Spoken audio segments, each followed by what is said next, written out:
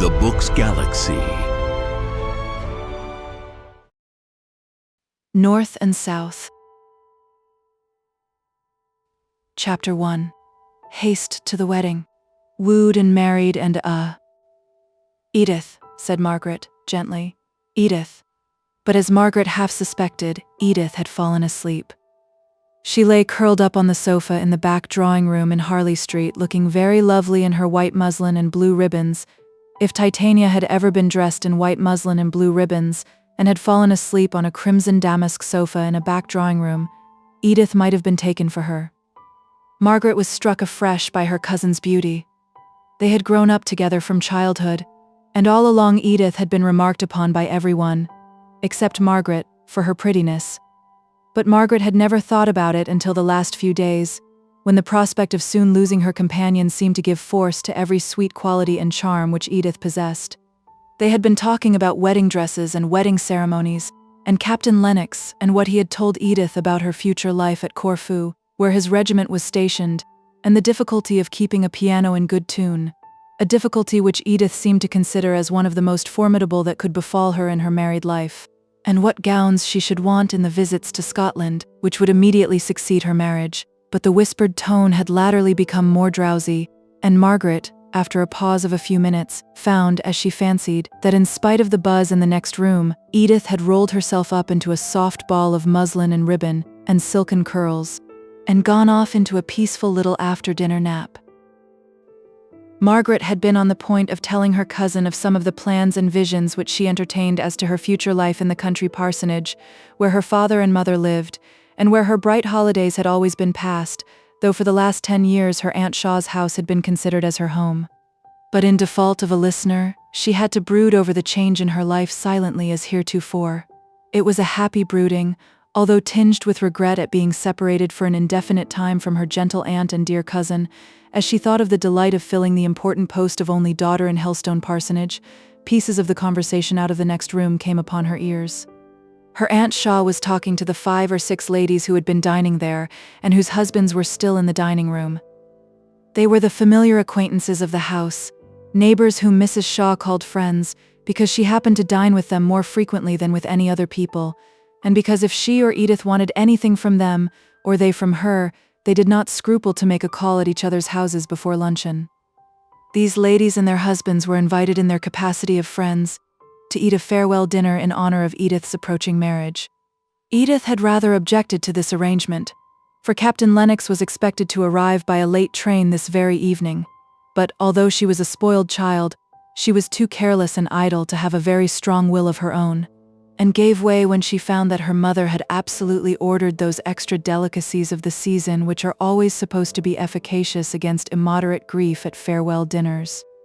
She contented herself by leaning back in her chair, merely playing with the food on her plate and looking grave and absent, while all around her were enjoying the mots of Mr. Gray, the gentleman who always took the bottom of the table at Mrs. Shaw's dinner parties, and asked Edith to give them some music in the drawing-room.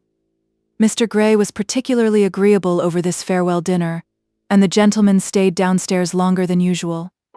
It was very well they did, to judge from the fragments of conversation which Margaret overheard. I suffered too much myself. Not that I was not extremely happy with the poor dear general, but still disparity of age is a drawback, one that I was resolved Edith should not have to encounter. Of course, without any maternal partiality, I foresaw that the dear child was likely to marry early. Indeed, I had often said that I was sure she would be married before she was 19. I had quite prophetic feeling when Captain Lennox, and here the voice dropped into a whisper, but Margaret could easily supply the blank. The course of true love in Edith's case had run remarkably smooth.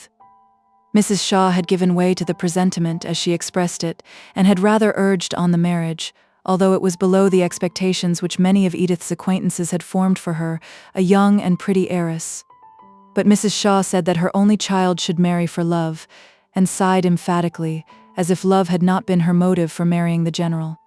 Mrs. Shaw enjoyed the romance of the present engagement rather more than her daughter. Not but that Edith was very thoroughly and properly in love. Still, she would certainly have preferred a good house in Belgravia to all the picturesqueness of the life which Captain Lennox described at Corfu. The very parts which made Margaret glow as she listened, Edith pretended to shiver and shudder at, partly for the pleasure she had in being coaxed out of her dislike by her fond lover, and partly because anything of a gypsy or makeshift life was really distasteful to her. Yet had anyone come with a fine house, and a fine estate, and a fine title to boot, Edith would still have clung to Captain Lennox while the temptation lasted. When it was over, it is possible she might have had little qualms of ill-concealed regret that Captain Lennox could not have united in his person everything that was desirable. In this she was but her mother's child, who, after deliberately marrying General Shaw with no warmer feeling than respect for his character and establishment, was constantly, though quietly, bemoaning her hard lot in being united to one whom she could love. "I have spared no expense in her trousseau," were the next words Margaret heard. "She has all the beautiful Indian shawls and scarfs the General gave to me, but which I shall never wear again."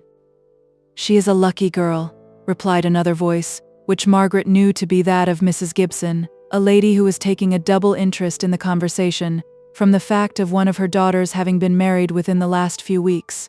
Helen had set her heart upon an Indian shawl, but really when I found what an extravagant price was asked, I was obliged to refuse her.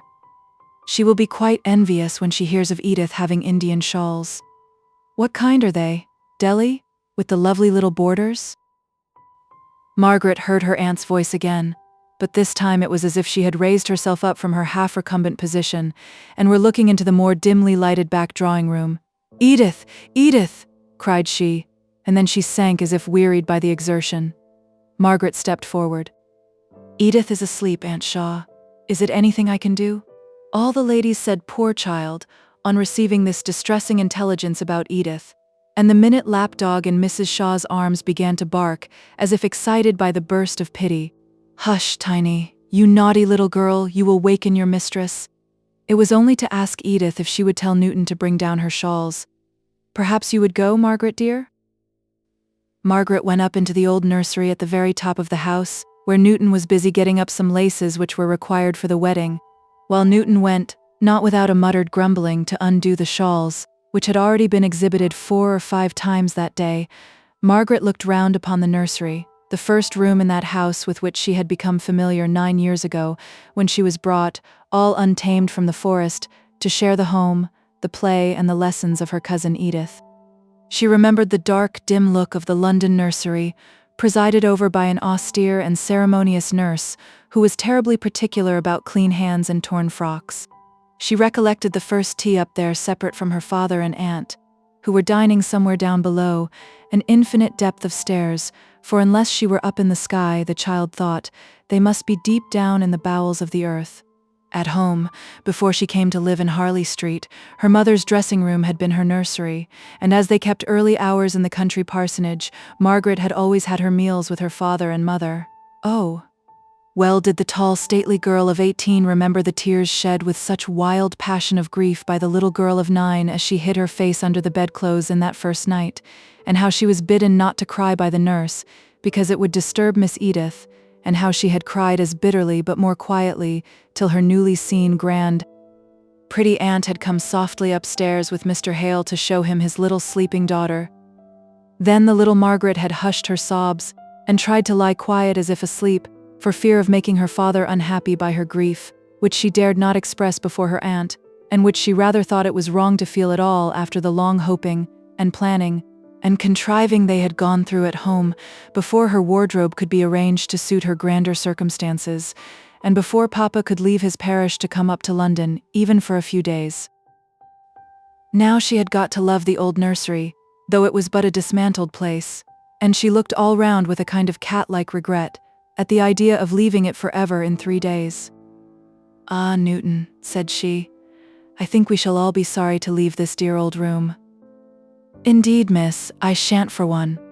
My eyes are not so good as they were, and the light here is so bad that I can't see to mend laces except just at the window, where there's always a shocking draught, enough to give one one's death of cold.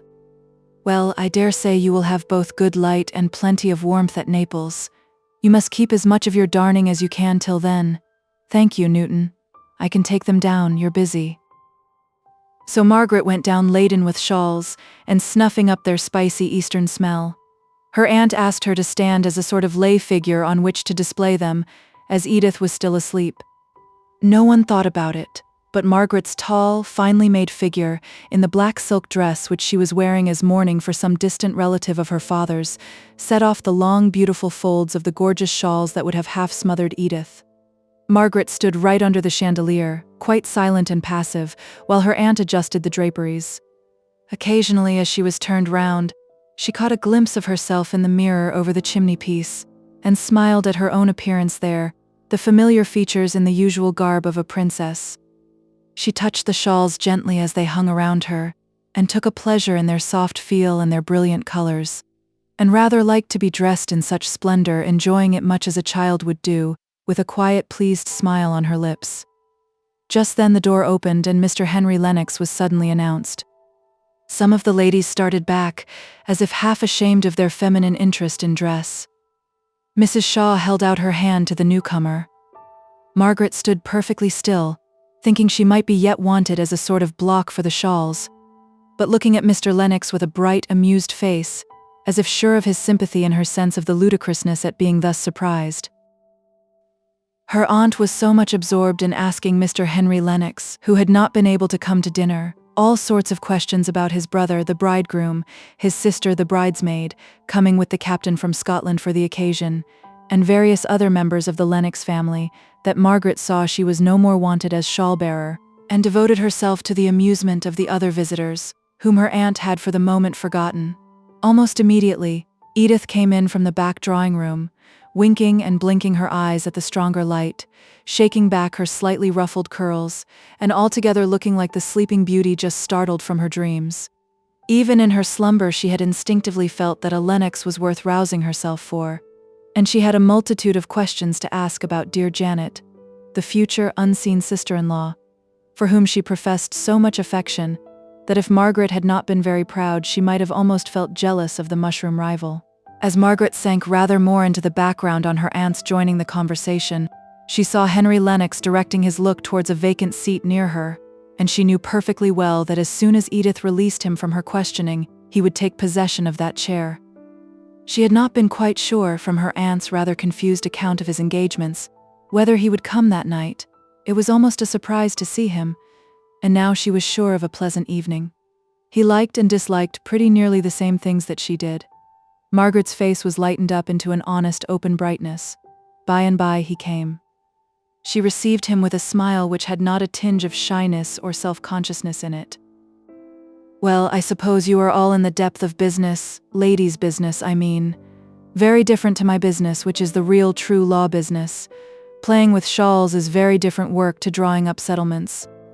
Ah, I knew how you would be amused to find us all so occupied in admiring finery. But really, Indian shawls are very perfect things of their kind. I have no doubt they are.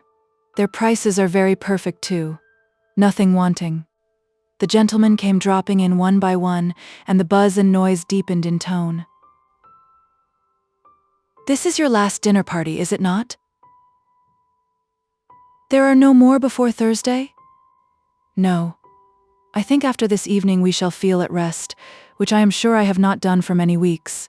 At least, that kind of rest when the hands have nothing more to do, and all the arrangements are complete for an event which must occupy one's head and heart.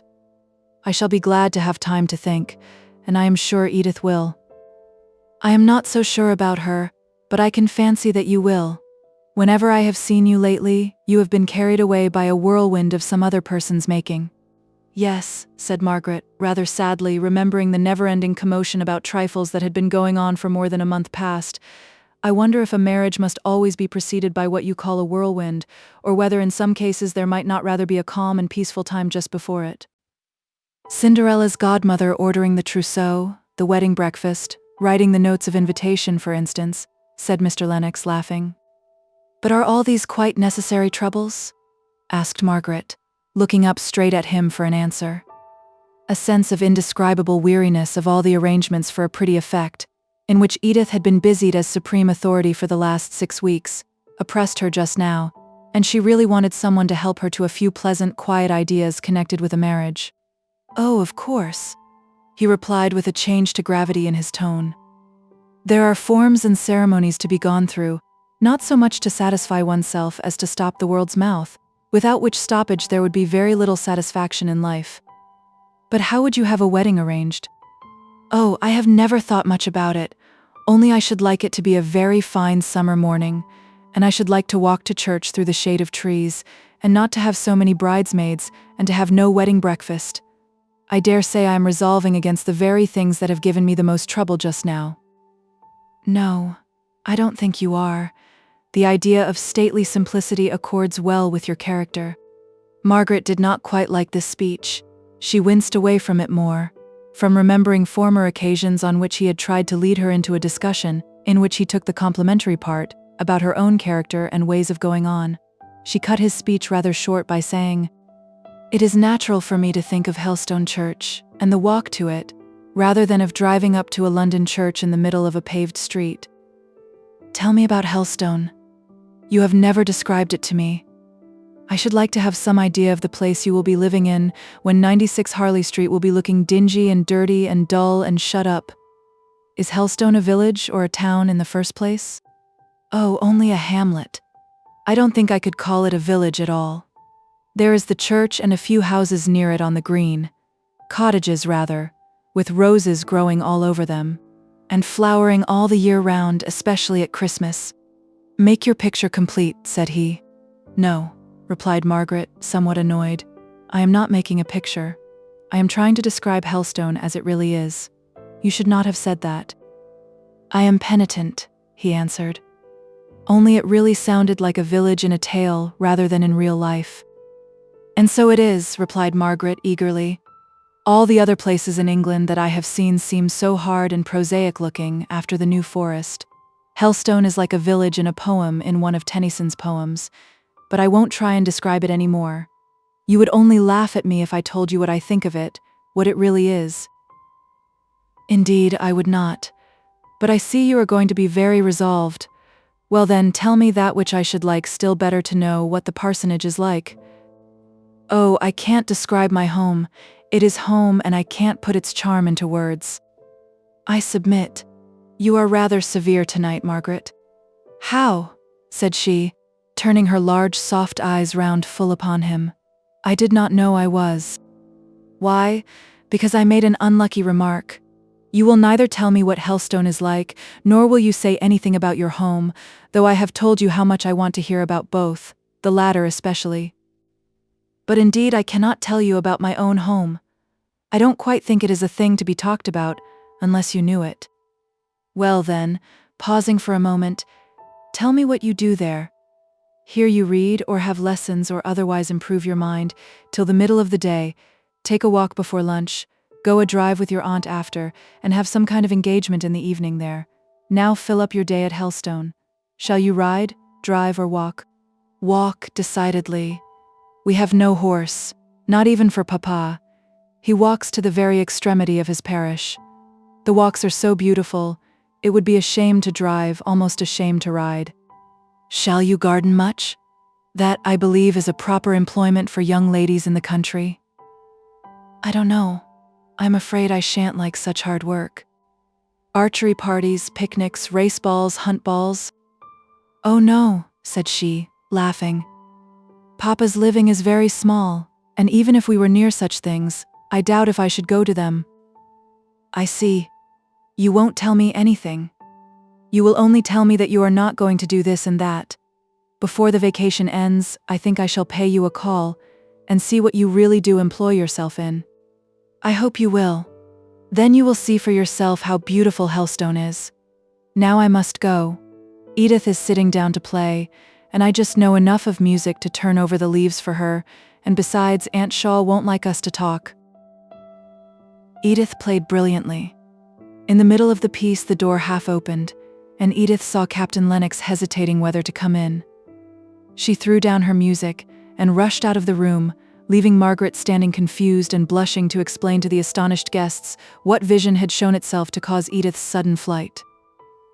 Captain Lennox had come earlier than was expected, or was it really so late? They looked at their watches, were duly shocked, and took their leave. Then Edith came back, glowing with pleasure, half shyly, half proudly leading in her tall, handsome captain. His brother shook hands with him, and Mrs. Shaw welcomed him in her gentle, kindly way, which had always something plaintive in it, arising from the long habit of considering herself a victim to an uncongenial marriage. Now that, the general being gone, she had every good of life, with as few drawbacks as possible, she had been rather perplexed to find an anxiety, if not a sorrow. She had, however, of late settled upon her own health as a source of apprehension. She had a nervous little cough whenever she thought about it, and some complacent doctor ordered her just what she desired, a winter in Italy. Mrs. Shaw had as strong wishes as most people, but she never liked to do anything from the open and acknowledged motive of her own good will and pleasure. She preferred being compelled to gratify herself by some other person's command or desire. She really did persuade herself that she was submitting to some hard external necessity, and thus she was able to moan and complain in her soft manner, all the time she was in reality doing just what she liked. It was in this way she began to speak of her own journey to Captain Lennox, who assented, as in duty bound, to all his future mother-in-law said, while his eyes sought Edith, who was busying herself in rearranging the tea table and ordering up all sorts of good things in spite of his assurances that he had dined within the last 2 hours. Mr. Henry Lennox stood leaning against the chimney-piece, amused with the family scene. He was close by his handsome brother. He was the plain one in a singularly good-looking family, but his face was intelligent, keen, and mobile, and now and then Margaret wondered what it was that he could be thinking about, while he kept silence, but was evidently observing, with an interest that was slightly sarcastic, all that Edith and she were doing. The sarcastic feeling was called out by Mrs. Shaw's conversation with his brother. It was separate from the interest which was excited by what he saw. He thought it a pretty sight to see the two cousins so busy in their little arrangements about the table. Edith chose to do most herself. She was in a humor to enjoy showing her lover how well she could behave as a soldier's wife. She found out that the water in the urn was cold, and ordered up the great kitchen tea kettle, the only consequence of which was that when she met it at the door and tried to carry it in, it was too heavy for her, and she came in pouting, with a black mark on her muslin gown, and a little round white hand indented by the handle, which she took to show to Captain Lennox, just like a hurt child, and, of course, the remedy was the same in both cases. Margaret's quickly adjusted spirit lamp was the most efficacious contrivance, though not so like the gypsy encampment which Edith, in some of her moods, chose to consider the nearest resemblance to a barrack life. After this evening all was bustle till the wedding was over. Chapter 2. Roses and Thorns. By the soft green light in the woody glade, on the banks of moss where thy childhood played, by the household tree through which thine eye first looked in love to the summer sky. Mrs. Hemans. Margaret was once more in her morning dress, traveling quietly home with her father, who had come up to assist at the wedding. Her mother had been detained at home by a multitude of half-reasons, none of which anybody fully understood, except Mr. Hale, who was perfectly aware that all his arguments in favor of a grey satin gown, which was midway between oldness and newness, had proved unavailing, and that, as he had not the money to equip his wife afresh, from top to toe, she would not show herself at her only sister's only child's wedding. If Mrs. Shaw had guessed at the real reason why Mrs. Hale did not accompany her husband, she would have showered down gowns upon her.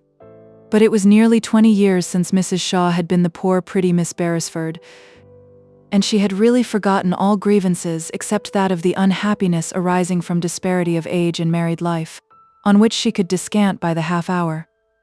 Dearest Maria had married the man of her heart, only 8 years older than herself, with the sweetest temper, and that blue-black hair one so seldom sees. Mr. Hale was one of the most delightful preachers she had ever heard, and a perfect model of a parish priest. Perhaps it was not quite a logical deduction from all these premises, but it was still Mrs. Shaw's characteristic conclusion as she thought over her sister's lot. Married for love, what can dearest Maria have to wish for in this world? Mrs. Hale, if she spoke truth, might have answered with a ready-made list, a silver grey glacé silk, a white chip bonnet, oh, dozens of things for the wedding, and hundreds of things for the house.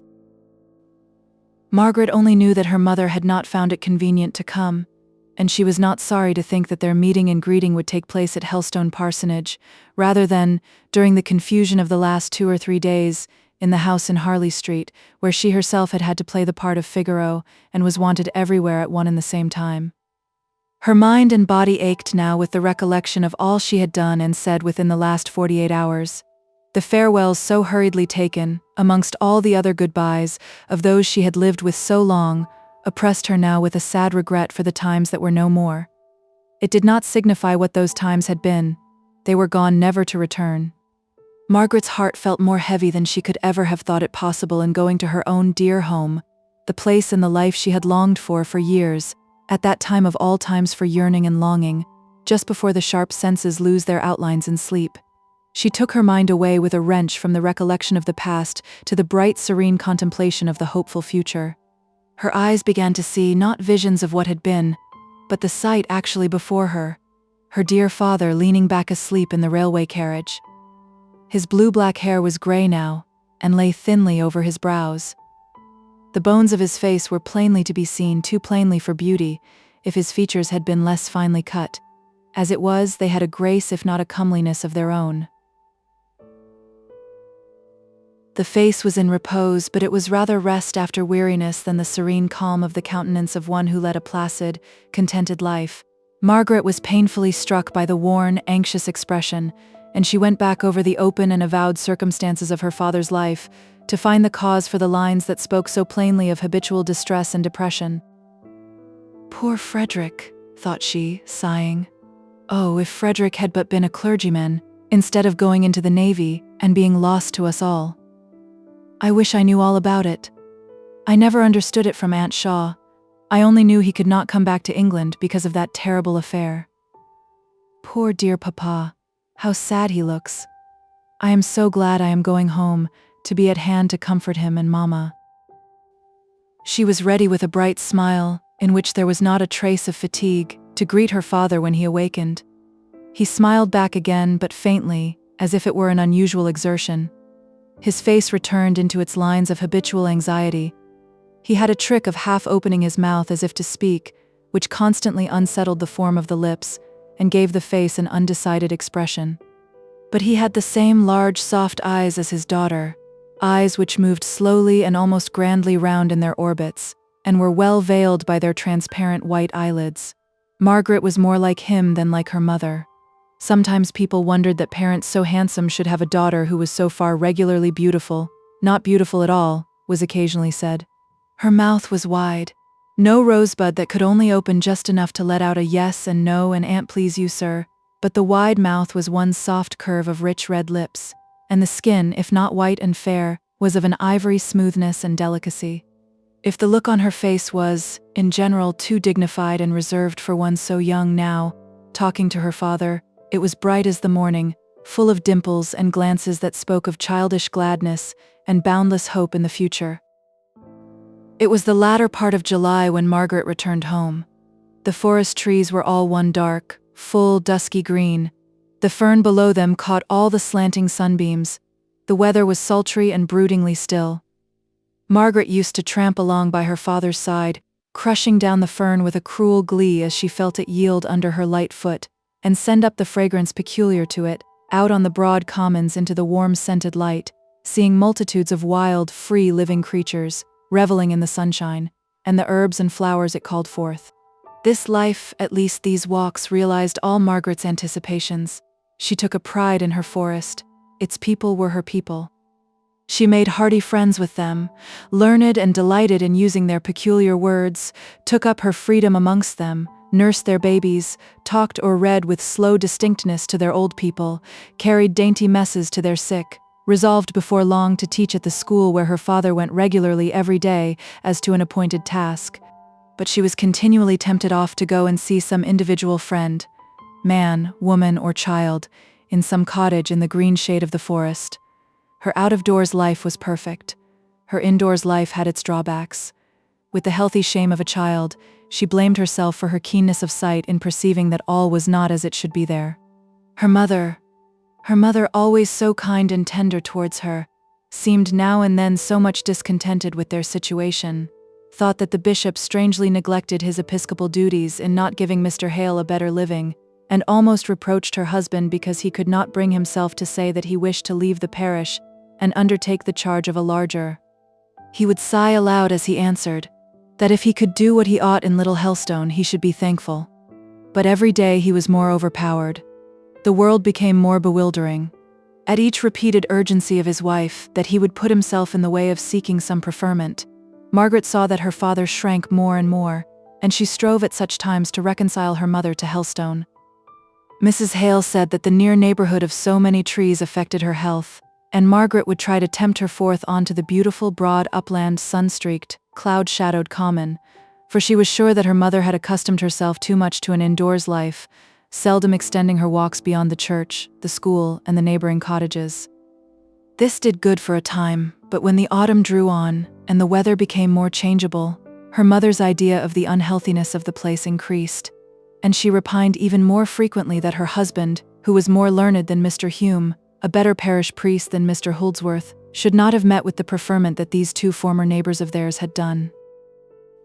This marring of the peace of home, by long hours of discontent, was what Margaret was unprepared for. She knew, and had rather reveled in the idea that she should have to give up many luxuries, which had only been troubles and trammels to her freedom in Harley Street. Her keen enjoyment of every sensuous pleasure was balanced finely, if not overbalanced, by her conscious pride in being able to do without them all if need were. But the cloud never comes in that quarter of the horizon from which we watch for it. There had been slight complaints and passing regrets on her mother's part over some trifle connected with Hellstone and her father's position there, when Margaret had been spending her holidays at home before, but in the general happiness of the recollection of those times, she had forgotten the small details which were not so pleasant.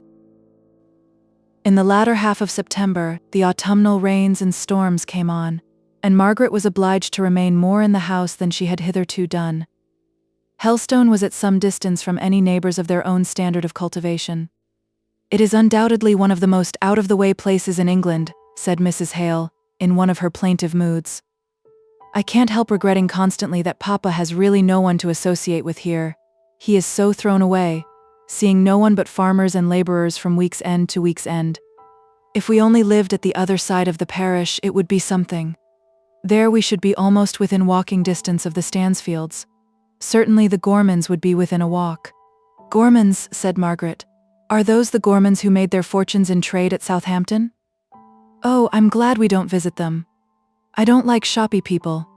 I think we are far better off, knowing only cottagers and laborers, and people without pretense."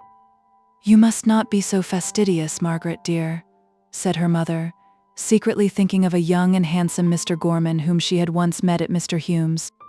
"No, I call mine a very comprehensive taste.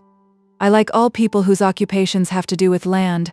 I like soldiers and sailors, and the three learned professions as they call them. I'm sure you don't want me to admire butchers and bakers and candlestick makers, do you, Mamma?" But the Gormans were neither butchers nor bakers, but very respectable coach builders. "Very well. Coach building is a trade all the same, and I think a much more useless one than that of butchers or bakers. Oh, how tired I used to be of the drives every day in Aunt Shaw's carriage, and how I longed to walk." And walk Margaret did, in spite of the weather.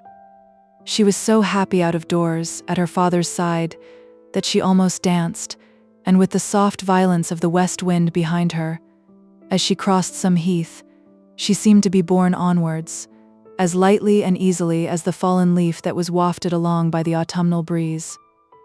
But the evenings were rather difficult to fill up agreeably. Immediately after tea, her father withdrew into his small library, and she and her mother were left alone. Mrs. Hale had never cared much for books, and had discouraged her husband, very early in their married life, in his desire of reading aloud to her, while she worked. At one time they had tried backgammon as a resource, but as Mr. Hale grew to take an increasing interest in his school and his parishioners, he found that the interruptions which arose out of these duties were regarded as hardships by his wife, not to be accepted as the natural conditions of his profession, but to be regretted and struggled against by her as they severally arose. So he withdrew, while the children were yet young, into his library, to spend his evenings, if he were at home, in reading the speculative and metaphysical books which were his delight. When Margaret had been here before, she had brought down with her a great box of books, recommended by masters or governess, and had found the summer's day all too short to get through the reading she had to do before her return to town. Now there were only the well-bound, little-read English classics, which were weeded out of her father's library to fill up the small bookshelves in the drawing-room. Thomson's Seasons, Haley's Cowper, Middleton's Cicero were by far the lightest, newest, and most amusing. The bookshelves did not afford much resource. Margaret told her mother every particular of her London life, to all of which Mrs. Hale listened with interest, sometimes amused and questioning, at others a little inclined to compare her sister's circumstances of ease and comfort with the narrower means at Helstone Vicarage. On such evenings Margaret was apt to stop talking rather abruptly, and listen to the drip-drip of the rain upon the leads of the little bow window. Once or twice Margaret found herself mechanically counting the repetition of the monotonous sound, while she wondered if she might venture to put a question on a subject very near to her heart, and ask where Frederick was now, what he was doing, how long it was since they had heard from him. But a consciousness that her mother's delicate health and positive dislike to Helstone, all dated from the time of the mutiny in which Frederick had been engaged, the full account of which Margaret had never heard, and which now seemed doomed to be buried in sad oblivion, made her pause and turn away from the subject each time she approached it. When she was with her mother, her father seemed the best person to apply to for information, and when with him, she thought that she could speak more easily to her mother. Probably there was nothing much to be heard that was new. In one of the letters she had received before leaving Harley Street, her father had told her that they had heard from Frederick. He was still at Rio, and very well in health, and sent his best love to her, which was dry bones but not the living intelligence she longed for. Frederick was always spoken of, in the rare times when his name was mentioned, as poor Frederick. His room was kept exactly as he had left it, and was regularly dusted and put into order by Dixon, Mrs. Hale's maid, who touched no other part of the household work, but always remembered the day when she had been engaged by Lady Beresford as lady's maid to Sir John's wards. The pretty Miss Beresfords, the belles of Rutlandshire. Dixon had always considered Mr. Hale as the blight which had fallen upon her young lady's prospects in life. If Miss Beresford had not been in such a hurry to marry a poor country clergyman, there was no knowing what she might have become. But Dixon was too loyal to desert her in her affliction and downfall, alas, her married life. She remained with her and was devoted to her interests, always considering herself as the good and protecting fairy, whose duty it was to baffle the malignant giant, Mr. Hale. Master Frederick had been her favorite and pride, and it was with a little softening of her dignified look and manner that she went in weekly to arrange the chamber as carefully as if he might be coming home that very evening. Margaret could not help believing that there had been some late intelligence of Frederick, unknown to her mother, which was making her father anxious and uneasy. Mrs. Hale did not seem to perceive any alteration in her husband's looks or ways. His spirits were tender and gentle, readily affected by any small piece of intelligence concerning the welfare of others. He would be depressed for many days after witnessing a deathbed or hearing of any crime. But now Margaret noticed an absence of mind, as if his thoughts were preoccupied by some subject, the oppression of which could not be relieved by any daily action, such as comforting the survivors, or teaching at the school in hope of lessening the evils in the generation to come. Mr. Hale did not go out among his parishioners as much as usual. He was more shut up in his study, was anxious for the village postman, whose summons to the household was a rap on the back kitchen window shutter, a signal which at one time had often to be repeated before anyone was sufficiently alive to the hour of the day to understand what it was, and attend to him. Now Mr. Hale loitered about the garden if the morning was fine, and if not, stood dreamily by the study window until the postman had called or gone down the lane, giving a half-respectful, half-confidential shake of the head to the parson, who watched him away from the sweetbriar hedge and past the great arbutus, before he turned into the room to begin his day's work, with all the signs of a heavy heart and an occupied mind. But Margaret was at an age when any apprehension, not absolutely based on a knowledge of facts, is easily banished for a time by a bright sunny day, or some happy outward circumstance. And when the brilliant 14 fine days of October came on, her cares were all blown away as lightly as thistledown, and she thought of nothing but the glories of the forest. The fern harvest was over, and now that the rain was gone, many a deep glade was accessible, into which Margaret had only peeped in July and August weather. She had learnt drawing with Edith, and she had sufficiently regretted, during the gloom of the bad weather, her idle reveling in the beauty of the woodlands, while it had yet been fine, to make her determined to sketch what she could before winter fairly set in. Accordingly, she was busy preparing her board one morning when Sarah, the housemaid, threw wide open the drawing-room door and announced Mr. Henry Lennox. Chapter 3. The more haste, the worse speed. Learn to win a lady's faith nobly, as the thing is high, bravely as for life and death with a loyal gravity. Lead her from the festive boards, point her to the starry skies, guard her, by your truthful words. Pure from courtship's flatteries, Mrs. Browning. Mr. Henry Lennox. Margaret had been thinking of him only a moment before, and remembering his inquiry into her probable occupations at home. It was Parleur du Soleil et l'on envoie les rayons, and the brightness of the sun came over Margaret's face as she put down her board, and went forward to shake hands with him. "Tell Mama, Sarah," said she. "Mama and I want to ask you so many questions about Edith. I am so much obliged to you for coming." "Did not I say that I should?" asked he, in a lower tone than that in which he had spoken. "But I heard of you so far away in the Highlands that I never thought Hampshire could come in." "Oh," said he, more lightly. "Our young couple were playing such foolish pranks, running all sorts of risks, climbing this mountain, sailing on that lake, that I really thought they needed a mentor to take care of them, and indeed they did. They were quite beyond my uncle's management, and kept the old gentleman in a panic for 16 hours out of the 24. Indeed, when I once saw how unfit they were to be trusted alone, I thought it my duty not to leave them till I had seen them safely embarked at Plymouth." "Have you been at Plymouth?" "Oh, Edith never named that, to be sure. She has written in such a hurry lately. Did they really sail on Tuesday?" "Really sailed and relieved me from many responsibilities. Edith gave me all sorts of messages for you.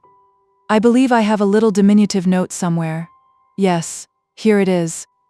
"Oh, thank you," exclaimed Margaret. And then, half wishing to read it alone and unwatched, she made the excuse of going to tell her mother again. Sarah surely had made some mistake, that Mr. Lennox was there. When she had left the room, he began in his scrutinizing way to look about him. The little drawing-room was looking its best in the streaming light of the morning sun. The middle window in the bow was opened, and clustering roses and the scarlet honeysuckle came peeping round the corner. The small lawn was gorgeous with verbenas and geraniums of all bright colors. But the very brightness outside made the colors within seem poor and faded.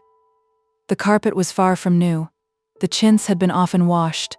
The whole apartment was smaller and shabbier than he had expected, as background and framework for Margaret, herself so queenly.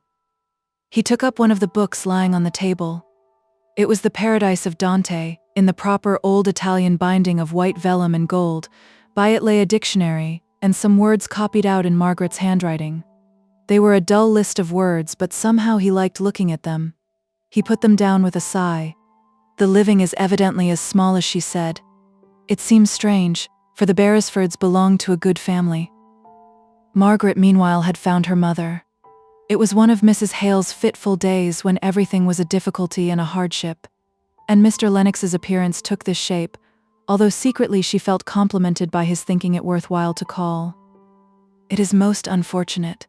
We are dining early today, and having nothing but cold meat, in order that the servants may get on with their ironing, and yet, of course, we must ask him to dinner, Edith's brother-in-law and all, and your papa is in such low spirits this morning about something, I don't know what.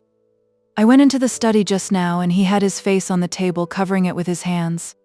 I told him I was sure Helstone air did not agree with him any more than with me, and he suddenly lifted up his head and begged me not to speak a word more against Helstone. He could not bear it. If there was one place he loved on earth, it was Helstone. But I am sure, for all that, it is the damp and relaxing air." Margaret felt as if a thin, cold cloud had come between her and the sun. She had listened patiently, in hopes that it might be some relief to her mother to unburden herself, but now it was time to draw her back to Mr. Lennox.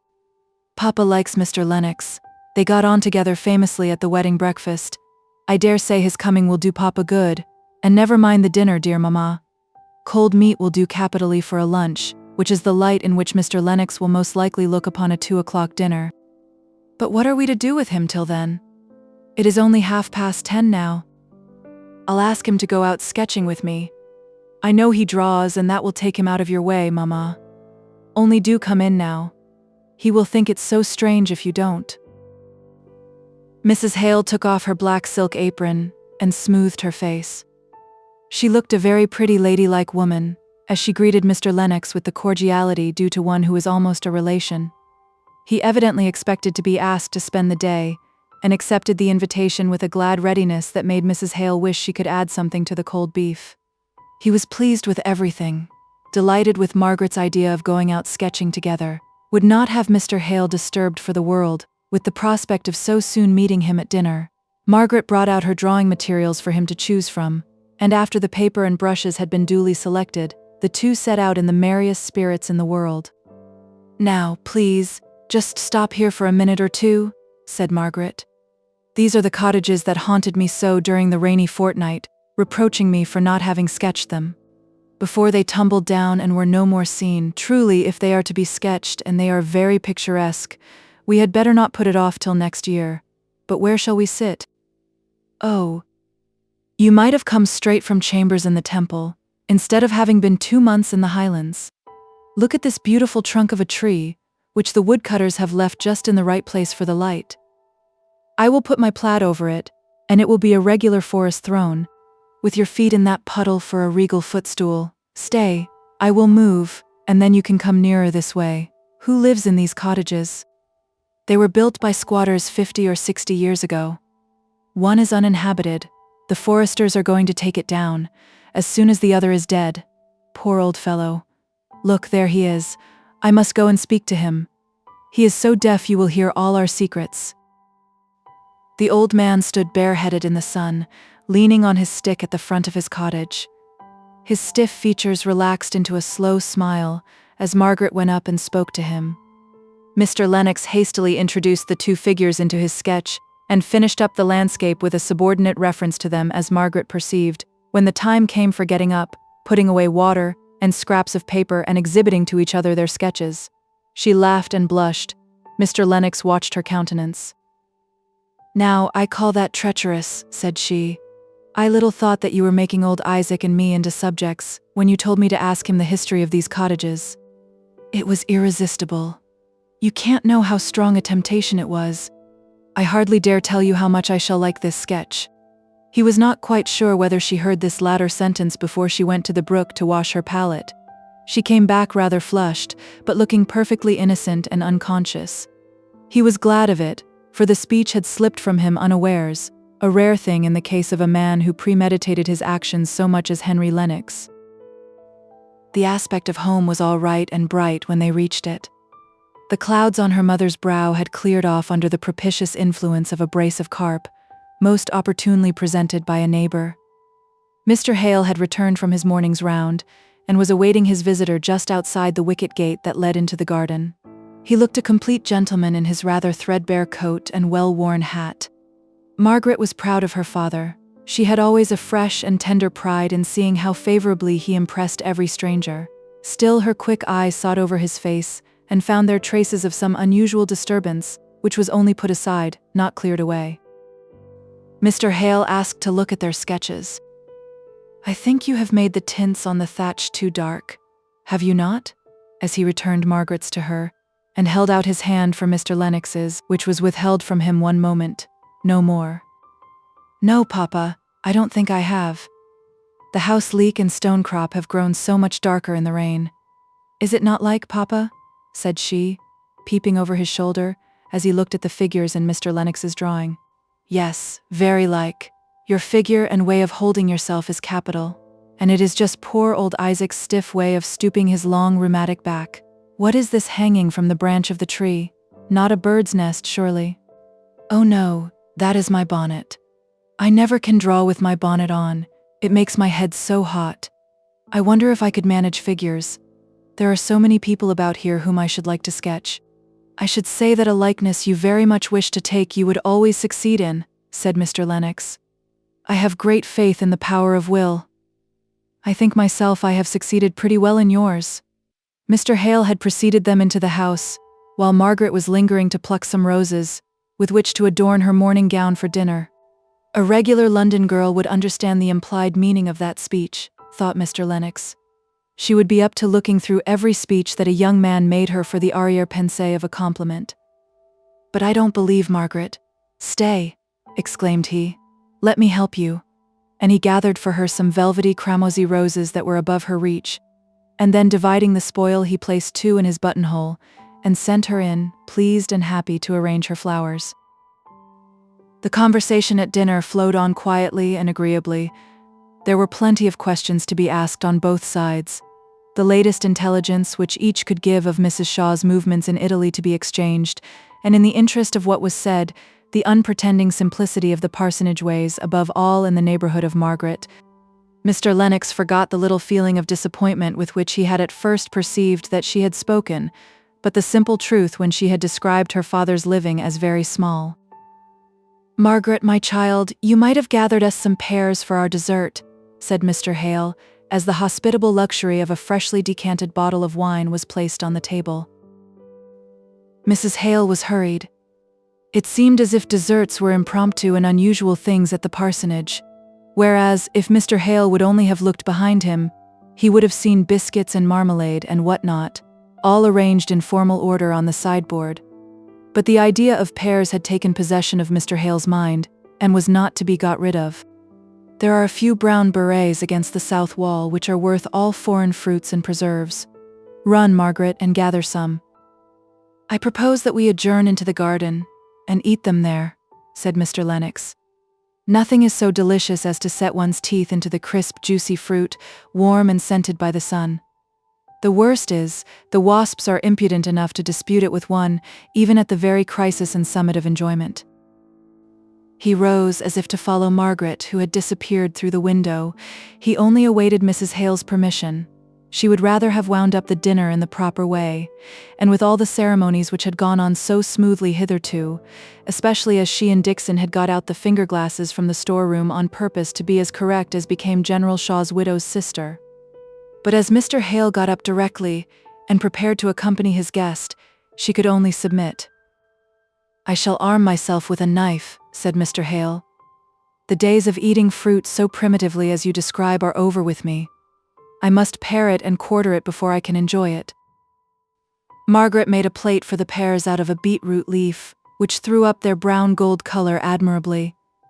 Mr. Lennox looked more at her than at the pears, but her father, inclined to cull fastidiously the very zest and perfection of the hour he had stolen from his anxiety, chose daintily the ripest fruit, and sat down on the garden bench to enjoy it at his leisure. Margaret and Mr. Lennox strolled along the little terrace walk under the south wall, where the bees still hummed and worked busily in their hives. "What a perfect life you seem to live here. I have always felt rather contemptuously towards the poets before, with their wishes, 'Mine be a cot beside a hill,' and that sort of thing. But now I am afraid that the truth is, I have been nothing better than a cockney. Just now I feel as if 20 years' hard study of law would be amply rewarded by 1 year of such an exquisite serene life as this, such skies, looking up, such crimson and amber foliage, so perfectly motionless as that, pointing to some of the great forest trees which shut in the garden as if it were a nest. You must please to remember that our skies are not always as deep a blue as they are now. We have rain, and our leaves do fall and get sodden, though I think Helstone is about as perfect a place as any in the world. Recollect how you rather scorned my description of it one evening in Harley Street. A village in a tale." "Scorned, Margaret? That is rather a hard word." "Perhaps it is. Only I know I should have liked to have talked to you of what I was very full at the time, and you, what must I call it then, spoke disrespectfully of Helstone as a mere village in a tale." "I will never do so again," said he warmly. They turned the corner of the walk. "I could almost wish, Margaret—" He stopped and hesitated. It was so unusual for the fluent lawyer to hesitate that Margaret looked up at him, in a little state of questioning wonder. But in an instant, from what about him she could not tell, she wished herself back with her mother, her father, anywhere away from him, for she was sure he was going to say something to which she should not know what to reply. In another moment the strong pride that was in her came to conquer her sudden agitation, which she hoped he had not perceived. Of course she could answer, and answer the right thing, and it was poor and despicable of her to shrink from hearing any speech, as if she had not power to put an end to it with her high maidenly dignity. "Margaret," said he, taking her by surprise, and getting sudden possession of her hand, so that she was forced to stand still and listen, despising herself for the fluttering at her heart all the time. "Margaret, I wish you did not like Helstone so much, did not seem so perfectly calm and happy here. I have been hoping for these 3 months past to find you regretting London and London friends, a little enough to make you listen more kindly," for she was quietly but firmly, striving to extricate her hand from his grasp. "To one who has not much to offer, it is true, nothing but prospects in the future, but who does love you, Margaret, almost in spite of himself." "Margaret, have I startled you too much? Speak." For he saw her lips quivering almost as if she were going to cry. She made a strong effort to be calm. She would not speak till she had succeeded in mastering her voice, and then she said, "I was startled. I did not know that you cared for me in that way. I have always thought of you as a friend, and please, I would rather go on thinking of you so. I don't like to be spoken to as you have been doing. I cannot answer you as you want me to do, and yet I should feel so sorry if I vexed you." "Margaret," said he, looking into her eyes, which met his with their open, straight look, expressive of the utmost good faith and reluctance to give pain, "do you," he was going to say, "love anyone else?" But it seemed as if this question would be an insult to the pure serenity of those eyes. "Forgive me. I have been too abrupt. I am punished. Only let me hope. Give me the poor comfort of telling me you have never seen anyone whom you could." Again a pause. He could not end his sentence. Margaret reproached herself acutely as the cause of his distress. "Ah, if you had but never got this fancy into your head. It was such a pleasure to think of you as a friend. But I may hope, may I not, Margaret, that sometime you will think of me as a lover?" "Not yet, I see. There is no hurry, but sometime." She was silent for a minute or two, trying to discover the truth as it was in her own heart, before replying. Then she said, "I have never thought of you but as a friend. I like to think of you so, but I am sure I could never think of you as anything else. Pray let us both forget that all this disagreeable," she was going to say but stopped short. "Conversation has taken place." He paused before he replied.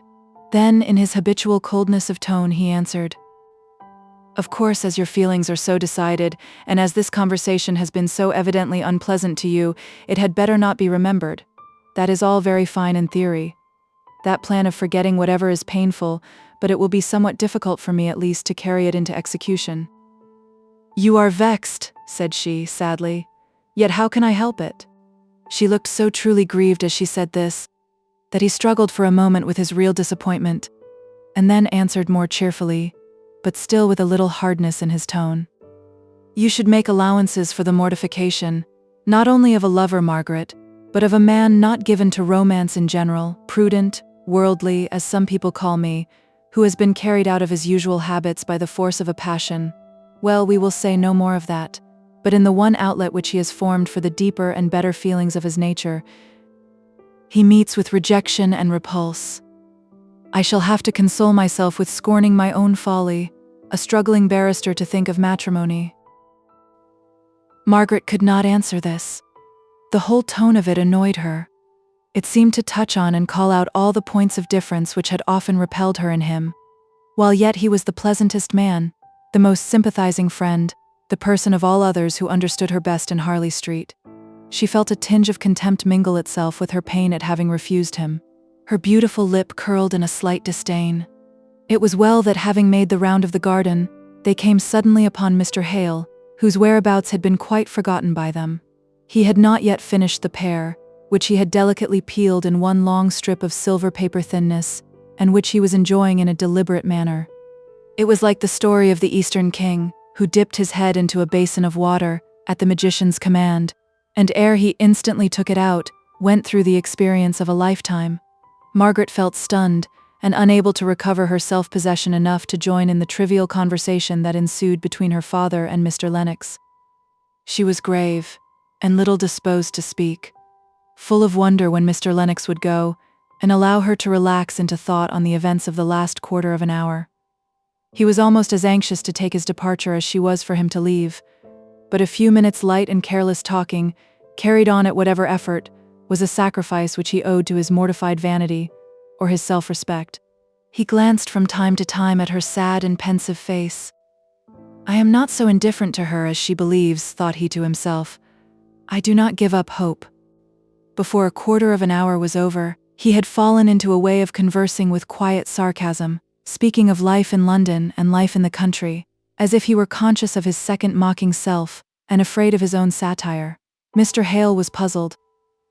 His visitor was a different man to what he had seen him before at the wedding breakfast, and at dinner today, a lighter, cleverer, more worldly man, and as such, dissonant to Mr. Hale. It was a relief to all three when Mr. Lennox said that he must go directly if he meant to catch the 5 o'clock train. They proceeded to the house to find Mrs. Hale and wish her goodbye. At the last moment, Henry Lennox's real self broke through the crust. "Margaret, don't despise me. I have a heart, notwithstanding all this good-for-nothing way of talking. As a proof of it, I believe I love you more than ever if I do not hate you for the disdain with which you have listened to me during this last half hour. Goodbye, Margaret. Margaret." Chapter 4. Doubts and Difficulties. "Cast me upon some naked shore, where I may track only the print of some sad wrack. If thou be there though the seas roar, I shall no gentler calm implore." Habington. He was gone. The house was shut up for the evening. No more deep blue skies or crimson and amber tints. Margaret went up to dress for the early tea, finding Dixon in a pretty temper from the interruption which a visitor had naturally occasioned on a busy day.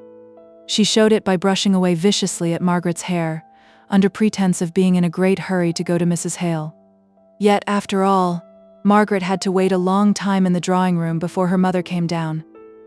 She sat by herself at the fire, with unlighted candles on the table behind her, thinking over the day, the happy walk, happy sketching, cheerful pleasant dinner, and the uncomfortable, miserable walk in the garden. How different men were to women. Here was she disturbed and unhappy, because her instinct had made anything but a refusal impossible, while he, not many minutes after he had met with a rejection of what ought to have been the deepest, holiest proposal of his life, could speak as if briefs, success, and all its superficial consequences of a good house, clever and agreeable society, were the sole avowed objects of his desires. Oh dear! How she could have loved him if he had but been different, with a difference which she felt, on reflection, to be one that went low, deep down. Then she took it into her head that, after all, his lightness might be but assumed, to cover a bitterness of disappointment which would have been stamped on her own heart if she had loved and been rejected. Her mother came into the room before this whirl of thoughts was adjusted into anything like order. Margaret had to shake off the recollections of what had been done and said through the day, and turn a sympathizing listener to the account of how Dixon had complained that the ironing blanket had been burnt again, and how Susan Lightfoot had been seen with artificial flowers in her bonnet, thereby giving evidence of a vain and giddy character. Mr. Hale sipped his tea in abstracted silence. Margaret had the responses all to herself. She wondered how her father and mother could be so forgetful, so regardless of their companion through the day, as never to mention his name. She forgot that he had not made them an offer. After tea, Mr. Hale got up and stood with his elbow on the chimney-piece, leaning his head on his hand, musing over something, and from time to time sighing deeply. Mrs. Hale went out to consult with Dixon about some winter clothing for the poor. Margaret was preparing her mother's worsted work, and rather shrinking from the thought of the long evening, and wishing bedtime were come that she might go over the events of the day again. "Margaret," said Mr. Hale, at last, in a sort of sudden, desperate way that made her start, "is that tapestry thing of immediate consequence? I mean, can you leave it and come into my study? I want to speak to you about something very serious to us all." Very serious to us all. Mr. Lennox had never had the opportunity of having any private conversation with her father after her refusal, or else that would indeed be a very serious affair. In the first place, Margaret felt guilty and ashamed of having grown so much into a woman as to be thought of in marriage, and secondly, she did not know if her father might not be displeased that she had taken upon herself to decline Mr. Lennox's proposal. But she soon felt it was not about anything, which having only lately and suddenly occurred, could have given rise to any complicated thoughts, that her father wished to speak to her. He made her take a chair by him. He stirred the fire, snuffed the candles, and sighed once or twice before he could make up his mind to say, and it came out with a jerk after all, "Margaret, I'm going to leave Helstone." "Leave Helstone, Papa? But why?" Mr. Hale did not answer for a minute or two. He played with some papers on the table in a nervous and confused manner, opening his lips to speak several times, but closing them again without having the courage to utter a word. Margaret could not bear the sight of the suspense, which was even more distressing to her father than to herself. "But why, dear Papa? Do tell me." He looked up at her suddenly, and then said with a slow and enforced calmness, "Because I must no longer be a minister in the Church of England." Margaret had imagined nothing less than that some of the preferments which her mother had so much desired had befallen her father at last, something that would force him to leave beautiful, beloved Helstone and perhaps compel him to go and live in some of the stately and silent closes which Margaret had seen from time to time in cathedral towns. They were grand and imposing places, but if to go there, it was necessary to leave Helstone as a home forever, that would have been a sad, long, lingering pain, but nothing to the shock she received from Mr. Hale's last speech. What could he mean? It was all the worse for being so mysterious. The aspect of piteous distress on his face, almost imploring a merciful and kind judgment from his child, gave her a sudden sickening.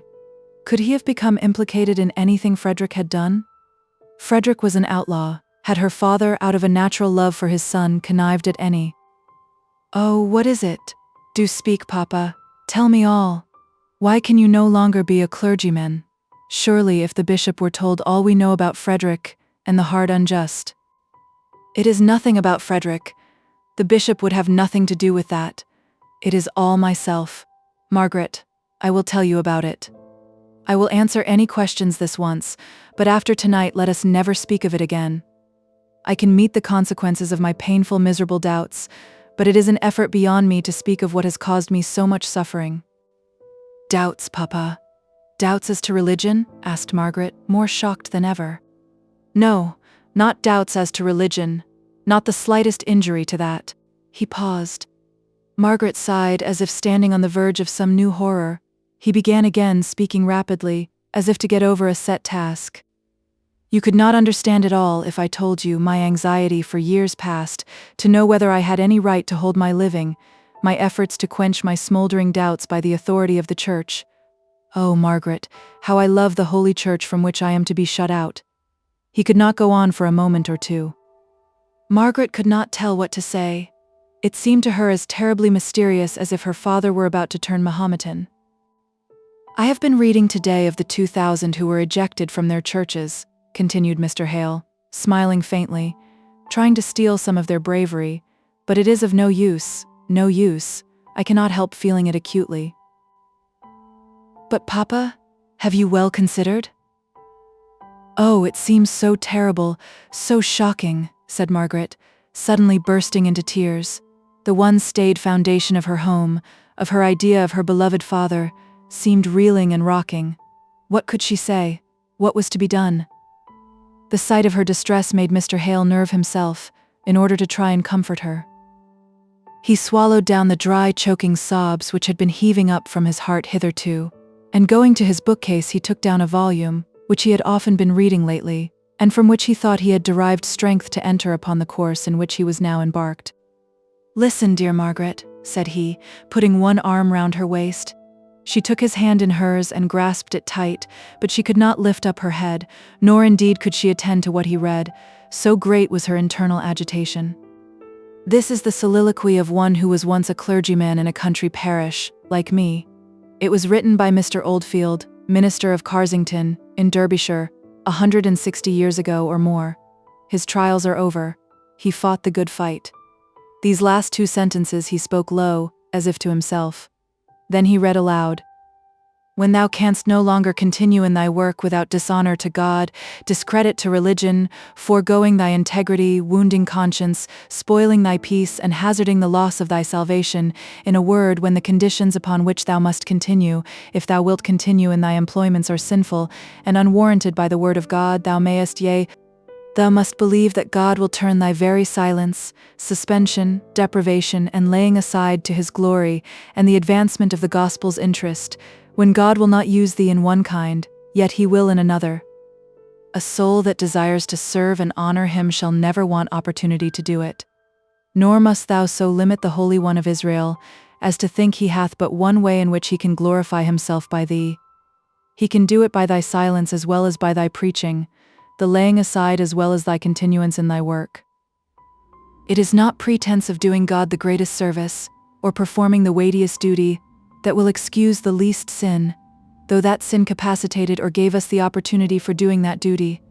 Thou wilt have little thanks, O my soul, if, when thou art charged with corrupting God's worship, falsifying thy vows, thou pretendest a necessity for it in order to a continuance in the ministry. As he read this, and glanced at much more which he did not read, he gained resolution for himself, and felt as if he too could be brave and firm in doing what he believed to be right. But as he ceased, he heard Margaret's low convulsive sob, and his courage sank down under the keen sense of suffering. "Margaret, dear," said he, drawing her closer, "think of the early martyrs, think of the thousands who have suffered." "But father," said she, suddenly lifting up her flushed, tear-wet face, "the early martyrs suffered for the truth, while you, oh dear, dear papa." "I suffer for conscience' sake, my child," said he with a dignity that was only tremulous from the acute sensitiveness of his character. "I must do what my conscience bids. I have borne long with self-reproach that would have roused any mind less torpid and cowardly than mine." He shook his head as he went on. "Your poor mother's fond wish, gratified at last in the mocking way in which over-fond wishes are too often fulfilled, Sodom apples as they are, has brought on this crisis for which I ought to be, and I hope I am thankful. It is not a month since the bishop offered me another living. If I had accepted it, I should have had to make a fresh declaration of conformity to the liturgy at my institution. Margaret, I tried to do it. I tried to content myself with simply refusing the additional preferment, and stopping quietly here, strangling my conscience now, as I had strained it before. God forgive me." He rose and walked up and down the room, speaking low words of self-reproach and humiliation, of which Margaret was thankful to hear but few. At last he said, "Margaret, I return to the old sad burden. We must leave Helstone." "Yes, I see. But when?" "I have written to the bishop." "I dare say I have told you so, but I forget things just now," said Mr. Hale, collapsing into his depressed manner as soon as he came to talk of hard matter-of-fact details, informing him of my intention to resign this vicarage. "He has been most kind. He has used arguments and expostulations, all in vain, in vain.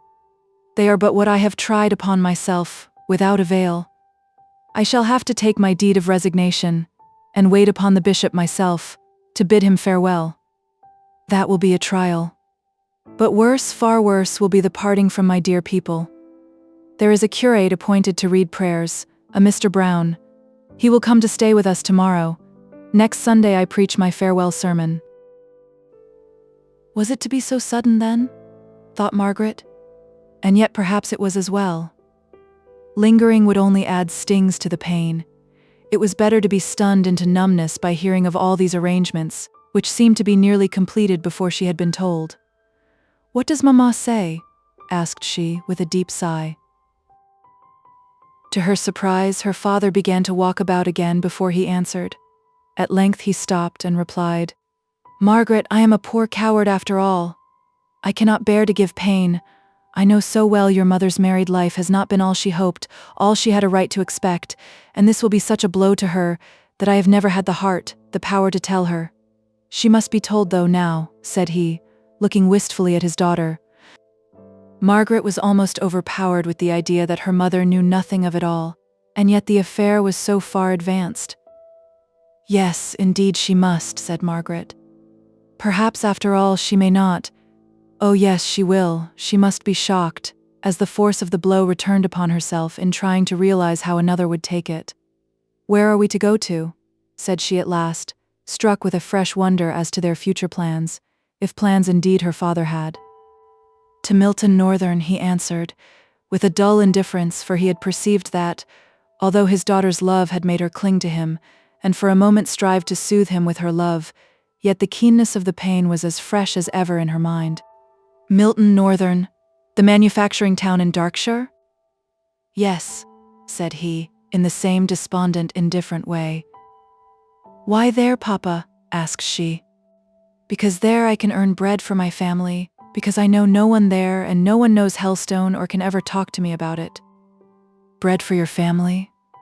I thought you and Mama had. And then she stopped, checking her natural interest regarding their future life as she saw the gathering gloom on her father's brow. But he, with his quick, intuitive sympathy, read in her face, as in a mirror, the reflections of his own moody depression, and turned it off with an effort. You shall be told all, Margaret. Only help me to tell your mother. I think I could do anything but that. The idea of her distress turns me sick with dread. If I tell you all, perhaps you could break it to her tomorrow. I am going out for the day, to bid Farmer Dobson and the poor people on Bracy Common goodbye. Would you dislike breaking it to her very much, Margaret? Margaret did dislike it, did shrink from it more than from anything she had ever had to do in her life before. She could not speak all at once. Her father said, You dislike it very much, don't you, Margaret? Then she conquered herself, and said with a bright, strong look on her face, It is a painful thing, but it must be done, and I will do it as well as ever I can. You must have many painful things to do. Mr. Hale shook his head despondingly. He pressed her hand in token of gratitude. Margaret was nearly upset again into a burst of crying. To turn her thoughts, she said, Now tell me, Papa, what our plans are. You and Mama have some money, independent of the income from the living, have you not? Aunt Shaw has, I know. Yes. I suppose we have about £120 a year of our own. 70 of that has always gone to Frederick, since he has been abroad. I don't know if he wants it all, he continued in a hesitating manner. He must have some pay for serving with the Spanish army. Frederick must not suffer, said Margaret, decidedly, in a foreign country, so unjustly treated by his own. 100 is left. Could not you, and I and Mama live on 100 a year in some very cheap, very quiet part of England? Oh, I think we could. No, said Mr. Hale. That would not answer. I must do something. I must make myself busy, to keep off morbid thoughts. Besides, in a country parish I should be so painfully reminded of Hellstone, and my duties here. I could not bear it, Margaret. And 100 a year would go a very little way, after the necessary wants of housekeeping are met, towards providing your mother with all the comforts she has been accustomed to and ought to have. No, we must go to Milton. That is settled. I can always decide better by myself, and not influenced by those whom I love, said he, as a half apology for having arranged so much before he had told anyone of his family of his intentions. I cannot stand objections, they make me so undecided. Margaret resolved to keep silence.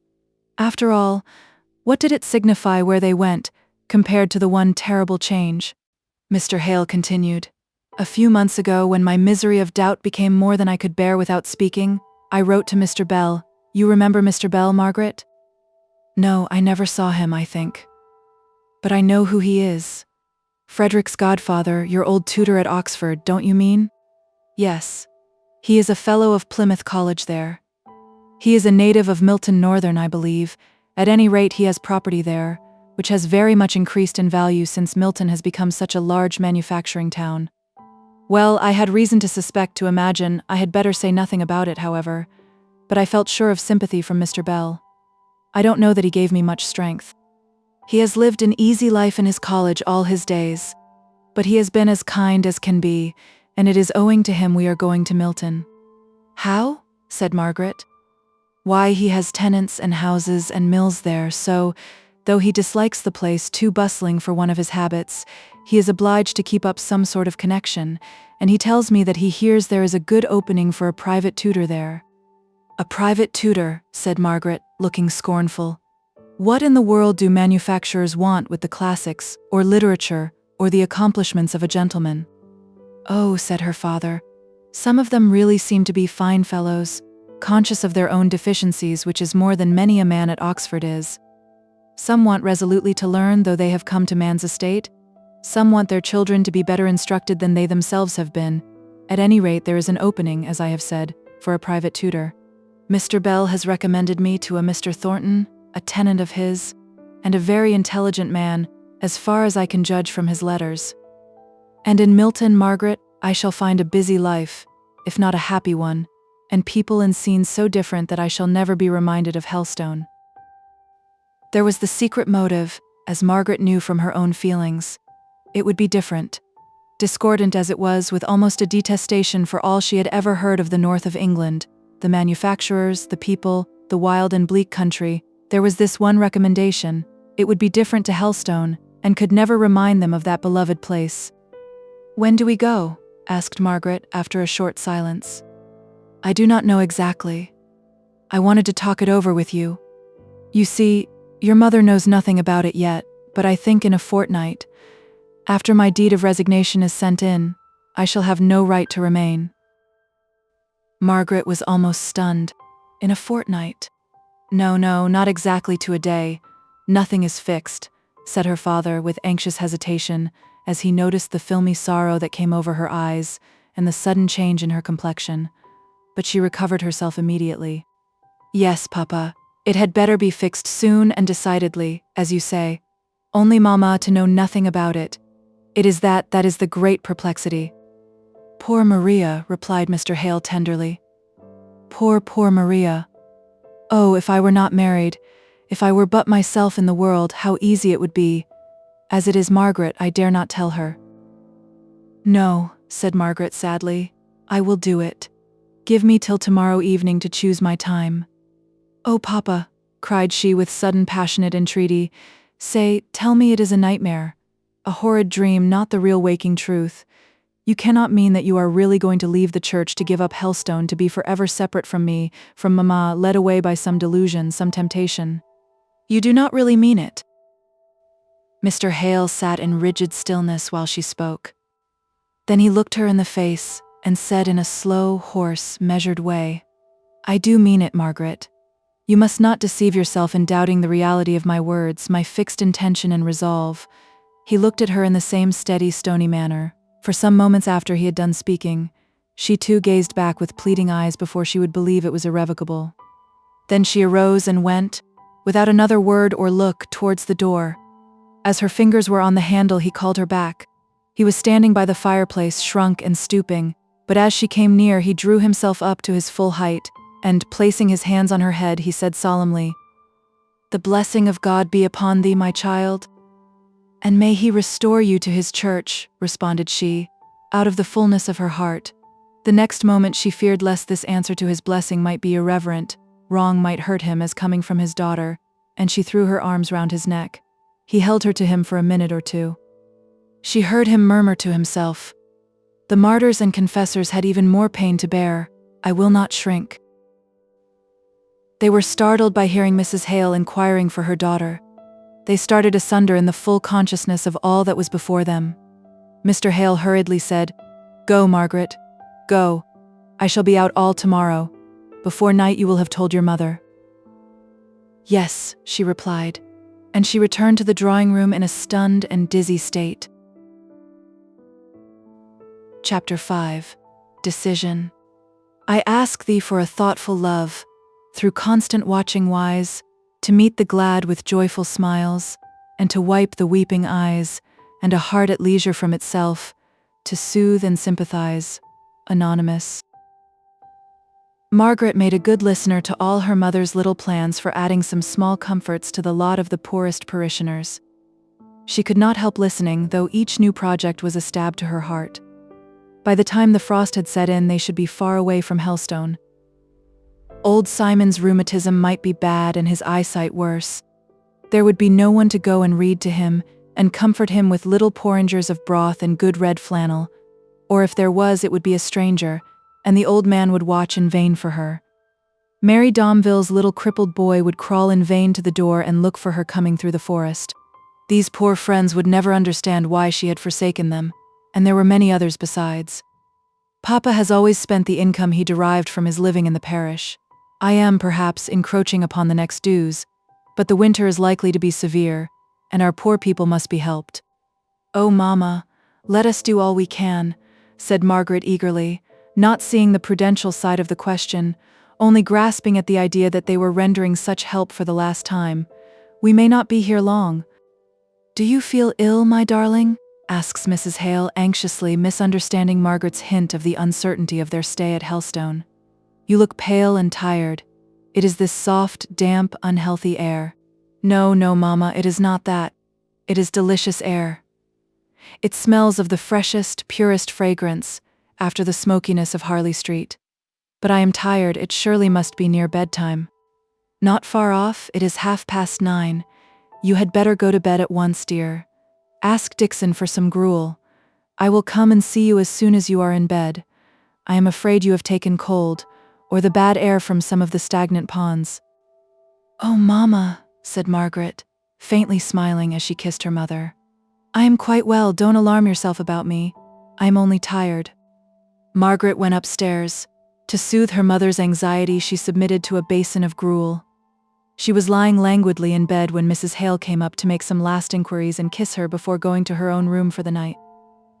But the instant she heard her mother's door locked, she sprang out of bed, and throwing her dressing gown on, she began to pace up and down the room until the creaking of one of the boards reminded her that she must make no noise. She went and curled herself upon the window seat in the small, deeply recessed window. That morning when she had looked out, her heart had danced at seeing the bright, clear lights on the church tower, which foretold a fine and sunny day. This evening, 16 hours at most had passed by.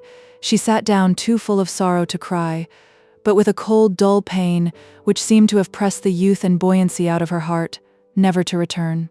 Mr. Henry Lennox's visit, his offer was like a dream, a thing beside her actual life. The hard reality was that her father had so admitted tempting doubts into his mind as to become a schismatic, an outcast. All the changes consequent upon this grouped themselves around that one great blighting fact. She looked out upon the dark gray lines of the church towers, square and straight in the center of the view, cutting against the deep blue transparent depths beyond, into which she gazed, and felt that she might gaze forever, seeing at every moment some farther distance, and yet no sign of God. It seemed to her at the moment as if the earth was more utterly desolate than if girt in by an iron dome, behind which there might be the ineffaceable peace and glory of the Almighty. Those never-ending depths of space, in their still serenity, were more mocking to her than any material bounds could be, shutting in the cries of earth's sufferers, which now might ascend into that infinite splendor of vastness and be lost forever, before they reached his throne. In this mood her father came in unheard. The moonlight was strong enough to let him see his daughter in her unusual place and attitude. He came to her and touched her shoulder before she was aware that he was there. "Margaret, I heard you were up. I could not help coming in to ask you to pray with me, to say the Lord's Prayer. That will do good to both of us." Mr. Hale and Margaret knelt by the window seat, he looking up, she bowed down in humble shame. God was there, close around them, hearing her father's whispered words. Her father might be a heretic, but had not she, in her despairing doubts not 5 minutes before, shown herself a far more utter skeptic? She spoke not a word, but stole to bed after her father had left her, like a child ashamed of its fault. If the world was full of perplexing problems she would trust, and only ask to see the one step needful for the hour. Mr. Lennox, his visit, his proposal, the remembrance of which had been so rudely pushed aside by the subsequent events of the day, haunted her dreams that night. He was climbing up some tree of fabulous height to reach the branch whereon was slung her bonnet. He was falling, and she was struggling to save him, but held back by some invisible, powerful hand. He was dead. And yet, with a shifting of the scene, she was once more in the Harley Street drawing room, talking to him as of old, and still with a consciousness all the time that she had seen him killed by that terrible fall. Miserable, unresting night, ill preparation for the coming day. She awoke with a start, unrefreshed, and conscious of some reality worse even than her feverish dreams. It all came back upon her, not merely the sorrow, but the terrible discord in the sorrow. Where, to what distance apart, had her father wandered, led by doubts which were to her temptations of the evil one? She longed to ask, and yet would not have heard for all the world. The fine, crisp morning made her mother feel particularly well and happy at breakfast time. She talked on, planning village kindness, unheeding the silence of her husband and the monosyllabic answers of Margaret. Before the things were cleared away, Mr. Hale got up. He leaned one hand on the table as if to support himself. "I shall not be home till evening. I am going to Bracy Common, and will ask Farmer Dobson to give me something for dinner. I shall be back to tea at 7. He did not look at either of them, but Margaret knew what he meant. By 7 the announcement must be made to her mother. Mr. Hale would have delayed making it, but Margaret was of different stuff. She could not bear the impending weight on her mind all day long. Better get the worst over. The day would be too short to comfort her mother. But while she stood by the window thinking how to begin, and waiting for the servant to have left the room, her mother had gone upstairs to put on her things to go to the school. She came down ready equipped, in a brisker mood than usual. "Mother, come round the garden with me this morning, just one turn," said Margaret, putting her arm round Mrs. Hale's waist. They passed through the open window. Mrs. Hale spoke, said something, Margaret could not tell what. Her eye caught on a bee entering a deep-belled flower. When that bee flew forth with his spoil, she would begin, that should be the sign. Out he came. "Mama, Papa is going to leave Helstone," she blurted forth. "He's going to leave the church and live in Milton Northern." There were the 3 hard facts hardly spoken. "What makes you say so?" asked Mrs. Hale, in a surprised, incredulous voice. "Who has been telling you such nonsense?" "Papa himself," said Margaret, longing to say something gentle and consoling, but literally not knowing how. They were close to a garden bench. Mrs. Hale sat down and began to cry. "I don't understand you," she said.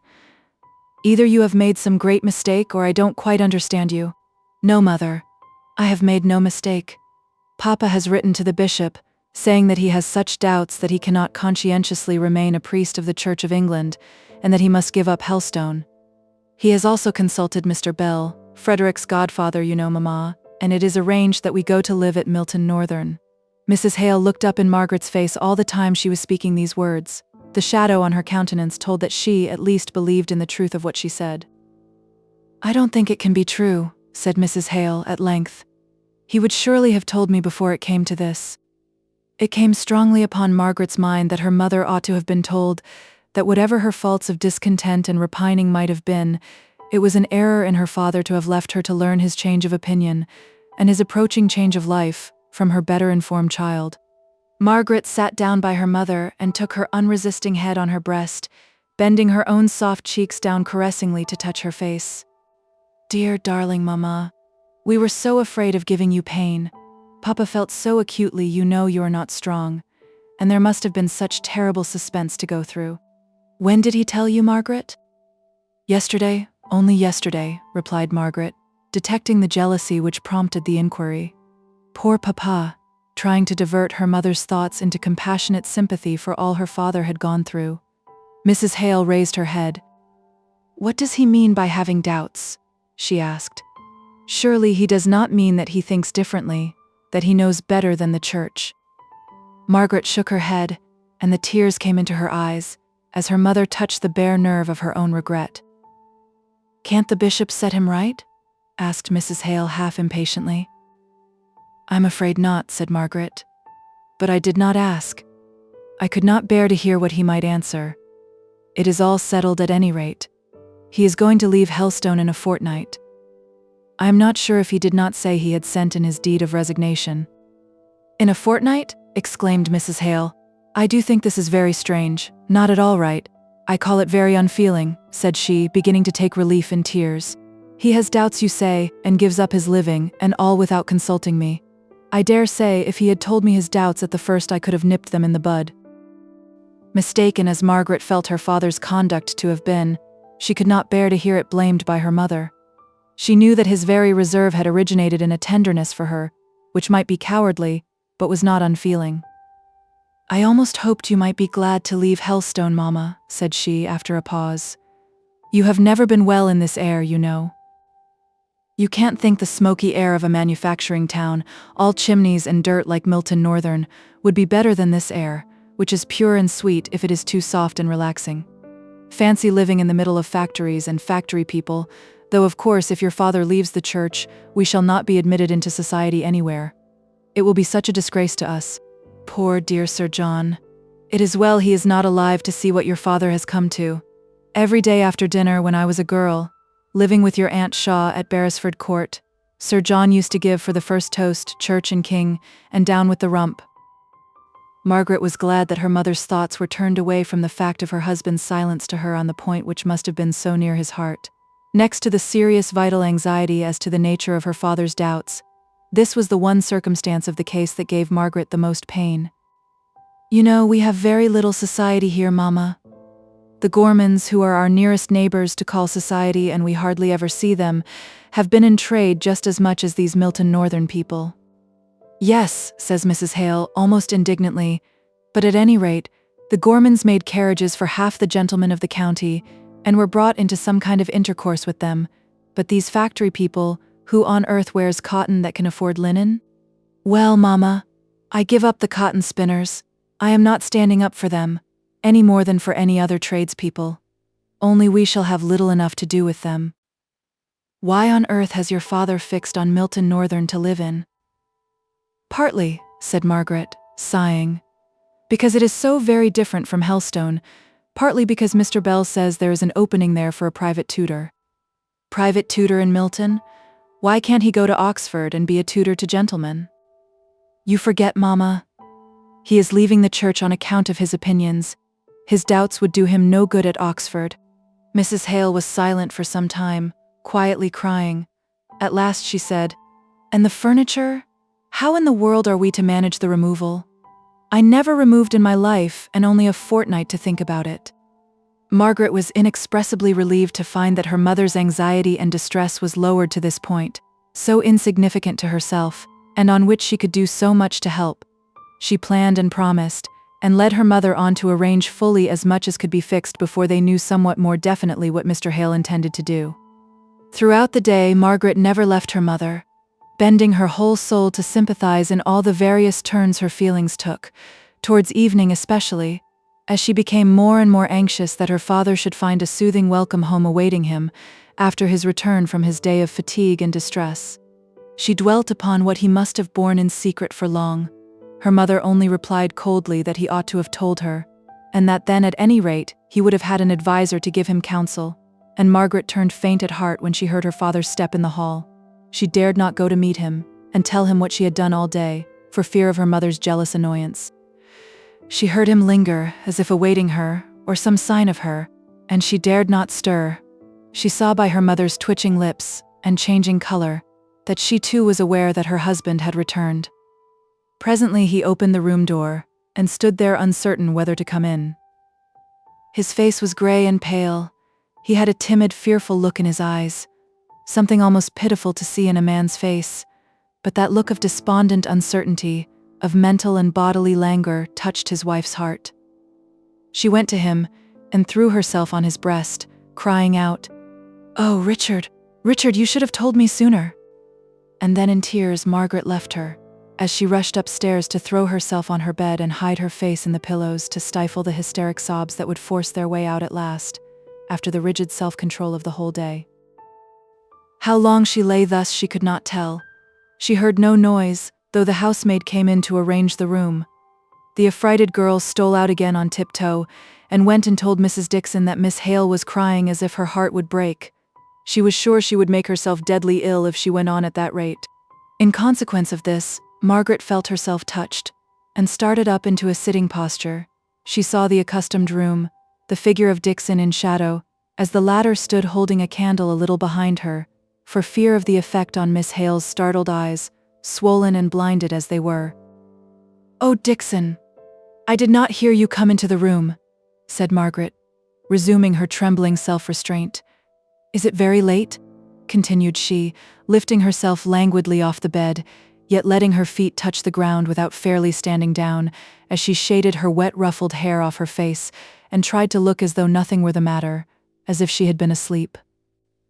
"I can hardly tell what time it is," replied Dixon in an aggrieved tone of voice. "Since your mamma told me this terrible news, when I dressed her for tea, I've lost all count of time. I'm sure I don't know what is to become of us all. When Charlotte told me just now you were sobbing, Miss Hale, I thought, no wonder, poor thing.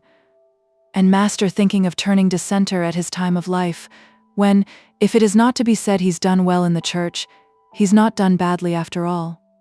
I had a cousin, miss, who turned Methodist preacher after he was 50 years of age, and a tailor all his life. But then he had never been able to make a pair of trousers to fit, for as long as he had been in the trade, so it was no wonder. But for Master, as I said to Mrs., what would poor Sir John have said? He never liked your marrying Mr. Hale, but if he could have known it would have come to this, he would have sworn worse oaths than ever if that was possible. Dixon had been so much accustomed to comment upon Mr. Hale's proceedings to her mistress, who listened to her or not as she was in the humor, that she never noticed Margaret's flashing eye and dilating nostril. To hear her father talked of in this way by a servant to her face. "Dixon," she said, in the low tone she always used when much excited, which had a sound in it as of some distant turmoil, or threatening storm breaking far away. "Dixon, you forget to whom you are speaking." She stood upright and firm on her feet now, confronting the waiting maid, and fixing her with her steady discerning eye. "I am Mr. Hale's daughter. Go. You have made a strange mistake, and one that I am sure your own good feeling will make you sorry for when you think about it." Dixon hung irresolutely about the room for a minute or two. Margaret repeated, "You may leave me, Dixon. I wish you to go." Dixon did not know whether to resent these decided words or to cry. Either course would have suited her mistress. But as she said to herself, Miss Margaret has a touch of the old gentleman about her, as well as poor Master Frederick. I wonder where they get it from? And she, who would have resented such words from anyone less haughty and determined in manner, was subdued enough to say in a half-humble, half-injured tone, "Mayn't I unfasten your gown, miss, and do your hair?" "No, not tonight, thank you." And Margaret gravely lighted her out of the room and bolted the door. From henceforth Dixon obeyed and admired Margaret. She said it was because she was so like poor Master Frederick, but the truth was that Dixon, as do many others, liked to feel herself ruled by a powerful and decided nature. Margaret needed all Dixon's help in action, and silence in words, for some time, the latter thought it her duty to show her sense of affront by saying as little as possible to her young lady. So the energy came out in doing, rather than in speaking. A fortnight was a very short time to make arrangements for so serious a removal, as Dixon said. Anyone but a gentleman, indeed almost any other gentleman, but catching a look at Margaret's straight, stern brow just here, she coughed the remainder of the sentence away, and meekly took the whorehound drop that Margaret offered her, to stop the little tickling at my chest. "Miss." But almost anyone but Mr. Hale would have had practical knowledge enough to see that in so short a time it would be difficult to fix on any house in Milton Northern, or indeed elsewhere, to which they could remove the furniture that had of necessity been taken out of Helstone Vicarage. Mrs. Hale, overpowered by all the troubles and necessities for immediate household decisions that seemed to come upon her at once, became really ill, and Margaret almost felt it as a relief when her mother fairly took to her bed and left the management of affairs to her. Dixon, true to her post of bodyguard, attended most faithfully to her mistress, and only emerged from Mrs. Hale's bedroom to shake her head, and murmur to herself in a manner which Margaret did not choose to hear, for the one thing clear and straight before her was the necessity for leaving Helstone. Mr. Hale's successor in the living was appointed, and, at any rate, after her father's decision, there must be no lingering now for his sake, as well as from every other consideration. For he came home every evening more and more depressed, after the necessary leave-taking which he had resolved to have with every individual parishioner. Margaret, inexperienced as she was in all the necessary matter-of-fact business to be got through, did not know to whom to apply for advice. The cook and Charlotte worked away with willing arms and stout hearts at all the moving and packing, and as far as that went, Margaret's admirable sense enabled her to see what was best and to direct how it should be done. But where were they to go to? In a week they must be gone. Straight to Milton, or where? So many arrangements depended on this precision that Margaret resolved to ask her father one evening, in spite of his evident fatigue and low spirits. He answered, "My dear, I have really had too much to think about to settle this. What does your mother say? What does she wish? Poor Maria." He met with an echo even louder than his sigh. Dixon had just come into the room for another cup of tea for Mrs. Hale, and catching Mr. Hale's last words, and protected by his presence from Margaret's upbraiding eyes, made bold to say, "My poor mistress." "You don't think her worse today?" said Mr. Hale, turning hastily. "I am sure I can't say, sir. It's not for me to judge. The illness seems so much more on the mind than on the body." Mr. Hale looked infinitely distressed. "You had better take Mamma her tea while it is hot, Dixon," said Margaret, in a tone of quiet authority. "Oh, I beg your pardon, miss. My thoughts was otherwise occupied in thinking of Mrs. Hale." "Papa," said Margaret, "it is this suspense that is bad for you both. Of course, Mamma must feel your change of opinions. We can't help that," she continued softly. "But now the course is clear, at least to a certain point, and I think, Papa, that I could get Mamma to help me in planning, if you could tell me what to plan for. She has never expressed any wish in any way and only thinks of what can't be helped. Are we to go straight to Milton? Have you taken a house there?" "No," he replied. "I suppose we must go into lodgings and look about for a house, and pack up the furniture so that it can be left at the railway station till we have met with one?" "I suppose so. Do what you think best. Only remember, we shall have much less money to spend." They had never had much superfluity, as Margaret knew. She felt that it was a great weight suddenly thrown upon her shoulders. 4 months ago, all the decisions she needed to make were what dress she would wear for dinner, and to help Edith to draw out the lists of who should take down whom in the dinner parties at home. Nor was the household in which she lived one that called for much decision. Except in the one grand case of Captain Lennox's offer, everything went on with the regularity of clockwork. Once a year, there was a long discussion between her aunt and Edith as to whether they should go to the Isle of Wight, abroad, or to Scotland. But at such times Margaret herself was secure of drifting, without any exertion of her own, into the quiet harbor of home. Now, since that day when Mr. Lennox came and startled her into a decision, every day brought some question, momentous to her and to those whom she loved, to be settled. Her father went up after tea to sit with his wife. Margaret remained alone in the drawing room. Suddenly she took a candle and went into her father's study for a great atlas, and lugging it back into the drawing room, she began to pore over the map of England. She was ready to look up brightly when her father came downstairs. "I have hit upon such a beautiful plan. Look here in Darkshire, hardly the breadth of my finger from Milton, is HASTE, which I have often heard of from people living in the north as such a pleasant little bathing place. Now, don't you think we could get Mamma there with Dixon while you and I go and look at houses and get one all ready for her in Milton? She would get a breath of sea air to set her up for the winter, and be spared all the fatigue, and Dixon would enjoy taking care of her." "Is Dixon to go with us?" asked Mr. Hale, in a kind of helpless dismay. "Oh yes," said Margaret. "Dixon quite intends it, and I don't know what Mamma would do without her. But we shall have to put up with a very different way of living, I am afraid. Everything is so much dearer in a town. I doubt if Dixon can make herself comfortable. To tell you the truth, Margaret, I sometimes feel as if that woman gave herself airs." "To be sure she does, Papa," replied Margaret. "And if she has to put up with a different style of living, we shall have to put up with her airs, which will be worse. But she really loves us all, and would be miserable to leave us, I am sure, especially in this change. So, for Mamma's sake, and for the sake of her faithfulness, I do think she must go." "Very well, my dear. Go on.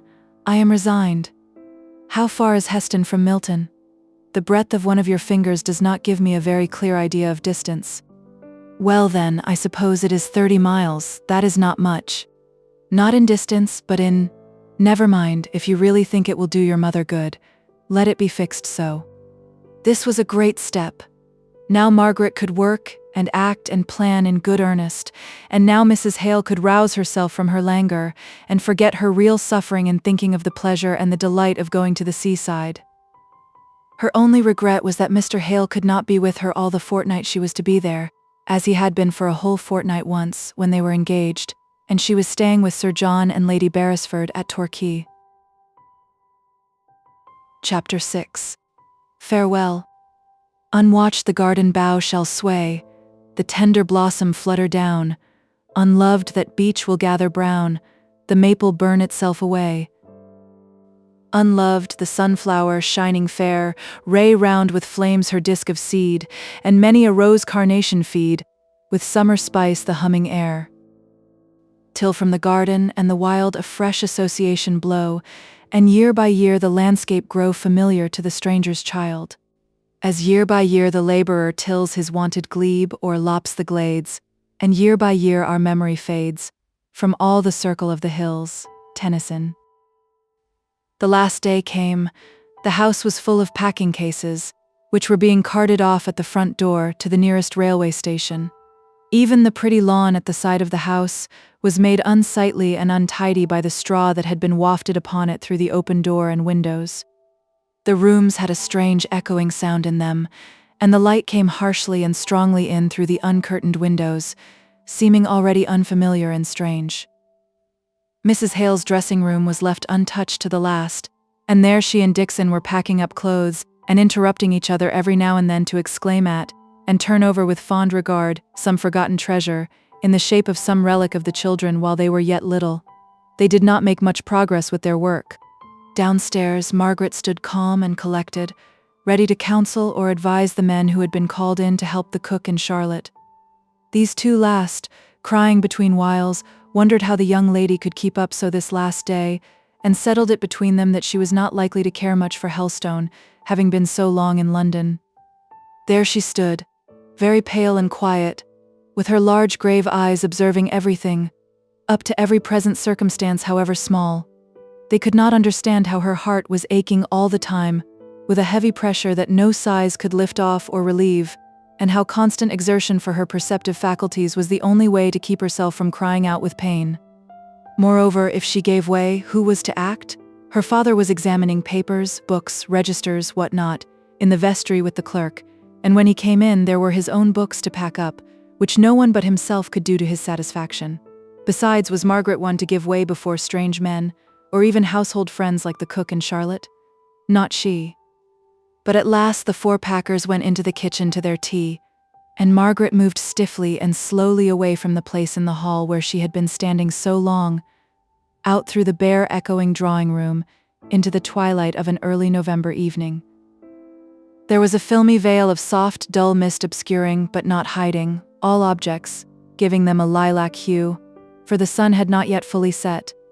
A robin was singing, perhaps, Margaret thought, the very robin that her father had so often talked of as his winter pet, and for which he had made, with his own hands, a kind of robin house by his study window.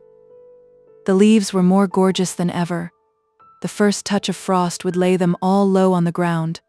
Already one or two kept constantly floating down, amber and golden in the low slanting sun rays. Margaret went along the walk under the pear tree wall. She had never been along it since she paced it at Henry Lennox's side. Here, at this bed of time, he began to speak of what she must not think of now. Her eyes were on that late-blowing rose as she was trying to answer, and she had caught the idea of the vivid beauty of the feathery leaves of the carrots in the very middle of his last sentence. Only a fortnight ago, and all so changed. Where was he now? In London, going through the old round, dining with the old Harley Street set, or with gayer young friends of his own. Even now, while she walked sadly through that damp and drear garden in the dusk, with everything falling and fading and turning to decay around her, he might be gladly putting away his law books after a day of satisfactory toil and freshening himself up, as he had told her he often did, by a run in the Temple Gardens, taking in the while the grand, inarticulate, mighty roar of tens of thousands of busy men, nigh at hand but not seen, and catching ever, at his quick turns, glimpses of the lights of the city coming up out of the depths of the river. He had often spoken to Margaret of these hasty walks, snatched in the intervals between study and dinner. At his best times and in his best moods had he spoken of them, and the thought of them had struck upon her fancy. Here there was no sound. The robin had gone away into the vast stillness of night. Now and then a cottage door in the distance was opened and shut, as if to admit the tired laborer to his home, but that sounded very far away. A stealthy, creeping, cranching sound among the crisp fallen leaves of the forest, beyond the garden, seemed almost close at hand. Margaret knew it was some poacher, sitting up in her bedroom this past autumn, with the light of her candle extinguished, and purely reveling in the solemn beauty of the heavens and the earth. She had many a time seen the light, noiseless leap of the poachers over the garden fence, their quick tramp across the dewy moonlit lawn, their disappearance in the black still shadow beyond.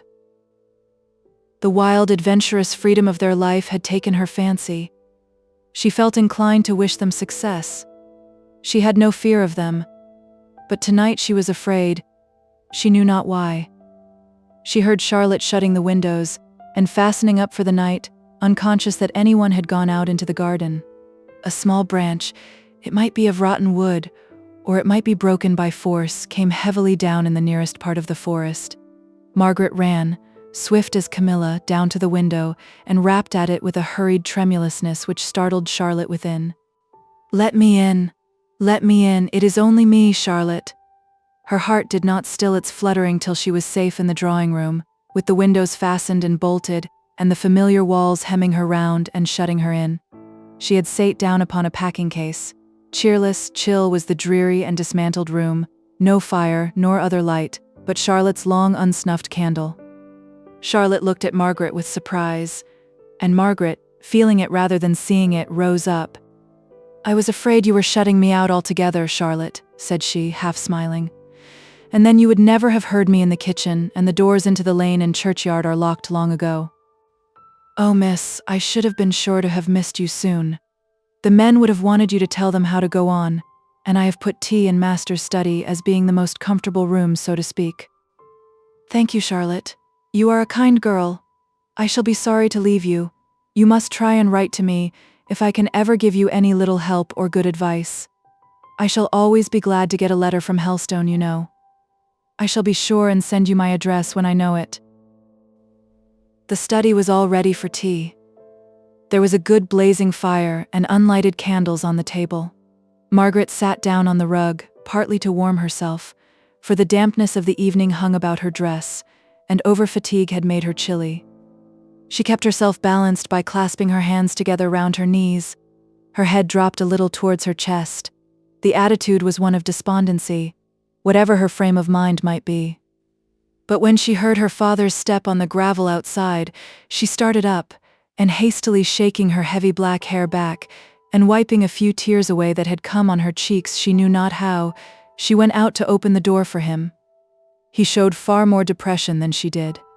She could hardly get him to talk, although she tried to speak on subjects that would interest him, at the cost of an effort every time which she thought would be her last. "Have you been a very long walk today?" asked she, on seeing his refusal to touch food of any kind. "As far as Fordham Beeches. I went to see Widow Maltby. She is sadly grieved at not having wished you goodbye. She says little Susan has kept watch down the lane for days past. Nay, Margaret, what is the matter, dear?"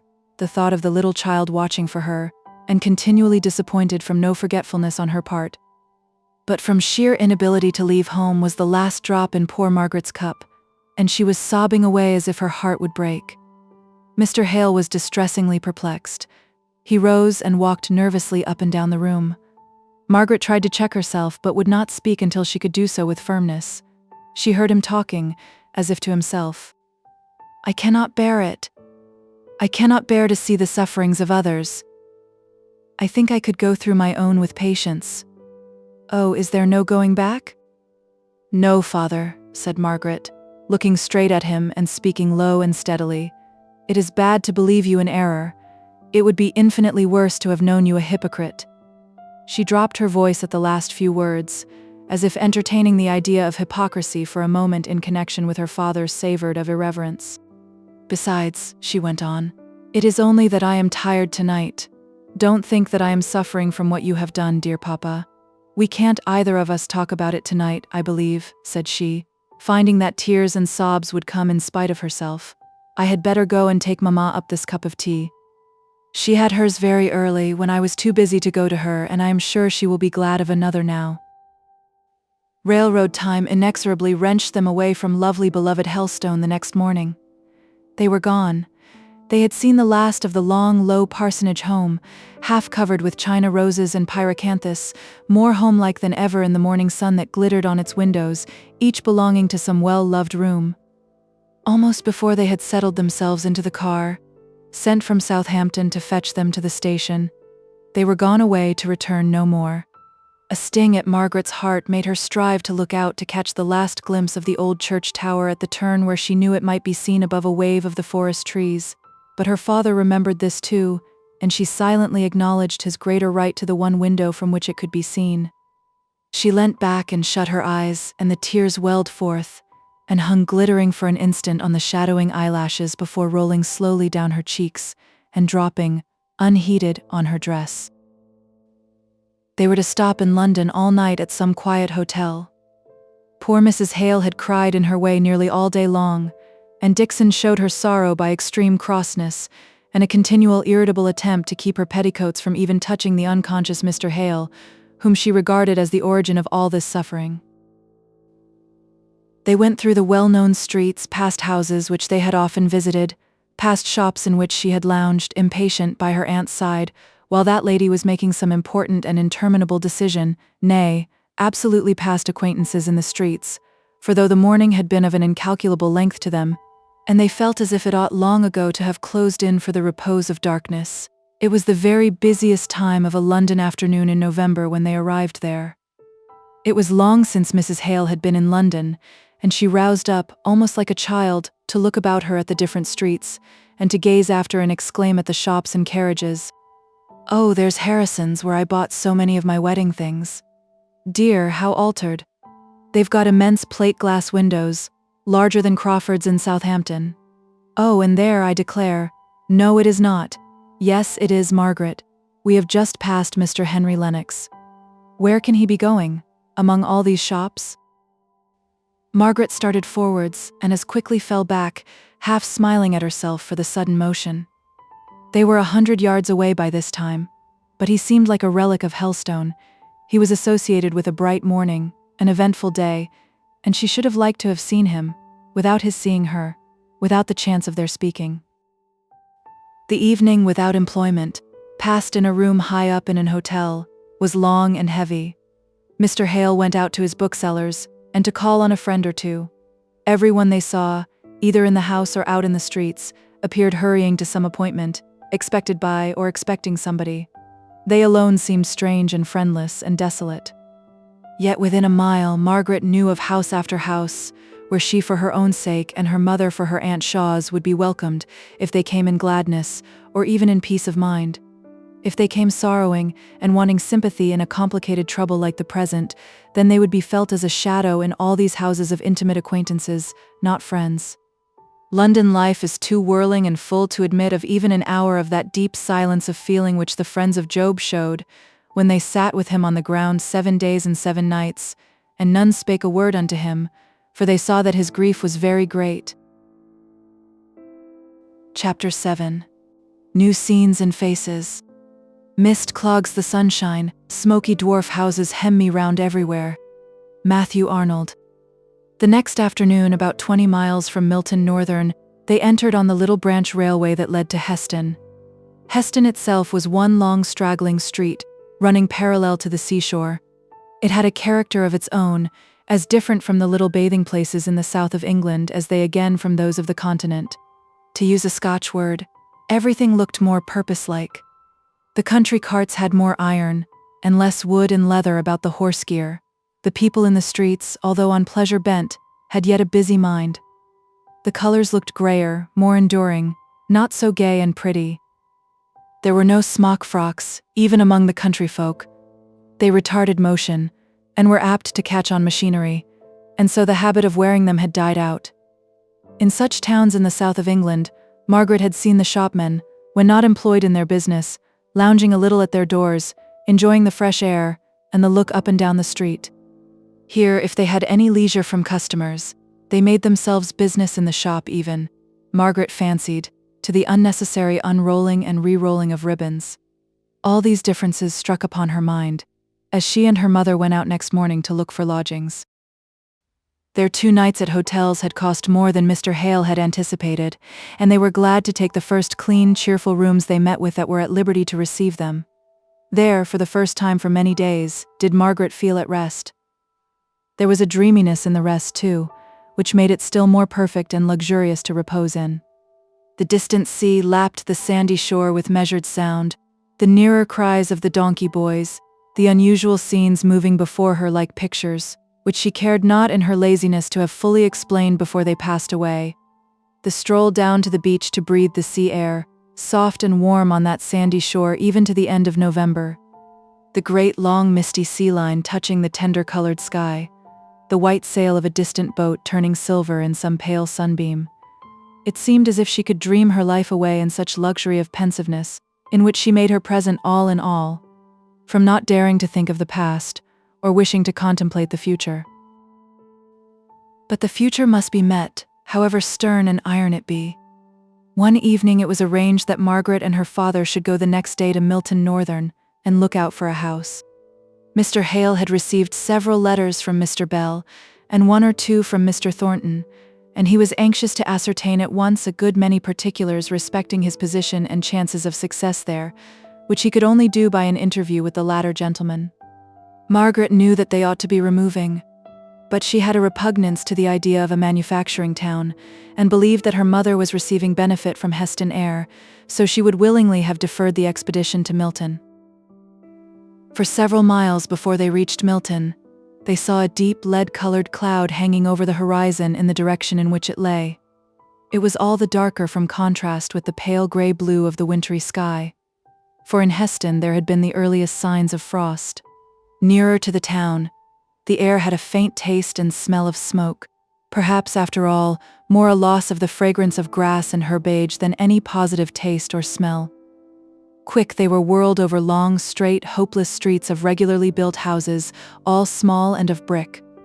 Here and there a great oblong, many-windowed factory stood up, like a hen among her chickens, puffing out black, unparliamentary smoke, and sufficiently accounting for the cloud which Margaret had taken to foretell rain. As they drove through the larger and wider streets, from the station to the hotel, they had to stop constantly. Great loaded lorries blocked up the not over-wide thoroughfares. Margaret had now and then been into the city in her drives with her aunt, but there the heavy lumbering vehicles seemed various in their purposes and intent. Here every van, every wagon and truck, bore cotton, either in the raw shape in bags or the woven shape in bales of calico. People thronged the footpaths, most of them well dressed as regarded the material, but with a slovenly looseness which struck Margaret as different from the shabby, threadbare smartness of a similar class in London. "New Street," said Mr. Hale. "This, I believe, is the principal street in Milton. Bell has often spoken to me about it. It was the opening of this street from a lane into a great thoroughfare 30 years ago, which has caused his property to rise so much in value. Mr. Thornton's mill must be somewhere not very far off, for he is Mr. Bell's tenant. But I fancy he dates from his warehouse." "Where is our hotel, Papa?" "Close to the end of this street, I believe. Shall we have lunch before or after we have looked at the houses we marked in the Milton Times?" "Oh, let us get our work done first." "Very well. Then I will only see if there is any note or letter for me from Mr. Thornton, who said he would let me know anything he might hear about these houses, and then we will set off. We will keep the cab. It will be safer than losing ourselves and being too late for the train this afternoon." There were no letters awaiting him. They set out on their house hunting. £30 a year was all they could afford to give, but in Hampshire they could have met with a roomy house and pleasant garden for the money. Here, even the necessary accommodation of 2 sitting rooms and 4 bedrooms seemed unattainable. They went through their list, rejecting each as they visited it. They then looked at each other in dismay. "We must go back to the second, I think. That one, in Crampton, don't they call the suburb? There were 3 sitting rooms. Don't you remember how we laughed at the number compared with the 3 bedrooms? But I have planned it all. The front room downstairs is to be your study and our dining room, poor Papa. For you know we settled Mama is to have as cheerful a sitting room as we can get, and that front room upstairs with the atrocious blue and pink paper and heavy cornice had really a pretty view over the plain, with a great bend of river, or canal, or whatever it is, down below. Then I could have the little bedroom behind and that projection at the head of the first flight of stairs over the kitchen, you know, and you and Mama the room behind the drawing room, and that closet in the roof will make you a splendid dressing room. But Dixon, and the girl we are to have to help? Oh, wait a minute. I am overpowered by the discovery of my own genius for management. Dixon is to have, let me see, I had it once, the back sitting room. I think she will like that. She grumbles so much about the stairs at HASTE, and the girl is to have that sloping attic over your room and Mama's. Won't that do? I dare say it will.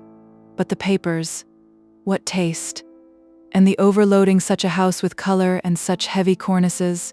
Never mind, Papa. Surely you can charm the landlord into repapering one or two of the rooms, the drawing room and your bedroom, for Mama will come most in contact with them, and your bookshelves will hide a great deal of that gaudy pattern in the dining room. Then you think it the best? If so, I had better go at once and call on this Mr. Donkin, to whom the advertisement refers me. I will take you back to the hotel where you can order lunch and rest, and by the time it is ready, I shall be with you. I hope I shall be able to get new papers. Margaret hoped so too, though she said nothing. She had never come fairly in contact with the taste that loves ornament, however bad, more than the plainness and simplicity which are of themselves the framework of elegance. Her father took her through the entrance of the hotel, and leaving her at the foot of the staircase, went to the address of the landlord of the house they had fixed upon. Just as Margaret had her hand on the door of their sitting room, she was followed by a quick-stepping waiter. I beg your pardon, ma'am. The gentleman was gone so quickly, I had no time to tell him. Mr. Thornton called almost directly after you left, and as I understood from what the gentleman said, you would be back in an hour. I told him so, and he came again about 5 minutes ago, and said he would wait for Mr. Hale. He is in your room now, ma'am. Thank you. My father will return soon, and then you can tell him. Margaret opened the door and went in with the straight, fearless, dignified presence habitual to her. She felt no awkwardness. She had too much the habits of society for that. Here was a person come on business to her father, and as he was one who had shown himself obliging, she was disposed to treat him with a full measure of civility. Mr. Thornton was a good deal more surprised and discomfited than she. Instead of a quiet, middle-aged clergyman, a young lady came forward with frank dignity, a young lady of a different type to most of those he was in the habit of seeing.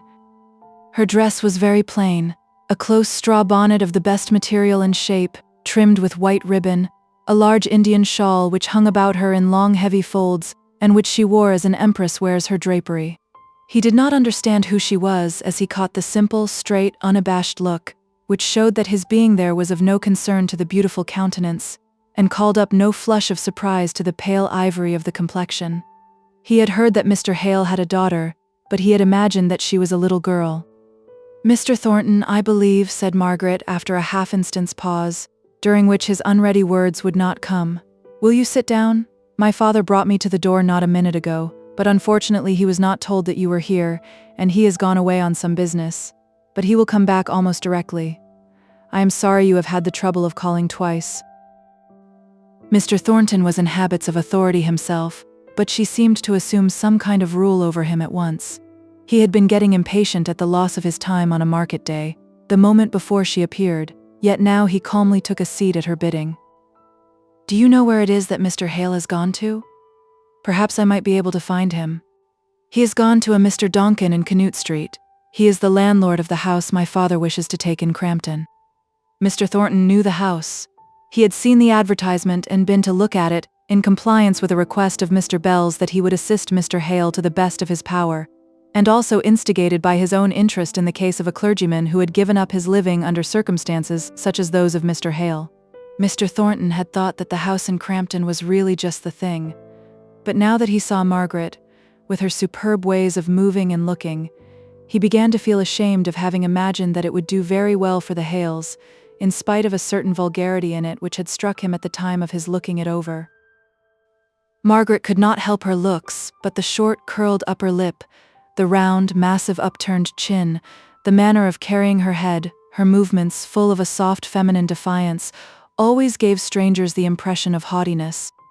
She was tired now and would much rather have remained silent and taken the rest her father had planned for her, but of course, she owed to herself to be a gentlewoman, and to speak courteously from time to time to this stranger, not overbrushed, nor over-polished, it must be confessed, after his rough encounter with Milton streets and crowds. She wished that he would go, as he had once spoken of doing, instead of sitting there, answering with curt sentences all the remarks she made. She had taken off her shawl and hung it over the back of her chair. She sat facing him and facing the light. Her full beauty met his eye. Her round white flexile throat rising out of the full, yet lithe figure, her lips moving so slightly as she spoke, not breaking the cold serene look of her face with any variation from the one lovely haughty curve, her eyes with their soft gloom, meeting his with quiet maiden freedom. He almost said to himself that he did not like her, before their conversation ended. He tried so to compensate himself for the mortified feeling, that while he looked upon her with an admiration he could not repress, she looked at him with proud indifference, taking him, he thought, for what, in his irritation he told himself he was a great rough fellow, with not a grace or a refinement about him. Her quiet coldness of demeanor he interpreted into contemptuousness, and resented it in his heart to the pitch of almost inclining him to get up and go away, and have nothing more to do with these Hales and their superciliousness. Just as Margaret had exhausted her last subject of conversation, and yet conversation that could hardly be called, which consisted of so few and such short speeches, her father came in, and with his pleasant gentlemanly courteousness of apology, reinstated his name and family in Mr. Thornton's good opinion. Mr. Hale and his visitor had a good deal to say respecting their mutual friend, Mr. Bell, and Margaret, glad that her part of entertaining the visitor was over, went to the window to try and make herself more familiar with the strange aspect of the street. She got so much absorbed in watching what was going on outside that she hardly heard her father when he spoke to her, and he had to repeat what he said. "Margaret, the landlord will persist in admiring that hideous paper, and I'm afraid we must let it remain." "Oh dear, I am sorry," she replied, and began to turn over in her mind the possibility of hiding part of it, at least by some of her sketches, but gave up the idea at last as likely only to make bad worse. Her father, meanwhile, with his kindly country hospitality, was pressing Mr. Thornton to stay to luncheon with them.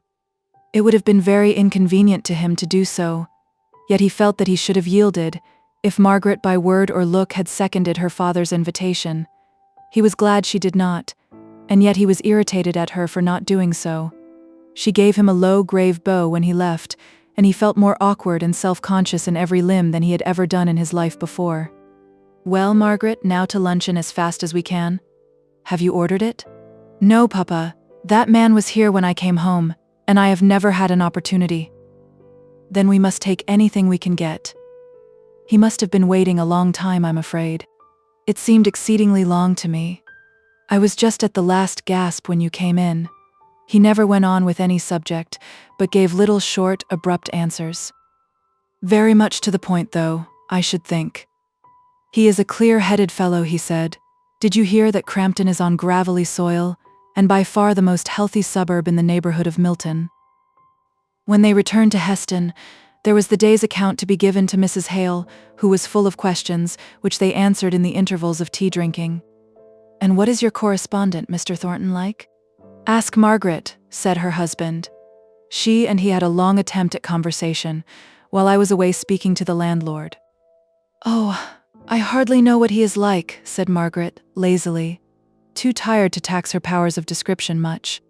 And then rousing herself, she said, "He is a tall, broad-shouldered man. About how old, Papa?" "I should guess about 30. About 30, with a face that is neither exactly plain, nor yet handsome. Nothing remarkable. Not quite a gentleman, but that was hardly to be expected." "Not vulgar or common, though," put in her father.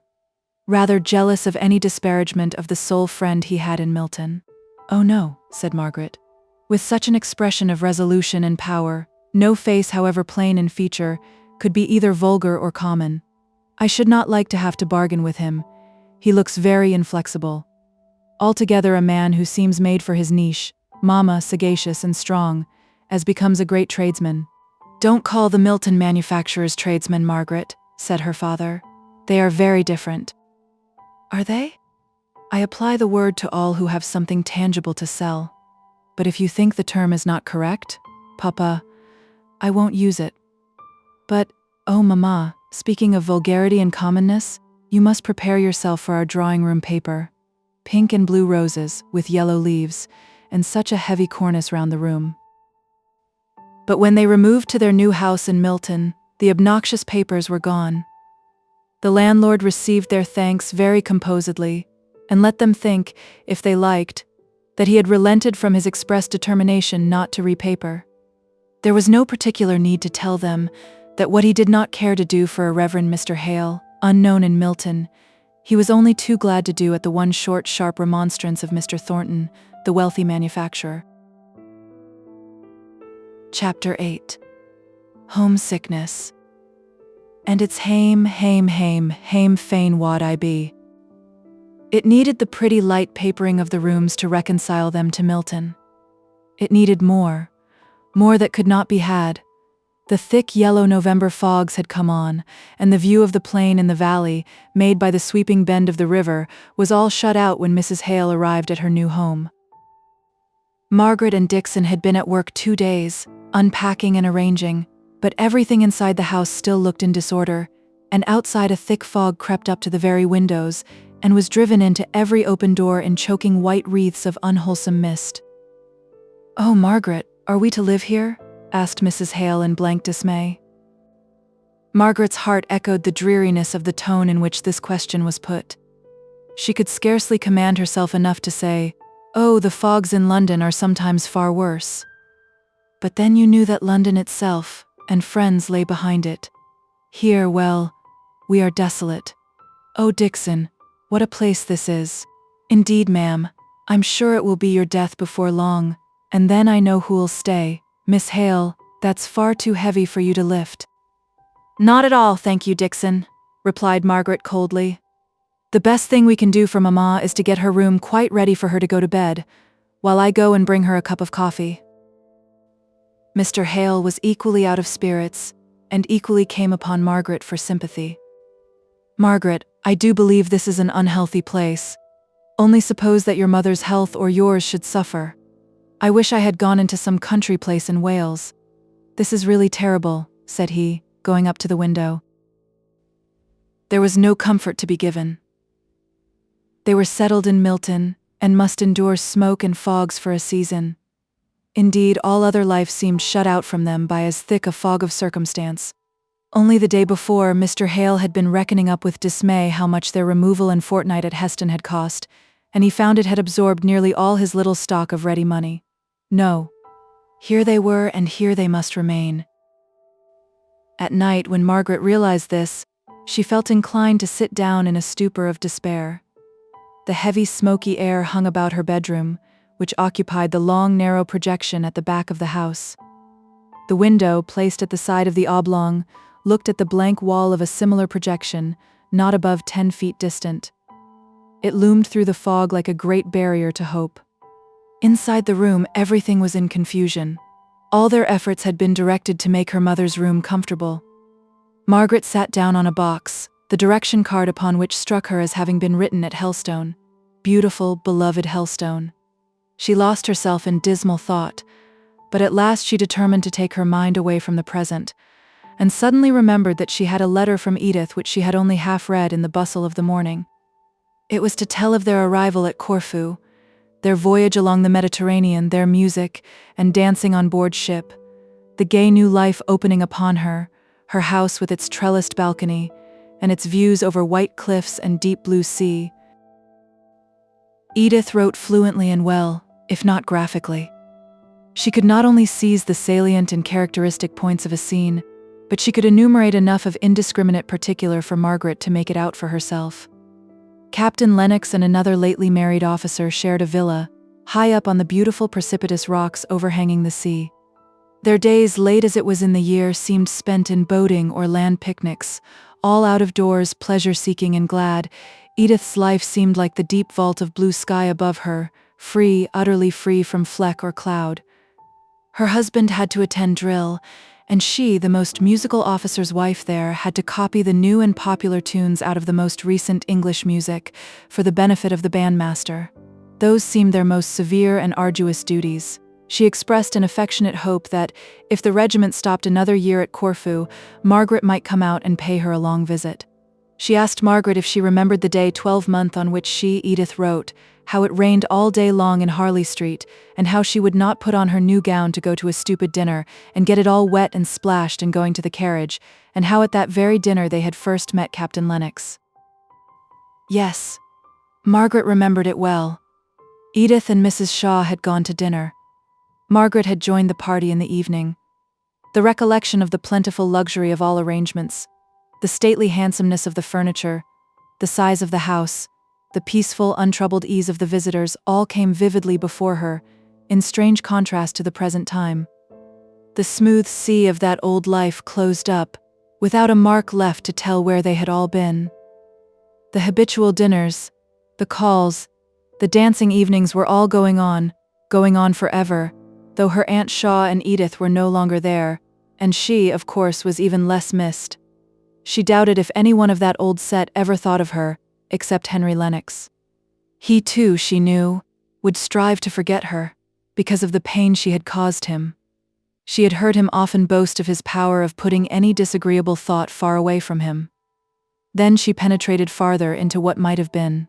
If she had cared for him as a lover, and had accepted him, and this change in her father's opinions and consequent station had taken place, she could not doubt but that it would have been impatiently received by Mr. Lennox. It was a bitter mortification to her in one sense, but she could bear it patiently, because she knew her father's purity of purpose, and that strengthened her to endure his errors, grave and serious though in her estimation they were. But the fact of the world esteeming her father degraded, in its rough wholesale judgment, would have oppressed and irritated Mr. Lennox. As she realized what might have been, she grew to be thankful for what was. They were at the lowest now. They could not be worse. Edith's astonishment and her Aunt Shaw's dismay would have to be met bravely when their letters came. So Margaret rose up and began slowly to undress herself, feeling the full luxury of acting leisurely, late as it was, after all the past hurry of the day. She fell asleep, hoping for some brightness, either internal or external. But if she had known how long it would be before the brightness came, her heart would have sunk low down. The time of the year was most unpropitious to health as well as to spirits.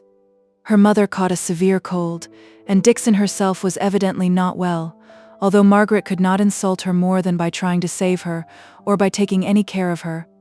They could hear of no girl to assist her. All were at work in the factories. At least those who applied were well scolded by Dixon, for thinking that such as they could ever be trusted to work in a gentleman's house. So they had to keep a charwoman in almost constant employ. Margaret longed to send for Charlotte, but besides the objection of her being a better servant than they now could afford to keep, the distance was too great. Mr. Hale met with several pupils, recommended to him by Mr. Bell, or by the more immediate influence of Mr. Thornton. They were mostly of the age when many boys would be still at school, but, according to the prevalent and apparently well-founded notions of Milton, to make a lad into a good tradesman he must be caught young and acclimated to the life of the mill or office or warehouse. If he were sent to even the Scotch universities, he came back unsettled for commercial pursuits. How much more so if he went to Oxford or Cambridge, where he could not be entered till he was 18. So most of the manufacturers placed their sons in situations at from 14 or 15 years of age, unsparingly cutting away all offshoots in the direction of literature or high mental cultivation, in hopes of throwing the whole strength and vigor of the plant into commerce. Still there were some wiser parents, and some who had sense enough to perceive their own deficiencies and strive to remedy them. Nay, there were a few no longer youths, but men in the prime of life, who had the stern wisdom to acknowledge their own ignorance and to learn late what they should have learned early. Mr. Thornton was perhaps the oldest of Mr. Hale's pupils. He was certainly the favorite.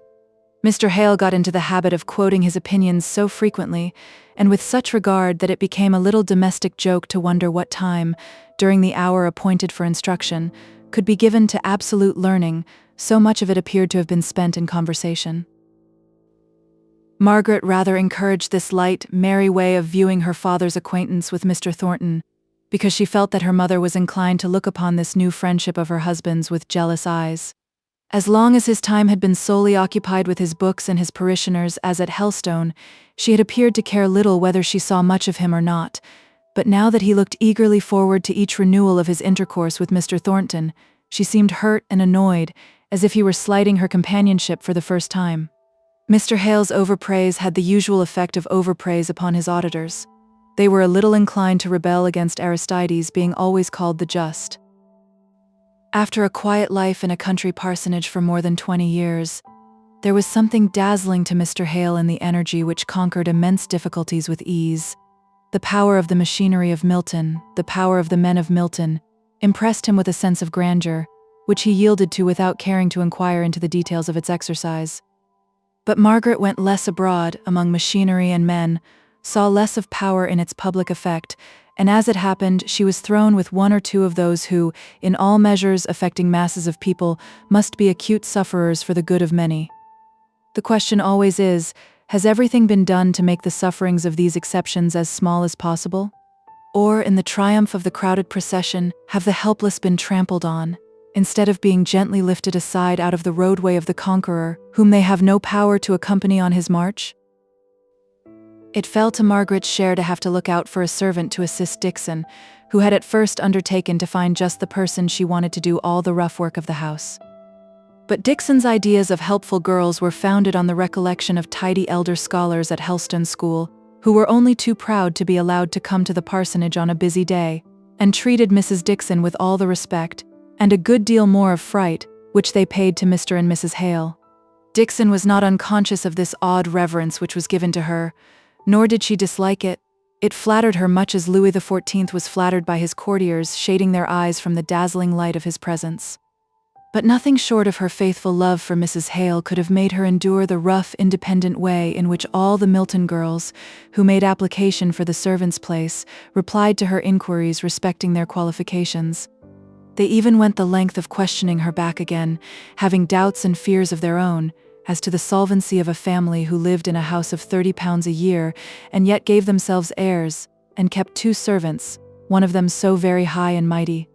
Mr. Hale was no longer looked upon as vicar of Helstone, but as a man who only spent at a certain rate. Margaret was weary and impatient of the accounts which Dixon perpetually brought to Mrs. Hale of the behavior of these would-be servants. Not but what Margaret was repelled by the rough, uncourteous manners of these people. Not but what she shrunk with fastidious pride from their hail-fellow accost, and severely resented their unconcealed curiosity as to the means and position of any family who lived in Milton, and yet were not engaged in trade of some kind. But the more Margaret felt impertinence, the more likely she was to be silent on the subject, and at any rate, if she took upon herself to make inquiry for a servant, she could spare her mother the recital of all her disappointments and fancied or real insults. Margaret accordingly went up and down to butchers and grocers, seeking for a nonpareil of a girl, and lowering her hopes and expectations every week, as she found the difficulty of meeting with anyone in a manufacturing town who did not prefer the better wages and greater independence of working in a mill. It was something of a trial to Margaret to go out by herself in this busy, bustling place. Mrs. Shaw's ideas of propriety and her own helpless dependence on others had always made her insist that a footman should accompany Edith and Margaret if they went beyond Harley Street or the immediate neighborhood. The limits by which this rule of her aunt's had circumscribed Margaret's independence had been silently rebelled against at the time, and she had doubly enjoyed the free walks and rambles of her forest life from the contrast which they presented. She went along there with a boundless, fearless step that occasionally broke out into a run, if she were in a hurry, and occasionally was stilled into perfect repose, as she stood listening to or watching any of the wild creatures who sang in the leafy courts, or glanced out with their keen bright eyes from the low brushwood or tangled firs. It was a trial to come down from such motion or such stillness, only guided by her own sweet will, to the even and decorous pace necessary in streets. But she could have laughed at herself for minding this change, if it had not been accompanied by what was a more serious annoyance. The side of the town on which Crampton lay was especially a thoroughfare for the factory people. In the back streets around them there were many mills, out of which poured streams of men and women 2 or 3 times a day.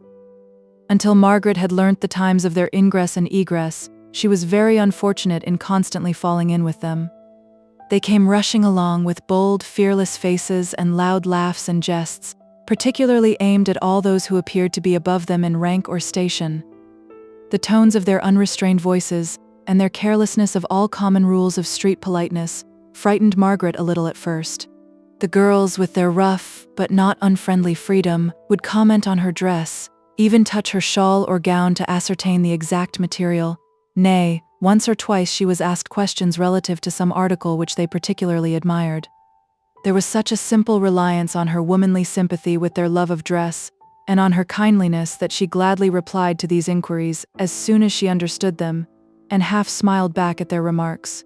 She did not mind meeting any number of girls, loud-spoken and boisterous though they might be. But she alternately dreaded and fired up against the workmen, who commented not on her dress but on her looks, in the same open, fearless manner. She, who had hitherto felt that even the most refined remark on her personal appearance was an impertinence, had to endure undisguised admiration from these outspoken men. But the very outspokenness marked their innocence of any intention to hurt her delicacy, as she would have perceived if she had been less frightened by the disorderly tumult. Out of her fright came a flash of indignation which made her face scarlet, and her dark eyes gather flame, as she heard some of their speeches. Yet there were other sayings of theirs which, when she reached the quiet safety of home, amused her even while they irritated her. For instance, one day, after she had passed a number of men, several of whom had paid her the not unusual compliment of wishing she was their sweetheart, one of the lingerers added, "Your bonny face, my lass, makes the day look brighter." And another day, as she was unconsciously smiling at some passing thought, she was addressed by a poorly dressed, middle-aged workman, with, "You may well smile, my lass. Many a one would smile to have such a bonny face." This man looked so careworn that Margaret could not help giving him an answering smile, glad to think that her looks, such as they were, should have had the power to call up a pleasant thought. He seemed to understand her acknowledging glance, and a silent recognition was established between them whenever the chances of the day brought them across each other's paths. They had never exchanged a word, nothing had been said but that first compliment, yet somehow Margaret looked upon this man with more interest than upon anyone else in Milton. Once or twice, on Sundays, she saw him walking with a girl, evidently his daughter and, if possible, still more unhealthy than he was himself. One day Margaret and her father had been as far as the fields that lay around the town. It was early spring, and she had gathered some of the hedge and ditch flowers, dog violets, lesser celandines and the like, with an unspoken lament in her heart for the sweet profusion of the south. Her father had left her to go into Milton upon some business, and on the road home she met her humble friends. The girl looked wistfully at the flowers and, acting on a sudden impulse, Margaret offered them to her. Her pale blue eyes lightened up as she took them, and her father spoke for her. "Thank yo, miss. Bessie'll think a deal o' them flowers, that who will, and I shall think a deal o' your kindness. You're not of this country, I reckon?" "No," said Margaret, half sighing.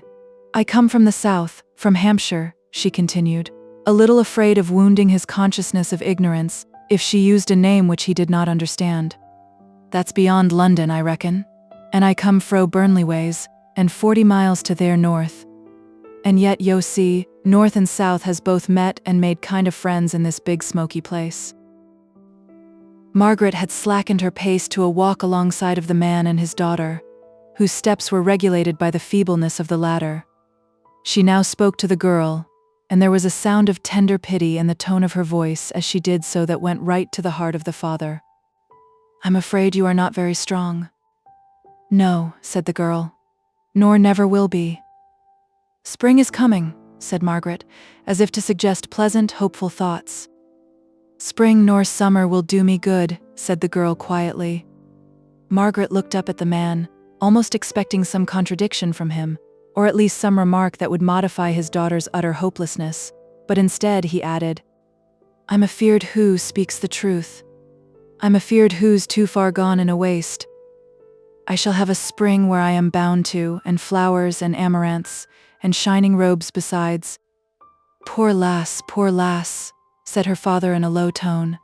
"I'm none so sure o' that, but it's a comfort to thee, poor lass. Poor father, it'll be soon." Margaret was shocked by his words, shocked but not repelled, rather attracted and interested. "Where do you live?" "I think we must be neighbors, we meet so often on this road. We put up at 9 Francis Street, second turn to Th' left at after you've passed the Golden Dragon." "And your name?" "I must not forget that. I'm none ashamed o' my name, it's Nicholas Higgins. Who's called Bessie Higgins? Whatten yo asking for?" Margaret was surprised at this last question, for at Helstone it would have been an understood thing, after the enquiries she had made, that she intended to come and call upon any poor neighbor whose name and habitation she had asked for. "I thought I meant to come and see you." She suddenly felt rather shy of offering the visit, without having any reason to give for her wish to make it, beyond a kindly interest in a stranger. It seemed all at once to take the shape of an impertinence on her part. She read this meaning too in the man's eyes. "I'm none so fond of having strange folk in my house." But then relenting, as he saw her heightened color, he added, "You're a foreigner, as one may say, and maybe don't know many folk here, and you've given my wench here flowers out of your own hand. Yo may come if yo like." Margaret was half amused, half nettled at this answer. She was not sure if she would go where permission was given so like a favor conferred, but when they came to the turn into Francis Street, the girl stopped a minute and said, "Yo'll not forget you're to come and see us." Aye, said the father impatiently. "Who'll come? Who's a bit set up now because who thinks I might ha' spoken more civilly, but who'll think better on it and come? I can read her proud bonny face like a book. Come along, Bess. There's the mill bell ringing." Margaret went home wondering at her new friends and smiling at the man's insight into what had been passing in her mind. From that day Milton became a brighter place to her. It was not the long, bleak, sunny days of spring, nor yet was it that time was reconciling her to the town of her habitation. It was that in it she had found a human interest. Chapter 9. Dressing for Tea. Let China's earth, enriched with colored stains, penciled with gold, and streaked with azure veins, the grateful flavor of the Indian leaf, or mocha's sunburnt berry glad receive, Mrs. Barbauld. The day after this meeting with Higgins and his daughter Mr. Hale came upstairs into the little drawing room at an unusual hour. He went up to different objects in the room, as if examining them, but Margaret saw that it was merely a nervous trick, a way of putting off something he wished, yet feared to say. Out it came at last. "My dear, I've asked Mr. Thornton to come to tea tonight." Mrs. Hale was leaning back in her easy chair, with her eyes shut and an expression of pain on her face which had become habitual to her of late. But she roused up into querulousness at this speech of her husband's. "Mr. Thornton, and tonight. What in the world does the man want to come here for? And Dixon is washing my muslins and laces, and there is no soft water with these horrid east winds, which I suppose we shall have all the year round in Milton." "The wind is veering round, my dear," said Mr. Hale, looking out at the smoke, which drifted right from the east, only he did not yet understand the points of the compass, and rather arranged them ad libitum according circumstances. "Don't tell me," said Mrs. Hale, shuddering up and wrapping her shawl about her still more closely. "But east or west wind, I suppose this man comes." "Oh, Mamma, that shows you never saw Mr. Thornton. He looks like a person who would enjoy battling with every adverse thing he could meet with, enemies, winds, or circumstances. The more it rains and blows, the more certain we are to have him. But I'll go and help Dixon. I'm getting to be a famous clear starcher, and he won't want any amusement beyond talking to Papa. Papa, I am really longing to see the Pythias to your Damon. You know I never saw him but once, and then we were so puzzled to know what to say to each other that we did not get on particularly well. I don't know that you would ever like him, or think him agreeable, Margaret. He is not a lady's man." Margaret wreathed her throat in a scornful curve. "I don't particularly admire ladies' men, Papa, but Mr. Thornton comes here as your friend, as one who has appreciated you." "The only person in Milton," said Mrs. Hale. "So we will give him a welcome, and some cocoa-nut cakes. Dixon will be flattered if we ask her to make some, and I will undertake to iron your caps, Mamma." Many a time that morning did Margaret wish Mr. Thornton far enough away. She had planned other employments for herself, a letter to Edith, a good piece of Dante, a visit to the Higginses, but instead she ironed away, listening to Dixon's complaints, and only hoping that by an excess of sympathy she might prevent her from carrying the recital of her sorrows to Mrs. Hale. Every now and then Margaret had to remind herself of her father's regard for Mr. Thornton, to subdue the irritation of weariness that was stealing over her, and bringing on one of the bad headaches to which she had lately become liable. She could hardly speak when she sat down at last and told her mother that she was no longer Peggy the laundry maid, but Margaret Hale the lady. She meant this speech for a little joke, and was vexed enough with her busy tongue when she found her mother taking it seriously. Yes, if anyone had told me when I was Miss Beresford, and one of the belles of the country, that a child of mine would have to stand half a day in a little poky kitchen, working away like any servant, that we might prepare properly for the reception of a tradesman, and that this tradesman should be the only. "Oh, Mamma," said Margaret, lifting herself up, "don't punish me for so careless a speech. I don't mind ironing or any kind of work for you and Papa. I am myself a born and bred lady through it all, even though it comes to scouring a floor or washing dishes. I am tired now, just for a little while, but in half an hour I shall be ready to do the same over again. And as to Mr. Thornton's being in trade, why, he can't help that now, poor fellow. I don't suppose his education would fit him for much else." Margaret lifted herself slowly up and went to her own room, for just now she could not bear much more. In Mr. Thornton's house, at this very same time, a similar yet different scene was going on. A large-boned lady, long past middle age, sat at work in a grim, handsomely furnished dining room. Her features, like her frame, were strong and massive, rather than heavy. Her face moved slowly from one decided expression to another equally decided. There was no great variety in her countenance, but those who looked at it once generally looked at it again. Even the passers-by in the street half turned their heads to gaze an instant longer at the firm, severe, dignified woman, who never gave way in street courtesy or paused in her straight onward course to the clearly defined end which she proposed to herself. She was handsomely dressed in stout black silk, of which not a thread was worn or discolored. She was mending a large, long tablecloth of the finest texture, holding it up against the light occasionally to discover thin places, which required her delicate care. There was not a book about in the room, with the exception of Matthew Henry's Bible commentaries, 6 volumes of which lay in the center of the massive sideboard, flanked by a tea-urn on one side and a lamp on the other. In some remote apartment there was exercise upon the piano going on.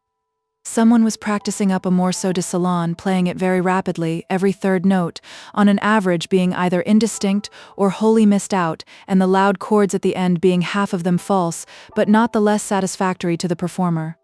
Mrs. Thornton heard a step, like her own in its decisive character, pass the dining room door. "John, is that you?" Her son opened the door and showed himself. "What has brought you home so early?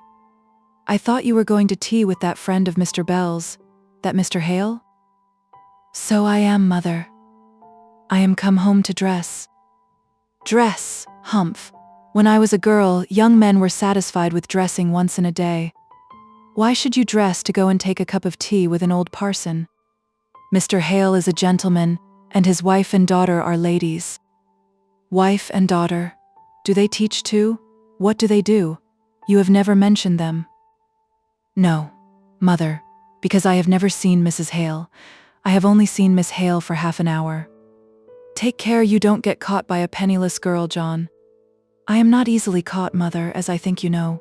But I must not have Miss Hale spoken of in that way, which, you know, is offensive to me. I never was aware of any young lady trying to catch me yet, nor do I believe that anyone has ever given themselves that useless trouble." Mrs. Thornton did not choose to yield the point to her son, or else she had in general pride enough for her sex. "Well, I only say, take care. Perhaps our Milton girls have too much spirit and good feeling to go angling after husbands, but this Miss Hale comes out of the aristocratic counties, where, if all tales be true, rich husbands are reckoned prizes." Mr. Thornton's brow contracted, and he came a step forward into the room. "Mother," with a short, scornful laugh, "you will make me confess. The only time I saw Miss Hale, she treated me with a haughty civility which had a strong flavor of contempt in it. She held herself aloof from me as if she had been a queen, and I her humble, unwashed vassal. Be easy, Mother." "No, I am not easy nor content either. What business had she, a renegade clergyman's daughter, to turn up her nose at you? I would dress for none of them a saucy set if I were you." As he was leaving the room he said, "Mr. Hale is good and gentle and learned. He is not saucy. As for Mrs. Hale, I will tell you what she is like tonight, if you care to hear." He shut the door and was gone. "Despise my son. Treat him as her vassal, indeed. Humph, I should like to know where she could find such another. Boy and man, he's the noblest, stoutest heart I ever knew. I don't care if I am his mother, I can see what's what, and not be blind. I know what Fanny is, and I know what John is. Despise him. I hate her. Chapter 10. Wrought Iron and Gold. We are the trees whom shaking fastens more. George Herbert. Mr. Thornton left the house without coming into the dining room again. He was rather late and walked rapidly out to Crampton. He was anxious not to slight his new friend by any disrespectful unpunctuality. The church clock struck 7:30 as he stood at the door awaiting Dixon's slow movements, always doubly tardy when she had to degrade herself by answering the doorbell. He was ushered into the little drawing room and kindly greeted by Mr. Hale, who led him up to his wife, whose pale face and shawl-draped figure made a silent excuse for the cold languor of her greeting. Margaret was lighting the lamp when he entered, for the darkness was coming on. The lamp threw a pretty light into the center of the dusky room, from which, with country habits, they did not exclude the night skies and the outer darkness of air. Somehow that room contrasted itself with the one he had lately left, handsome, ponderous, with no sign of female habitation, except in the one spot where his mother sate, and no convenience for any other employment than eating and drinking. To be sure, it was a dining room. His mother preferred to sit in it, and her will was a household law. But the drawing room was not like this. It was 20 times as fine, not 1/4 as comfortable. Here were no mirrors, not even a scrap of glass to reflect the light, and answer the same purpose as water in a landscape, no gilding, a warm, sober breadth of coloring, well relieved by the dear old Helstone chintz curtains and chair covers. An open davenport stood in the window opposite the door.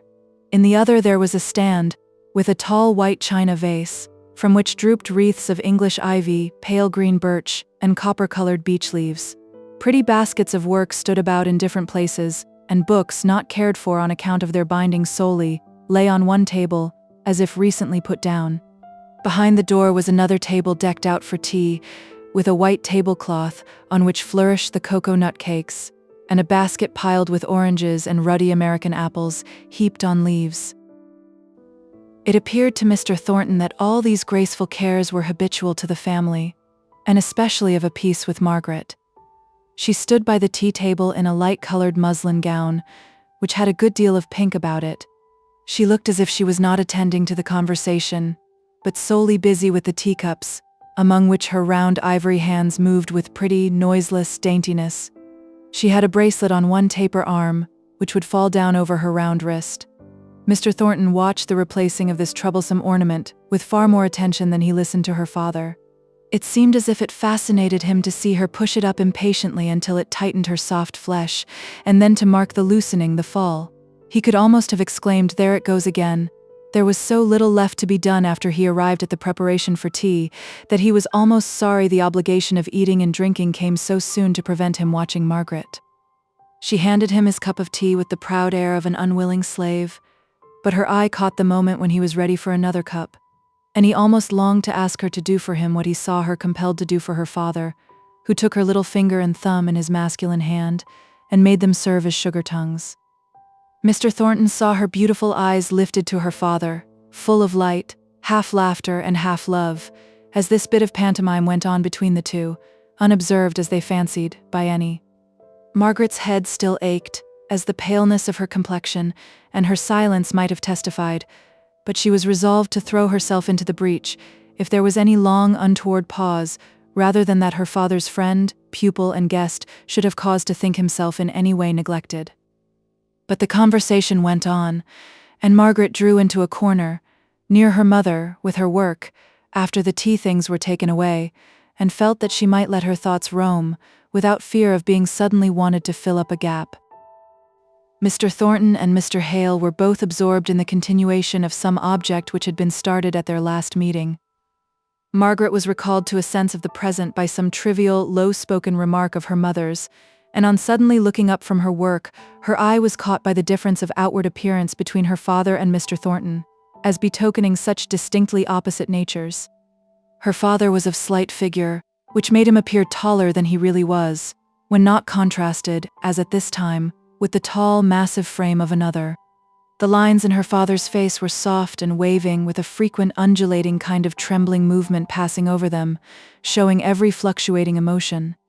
The eyelids were large and arched, giving to the eyes a peculiar languid beauty which was almost feminine. The brows were finely arched, but were by the very size of the dreamy lids, raised to a considerable distance from the eyes.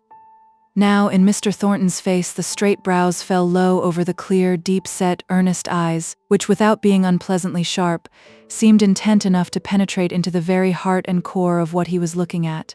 The lines in the face were few but firm, as if they were carved in marble, and lay principally about the lips, which were slightly compressed, over a set of teeth so faultless and beautiful as to give the effect of sudden sunlight when the rare bright smile, coming in an instant and shining out of the eyes, changed the whole look from the severe and resolved expression of a man ready to do and dare everything, to the keen, honest enjoyment of the moment, which is seldom shown so fearlessly and instantaneously except by children.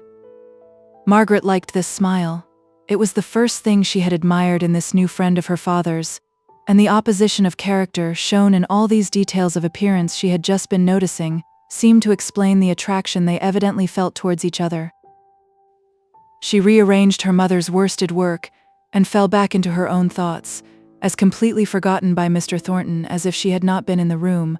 So thoroughly was he occupied in explaining to Mr. Hale the magnificent power, yet delicate adjustment of the might of the steam hammer, which was recalling to Mr. Hale some of the wonderful stories of subservient genii in the Arabian Nights, one moment stretching from earth to sky and filling all the width of the horizon, at the next obediently compressed into a vase small enough to be borne in the hand of a child. And this imagination of power, this practical realization of a gigantic thought, came out of one man's brain in our good town. That very man has it within him to mount, step by step, on each wonder he achieves to higher marvels still. And I'll be bound to say, we have many among us who, if he were gone, could spring into the breach and carry on the war which compels, and shall compel all material power to yield to science. Your boast reminds me of the old lines. I've 100 captains in England, he said, as good as ever was he. At her father's quotation, Margaret looked suddenly up, with inquiring wonder in her eyes. How in the world had they got from the cogwheels to Chevy Chase? It is no boast of mine, replied Mr. Thornton. It is plain matter of fact. I won't deny that I am proud of belonging to a town, or perhaps I should rather say a district, the necessities of which give birth to such grandeur of conception. I would rather be a man toiling, suffering, nay, failing and successless here, than lead a dull, prosperous life in the old worn grooves of what you call more aristocratic society down in the South, with their slow days of careless ease. One may be clogged with honey and unable to rise and fly. You are mistaken, said Margaret, roused by the aspersion on her beloved South to a fond vehemence of defense that brought the color into her cheeks and the angry tears into her eyes. You do not know anything about the South. If there is less adventure or less progress, I suppose I must not say less excitement, from the gambling spirit of trade, which seems requisite to force out these wonderful inventions, there is less suffering also. I see men here going about in the streets who look ground down by some pinching sorrow or care, who are not only sufferers but haters. Now, in the South we have our poor, but there is not that terrible expression in their countenances of a sullen sense of injustice which I see here. You do not know the South, Mr. Thornton, she concluded, collapsing into a determined silence and angry with herself for having said so much. And may I say you do not know the North? Asked he, with an inexpressible gentleness in his tone, as he saw that he had really hurt her.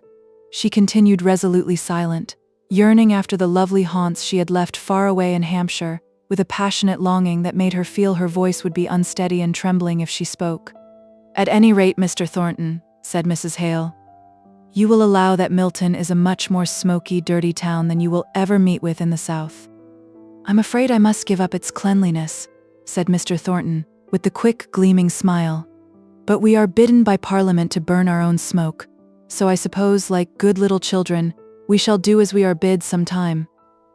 But I think you told me you had altered your chimneys so as to consume the smoke, did you not? Asked Mr. Hale.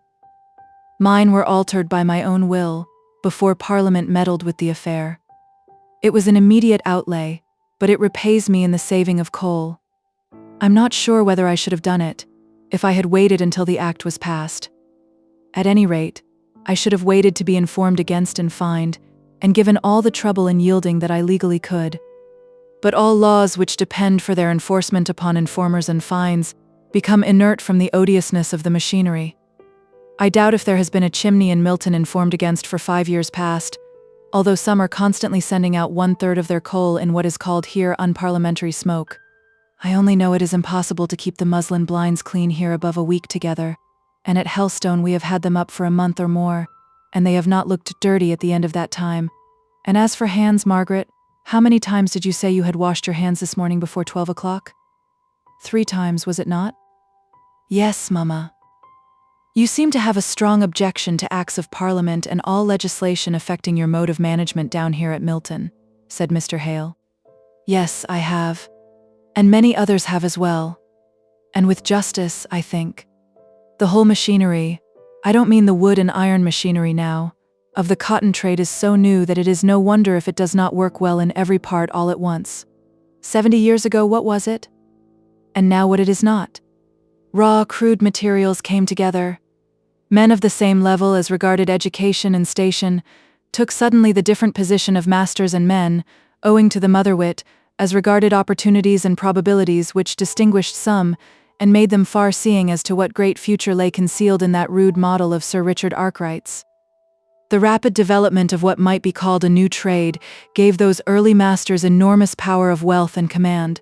I don't mean merely over the workmen, I mean over purchasers, over the whole world's market.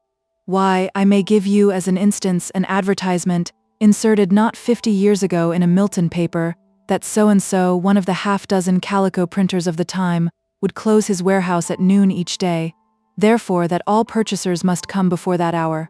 Fancy a man dictating in this manner the time when he would sell and when he would not sell. Now, I believe, if a good customer chose to come at midnight, I should get up and stand hat in hand to receive his orders. Margaret's lip curled, but somehow she was compelled to listen. She could no longer abstract herself in her own thoughts. I only name such things to show what almost unlimited power the manufacturers had about the beginning of this century. The men were rendered dizzy by it. Because a man was successful in his ventures, there was no reason that in all other things his mind should be well balanced. On the contrary, his sense of justice and his simplicity were often utterly smothered under the glut of wealth that came down upon him. And they tell strange tales of the wild extravagance of living indulged in on gala days by those early cotton lords. There can be no doubt, too, of the tyranny they exercised over their workpeople. You know the proverb, Mr. Hale, set a beggar on horseback, and he'll ride to the devil. Well, some of these early manufacturers did ride to the devil in a magnificent style, crushing human bone and flesh under their horses' hoofs without remorse. But by and by came a reaction. There were more factories, more masters, more men were wanted. The power of masters and men became more evenly balanced, and now the battle is pretty fairly waged between us. We will hardly submit to the decision of an umpire, much less to the interference of a meddler with only a smattering of the knowledge of the real facts of the case, even though that meddler be called the High Court of Parliament. Is there necessity for calling it a battle between the two classes? Asked Mr. Hale. I know from your using the term it is one which gives a true idea of the real state of things to your mind. It is true, and I believe it to be as much a necessity as that prudent wisdom and good conduct are always opposed to, and doing battle with ignorance and improvidence. It is one of the great beauties of our system, that a working man may raise himself into the power and position of a master by his own exertions and behavior, that in fact everyone who rules himself to decency and sobriety of conduct and attention to his duties comes over to our ranks. It may not be always as a master, but as an overlooker, a cashier, a bookkeeper, a clerk, one on the side of authority and order. You consider all who are unsuccessful in raising themselves in the world, from whatever cause, as your enemies, then, if I understand you rightly, said Margaret, in a clear, cold voice. As their own enemies, certainly, said he, quickly, not a little piqued by the haughty disapproval her form of expression and tone of speaking implied. But, in a moment, his straightforward honesty made him feel that his words were but a poor and quibbling answer to what she had said, and, be she as scornful as she liked, it was a duty he owed to himself to explain, as truly as he could, what he did mean. Yet it was very difficult to separate her interpretation, and keep it distinct from his meaning. He could best have illustrated what he wanted to say by telling them something of his own life. But was it not too personal a subject to speak about to strangers? Still, it was the simple, straightforward way of explaining his meaning. So, putting aside the touch of shyness that brought a momentary flush of color into his dark cheek, he said, "I am not speaking without book. 16 years ago, my father died under very miserable circumstances. I was taken from school and had to become a man, as well as I could, in a few days. I had such a mother as few are blessed with, a woman of strong power and firm resolve. We went into a small country town, where living was cheaper than in Milton, and where I got employment in a draper's shop, a capital place, by the way, for obtaining a knowledge of goods. Week by week our income came to 15 shillings, out of which 3 people had to be kept.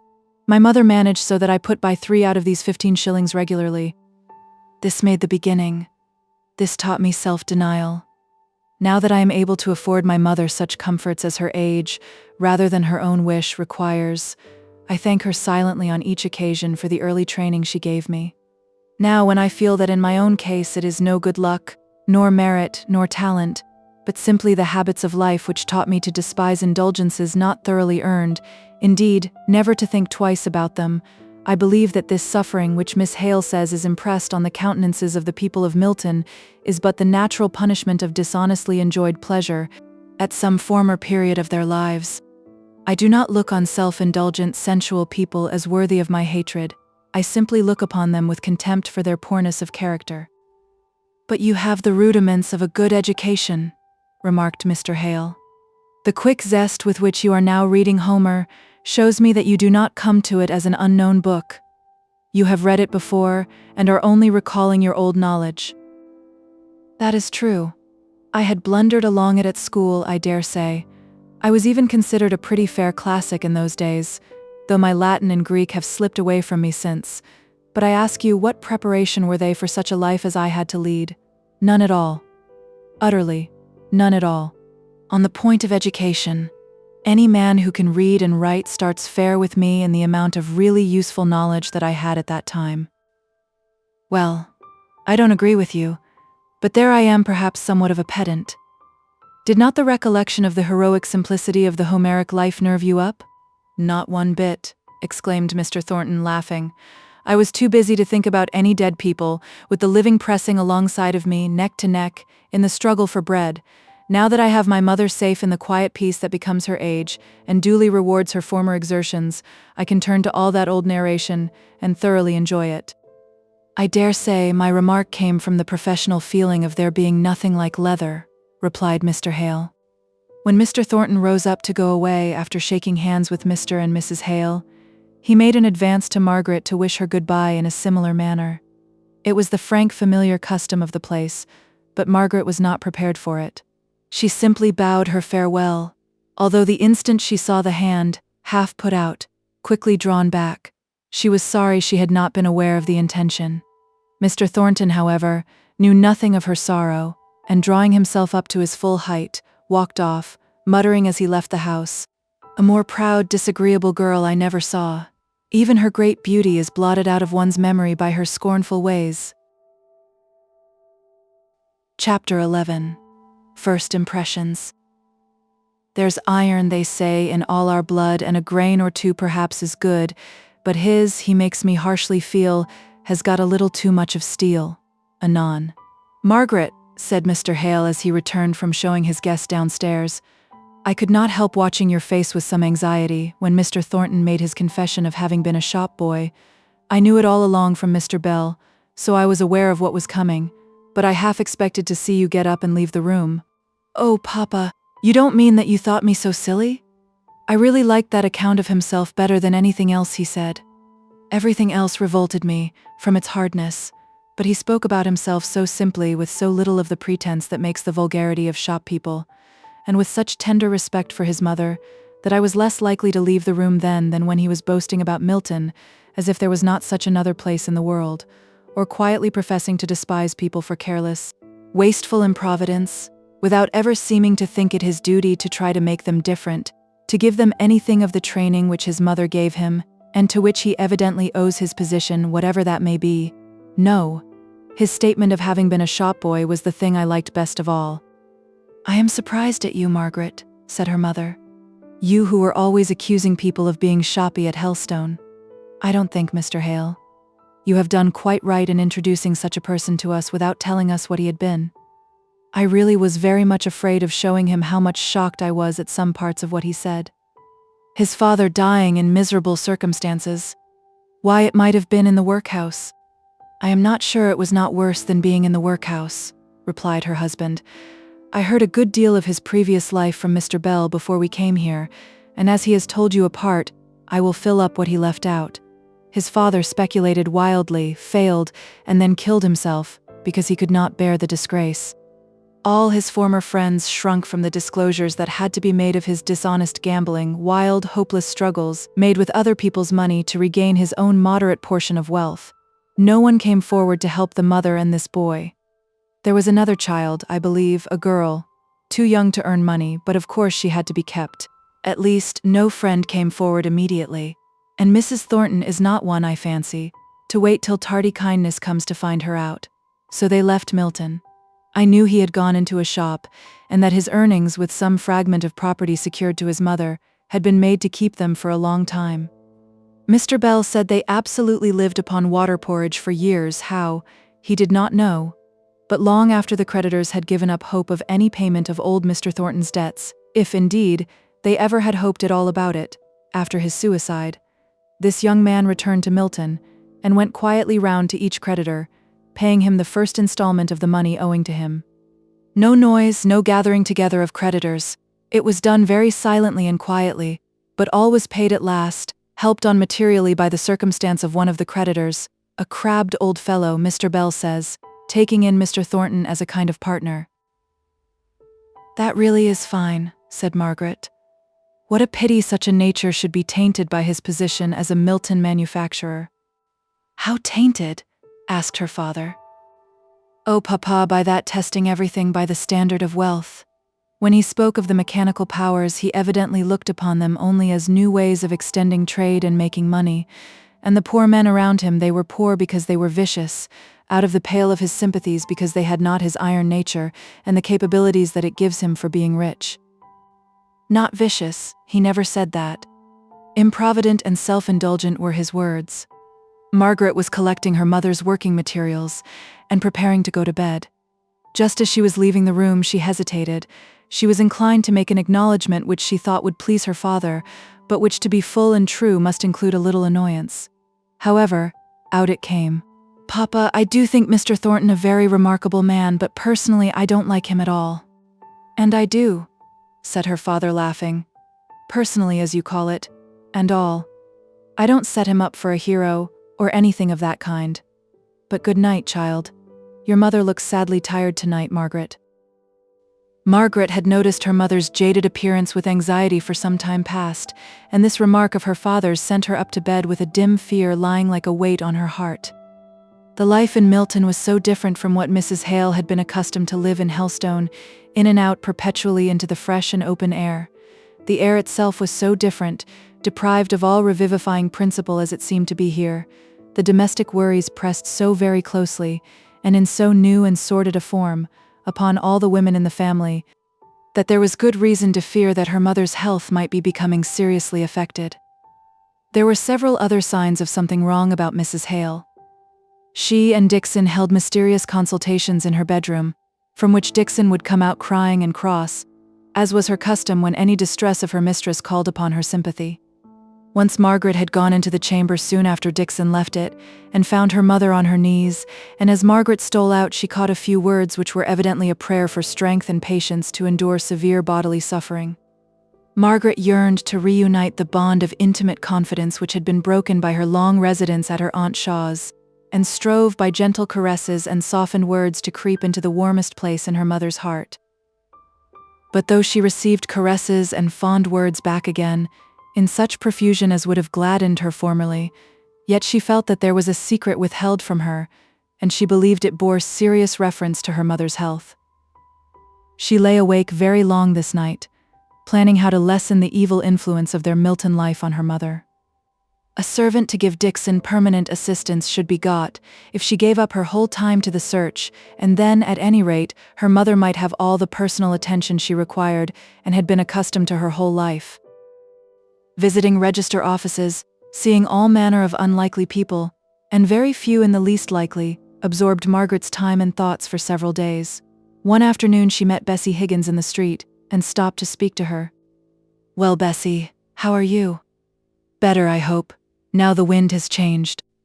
"Better and not better, if you know what that means." "Not exactly," replied Margaret, smiling. "I'm better and not being torn to pieces by coughing o' nights, but I'm weary and tired o' Milton, and longing to get away to the land o' Beulah, and when I think I'm farther and farther off, my heart sinks, and I'm no better. I'm worse." Margaret turned round to walk alongside of the girl in her feeble progress homeward. But for a minute or two she did not speak. At last she said in a low voice, "Bessie, do you wish to die?" For she shrank from death herself, with all the clinging to life so natural to the young and healthy. Bessie was silent in her turn for a minute or two. Then she replied, "If yo'd led the life I have and getten as weary of it as I have, and thought at times maybe it'll last for 50 or 60 years, it does with some, and got dizzy and dazed and sick as each of them 60 years seemed to spin about me and mock me with its length of hours and minutes and endless bits o' time, O wench, I tell thee thou'd been glad enough when the doctor said he feared thou'd never see another winter." "Why, Bessie? What kind of a life has yours been?" "Not worse than many others, I reckon. Only I fretted against it, and they didn't." "But what was it? You know, I'm a stranger here, so perhaps I'm not so quick at understanding what you mean as if I'd lived all my life at Milton. If yo'd ha' come to our house when yo said yo would, I could maybe ha' told you, but father says you're just like the rest on 'em. It's out o' sight, out o' mind wi' you." "I don't know who the rest are, and I've been very busy, and, to tell the truth, I had forgotten my promise. Yo offered it, we asked none of it." "I had forgotten what I said for the time," continued Margaret quietly. "I should have thought of it again when I was less busy. May I go with you now?" Bessie gave a quick glance at Margaret's face, to see if the wish expressed was really felt. The sharpness in her eye turned to a wistful longing as she met Margaret's soft and friendly gaze. "I ha' none so many to care for me. If yo care, yo may come." So they walked on together in silence.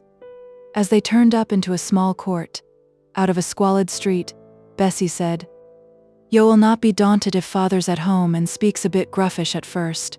He took a mind to ye, yo see, and he thought a deal o' your coming to see us, and just because he liked yo he was vexed and put about."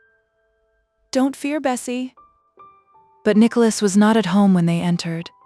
A great slatternly girl, not so old as Bessie, but taller and stronger, was busy at the washtub, knocking about the furniture in a rough, capable way, but altogether making so much noise that Margaret shrunk, out of sympathy with poor Bessie, who had sat down on the first chair, as if completely tired out with her walk.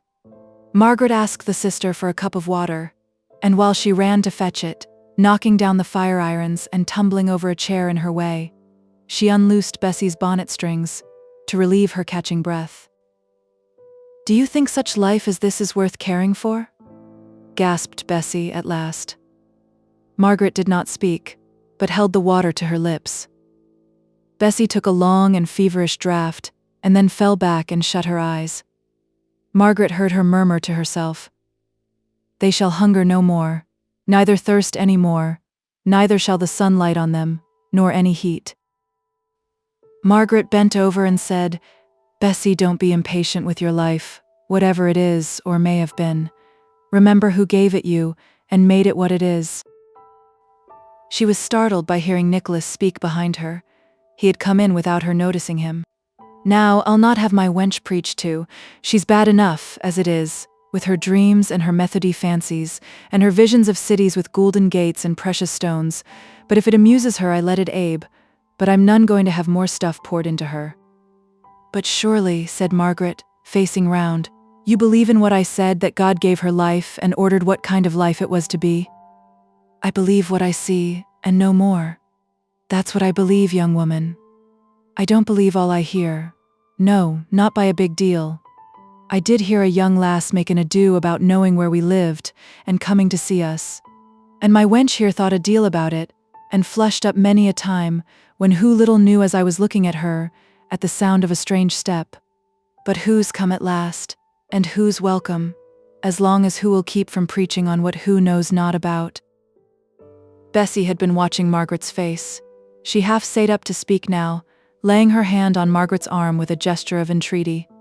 Don't be vexed with him. There's many a one thinks like him, many and many a one here. If yo could hear them speak, yo'd not be shocked at him. He's a rare good man, is father. But oh, said she, falling back in despair, what he says at times makes me long to die more than ever, for I want to know so many things, and am so tossed about wi' wonder.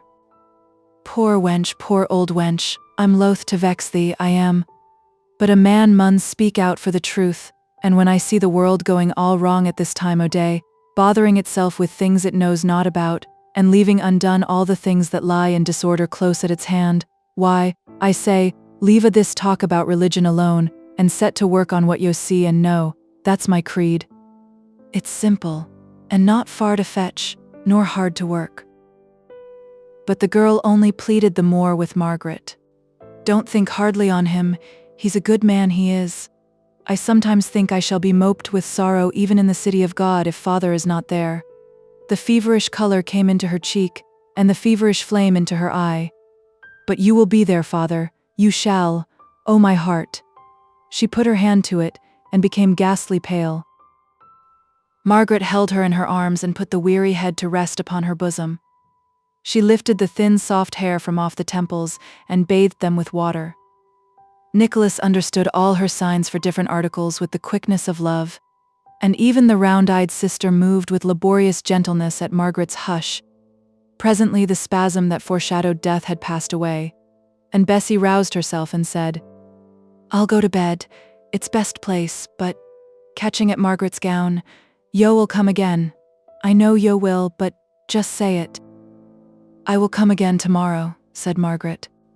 Bessie leant back against her father, who prepared to carry her upstairs. But as Margaret rose to go, he struggled to say something.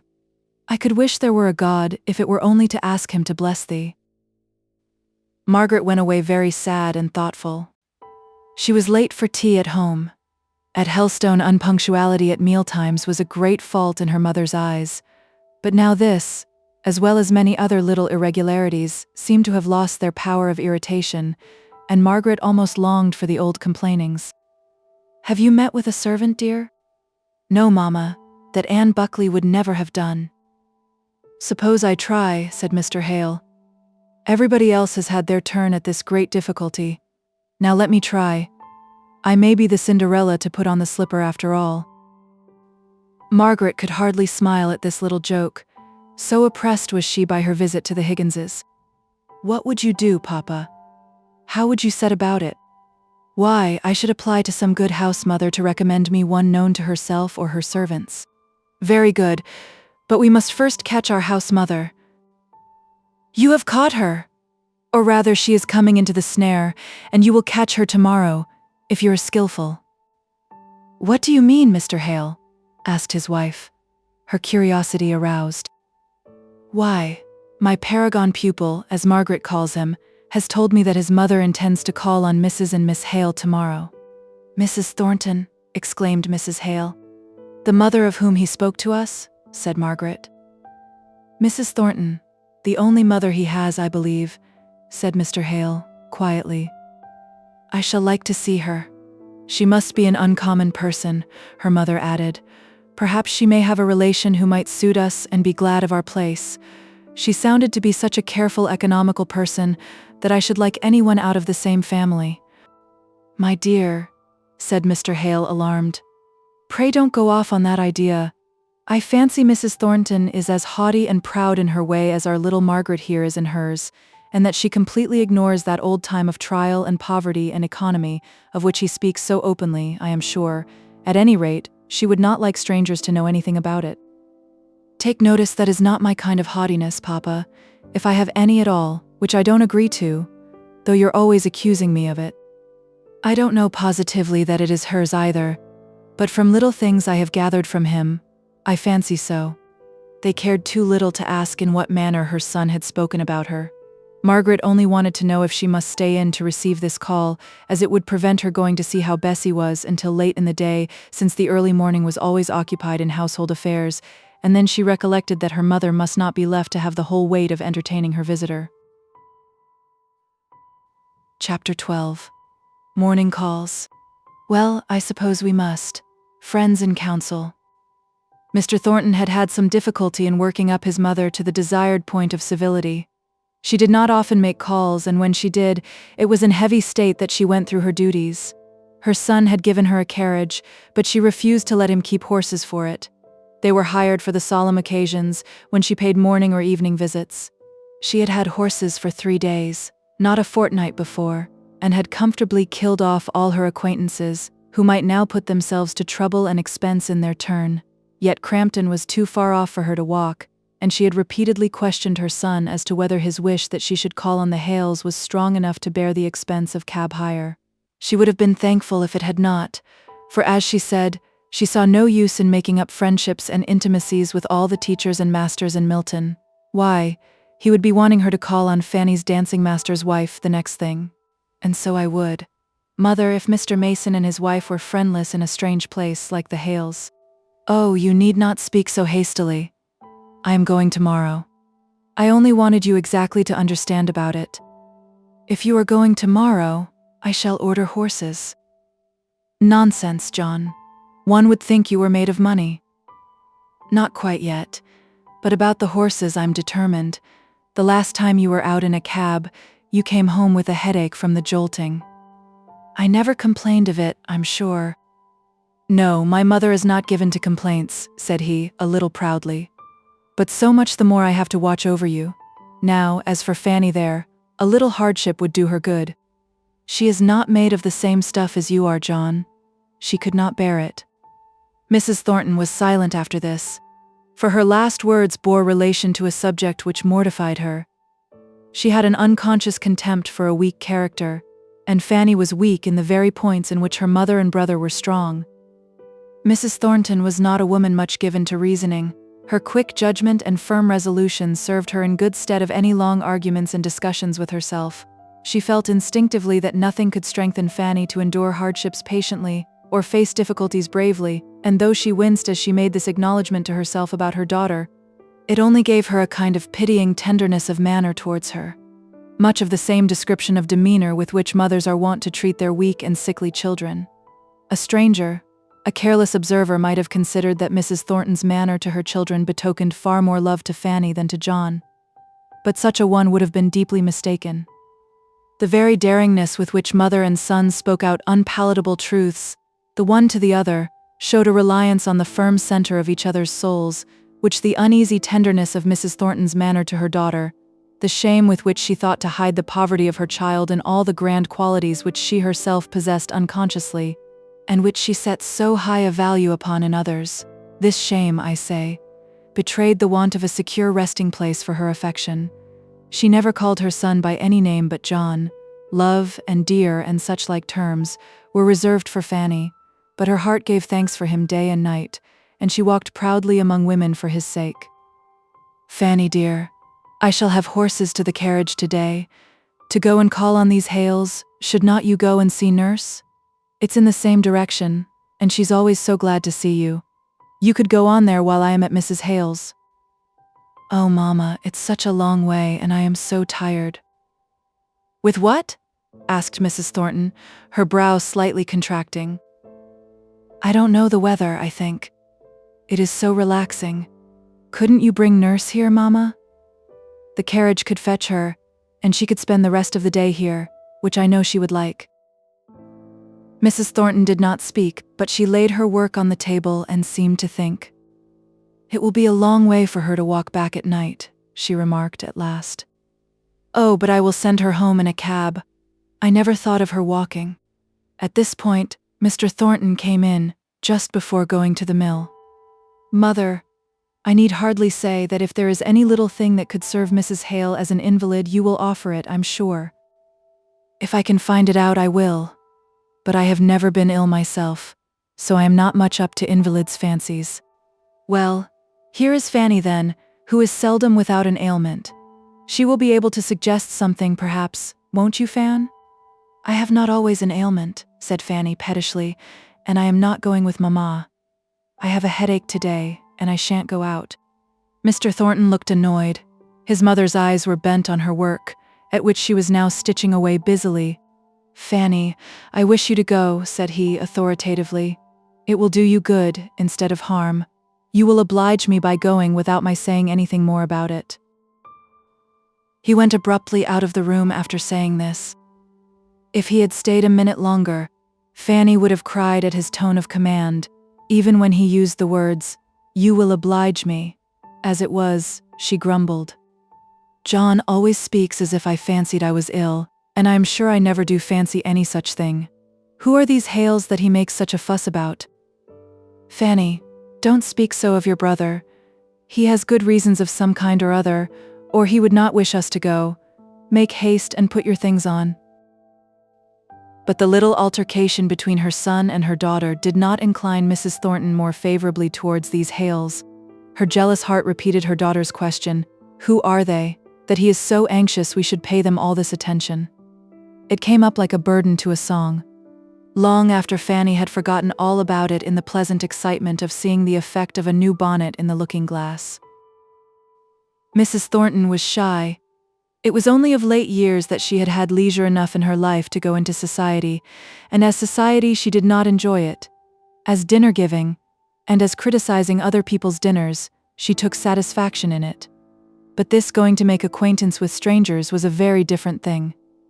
She was ill at ease and looked more than usually stern and forbidding as she entered the Hales' little drawing-room. Margaret was busy embroidering a small piece of cambric for some little article of dress for Edith's expected baby. Flimsy, useless work, as Mrs. Thornton observed to herself. She liked Mrs. Hale's double knitting far better. That was sensible of its kind.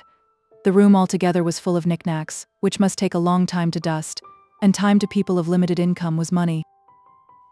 She made all these reflections as she was talking in her stately way to Mrs. Hale, and uttering all the stereotyped commonplaces that most people can find to say with their senses blindfolded. Mrs. Hale was making rather more exertion in her answers, captivated by some real old lace which Mrs. Thornton wore. Lace, as she afterwards observed to Dixon, of that old English point which has not been made for this 70 years, and which cannot be bought. It must have been an heirloom, and shows that she had ancestors. So the owner of the ancestral lace became worthy of something more than the languid exertion to be agreeable to a visitor, by which Mrs. Hale's efforts at conversation would have been otherwise bounded. And presently Margaret, racking her brain to talk to Fanny, heard her mother and Mrs. Thornton plunge into the interminable subject of servants.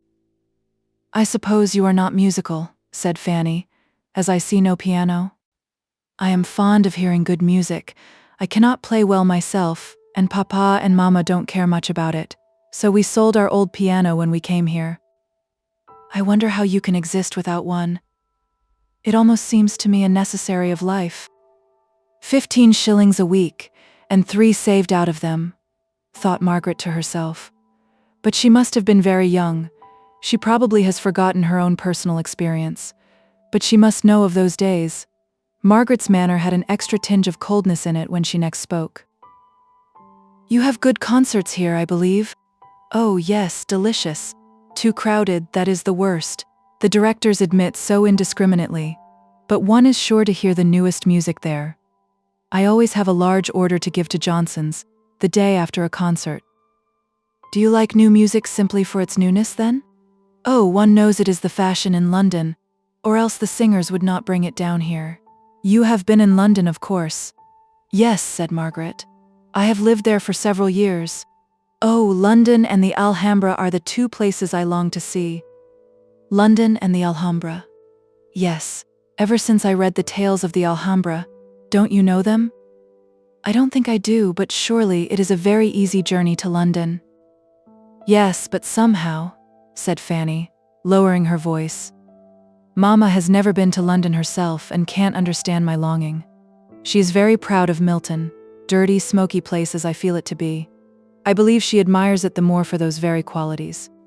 "If it has been Mrs. Thornton's home for some years, I can well understand her loving it," said Margaret, in her clear, bell-like voice. "What are you saying about me, Miss Hale? May I inquire?" Margaret had not the words ready for an answer to this question, which took her a little by surprise, so Miss Thornton replied, "Oh, Mamma, we are only trying to account for your being so fond of Milton." "Thank you," said Mrs. Thornton. "I do not feel that my very natural liking for the place where I was born and brought up, and which has since been my residence for some years, requires any accounting for." Margaret was vexed. As Fanny had put it, it did seem as if they had been impertinently discussing Mrs. Thornton's feelings, but she also rose up against that lady's manner of showing that she was offended. Mrs. Thornton went on after a moment's pause. "Do you know anything of Milton, Miss Hale? Have you seen any of our factories, our magnificent warehouses?" "No," said Margaret. "I have not seen anything of that description as yet." Then she felt that, by concealing her utter indifference to all such places, she was hardly speaking with truth, so she went on. "I dare say Papa would have taken me before now if I had cared, but I really do not find much pleasure in going over manufactories." "They are very curious places," said Mrs. Hale, "but there is so much noise and dirt always. I remember once going in a lilac silk to see candles made, and my gown was utterly ruined." "Very probably," said Mrs. Thornton, in a short, displeased manner. "I merely thought that as strangers newly come to reside in a town which has risen to eminence in the country, from the character and progress of its peculiar business, you might have cared to visit some of the places where it is carried on, places unique in the kingdom, I am informed. If Miss Hale changes her mind and condescends to be curious as to the manufactures of Milton, I can only say I shall be glad to procure her admission to print works or reed-making, or the more simple operations of spinning carried on in my son's mill. Every improvement of machinery is, I believe, to be seen there, in its highest perfection." "I am so glad you don't like mills and manufactories and all those kind of things," said Fanny, in a half-whisper, as she rose to accompany her mother, who was taking leave of Mrs. Hale with rustling dignity. "I think I should like to know all about them, if I were you," replied Margaret quietly. "Fanny," said her mother as they drove away, "we will be civil to these Hales, but don't form one of your hasty friendships with the daughter. She will do you no good, I see. The mother looks very ill, and seems a nice, quiet kind of person." "I don't want to form any friendship with Miss Hale, Mamma," said Fanny, pouting. "I thought I was doing my duty by talking to her and trying to amuse her." "Well, at any rate, John must be satisfied now." Chapter 13. Soft breeze in a sultry place. That doubt and trouble, fear and pain and anguish, all are shadows vain, that death itself shall not remain. That weary deserts we may tread, a dreary labyrinth may thread, through dark ways underground be led. Yet, if we will one guide obey, the dreariest path, the darkest way shall issue out in heavenly day. And we, on diverse shores now cast, shall meet, our perilous voyage past, all in our Father's house at last. R.C. Trench. Margaret flew upstairs as soon as their visitors were gone, and put on her bonnet and shawl, to run and inquire how Betsy Higgins was, and sit with her as long as she could before dinner. As she went along the crowded narrow streets, she felt how much of interest they had gained by the simple fact of her having learnt to care for a dweller in them. Mary Higgins, the slatternly younger sister, had endeavored as well as she could to tidy up the house for the expected visit. There had been rough stoning done in the middle of the floor, while the flags under the chairs and table and round the walls retained their dark, unwashed appearance. Although the day was hot, there burnt a large fire in the grate, making the whole place feel like an oven. Margaret did not understand that the lavishness of coals was a sign of hospitable welcome to her on Mary's part, and thought that perhaps the oppressive heat was necessary for Bessie. Bessie herself lay on a squab, or short sofa, placed under the window. She was very much more feeble than on the previous day, and tired with raising herself at every step to look out and see if it was Margaret coming. And now that Margaret was there, and had taken a chair by her, Bessie lay back silent, and content to look at Margaret's face, and touch her articles of dress, with a childish admiration of their fineness of texture. I never knew why folk in the Bible cared for soft raiment afore. But it must be nice to go dressed as yo do. It's different fro common. Most fine folk tire my eyes out with their colors, but somehow yours rest me. Where did you get this frock?" "In London," said Margaret, much amused. "London, have you been in London?" "Yes, I lived there for some years. But my home was in a forest, in the country." "Tell me about it," said Bessie. "I like to hear speak of the country and trees and such like things."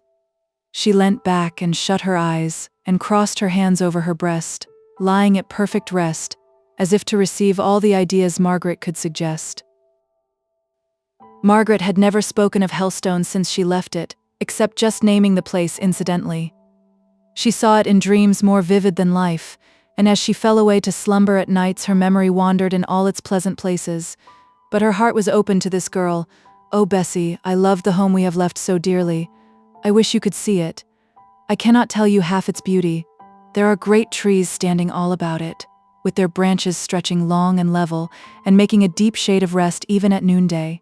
And yet, though every leaf may seem still, there is a continual rushing sound of movement all around, not close at hand. Then sometimes the turf is as soft and fine as velvet, and sometimes quite lush with the perpetual moisture of a little, hidden, tinkling brook near at hand. And then in other parts there are billowy ferns, whole stretches of fern, some in the green shadow, some with long streaks of golden sunlight lying on them, just like the sea." "I have never seen the sea," murmured Bessie, "but go on." "Then here and there are wide commons, high up as if above the very tops of the trees. I am glad of that. I felt smothered like down below. When I have gone for an out, I've always wanted to get high up and see far away, and take a deep breath of fullness in that air. I get smothered enough in Milton, and I think the sound yo speak of among the trees, going on for ever and ever, would send me dazed. It's that made my head ache so in the mill. Now on these commons, I reckon, there is but little noise?" "No," said Margaret. "Nothing but here and there a lark high in the air. Sometimes I used to hear a farmer speaking sharp and loud to his servants. But it was so far away that it only reminded me pleasantly that other people were hard at work in some distant place, while I just sat on the heather and did nothing. I used to think once that if I could have a day of doing nothing, to rest me, a day in some quiet place like that you speak on, it would maybe set me up. But now I've had many days o' idleness, and I'm just as weary o' them as I was o' my work. Sometimes I'm so tired out I think I cannot enjoy heaven without a piece of rest first. I'm rather afeard o' going straight there without getting a good sleep in the grave to set me up." "Don't be afraid, Bessie," said Margaret, laying her hand on the girl's hand. "God can give you more perfect rest than even idleness on earth, or the dead sleep of the grave can do." Bessie moved uneasily. Then she said, "I wish father would not speak to me as he does. He means well, as I telled yo yesterday, and tell yo again and again. But yo see, though I don't believe him a bit by day, yet by night, when I'm in a fever, half asleep and half awake, it comes back upon me. Oh, so bad. And I think, if this should be th' end of all, and if all I've been born for is just to work my heart and my life away, and to sicken I this dree place, with them mill noises in my ears forever, until I could scream out for them to stop, and let me have a little peace o' quiet, and with the fluff filling my lungs, until I thirst to death for one long deep breath o' the clear air yo speak on, and my mother gone, and I never able to tell her again how I loved her, and oh, all my troubles I think if this life is the end, and there's no God to wipe away all tears from all eyes. Yo wench, yo," said she, sitting up and clutching violently, almost fiercely at Margaret's hand. "I could go mad and kill yo. I could." She fell back completely worn out with her passion. Margaret knelt down by her. "Bessie, we have a Father in heaven." "I know it. I know it," moaned she, turning her head uneasily from side to side. "I'm very wicked. I've spoken very wickedly. Oh, don't be frightened by me and never come again. I would not harm a hair of your head. And," opening her eyes and looking earnestly at Margaret, "I believe, perhaps, more than yo do what's to come. I read the book o' Revelations until I know it off by heart, and I never doubt when I'm waking and in my senses of all the glory I'm to come to. Don't let us talk of what fancies come into your head when you are feverish. I would rather hear something about what you used to do when you were well. I think I was well when Mother died, but I have never been rightly strong since somewhere about that time. I began to work in a carding room soon after, and the fluff got into my lungs and poisoned me. Fluff? Said Margaret, inquiringly. Fluff, repeated Bessie. Little bits as fly off fro the cotton when they're carding it and fill the air till it looks all fine white dust. They say it winds rounds the lungs and tightens them up. Anyhow, there's many a one as works in a carding room that falls into a waste, coughing and spitting blood, because they're just poisoned by the fluff. But can't it be helped? Asked Margaret. I don't know. Some folk have a great wheel at one end o' their carding rooms to make a draught, and carry off the dust, but that wheel costs a deal of money, £500 or £600 maybe, and brings in no profit, so it's but a few of the masters as will put 'em up. And I've heard tell o' men who didn't like working in places where there was a wheel, because they said as how it made 'em hungry, at after they'd been long used to swallowing fluff to go without it, and that their wages ought to be raised if they were to work in such places. So between masters and men th' wheels fall through. I know I wish there'd been a wheel in our place, though. Did not your father know about it? Asked Margaret. Yes, and he was sorry. But our factory were a good one on the whole, and a steady likely set o' people, and father was afeard of letting me go to a strange place, for though yo would na think it now, many a one then used to call me a gradely lass enough. And I did na like to be reckoned nesh and soft, and Mary's schooling were to be kept up, Mother said, and father he were always liking to buy books and go to lectures o' one kind and another, all which took money, so I just worked on till I shall ne'er get the whir out o' my ears, or the fluff out o' my throat I this world. That's all. How old are you? Asked Margaret. 19, come July. And I too am 19. She thought more sorrowfully than Bessie did, of the contrast between them. She could not speak for a moment or two for the emotion she was trying to keep down. About Mary, said Bessie. I wanted to ask yo to be a friend to her. She's 17, but she's the last on us. And I don't want her to go to that mill, and yet I dun know what she's fit for. She could not do. Margaret glanced unconsciously at the uncleaned corners of the room. She could hardly undertake a servant's place, could she? We have an old faithful servant, almost a friend, who wants help, but who is very particular, and it would not be right to plague her with giving her any assistance that would really be an annoyance and an irritation. No, I see. I reckon you're right. Our Mary's a good wench, but who has she had to teach her what to do about a house? No mother, and me at the mill till I was good for nothing but scolding her for doing badly what I didn't know how to do a bit. But I wish she could ha' lived with yo, for all that. But even though she may not be exactly fitted to come and live with us as a servant, and I don't know about that, I will always try to be a friend to her for your sake, Bessie. And now I must go. I will come again as soon as I can, but if it should not be tomorrow or the next day or even a week or a fortnight hence, don't think I've forgotten you. I may be busy. I'll know yo won't forget me again. I'll not mistrust yo no more. But remember, in a week or a fortnight I may be dead and buried. I'll come again as soon as I can, Bessie, said Margaret, squeezing her hand tight. But you'll let me know if you get worse. Aye, that will I, said Bessie, returning the pressure. From that day forwards Mrs. Hale became more and more of a suffering invalid. It was now drawing near to the anniversary of Edith's marriage, and looking back upon the year's accumulated heap of troubles, Margaret wondered how they had been borne. If she could have anticipated them, how she would have shrunk away and hid herself from the coming time. And yet day by day had, of itself and by itself, been very endurable, small, keen, bright little spots of positive enjoyment having come sparkling into the very middle of sorrows. A year ago, or when she first went to Helstone, and first became silently conscious of the querulousness in her mother's temper, she would have groaned bitterly over the idea of a long illness to be borne in a strange, desolate, noisy, busy place, with diminished comforts on every side of the home life. But with the increase of serious and just ground of complaint, a new kind of patience had sprung up in her mother's mind. She was gentle and quiet in intense bodily suffering, almost in proportion as she had been restless and depressed, when there had been no real cause for grief. Mr. Hale was in exactly that stage of apprehension which, in men of his stamp, takes the shape of willful blindness. He was more irritated than Margaret had ever known him at his daughter's expressed anxiety. "Indeed, Margaret, you are growing fanciful. God knows I should be the first to take the alarm if your mother were really ill. We always saw when she had her headaches at Helstone, even without her telling us. She looks quite pale and white when she is ill, and now she has a bright, healthy color in her cheeks, just as she used to have when I first knew her." "But Papa," said Margaret, with hesitation, "do you know I think that is the flush of pain?" "Nonsense, Margaret. I tell you, you are too fanciful. You are the person not well, I think. Send for the doctor tomorrow for yourself, and then if it will make your mind easier, he can see your mother."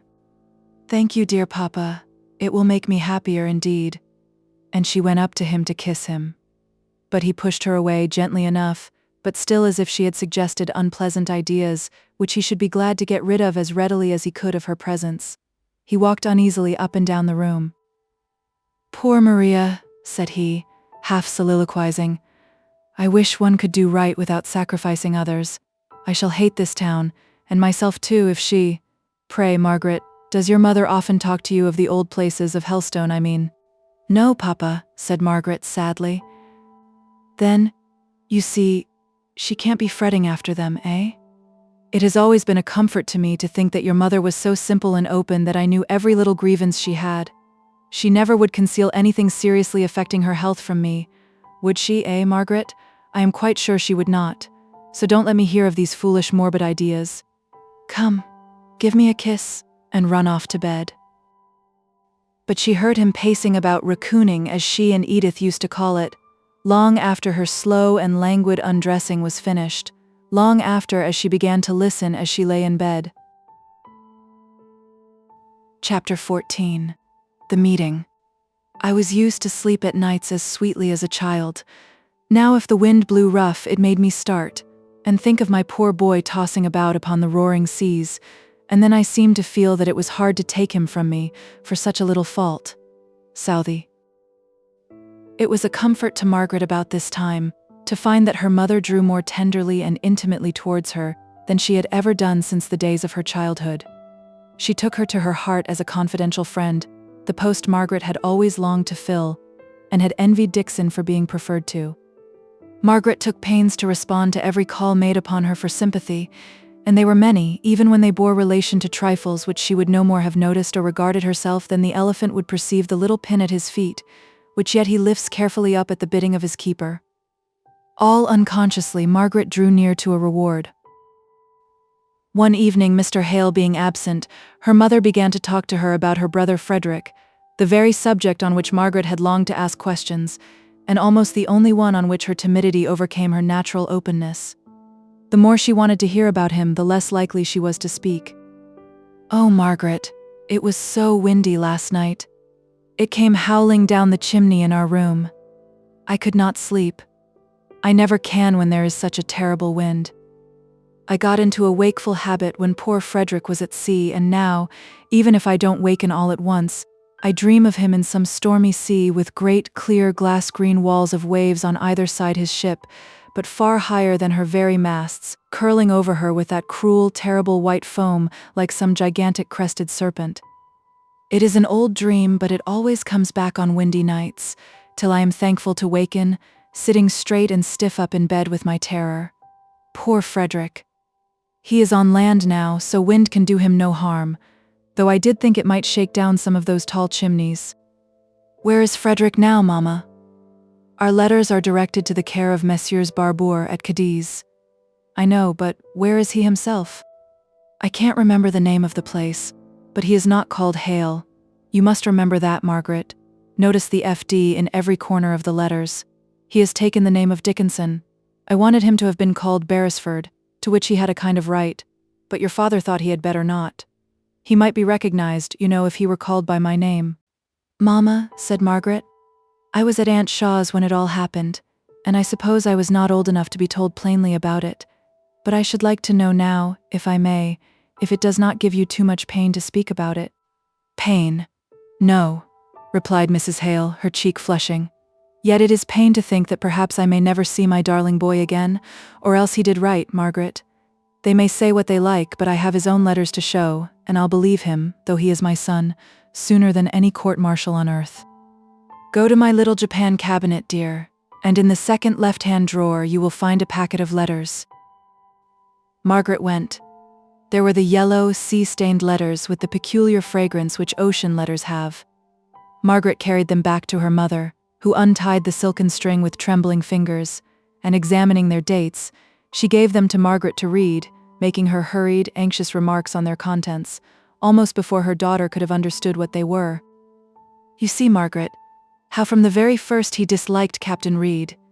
He was second lieutenant in the ship, the Orion in which Frederick sailed the very first time. Poor little fellow, how well he looked in his midshipman's dress, with his dirk in his hand, cutting open all the newspapers with it as if it were a paper knife. But this Mr. Reed, as he was then, seemed to take a dislike to Frederick from the very beginning, and then stay. These are the letters he wrote on board the Russell, when he was appointed to her, and found his old enemy Captain Reed in command. He did mean to bear all his tyranny patiently. Look, this is the letter. Just read it, Margaret. Where is it he says, stop? My father may rely upon me that I will bear with all proper patience everything that one officer and gentleman can take from another. But from my former knowledge of my present captain, I confess I look forward with apprehension to a long course of tyranny on board the Russell. You see, he promises to bear patiently, and I am sure he did, for he was the sweetest-tempered boy, when he was not vexed, that could possibly be. Is that the letter in which he speaks of Captain Reed's impatience with the men, for not going through the ship's maneuvers as quickly as the Avenger? You see, he says that they had many new hands on board the Russell, while the Avenger had been nearly 3 years on the station, with nothing to do but to keep slavers off, and work her men, till they ran up and down the rigging like rats or monkeys. Margaret slowly read the letter, half illegible through the fading of the ink. It probably was a statement of Captain Reed's imperiousness in trifles, very much exaggerated by the narrator, who had written it while fresh and warm from the scene of altercation. Some sailors being aloft in the main topsail rigging, the captain had ordered them to race down, threatening the hindmost with the cat of nine tails. He who was the farthest on the spar, feeling the impossibility of passing his companions, and yet passionately dreading the disgrace of the flogging, threw himself desperately down to catch a rope considerably lower, failed and fell senseless on the deck. He only survived for a few hours afterwards, and the indignation of the ship's crew was at boiling point when young Hale wrote, "But we did not receive this letter till long, long after we heard of the mutiny. Poor Fred. I dare say it was a comfort to him to write it, even though he could not have known how to send it. Poor fellow. And then we saw a report in the papers, that's to say, long before Fred's letter reached us, of an atrocious mutiny having broken out on board the Russell, and that the mutineers had remained in possession of the ship, which had gone off, it was supposed to be a pirate, and that Captain Reed was sent adrift in a boat with some men, officers or something, whose names were all given, for they were picked up by a West Indian steamer. Oh, Margaret, how your father and I turned sick over that list, when there was no name of Frederick Hale. We thought it must be some mistake, for poor Fred was such a fine fellow, only perhaps rather too passionate, and we hoped that the name of Carr, which was in the list, was a misprint for that of Hale. Newspapers are so careless. And towards post-time the next day, Papa set off to walk to Southampton to get the papers, and I could not stop at home, so I went to meet him. He was very late, much later than I thought he would have been, and I sat down under the hedge to wait for him. He came at last, his arms hanging loose down, his head sunk, and walking heavily along, as if every step was a labor and a trouble. Margaret, I see him now. Don't go on, Mama. I can understand it all, said Margaret, leaning up caressingly against her mother's side and kissing her hand. No, you can't, Margaret. No one can who did not see him then. I could hardly lift myself up to go and meet him. Everything seemed so to reel around me all at once. And when I got to him, he did not speak, or seem surprised to see me there more than 3 miles from home beside the Oldham beech tree. But he put my arm in his and kept stroking my hand, as if he wanted to soothe me to be very quiet under some great heavy blow. And when I trembled so all over that I could not speak, he took me in his arms, and stooped down his head on mine, and began to shake and to cry in a strange, muffled, groaning voice, till I, for very fright, stood quite still, and only begging him to tell me what he had heard. And then, with his hand jerking as if someone else moved it against his will, he gave me a wicked newspaper to read, calling our Frederick a traitor of the blackest dye, a base, ungrateful disgrace to his profession. Oh, I cannot tell what bad words they did not use. I took the paper in my hands as soon as I had read it. I tore it up to little bits, I tore it. Oh, I believe, Margaret, I tore it with my teeth. I did not cry, I could not. My cheeks were as hot as fire, and my very eyes burnt in my head. I saw your father looking grave at me. I said it was a lie, and so it was. Months after, this letter came, and you see what provocation Frederick had. It was not for himself or his own injuries. He rebelled, but he would speak his mind to Captain Reed, and so it went on from bad to worse, and you see most of the sailors stuck by Frederick. I think, Margaret, she continued after a pause, in a weak, trembling, exhausted voice, I am glad of it.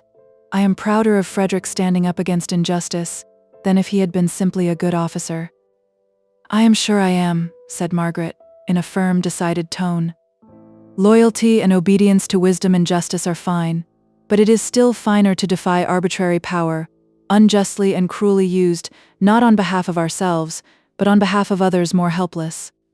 For all that, I wish I could see Frederick once more. Just once.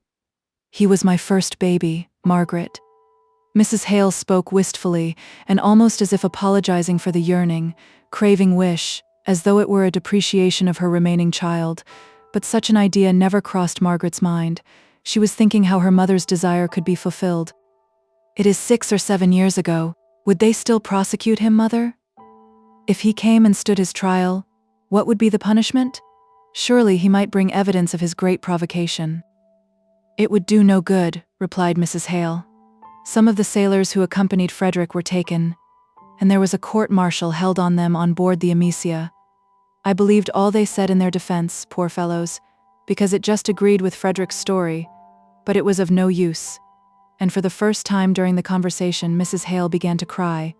Yet something possessed Margaret to force the information she foresaw, yet dreaded, from her mother. What happened to them, Mamma? Asked she.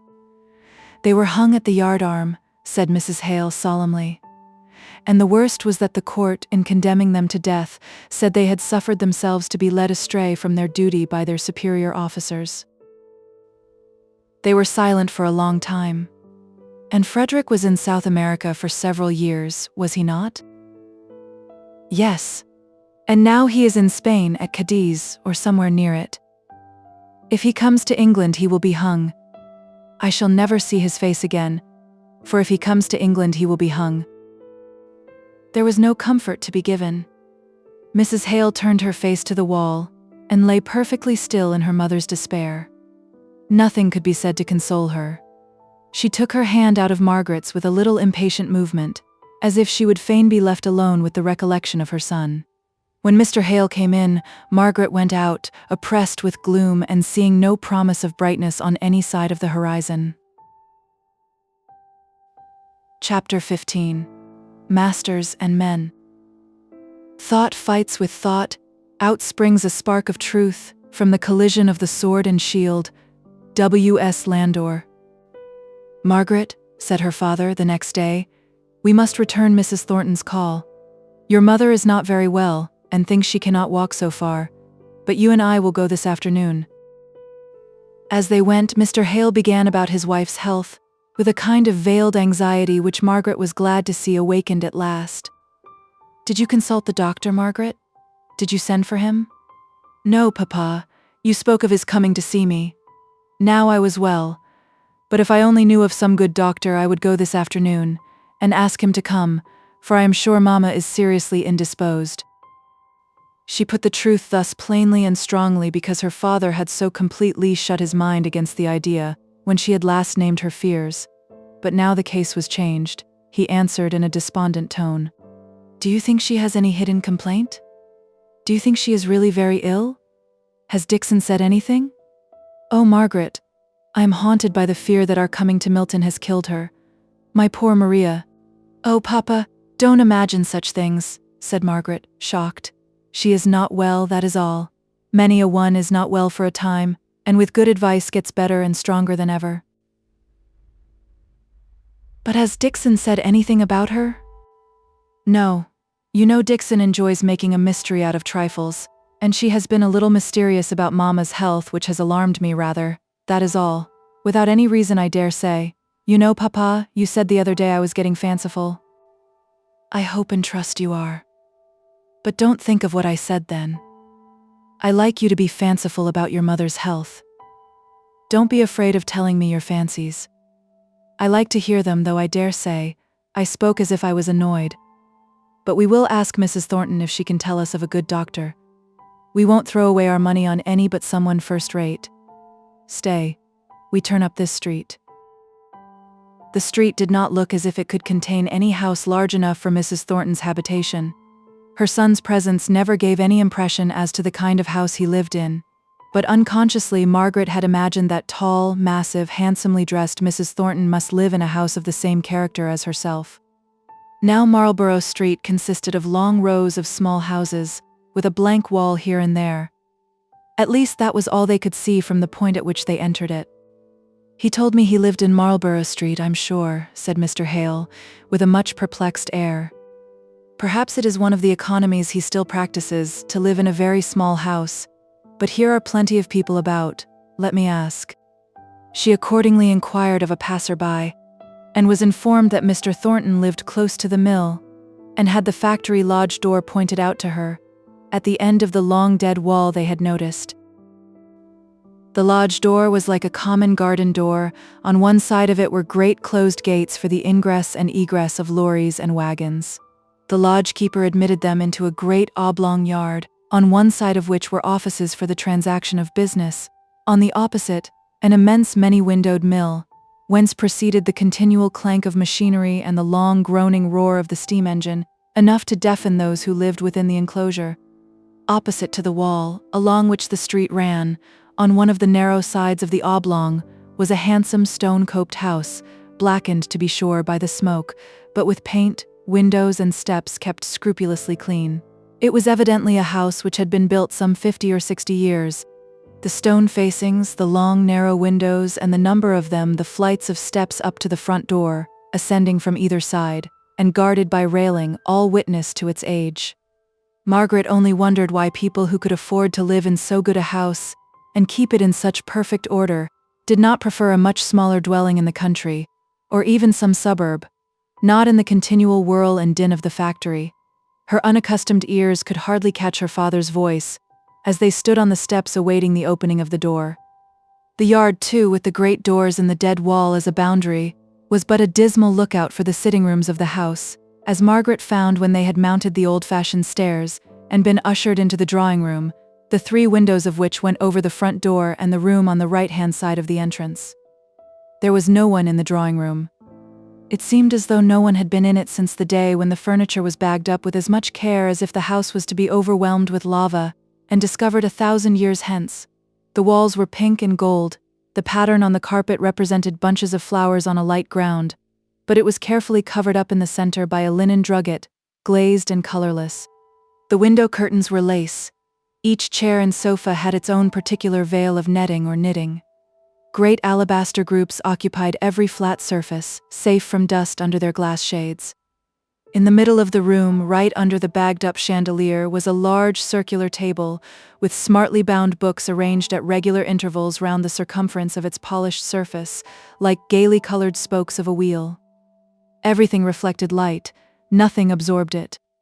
The whole room had a painfully spotted, spangled, speckled look about it, which impressed Margaret so unpleasantly that she was hardly conscious of the peculiar cleanliness required to keep everything so white and pure in such an atmosphere, or of the trouble that must be willingly expended to secure that effect of icy, snowy discomfort. Wherever she looked there was evidence of care and labor, but not care and labor to procure ease, to help on habits of tranquil home employment, solely to ornament and then to preserve ornament from dirt or destruction. They had leisure to observe, and to speak to each other in low voices, before Mrs. Thornton appeared. They were talking of what all the world might hear, but it is a common effect of such a room as this to make people speak low, as if unwilling to awaken the unused echoes. At last Mrs. Thornton came in, rustling in handsome black silk, as was her wont, her muslins and laces rivaling, not excelling, the pure whiteness of the muslins and netting of the room. Margaret explained how it was that her mother could not accompany them to return Mrs. Thornton's call, but in her anxiety not to bring back her father's fears too vividly, she gave but a bungling account, and left the impression on Mrs. Thornton's mind that Mrs. Hale's was some temporary or fanciful fine ladyish indisposition, which might have been put aside had there been a strong enough motive, or that if it was too severe to allow her to come out that day, the call might have been deferred. Remembering, too, the horses to her carriage, hired for her own visit to the Hales, and how Fanny had been ordered to go by Mr. Thornton, in order to pay every respect to them, Mrs. Thornton drew up slightly offended, and gave Margaret no sympathy, indeed, hardly any credit for the statement of her mother's indisposition. "How is Mr. Thornton?" asked Mr. Hale. "I was afraid he was not well, from his hurried note yesterday. My son is rarely ill, and when he is, he never speaks about it or makes it an excuse for not doing anything. He told me he could not get leisure to read with you last night, sir. He regretted it, I am sure. He values the hours spent with you." "I am sure they are equally agreeable to me," said Mr. Hale. "It makes me feel young again to see his enjoyment and appreciation of all that is fine in classical literature. I have no doubt that classics are very desirable for people who have leisure, but I confess it was against my judgment that my son renewed his study of them. The time and place in which he lives seem to me to require all his energy and attention. Classics may do very well for men who loiter away their lives in the country or in colleges, but Milton men ought to have their thoughts and powers absorbed in the work of today. At least, that is my opinion." This last clause she gave out with the pride that apes humility. "But surely, if the mind is too long directed to one object only, it will get stiff and rigid, and unable to take in many interests," said Margaret. "I do not quite understand what you mean by a mind getting stiff and rigid. Nor do I admire those whirligig characters that are full of this thing today, to be utterly forgetful of it in their new interest tomorrow. Having many interests does not suit the life of a Milton manufacturer. It is or ought to be enough for him to have one great desire, and to bring all the purposes of his life to bear on the fulfillment of that." "And that is?" asked Mr. Hale. Her sallow cheek flushed and her eye lightened as she answered, "To hold and maintain a high, honorable place among the merchants of his country, the men of his town. Such a place my son has earned for himself. Go where you will, I don't say in England only, but in Europe, the name of John Thornton of Milton is known and respected amongst all men of business. Of course it is unknown in the fashionable circles," she continued scornfully. "Idle gentlemen and ladies are not likely to know much of a Milton manufacturer unless he gets into Parliament, or marries a lord's daughter." Both Mr. Hale and Margaret had an uneasy, ludicrous consciousness that they had never heard of this great name, until Mr. Bell had written them word that Mr. Thornton would be a good friend to have in Milton. The proud mother's world was not their world of Harley Street gentilities on the one hand, or country clergymen and Hampshire squires on the other. Margaret's face, in spite of all her endeavors to keep it simply listening in its expression, told the sensitive Mrs. Thornton this feeling of hers. "You think you never heard of this wonderful son of mine, Miss Hale? You think I'm an old woman whose ideas are hounded by Milton, and whose own crow is the whitest ever seen." "No," said Margaret, with some spirit. "It may be true that I was thinking I had hardly heard Mr. Thornton's name before I came to Milton. But since I have come here, I have heard enough to make me respect and admire him, and to feel how much justice and truth there is in what you have said of him." "Who spoke to you of him?"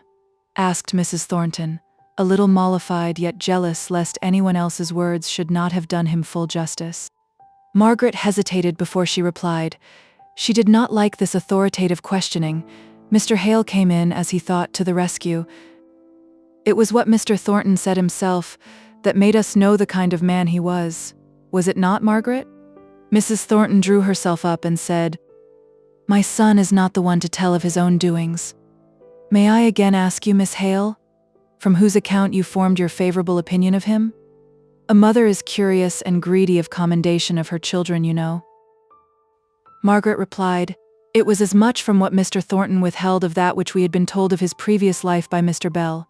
It was more that than what he said, that made us all feel what reason you have to be proud of him. Mr. Bell. What can he know of John? He, living a lazy life in a drowsy college. But I'm obliged to you, Miss Hale. Many a missy young lady would have shrunk from giving an old woman the pleasure of hearing that her son was well spoken of. Why? Asked Margaret, looking straight at Mrs. Thornton in bewilderment. Why? Because I suppose they might have consciences that told them how surely they were making the old mother into an advocate for them, in case they had any plans on the son's heart. She smiled a grim smile, for she had been pleased by Margaret's frankness, and perhaps she felt that she had been asking questions too much, as if she had a right to catechize. Margaret laughed outright at the notion presented to her, laughed so merrily that it grated on Mrs. Thornton's ear, as if the words that called forth that laugh must have been utterly and entirely ludicrous. Margaret stopped her merriment as soon as she saw Mrs. Thornton's annoyed look. I beg your pardon, madam, but I really am very much obliged to you for exonerating me from making any plans on Mr. Thornton's heart. Young ladies have before now, said Mrs. Thornton stiffly. I hope Miss Thornton is well, put in Mr. Hale, desirous of changing the current of the conversation.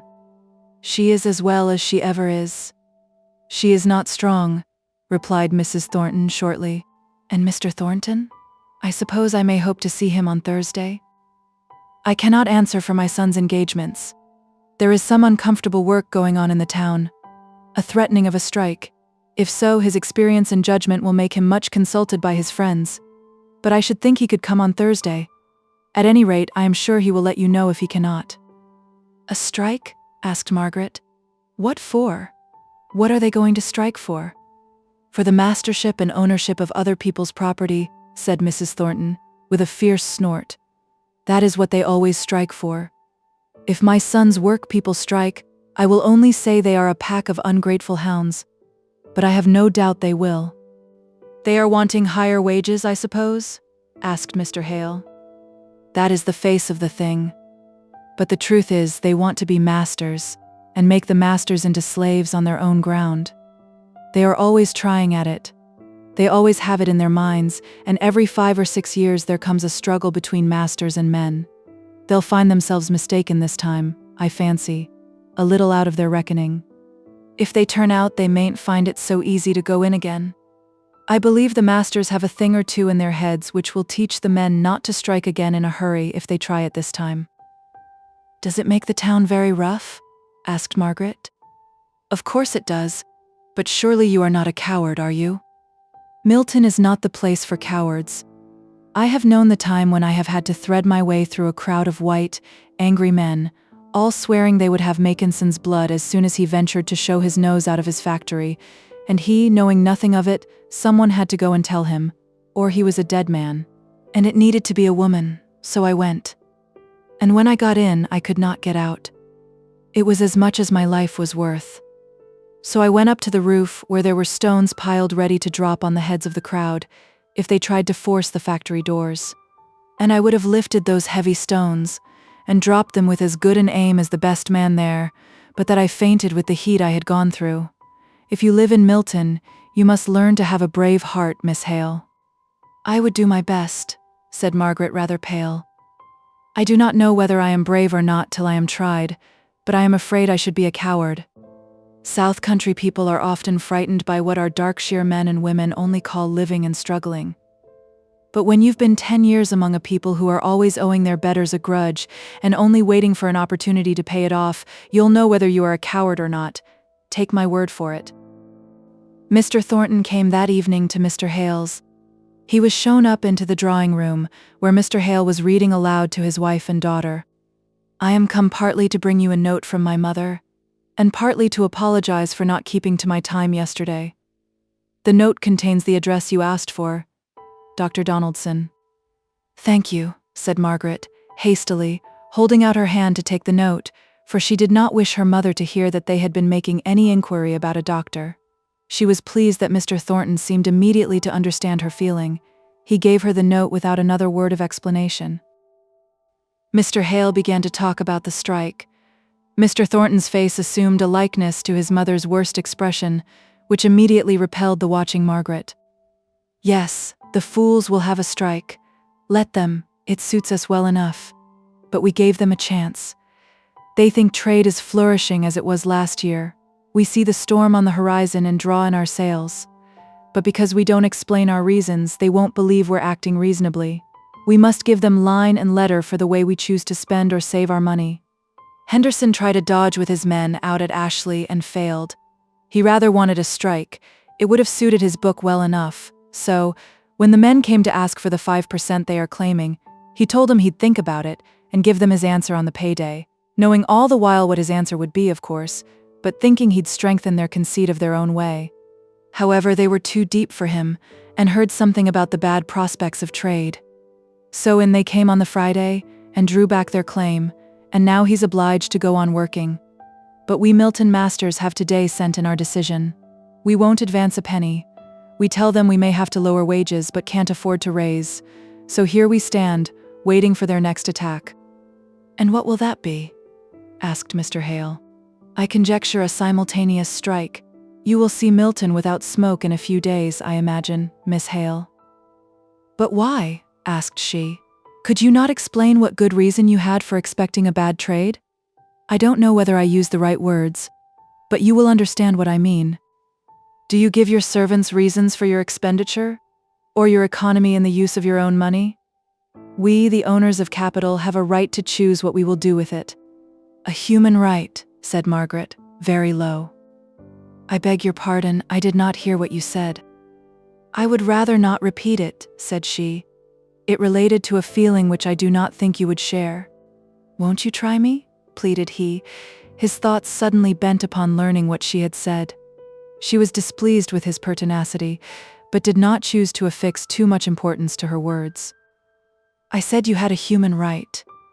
I meant that there seemed no reason but religious ones why you should not do what you like with your own. I know we differ in our religious opinions, but don't you give me credit for having some, though not the same as yours?" He was speaking in a subdued voice, as if to her alone. She did not wish to be so exclusively addressed. She replied out in her usual tone, "I do not think that I have any occasion to consider your special religious opinions in the affair. All I meant to say is that there is no human law to prevent the employers from utterly wasting or throwing away all their money, if they choose, but that there are passages in the Bible which would rather imply, to me at least, that they neglected their duties as stewards if they did so. However, I know so little about strikes and rate of wages, and capital and labor, that I had better not talk to a political economist like you." "Nay, the more reason," said he eagerly. "I shall only be too glad to explain to you all that may seem anomalous or mysterious to a stranger, especially at a time like this, when our doings are sure to be canvassed by every scribbler who can hold a pen." "Thank you," she answered coldly. "Of course, I shall apply to my father in the first instance for any information he can give me, if I get puzzled with living here amongst this strange society." "You think it strange? Why?" "I don't know, I suppose because, on the very face of it, I see two classes dependent on each other in every possible way, yet each evidently regarding the interests of the other as opposed to their own. I never lived in a place before where there were two sets of people always running each other down." "Who have you heard running the masters down?" "I don't ask who you have heard abusing the men, for I see you persist in misunderstanding what I said the other day, but who have you heard abusing the masters?" Margaret reddened, then smiled as she said, "I am not fond of being catechized. I refuse to answer your question. Besides, it has nothing to do with the fact. You must take my word for it, that I have heard some people, or it may be only some one of the workpeople speak as though it were the interest of the employers to keep them from acquiring money, that it would make them too independent if they had a sum in the savings bank." "I dare say it was that man Higgins who told you all this," said Mrs. Hale. Mr. Thornton did not appear to hear what Margaret evidently did not wish him to know, but he caught it nevertheless. "I heard, moreover, that it was considered to the advantage of the masters to have ignorant workmen, not hedge lawyers, as Captain Lennox used to call those men in his company, who questioned and would know the reason for every order."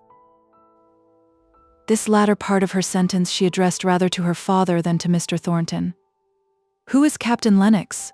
asked Mr. Thornton of himself, with a strange kind of displeasure that prevented him for the moment from replying to her. Her father took up the conversation. "You never were fond of schools, Margaret, or you would have seen and known before this how much is being done for education in Milton." "No," she said with sudden meekness. "I know I do not care enough about schools, but the knowledge and the ignorance of which I was speaking did not relate to reading and writing, the teaching or information one can give to a child. I am sure that what was meant was ignorance of the wisdom that shall guide men and women. I hardly know what that is.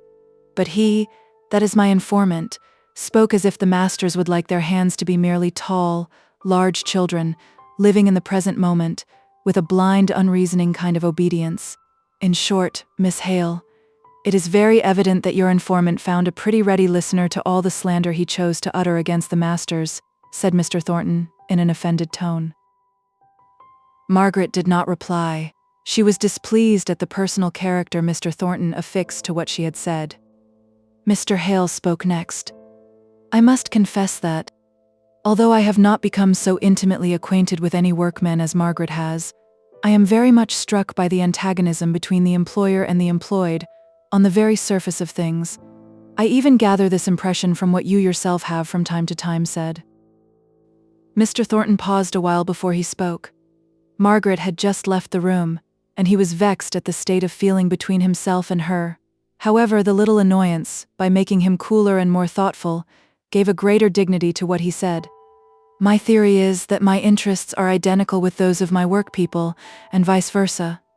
Miss Hale, I know, does not like to hear men called hands, so I won't use that word, though it comes most readily to my lips as the technical term, whose origin, whatever it was, dates before my time.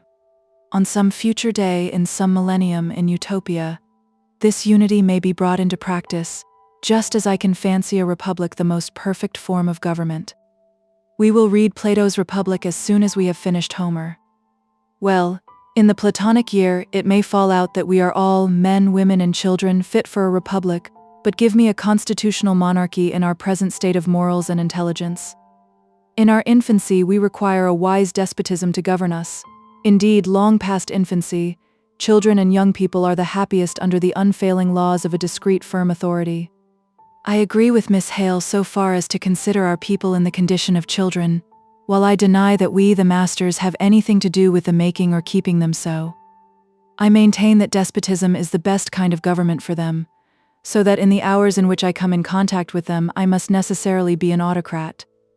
I will use my best discretion from no humbug or philanthropic feeling, of which we have had rather too much in the North, to make wise laws and come to just decisions in the conduct of my business, laws and decisions which work for my own good in the first instance, for theirs in the second. But I will neither be forced to give my reasons, nor flinch from what I have once declared to be my resolution.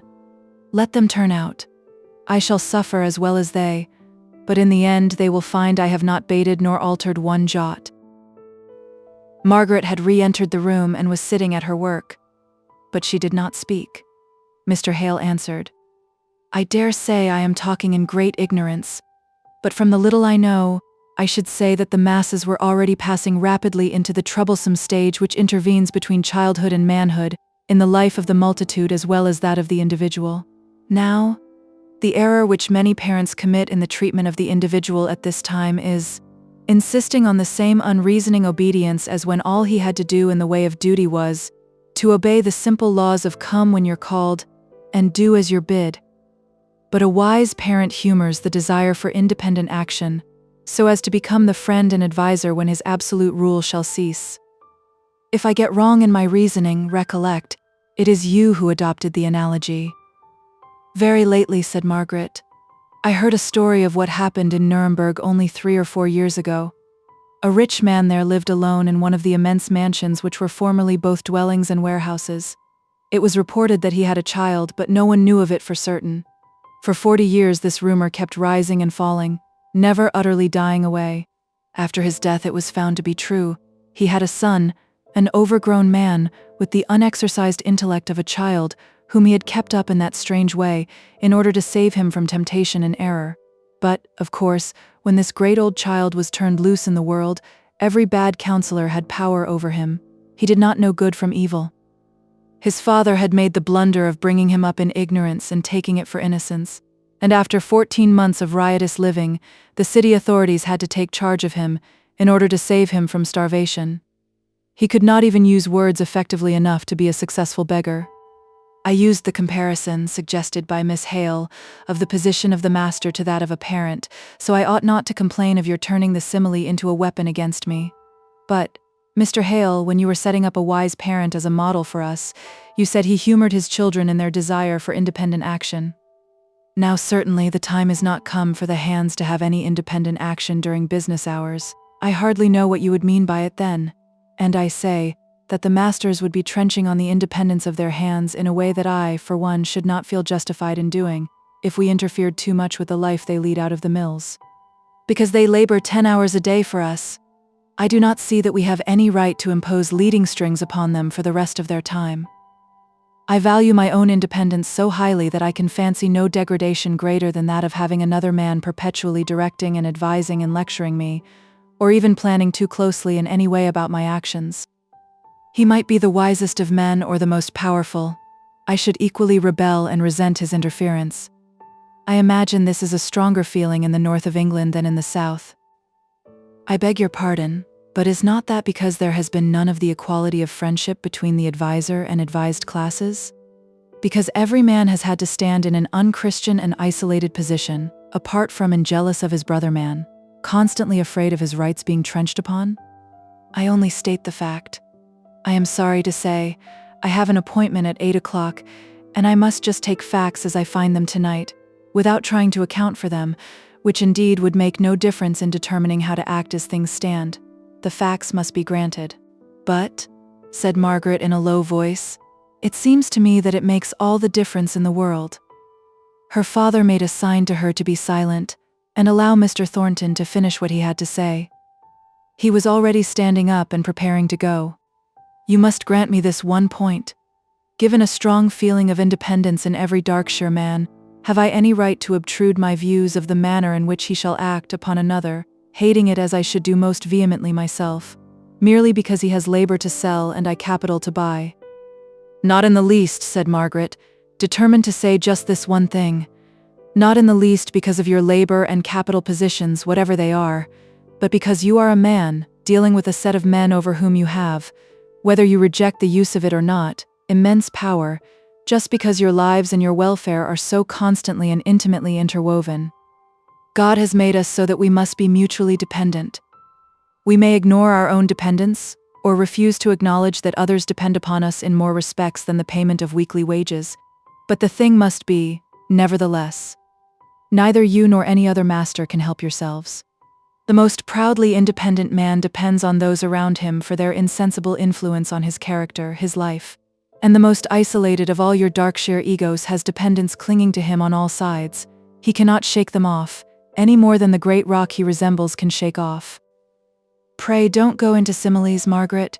You have let us off once already, said her father, smiling, yet uneasy at the thought that they were detaining Mr. Thornton against his will, which was a mistake, for he rather liked it, as long as Margaret would talk, although what she said only irritated him. Just tell me, Miss Hale, are you yourself ever influenced? No, that is not a fair way of putting it, but if you are ever conscious of being influenced by others and not by circumstances, have those others been working directly or indirectly? Have they been laboring to exhort, to enjoin, to act rightly for the sake of example? Or have they been simple, true men, taking up their duty and doing it unflinchingly, without a thought of how their actions were to make this man industrious, that man saving? Why, if I were a workman, I should be 20 times more impressed by the knowledge that my master was honest, punctual, quick, resolute in all his doings, and hands are keener spies even than valets, than by any amount of interference, however kindly meant, with my ways of going on out of work hours. I do not choose to think too closely on what I am myself, but I believe I rely on the straightforward honesty of my hands, and the open nature of their opposition, in contradistinction to the way in which the turnout will be managed in some mills, just because they know I scorn to take a single dishonorable advantage, or do an underhand thing myself. It goes farther than a whole course of lectures on honesty is the best policy, life diluted into words. No, what the master is, that will the men be, without overmuch taking thought on his part. That is a great admission, said Margaret, laughing. When I see men violent and obstinate, in pursuit of their rights, I may safely infer that the master is the same, that he is a little ignorant of that spirit which suffereth long, and is kind, and seeketh not her own.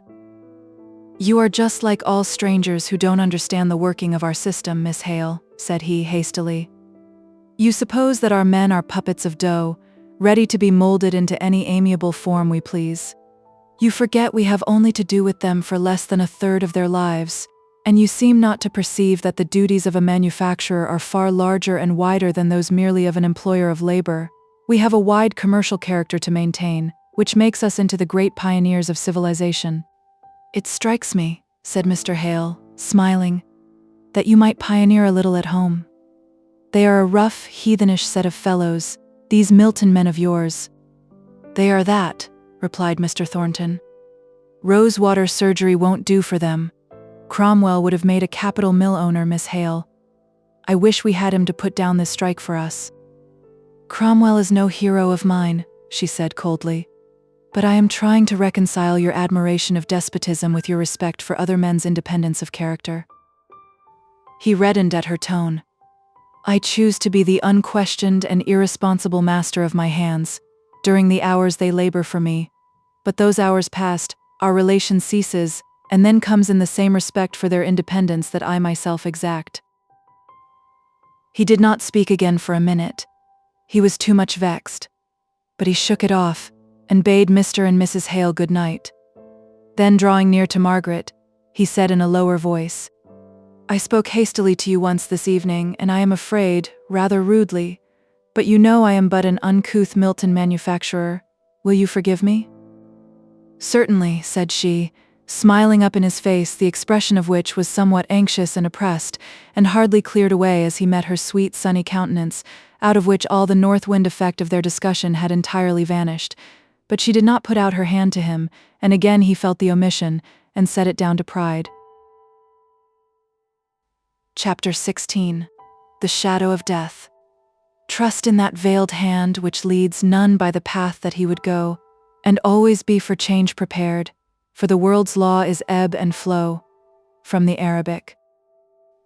The next afternoon Dr. Donaldson came to pay his first visit to Mrs. Hale. The mystery that Margaret hoped their late habits of intimacy had broken through was resumed. She was excluded from the room while Dixon was admitted. Margaret was not a ready lover, but where she loved passionately, and with no small degree of jealousy. She went into her mother's bedroom, just behind the drawing room, and paced it up and down, while awaiting the doctor's coming out. Every now and then she stopped to listen. She fancied she heard a moan. She clenched her hands tight, and held her breath. She was sure she heard a moan. Then all was still for a few minutes more, and then there was the moving of chairs, the raised voices, all the little disturbances of leave-taking. When she heard the door open, she went quickly out of the bedroom. My father is from home, Dr. Donaldson. He has to attend a pupil at this hour. May I trouble you to come into his room downstairs? She saw and triumphed over all the obstacles which Dixon threw in her way, assuming her rightful position as daughter of the house and something of the spirit of the elder brother, which quelled the old servant's officiousness very effectually. Margaret's conscious assumption of this unusual dignity of demeanor towards Dixon gave her an instant's amusement in the midst of her anxiety. She knew from the surprised expression on Dixon's face how ridiculously grand she herself must be looking, and the idea carried her downstairs into the room.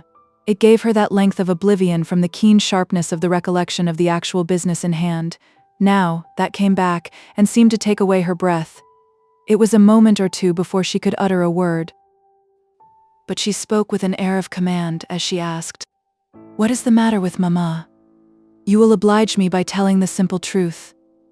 Then, seeing a slight hesitation on the doctor's part, she added, I am the only child she has here, I mean. My father is not sufficiently alarmed, I fear, and therefore if there is any serious apprehension, it must be broken to him gently.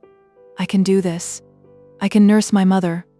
Pray, speak, sir, to see your face and not be able to read it gives me a worse dread than I trust any words of yours will justify. My dear young lady, your mother seems to have a most attentive and efficient servant, who is more like her friend. I am her daughter, sir. But when I tell you she expressly desired that you might not be told, I am not good or patient enough to submit to the prohibition. Besides, I am sure you are too wise, too experienced to have promised to keep the secret." "Well," said he, half smiling, though sadly enough, "there you are right. I did not promise. In fact, I fear the secret will be known soon enough without my revealing it." He paused. Margaret then went very white, and compressed her lips a little more.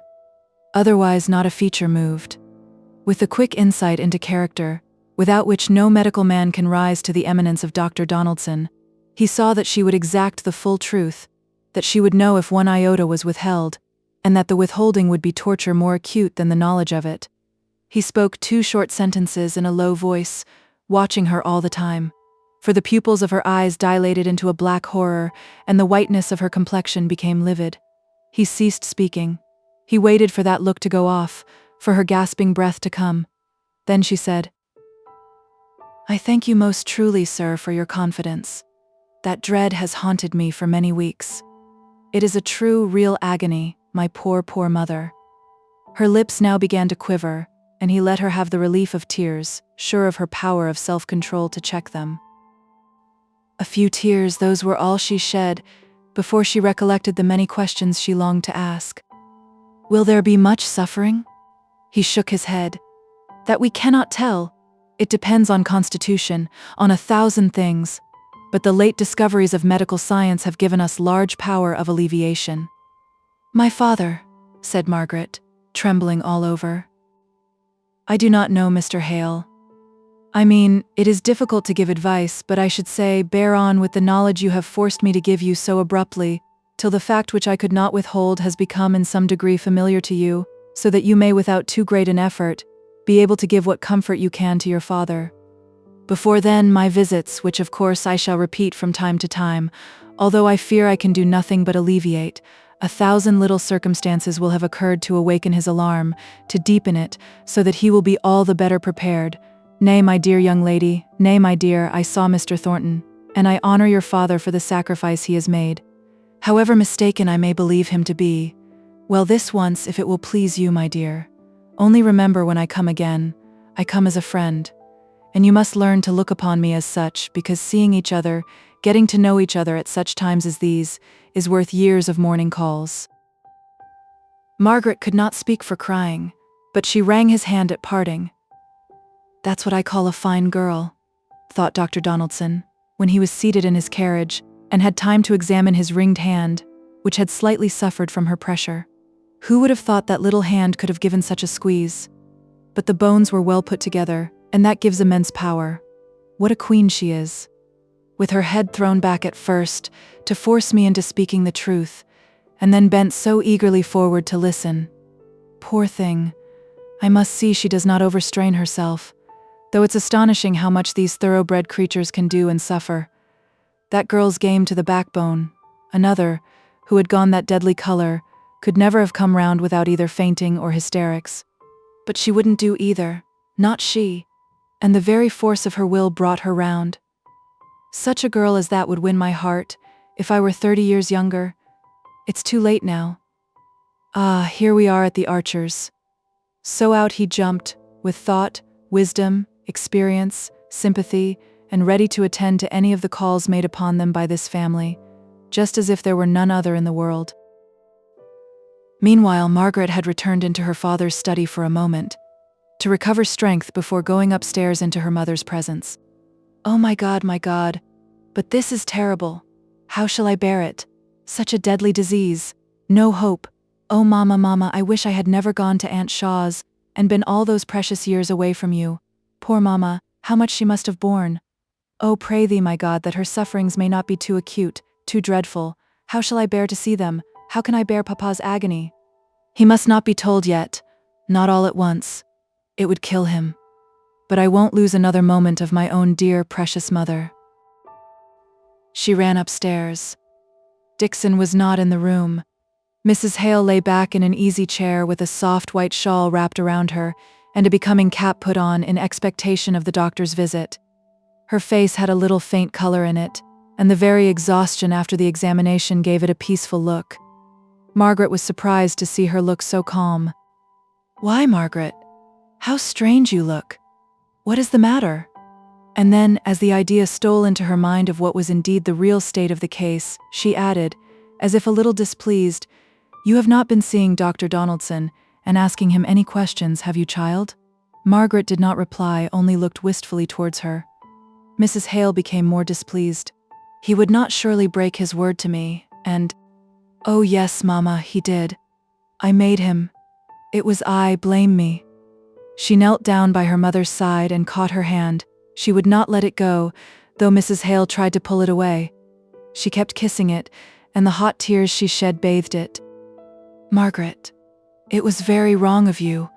You knew I did not wish you to know." But, as if tired with the contest, she left her hand in Margaret's clasp, and by she returned the pressure faintly. That encouraged Margaret to speak. "Oh, Mama, let me be your nurse. I will learn anything Dixon can teach me. But you know I am your child, and I do think I have a right to do everything for you." "You don't know what you are asking," said Mrs. Hale, with a shudder. "Yes, I do. I know a great deal more than you are aware of. Let me be your nurse. Let me try, at any rate. No one shall ever try so hard as I will do. It will be such a comfort, Mama." "My poor child. Well, you shall try. Do you know, Margaret, Dixon and I thought you would quite shrink from me if you knew." "Dixon thought," said Margaret, her lip curling. "Dixon could not give me credit for enough true love, for as much as herself.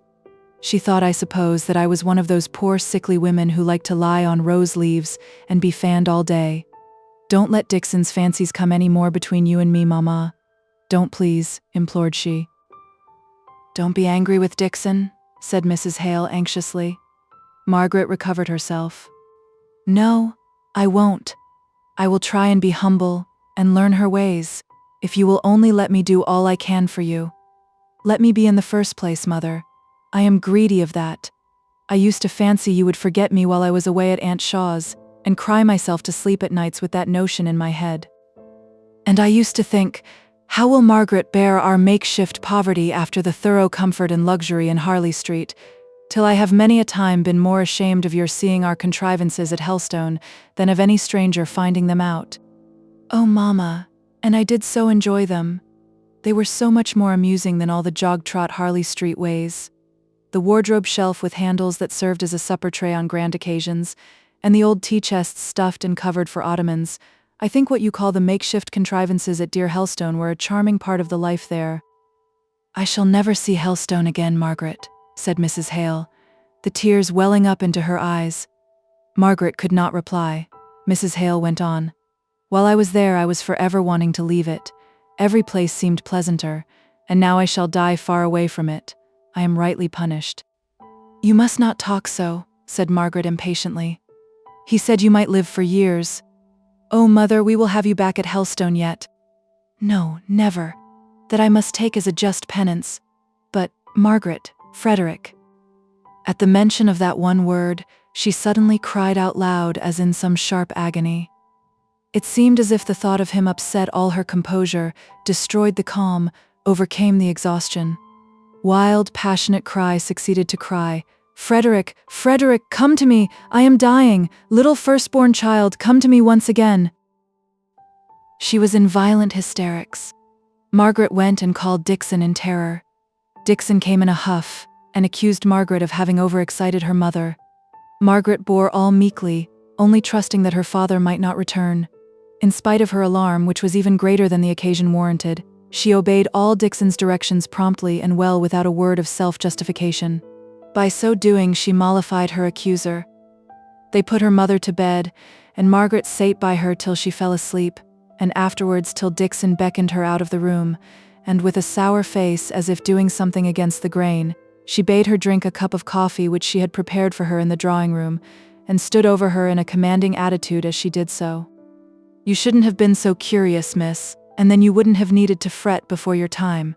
It would have come soon enough. And now I suppose you'll tell master, and a pretty household I shall have of you." "No, Dixon," said Margaret sorrowfully. "I will not tell Papa. He could not bear it as I can." And by way of proving how well she bore it, She burst into tears. I knew how it would be. Now you'll waken your mama, just after she's gone to sleep so quietly. Miss Margaret, my dear, I've had to keep it down this many a week, and though I don't pretend I can love her as you do, yet I loved her better than any other man, woman, or child. No one but Master Frederick ever came near her in my mind. Ever since Lady Beresford's maid first took me in to see her dressed out in white crepe, and corn ears, and scarlet poppies, and I ran a needle down into my finger, and broke it in, and she tore up her worked pocket handkerchief, after they'd cut it out, and came in to wet the bandages again with lotion when she returned from the ball. Where she'd been the prettiest young lady of all, I've never loved anyone like her. I little thought then that I should live to see her brought so low. I don't mean no reproach to nobody. Many a one calls you pretty and handsome and whatnot. Even in this smoky place, enough to blind one's eyes, the owls can see that. But you'll never be like your mother for beauty, never. Not if you live to be 100. Mama is very pretty still, poor Mama. Now don't ye set off again, or I shall give way at last, whimpering. You'll never stand Master's coming home and questioning at this rate. Go out and take a walk, and come in something like. Many's the time I've longed to walk it off, the thought of what was the matter with her, and how it must all end. Oh, Dixon, said Margaret, how often I've been cross with you, not knowing what a terrible secret you had to bear. Bless you, child, I like to see you showing a bit of a spirit. It's the good old Beresford blood. Why, the last Sir John but 2 shot his steward down, there where he stood, for just telling him that he racked the tenants, and he'd racked the tenants till he could get no more money off them than he could get skin off a flint. Well, Dixon, I won't shoot you, and I'll try not to be cross again. You never have. If I've said it at times, it has always been to myself, just in private, by way of making a little agreeable conversation, for there's no one here fit to talk to, and when you fire up, you're the very image of Master Frederick. I could find in my heart to put you in a passion any day just to see his stormy look coming like a great cloud over your face. But now you go out, miss. I'll watch over Mrs., and as for Master, his books are company enough for him, if he should come in. I will go, said Margaret. She hung about Dixon for a minute or so, as if afraid and irresolute, then suddenly kissing her, she went quickly out of the room. Bless her, said Dixon. She's as sweet as a nut. There are 3 people I love, it's Mrs., Master Frederick, and her. Just them 3, that's all. The rest be hanged, for I don't know what they're in the world for. Master was born, I suppose, for to marry Mrs. If I thought he loved her properly, I might get to love him in time. But he should have made a deal more on her, and not been always reading, thinking. See what it has brought him to.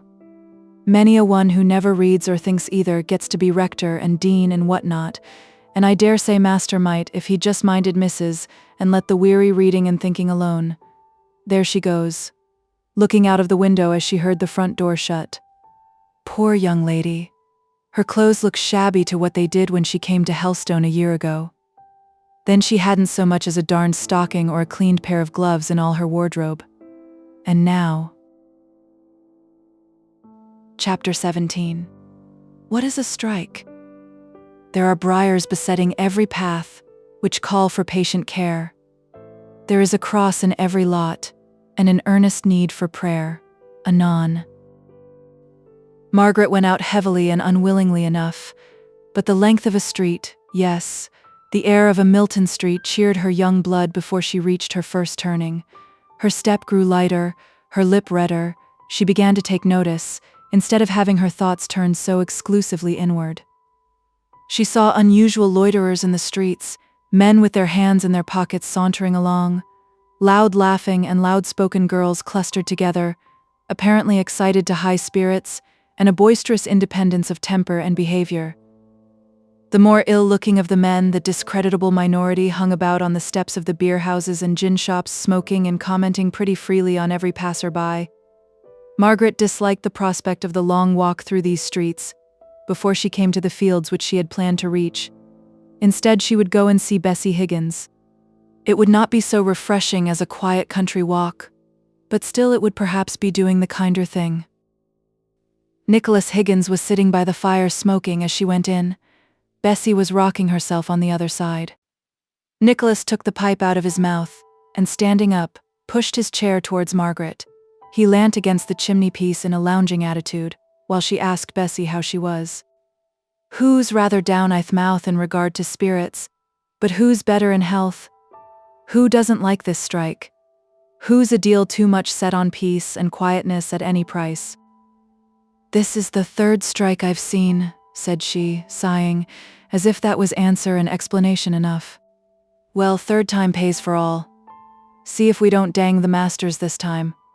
See if they don't come and beg us to come back at our own price. That's all. We've missed it aforetime. I grant yo, but this time when laid our plans desperate deep." "Why do you strike?" asked Margaret. "Striking is leaving off work till you get your own rate of wages, is it not? You must not wonder at my ignorance. Where I come from, I never heard of a strike." "I wish I were there," said Bessie wearily. "But it's not for me to get sick and tired o' strikes. This is the last I'll see before it's ended. I shall be in the great city, the holy Jerusalem. Who's so full of the life to come, who cannot think of the present? Now I, yo see, am bound to do the best I can here. I think a bird i'th hand is worth two i' the bush. So them's the different views we take on the strike question." "But," said Margaret, "if the people struck, as you call it, where I come from, as they are mostly all field laborers, the seed would not be sown, the hay got in, the corn reaped." "Well?" said he. He had resumed his pipe, and put his well in the form of an interrogation. "Why?" she went on. "What would become of the farmers?" He puffed away. "I reckon they'd have either to give up their farms, or to give fair rate of wage. Suppose they could not or would not do the last. They could not give up their farms all in a minute, however much they might wish to do so, but they would have no hay nor corn to sell that year, and where would the money come from to pay the laborers' wages the next?" Still puffing away. At last he said, "I know naught of your ways down south. I have heard there a pack of spiritless, downtrodden men, welly clemmed to death, too dazed with clemming to know when they're put upon.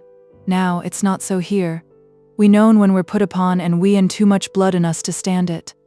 We just take our hands fro our looms, and say, yo may clem us, but yo'll not put upon us, my masters, and be danged to 'em, they shan't this time." "I wished I lived down south," said Bessie. "There's a deal to bear there," said Margaret. "There are sorrows to bear everywhere.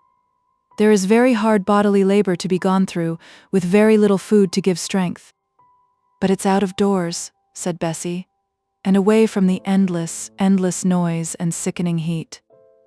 It's sometimes in heavy rain, and sometimes in bitter cold. A young person can stand it, but an old man gets racked with rheumatism and bent and withered before his time, yet he must just work on the same, or else go to the workhouse.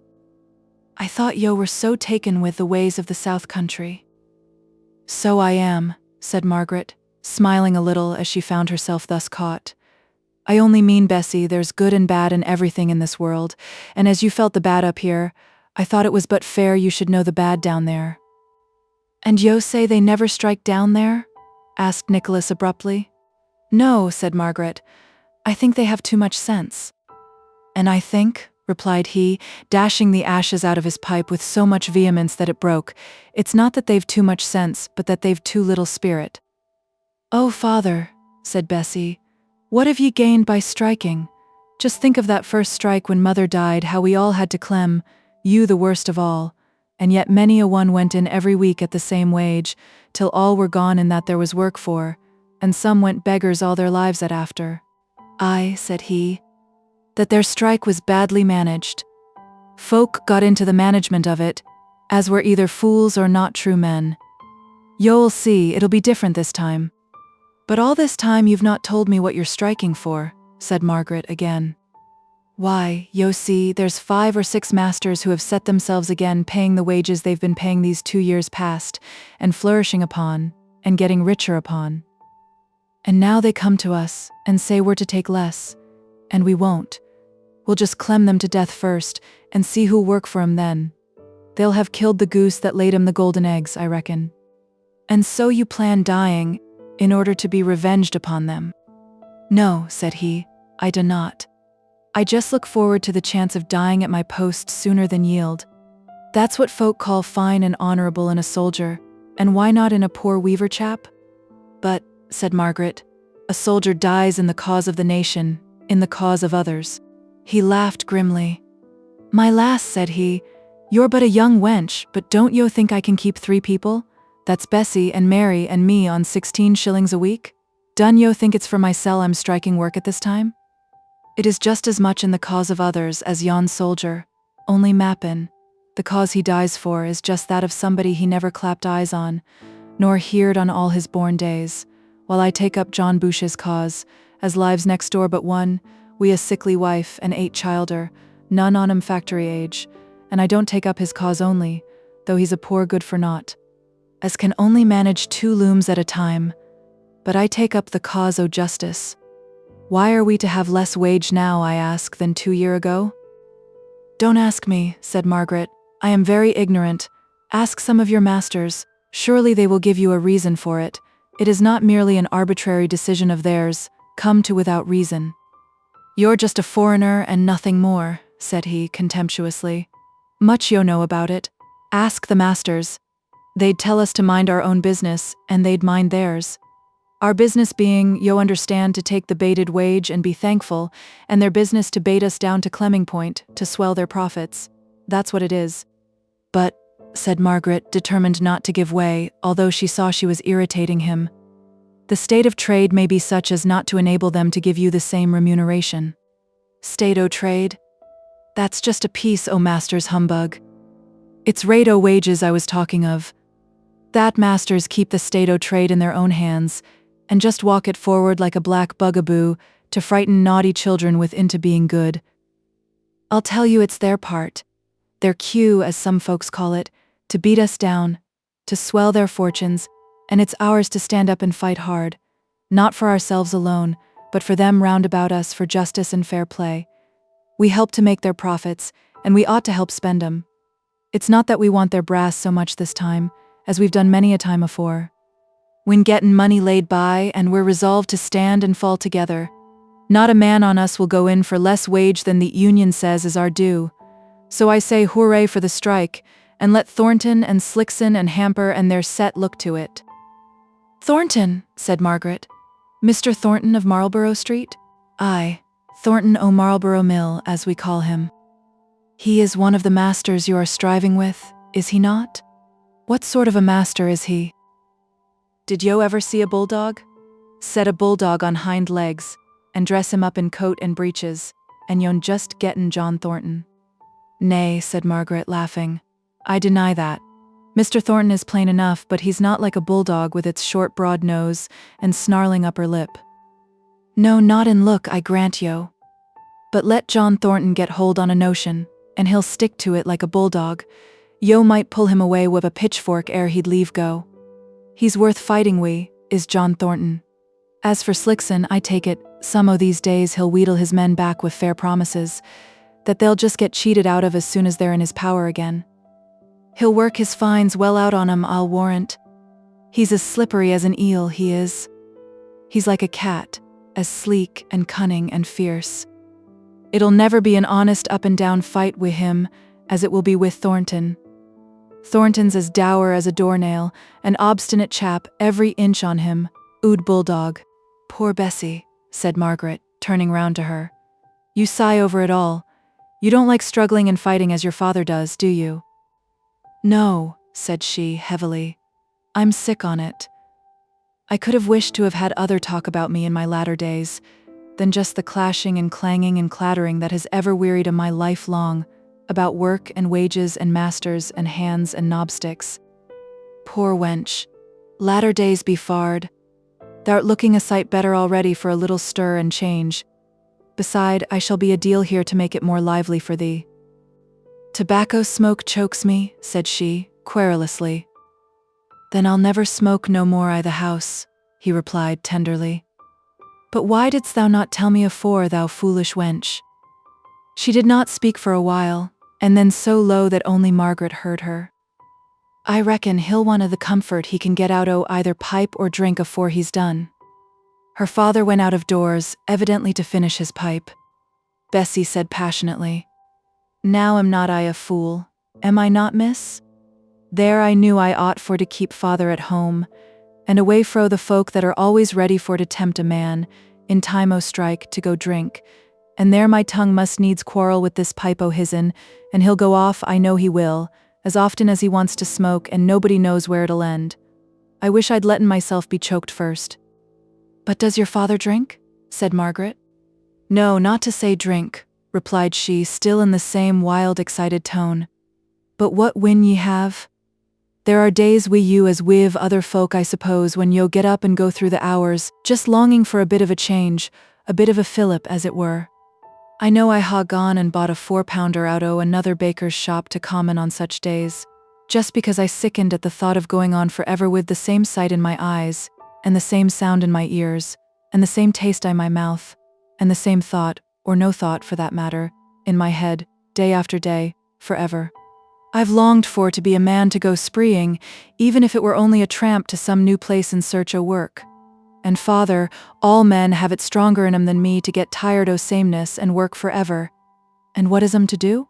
It's little blame to them if they do go into that gin shop for to make their blood flow quicker, and more lively, and see things they never see at no other time, pictures, and looking-glass, and such like. But father never was a drunkard, though maybe he's got worse for drink, now and then. Only yo see," and now her voice took a mournful, pleading tone, "at times o' strike there's much to knock a man down, for all they start so hopefully, and where's the comfort to come fro? He'll get angry and mad, they all do, and then they get tired out with being angry and mad, and maybe had done things in their passion they'd be glad to forget. Bless your sweet pitiful face, but yo do not know what a strike is yet." "Come, Bessie," said Margaret. "I won't say you're exaggerating, because I don't know enough about it, but perhaps as you're not well, you're only looking on one side, and there is another and a brighter to be looked to.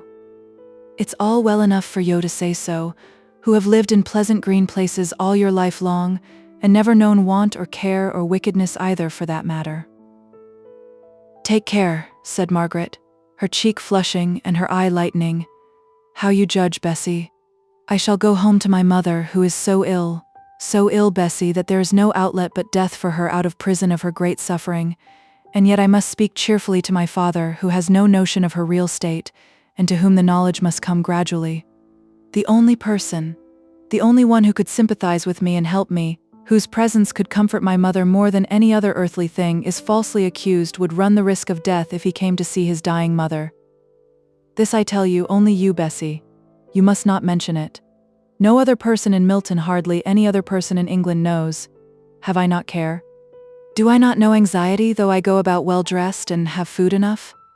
Oh, Bessie, God is just, and our lots are well portioned out by him, although none but he knows the bitterness of our souls." "I ask your pardon," replied Bessie humbly.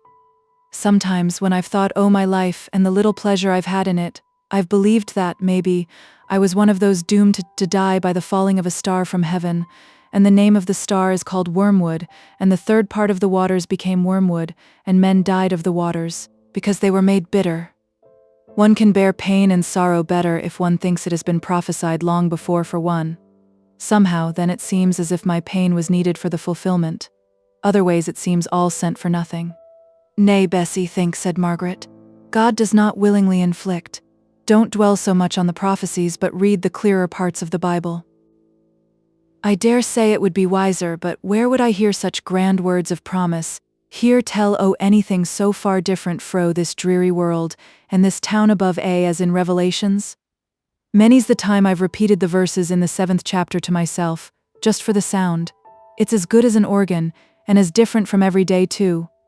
No, I cannot give up Revelations. It gives me more comfort than any other book, the Bible. Let me come and read you some of my favorite chapters." "Aye," said she greedily, "come. Father will maybe hear yo. He's deaved with my talking. He says it's all naught to do with the things o' today, and that's his business." "Where is your sister?" "Gone fusty and cutting. I were loath to let her go, but somehow we must live, and 3 Union can't afford us much. Now I must go. You have done me good, Bessie. I done you good. Yes, I came here very sad, and rather too apt to think my own cause for grief was the only one in the world. And now I hear how you have had to bear for years, and that makes me stronger. Bless yo. I thought the good doing was on the side of gentlefolk. I shall get proud if I think I can do good to yo. You won't do it if you think about it, but you'll only puzzle yourself if you do. That's one comfort. You're not like no one I ever seed. I don't know what to make of yo. Nor I of myself. Goodbye. Bessie stilled her rocking to gaze after her. I wonder if there are many folk like her down south. She's like a breath of country air somehow. She freshens me up above a bit. Who'd have thought that face, as bright and as strong as the angel I dream of, could have known the sorrow she speaks on? I wonder how she'll sin. All on us must sin. I think a deal on her for sure. But father does the like, I see. And Mary even. It's not often who's stirred up to notice much. Chapter 18. Likes and dislikes. My heart revolts within me, and two voices make themselves audible within my bosom. Wallenstein. On Margaret's return home, she found 2 letters on the table. One was a note for her mother. The other, which had come by the post, was evidently from her Aunt Shaw, covered with foreign postmarks, thin, silvery, and rustling. She took up the other and was examining it when her father came in suddenly. So your mother is tired and gone to bed early. I'm afraid such a thundery day was not the best in the world for the doctor to see her. What did he say? Dixon tells me he spoke to you about her. Margaret hesitated. Her father's looks became more grave and anxious. He does not think her seriously ill? Not at present, she needs care, he says. He was very kind, and he said he would call again and see how his medicines worked. Only care? He did not recommend change of air? He did not say this smoky town was doing her any harm, did he, Margaret? No, not a word, she replied gravely. He was anxious, I think. Doctors have that anxious manner. It's professional, said he. Margaret saw in her father's nervous ways that the first impression of possible danger was made upon his mind, in spite of all his making light of what she told him. He could not forget the subject, could not pass from it to other things. He kept recurring to it through the evening, with an unwillingness to receive even the slightest unfavorable idea, which made Margaret inexpressibly sad. This letter is from Aunt Shaw, Papa. She has got to Naples and finds it too hot, so she has taken apartments at Sorrento. But I don't think she likes Italy. He did not say anything about diet, did he? It was to be nourishing and digestible. Mama's appetite is pretty good, I think. Yes, and that makes it all the more strange he should have thought of speaking about diet. I asked him, Papa. Another pause. Then Margaret went on. Aunt Shaw says she has sent me some coral ornaments, Papa, but, added Margaret, half smiling, she's afraid the Milton dissenters won't appreciate them. She has got all her ideas of dissenters from the Quakers, has she not? If ever you hear or notice that your mother wishes for anything, be sure you let me know. I am so afraid she does not tell me always what she would like. Pray, see after that girl Mrs. Thornton named. If we had a good, efficient house servant, Dixon could be constantly with her, and I'd answer for it, we'd soon set her up amongst us, if care will do it. She's been very much tired of late, with the hot weather, and the difficulty of getting a servant. A little rest will put her quite to rights, eh, Margaret? I hope so, said Margaret, but so sadly that her father took notice of it. He pinched her cheek. Come, if you look so pale as this, I must rouge you up a little. Take care of yourself, child, or you'll be wanting the doctor next. But he could not settle to anything that evening. He was continually going backwards and forwards on laborious tiptoe to see if his wife was still asleep. Margaret's heart ached at his restlessness, his trying to stifle and strangle the hideous fear that was looming out of the dark places of his heart. He came back at last, somewhat comforted. She's awake now, Margaret. She quite smiled as she saw me standing by her. Just her old smile. And she says she feels refreshed and ready for tea. Where's the note for her? She wants to see it. I'll read it to her while you make tea. The note proved to be a formal invitation from Mrs. Thornton to Mr., Mrs., and Miss Hale to dinner on the 21st instant. Margaret was surprised to find an acceptance contemplated, after all she had learnt of sad probabilities during the day, but so it was. The idea of her husband's and daughter's going to this dinner had quite captivated Mrs. Hale's fancy, even before Margaret had heard the contents of the note. It was an event to diversify the monotony of the invalid's life, and she clung to the idea of their going, with even fretful pertinacity, when Margaret objected. "Nay, Margaret, if she wishes it, I'm sure we'll both go willingly. She never would wish it unless she felt herself really stronger, really better than we thought she was, eh, Margaret?" said Mr. Hale anxiously, as she prepared to write the note of acceptance the next day. "Eh? Margaret?" questioned he, with a nervous motion of his hands. It seemed cruel to refuse him the comfort he craved for, and besides, his passionate refusal to admit the existence of fear almost inspired Margaret herself with hope. "I do think she is better since last night," said she. Her eyes looked brighter and her complexion clearer. "God bless you," said her father earnestly. "But is it true? Yesterday was so sultry everyone felt ill. It was a most unlucky day for Mr. Donaldson to see her on." So he went away to his day's duties, now increased by the preparation of some lectures he had promised to deliver to the working people at a neighboring lyceum. He had chosen ecclesiastical architecture as his subject, rather more in accordance with his own taste and knowledge than as falling in with the character of the place or the desire for particular kinds of information among those to whom he was to lecture. And the institution itself, being in debt, was only too glad to get a gratis course from an educated and accomplished man like Mr. Hale, let the subject be what it might. "Well, mother," asked Mr. Thornton that night, "who have accepted your invitations for the 21st? Fanny? Where are the notes? The Slicksons accept, Collingbrooks accept, Stephens's accept, Brown's decline. Hale's father and daughter come, mother too great an invalid, Macpherson's come, and Mr. Horsfall and Mr. Young. I was thinking of asking the Porters, as the Browns can't come." "Very good. Do you know, I'm really afraid Mrs. Hale is very far from well, from what Dr. Donaldson says. It's strange of them to accept a dinner invitation if she's very ill," said Fanny. "I didn't say very ill," said her brother rather sharply. "I only said far from well. They may not know it either." And then he suddenly remembered that, from what Dr. Donaldson had told him, Margaret, at any rate, must be aware of the exact state of the case. "Very probably they are quite aware of what you said yesterday, John, of the great advantage it would be to them, to Mr. Hale, I mean to be introduced to such people as the Stephenses and the Collingbrooks. I'm sure that motive would not influence them. No, I think I understand how it is." "John," said Fanny, laughing in her little, weak, nervous way, "how you profess to understand these Hales, and how you never will allow that we can know anything about them. Are they really so very different to most people one meets with?" She did not mean to vex him, but if she had intended it, she could not have done it more thoroughly. He chafed in silence, however, not deigning to reply to her question.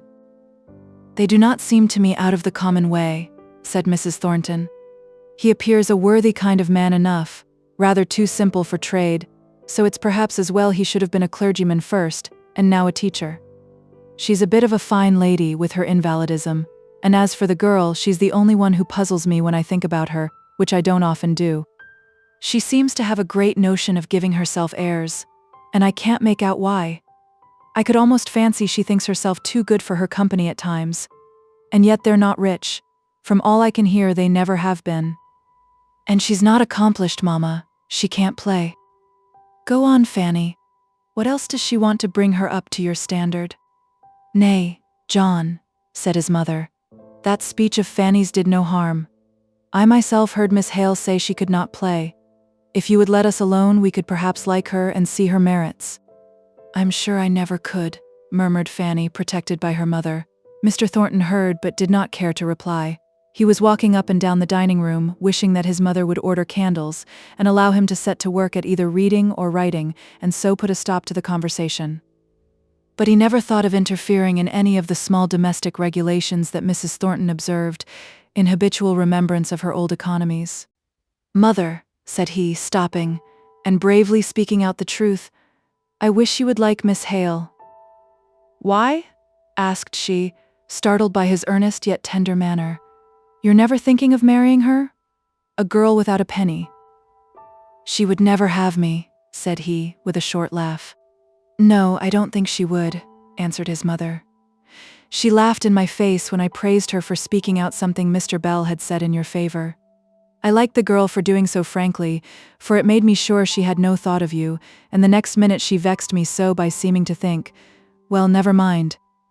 Only you're right in saying she's too good an opinion of herself to think of you. The saucy jade. I should like to know where she'd find a better. Well, as I'm just as much convinced of the truth of what you have been saying as you can be, and as I have no thought or expectation of ever asking her to be my wife, you'll believe me for the future that I'm quite disinterested in speaking about her. I foresee trouble for that girl, perhaps one of motherly care, and I only wish you to be ready to be a friend to her, in case she needs one. Now, Fanny, said he, I trust you have delicacy enough to understand that it is as great an injury to Miss Hale as to me. In fact, she would think it a greater to suppose that I have any reason more than I now give for begging you and my mother to show her every kindly attention. I cannot forgive her her pride, said his mother. I will befriend her if there is need for your asking, John. I would befriend Jezebel herself if you asked me. But this girl, who turns up her nose at us all, who turns up her nose at you. Nay, mother, I have never yet put myself, and I mean never to put myself, within reach of her contempt. Contempt indeed, one of Mrs. Thornton's expressive snorts. Don't go on speaking of Miss Hale, John, if I've to be kind to her. When I'm with her, I don't know if I like or dislike her most, but when I think of her, and hear you talk of her, I hate her. I can see she's given herself airs to you as well as if you'd told me out. And if she has, said he, and then he paused for a moment, then went on. I'm not a lad to be cowed by a proud look from a woman, or to care for her misunderstanding me and my position. I can laugh at it, to be sure, and at her too, with her fine notions and haughty tosses. I only wonder why you talk so much about her, then, said Fanny. I'm sure I'm tired enough of the subject. Well, said her brother with a shade of bitterness, suppose we find some more agreeable subject. What do you say to a strike by way of something pleasant to talk about? Have the hands actually turned out? Asked Mrs. Thornton with vivid interest. Hamper's men are actually out. Mine are working out their week through fear of being prosecuted for breach of contract. I'd have had every one of them up and punished for it, that left his work before his time was out. The law expenses would have been more than the hands themselves were worth. A set of ungrateful knots, said his mother. To be sure. But I'd have shown them how to keep my word, and how I mean them to keep theirs. They know me by this time. Slickson's men are off, pretty certain he won't spend money in getting them punished. We're in for a turnout, mother. I hope there are not many orders in hand? Of course there are. They know that well enough. But they don't quite understand all, though they think they do. What do you mean, John? Candles had been brought, and Fanny had taken up her interminable piece of worsted work, over which she was yawning, throwing herself back in her chair, from time to time to gaze at vacancy, and think of nothing at her ease. Why, said he, the Americans are getting their yarns so into the general market that our only chance is producing them at a lower rate. If we can't, we may shut up shop at once, and hands and masters alike go on tramp. Yet these fools go back to the prices paid 3 years ago. Nay, some of their leaders quote Dickinson's price now, though they know as well as we do that, what with fines pressed out of their wages, as no honorable man would extort them, the real rate of wage paid at Dickinson's is less than at ours. Upon my word, mother, I wish the old combination laws were in force. It is too bad to find out that fools, ignorant, wayward men like these, just by uniting their silly heads, are to rule over the fortunes of those who bring all the wisdom that knowledge and experience, and often painful thought and anxiety, can give. The next thing will be, indeed, we've all but come to it now, that we shall have to go and stand hat in hand, and humbly ask the secretary of the Spinners' Union to be so kind as to furnish us with labor at their own price. That's what they want. They who haven't the sense to see that, if we don't get a fair share of the profits to compensate us for our wear and tear here in England, we can move off to some other country. And that, What with home and foreign competition, we are none of us likely to make above a fair share, and may be thankful enough if we can get that in an average number of years. Can't you get hands from Ireland? I wouldn't keep these fellows a day. I'd teach them that I was master, and could employ what servants I liked. Yes, to be sure I can, and will too if they go on long. It will be trouble and expense, and I fear there will be some danger, but I will do it, rather than give in. If there is to be all this extra expense, I'm sorry we're giving a dinner just now. So am I. Not because of the expense, but because I shall have much to think about, and many unexpected calls on my time. But we must have had Mr. Horsfall, and he does not stay in Milton long, and as for the others, we owe them dinners, and it's all one trouble.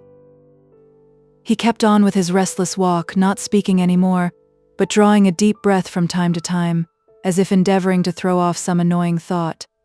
Fanny asked her mother numerous small questions, all having nothing to do with the subject, which a wiser person would have perceived was occupying her attention. Consequently, she received many short answers. She was not sorry when at 10 o'clock the servants filed in to prayers. These her mother always read, first reading a chapter.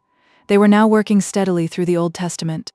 When prayers were ended and his mother had wished him good night, with that long, steady look of hers which conveyed no expression of the tenderness that was in her heart, but yet had the intensity of a blessing, Mr. Thornton continued his walk. All his business plans had received a check, a sudden pull-up, from this approaching turnout.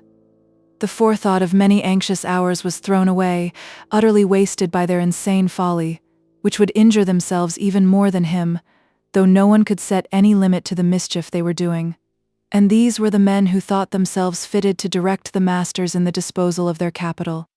Hamper had said, only this very day, that if he were ruined by the strike, he would start life again, comforted by the conviction that those who had brought it on were in a worse predicament than he himself, for he had head as well as hands, while they had only hands. And if they drove away their market, they could not follow it, nor turn to anything else. But this thought was no consolation to Mr. Thornton. It might be that revenge gave him no pleasure. It might be that he valued the position he had earned with the sweat of his brow, so much that he keenly felt its being endangered by the ignorance or folly of others, so keenly that he had no thoughts to spare for what would be the consequences of their conduct to themselves. He paced up and down, setting his teeth now and then. At last it struck 2. The candles were flickering in their sockets. He lighted his own, muttering to himself, once for all they shall know whom they have got to deal with. I can give them a fortnight, no more. If they don't see their madness before the end of that time, I must have hands from Ireland. I believe it's Slickson's doing, confound him and his dodges.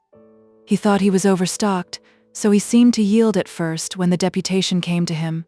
And of course he only confirmed them in their folly, as he meant to do. That's where it spread from. Chapter 19. Angel Visits. As angels in some brighter dreams call to the soul when man doth sleep, so some strange thoughts transcend our wonted themes, and into glory peep. Henry Vaughan. Mrs. Hale was curiously amused and interested by the idea of the Thornton dinner party. She kept wondering about the details, with something of the simplicity of a little child who wants to have all its anticipated pleasure described beforehand.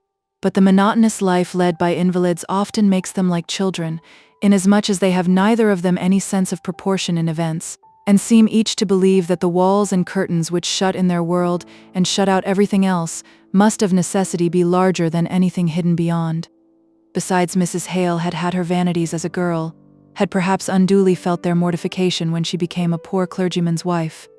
They had been smothered and kept down, but they were not extinct, and she liked to think of seeing Margaret dressed for a party, and discussed what she should wear, with an unsettled anxiety that amused Margaret, who had been more accustomed to society in her 1 year in Harley Street than her mother in 25 years of Helstone. Then you think you shall wear your white silk? Are you sure it will fit? It's nearly a year since Edith was married. Oh yes, Mamma. Mrs. Murray made it, and it's sure to be right. It may be a straw's breadth shorter or longer waisted, according to my having grown fat or thin. But I don't think I've altered in the least. Hadn't you better let Dixon see it? It may have gone yellow with lying by. If you like, Mama. But if the worst comes to the worst, I've a very nice pink gauze which Aunt Shaw gave me only 2 or 3 months before Edith was married. That can't have gone yellow. No, but it may have faded. Well, then I've a green silk. I feel more as if it was the embarrassment of riches. I wish I knew what you ought to wear, said Mrs. Hale nervously. Margaret's manner changed instantly. Shall I go and put them on one after another, Mama, and then you could see which you like best? But yes, perhaps that will be best. So off Margaret went. She was very much inclined to play some pranks when she was dressed up at such an unusual hour, to make her rich white silk balloon out into a cheese, to retreat backwards from her mother as if she were the queen. But when she found that these freaks of hers were regarded as interruptions to the serious business, and as such annoyed her mother, she became grave and sedate. What had possessed the world, her world, to fidget so about her dress, she could not understand, but that very afternoon, on naming her engagement to Bessie Higgins, apropos of the servant that Mrs. Thornton had promised to inquire about, Bessie quite roused up at the intelligence. Dear, and are you going to dine at Thornton's at Marlborough Mills? Yes, Bessie. Why are you so surprised? Oh, I don't know, but they visit with a first folk in Milton. And you don't think we're quite the first folk in Milton, eh, Bessie? Bessie's cheeks flushed a little at her thought being thus easily read. Well, said she, yo, see, they thinkin' a deal o' money here, and I reckon you've not getten much. No, said Margaret, that's very true. But we are educated people, and have lived amongst educated people. Is there anything so wonderful in our being asked out to dinner by a man who owns himself inferior to my father by coming to him to be instructed? I don't mean to blame Mr. Thornton. Few drapers' assistants, as he was once, could have made themselves what he is. But can you give dinners back, in your small house? Thornton's house is 3 times as big. Well, I think we could manage to give Mr. Thornton a dinner back, as you call it, perhaps not in such a large room nor with so many people, but I don't think we've thought about it at all in that way. I never thought you'd be dining with Thorntons, repeated Bessie. Why, the Mayor Hissel dines there, and the members of Parliament and all. I think I could support the honor of meeting the Mayor of Milton. But them ladies dress so grand, said Bessie, with an anxious look at Margaret's print gown, which her Milton eyes appraised at 7 pence a yard. Margaret's face dimpled up into a merry laugh. Thank you, Bessie, for thinking so kindly about my looking nice among all the smart people. But I've plenty of grand gowns. A week ago I should have said they were far too grand for anything I should ever want here. But as I'm to dine at Mr. Thornton's, and perhaps to meet the mayor, I shall put on my very best gown, you may be sure. What win yo wear? Asked Bessie, somewhat relieved. White silk, said Margaret. A gown I had for a cousin's wedding a year ago. That'll do, said Bessie, falling back in her chair. I should be loath to have yo looked down upon.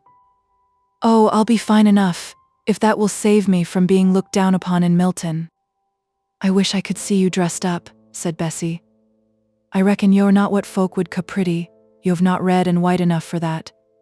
But done yo know I had dreamt of yo, long afore ever I seed yo. Nonsense, Bessie. Aye, but I did. Your very face, looking with your clear, steadfast eyes out of the darkness, with your hair blown off from your brow, and going out like rays round your forehead, which was just as smooth and straight as it is now, and yo always came to give me strength, which I seemed to gather out of your deep comforting eyes, and yo was dressed in shining raiment, just as you're going to be dressed. So, yo see, it was yo. Nay, Bessie, said Margaret gently, it was but a dream. And why might not I dream a dream in my affliction as well as others? Did not many a one eye the Bible? Aye, and see visions too. Why, even my father thinks a deal o' dreams. I tell yo again, I saw yo as plainly coming swiftly towards me, with your hair blown back with the very swiftness o' the motion, just like the way it grows, a little standing off like, and the white shining dress on yo've getten to wear. Let me come and see yo in it. I want to see yo and touch yo as in very deed yo were in my dream. My dear Bessie, it is quite a fancy of yours. Fancy or no fancy, yo've come as I knew yo would when I saw your movement in my dream, and when you're here about me, I reckon I feel easier in my mind, and comforted, just as a fire comforts one on a dreary day. Yo said it were on 21st. Please God, I'll come and see yo. Oh, Bessie. You may come and welcome, but don't talk so. It really makes me sorry. It does indeed. Then I'll keep it to myself, if I bite my tongue out. Not but what it's true for all that. Margaret was silent. At last she said, Let us talk about it sometimes, if you think it true, but not now. Tell me, has your father turned out? Aye, said Bessie heavily, in a manner very different from that she had spoken in but a minute or two before. He and many another, all Hampers men, and many a one besides. The women are as bad as the men in their savageness this time. Food is high, and they mun have food for their childer, I reckon. Suppose Thorntons sent 'em their dinner out. Same money spent on potatoes and meal would keep many a crying baby quiet, and hush up its mother's heart for a bit. Don't speak so, said Margaret. You'll make me feel wicked and guilty in going to this dinner. No, said Bessie. Some's pre-elected to sumptuous feasts and purple and fine linen, maybe you're one on 'em. Others toil and moil all their lives long, and the very dogs are not pitiful in our days, as they were in the days of Lazarus. But if yo ask me to cool your tongue with the tip of my finger, I'll come across the great gulf to yo just for the thought o' what you've been to me here. Bessie, you're very feverish. I can tell it in the touch of your hand as well as in what you're saying. It won't be division enough in that awful day that some of us have been beggars here and some of us have been rich. We shall not be judged by that poor accident, but by our faithful following of Christ. Margaret got up and found some water, and soaking her pocket handkerchief in it, she laid the cool wetness on Bessie's forehead, and began to chafe the stone-cold feet. Bessie shut her eyes and allowed herself to be soothed. At last she said, Yo'd ha' been deaved out o' your 5 wits as well as me, if yo'd had one body after another coming in to ask for father, and staying to tell me each one their tale. Some spoke o' deadly hatred, and made my blood run cold with the terrible things they said o' th' masters, but more, being women, kept plaining we the tears running down their cheeks and never wiped away nor heeded, of the price o' meat, and how their childer could na sleep at nights for the hunger. And do they think the strike will mend this? Asked Margaret. They say so, replied Bessie. They do say trade has been good for long, and the masters has made no end o' money. How much father doesn't know, but, in course, the union does, and as it is natural they wanted their share o' the profits, now that food is getting dear, and the union says they'll not be doing their duty if they don't make the masters give 'em their share. But masters has getten the upper hand somehow, and I'm feared they'll keep it now and evermore. It's like the great battle o' Armageddon, the way they keep on, grinning and fighting at each other, till even while they fight, they are picked off into the pit. Just then, Nicholas Higgins came in. He caught his daughter's last words. Aye, and I'll fight on too, and I'll got it this time. It'll not take long for to make 'em give in, for they've getten a pretty lot of orders, all under contract, and they'll soon find out they'd better give us our 5%, than lose the profit they'll gain, let alone the fine for not fulfilling the contract. Aha, my masters, I know who will win. Margaret fancied from his manner that he must have been drinking, not so much from what he said, as from the excited way in which he spoke, and she was rather confirmed in this idea by the evident anxiety Bessie showed to hasten her departure. Bessie said to her, The 21st, that's Thursday week. I may come and see yo dressed for Thornton's, I reckon. What time is your dinner? Before Margaret could answer, Higgins broke out.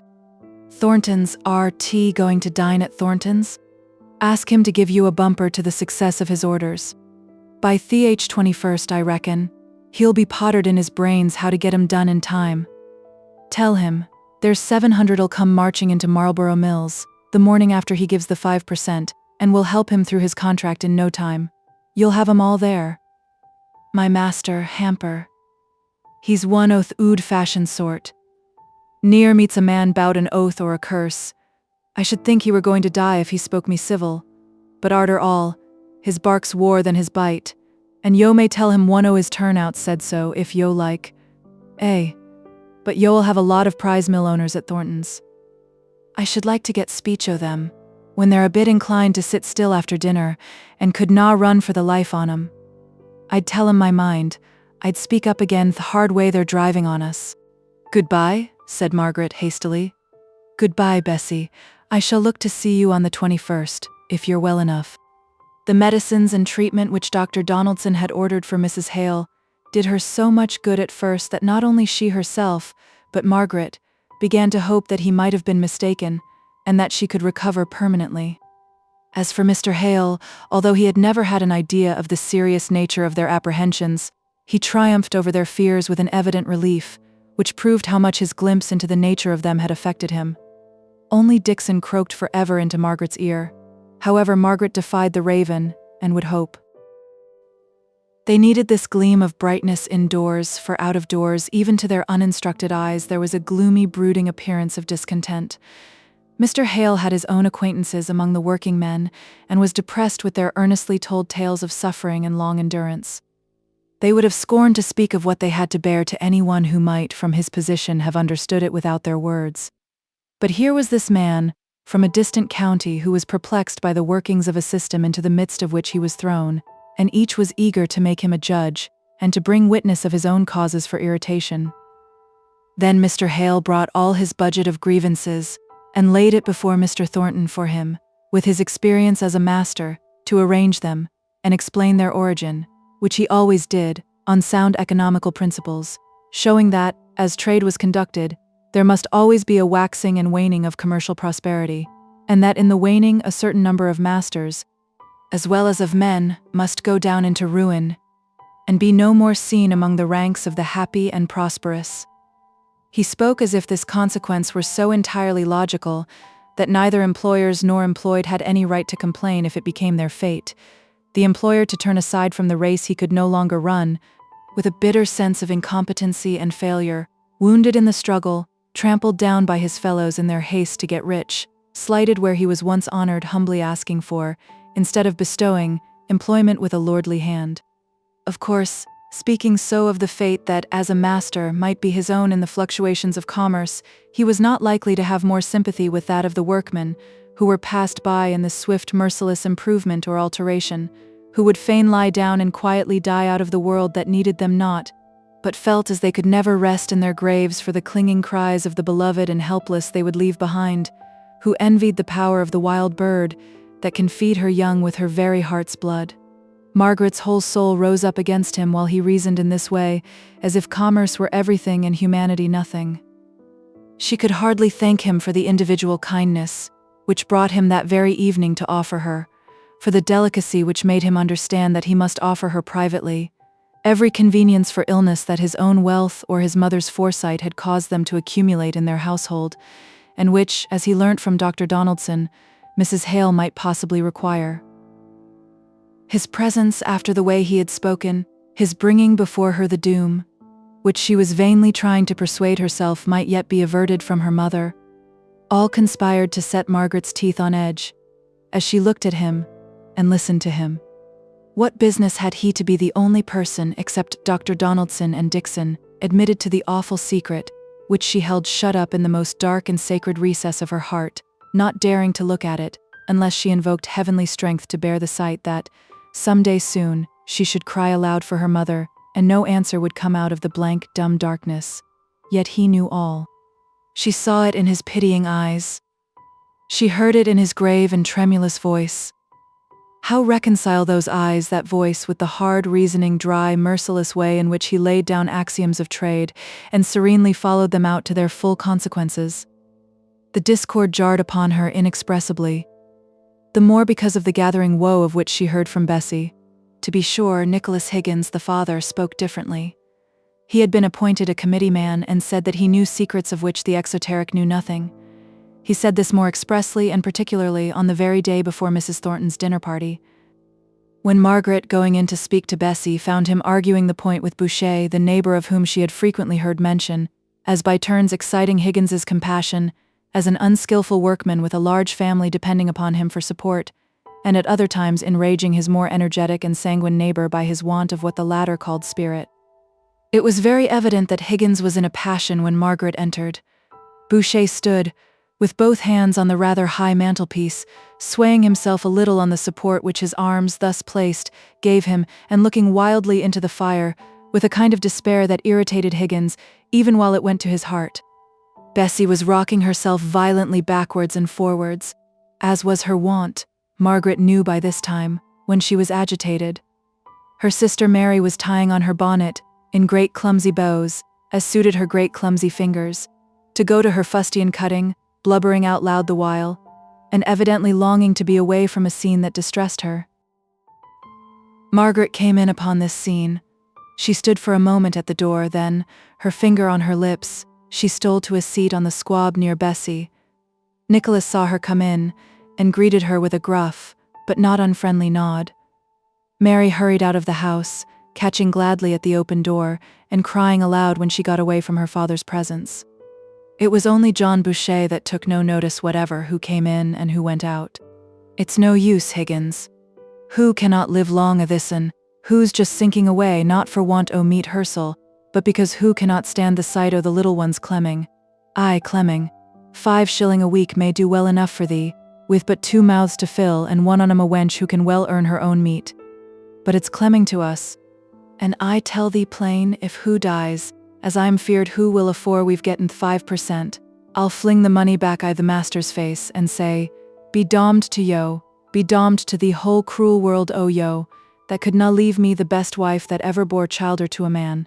And look thee, lad, I'll hate thee, and thee whole pack o' the Union.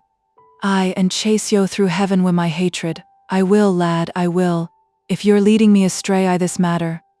Thou saidst, Nicholas, on Wednesday se'night, and it's now Tuesday i' the 2nd week, that afore a fortnight we'd ha' the masters coming a-begging to us to take back our work, at our own wage, and time's nearly up, and there's our Lyle Jack lying abed too weak to cry. But just every now and then sobbing up his heart for want of food, our Lyle Jack, I tell thee, lad, who's never looked up sin he were born, and who loves him as if he were her very life, as he is, for I reckon he'll ha' cost me that precious price, our Lyle Jack, who wakened me each morn wi' putting his sweet little lips to my great rough foul face, a-seeking a smooth place to kiss, and he lies clemming. Here the deep sobs choked the poor man, and Nicholas looked up, with eyes brimful of tears, to Margaret, before he could gain courage to speak. Hout up, man, thy Lyle Jack shall na clem. I ha' gotten brass, and will go buy the chap a sup o' milk and a good 4-pounder this very minute. What's mine's thine, sure enough, I thou'st I want. Only do not lose heart, man, continued he, as he fumbled in a teapot for what money he had. I lay yo my heart and soul will win for a this. It's but bearing on 1 more week, and yo just see the way the masters'll come round, praying on us to come back to our mills. And the Union, that's to say, I will take care you've enough for the childer and the missus, so do not turn faint heart and go to the tyrants a-seeking work. The man turned round at these words, turned round a face so white and gaunt and tear-furrowed and hopeless, that its very calm forced Margaret to weep. Yo know well that a worser tyrant than ere the masters were says, clem to death, and see 'em a-clem to death ere yo dare go again that Union.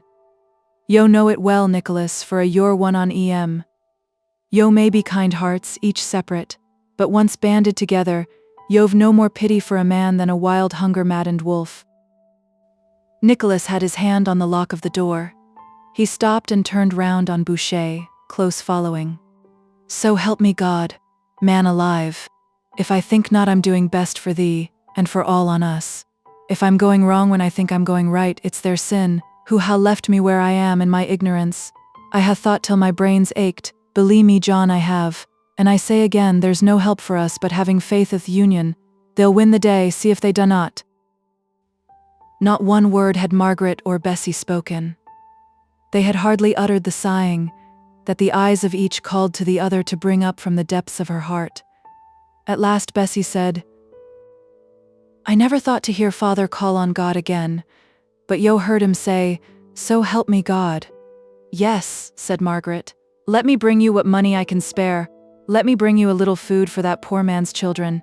Don't let them know it comes from anyone but your father. It will be but little. Bessie lay back without taking any notice of what Margaret said. She did not cry, she only quivered up her breath. My heart's drained dry o' tears, she said. Bouche has been in these days past, a-telling me of his fears and his troubles. He's but a weak kind of chap, I know, but he's a man for a that, and though I've been angry many a time afore now, we him and his wife, as knew no more nor him how to manage. Yet yo see, all folks isn't wise, yet God lets 'em live, and gives 'em someone to love, and be loved by, just as good as Solomon. And if sorrow comes to them they love, it hurts 'em as sore as ere it did Solomon. I can't make it out. Perhaps it's as well such a one as Boucher has the union to see after him. But I'd just like for to see the men as make the union, and put 'em one by one face to face wi' Boucher. I reckon if they heard him, they'd tell him, if I cotched 'em one by one, he might go back and get what he could for his work, even if it weren't so much as they ordered. Margaret sat utterly silent. How was she ever to go away into comfort and forget that man's voice, with the tone of unutterable agony, telling more by far than his words of what he had to suffer? She took out her purse. She had not much in it of what she could call her own, but what she had she put into Bessie's hands without speaking. "Thank yo. There's many on 'em gets no more and is not so bad off, leastways does not show it as he does. But father won't let 'em want, now he knows. Yo see, Boucher's been pulled down with his childer, and her being so cranky and a they could pawn has gone this last 12-month. You're not to think we'd ha lettin 'em clem for all we're a bit pressed oursel. If neighbors doesn't see after neighbors, I don't know who will." Bessie seemed almost afraid lest Margaret should think they had not the will, and to a certain degree, the power of helping one whom she evidently regarded as having a claim upon them. "Besides," she went on, "father is sure and positive the masters must give in within these next few days, that they canna hold on much longer. But I thank you all the same. I thank you for mysel, as much as for Boucher, for it just makes my heart warm to you more and more." Bessie seemed much quieter today, but fearfully languid and exhausted. As she finished speaking, she looked so faint and weary that Margaret became alarmed. "It's nowt," said Bessie. "It's not death yet.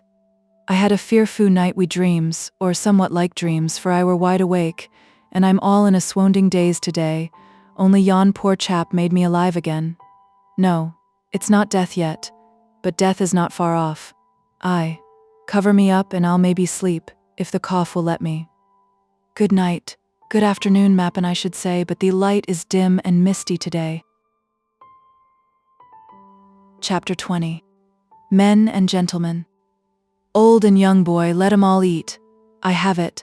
Let 'em have 10 tire of teeth apiece, I care not." Rollo, Duke of Normandy. Margaret went home so painfully occupied with what she had heard and seen that she hardly knew how to rouse herself up to the duties which awaited her, the necessity for keeping up a constant flow of cheerful conversation for her mother, who, now that she was unable to go out, always looked to Margaret's return from the shortest walk as bringing in some news. "And can your factory friend come on Thursday to see you dressed?" "She was so ill I never thought of asking her," said Margaret dolefully. "Dear, everybody is ill now, I think," said Mrs. Hale, with a little of the jealousy which one invalid is apt to feel of another. "But it must be very sad to be ill in one of those little back streets, her kindly nature prevailing, and the old Helstone habits of thought returning. It's bad enough here. What could you do for her, Margaret? Mr. Thornton has sent me some of his old port wine since you went out. Would a bottle of that do her good, think you?" "No, Mamma. I don't believe they are very poor. At least they don't speak as if they were, and, at any rate, Bessie's illness is consumption. She won't want wine. Perhaps I might take her a little preserve, made of our dear Helstone fruit. No, there's another family to whom I should like to give. Oh, Mamma. How am I to dress up in my finery, and go off and away to smart parties, after the sorrow I've seen today?" exclaimed Margaret, bursting the bounds she had preordained for herself before she came in, and telling her mother what she had seen and heard at Higgins's cottage. It distressed Mrs. Hale excessively. It made her restlessly irritated till she could do something. She directed Margaret to pack up a basket in the very drawing-room, to be sent there and then to the family, and was almost angry with her for saying that it would not signify if it did not go till morning, as she knew Higgins had provided for their immediate wants, and she herself had left money with Bessie.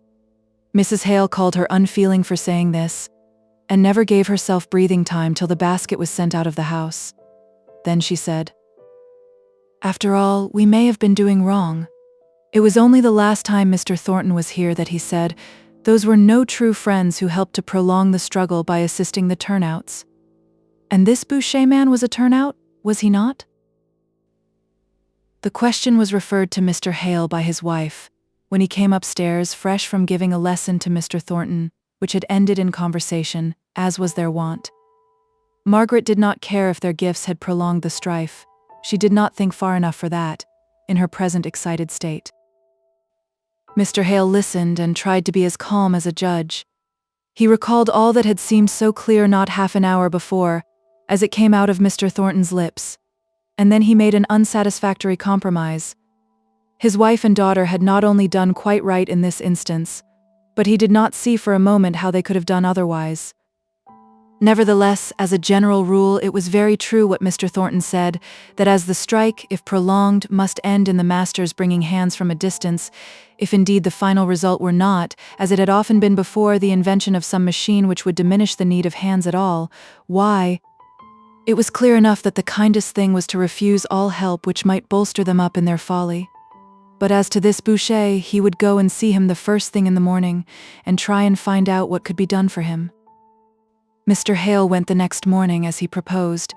He did not find Boucher at home, but he had a long talk with his wife, promised to ask for an infirmary order for her, and seeing the plenty provided by Mrs. Hale, and somewhat lavishly used by the children who were masters downstairs in their father's absence, he came back with a more consoling and cheerful account than Margaret had dared to hope for. Indeed, what she had said the night before had prepared her father for so much worse a state of things that, by a reaction of his imagination, he described all as better than it really was.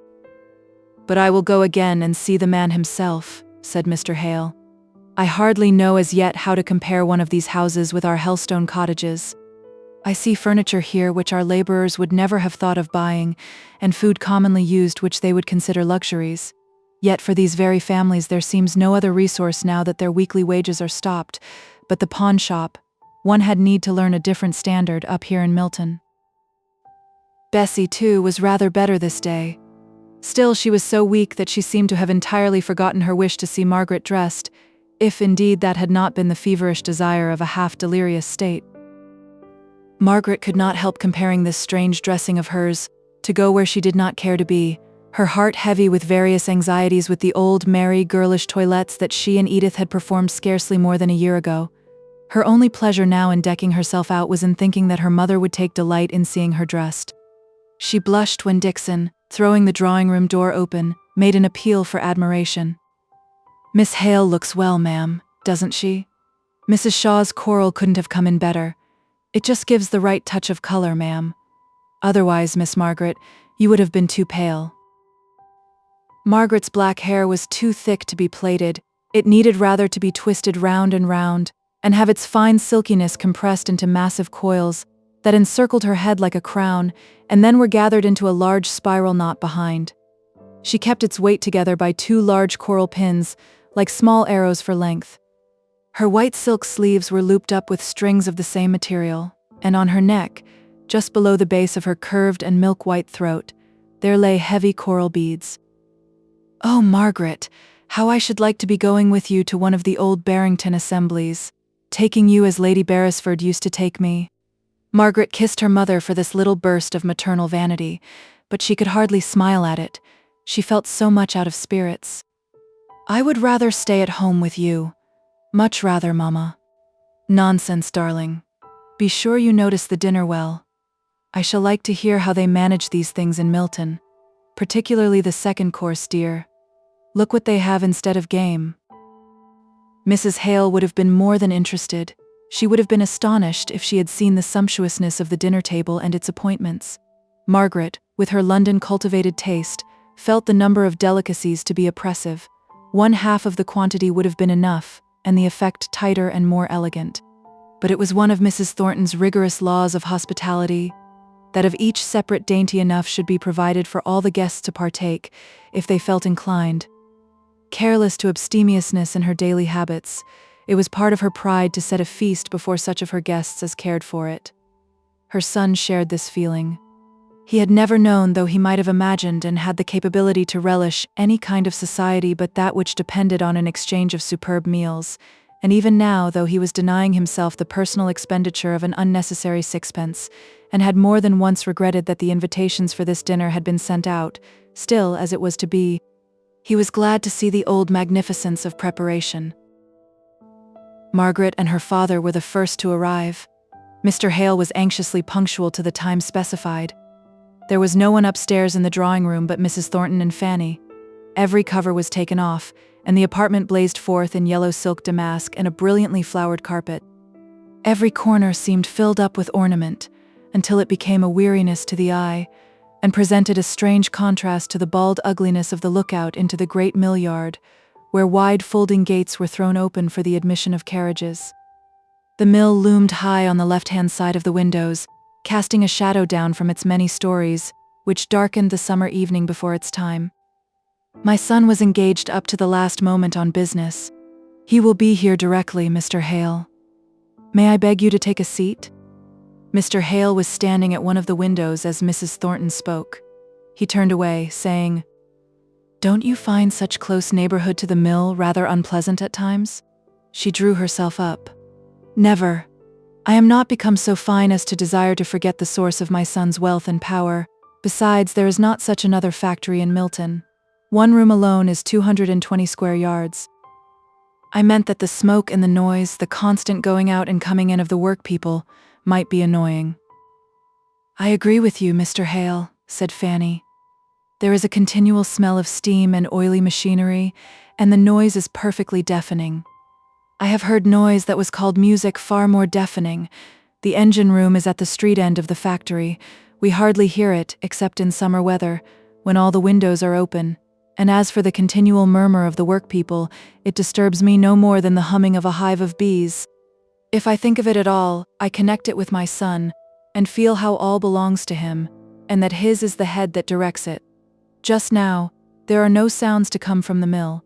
The hands have been ungrateful enough to turn out, as perhaps you have heard. But the very business of which I spoke when you entered had reference to the steps he is going to take to make them learn their place." The expression on her face, always stern, deepened into dark anger as she said this. Nor did it clear away when Mr. Thornton entered the room, for she saw in an instant the weight of care and anxiety which he could not shake off, although his guests received from him a greeting that appeared both cheerful and cordial. He shook hands with Margaret.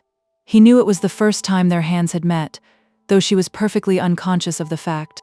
He inquired after Mrs. Hale, and heard Mr. Hale's sanguine, hopeful account, and, glancing to Margaret, to understand how far she agreed with her father, he saw that no dissenting shadow crossed her face, and as he looked with this intention, he was struck anew with her great beauty. He had never seen her in such dress before, and yet now it appeared that such elegance of attire was so befitting her noble figure and lofty serenity of countenance that she ought to go always thus apparelled. She was talking to Fanny about what he could not hear, but he saw his sister's restless way of continually arranging some part of her gown, her wandering eyes now glancing here, now there, but without any purpose in her observation, and he contrasted them uneasily with the large soft eyes that looked forth steadily at one object, as if from out their light beamed some gentle influence of repose. The curving lines of the red lips just parted in the interest of listening to what her companion said, the head a little bent forwards, so as to make a long sweeping line from the summit, where the light caught on the glossy raven hair, to the smooth ivory tip of the shoulder, the round white arms and taper hands, laid lightly across each other, but perfectly motionless in their pretty attitude. Mr. Thornton sighed as he took in all this with one of his sudden comprehensive glances, and then he turned his back to the young ladies and threw himself, with an effort, but with all his heart and soul, into a conversation with Mr. Hale. More people came. More and more. Fanny left Margaret's side and helped her mother to receive her guests. Mr. Thornton felt that in this influx no one was speaking to Margaret, and was restless under this apparent neglect. But he never went near her himself. He did not look at her. Only he knew what she was doing, or not doing, better than he knew the movements of anyone else in the room. Margaret was so unconscious of herself, and so much amused by watching other people, that she never thought whether she was left unnoticed or not. Somebody took her down to dinner. She did not catch the name, nor did he seem much inclined to talk to her. There was a very animated conversation going on among the gentlemen. The ladies, for the most part, were silent, employing themselves in taking notes of the dinner and criticizing each other's dresses. Margaret caught the clue to the general conversation, grew interested and listened attentively.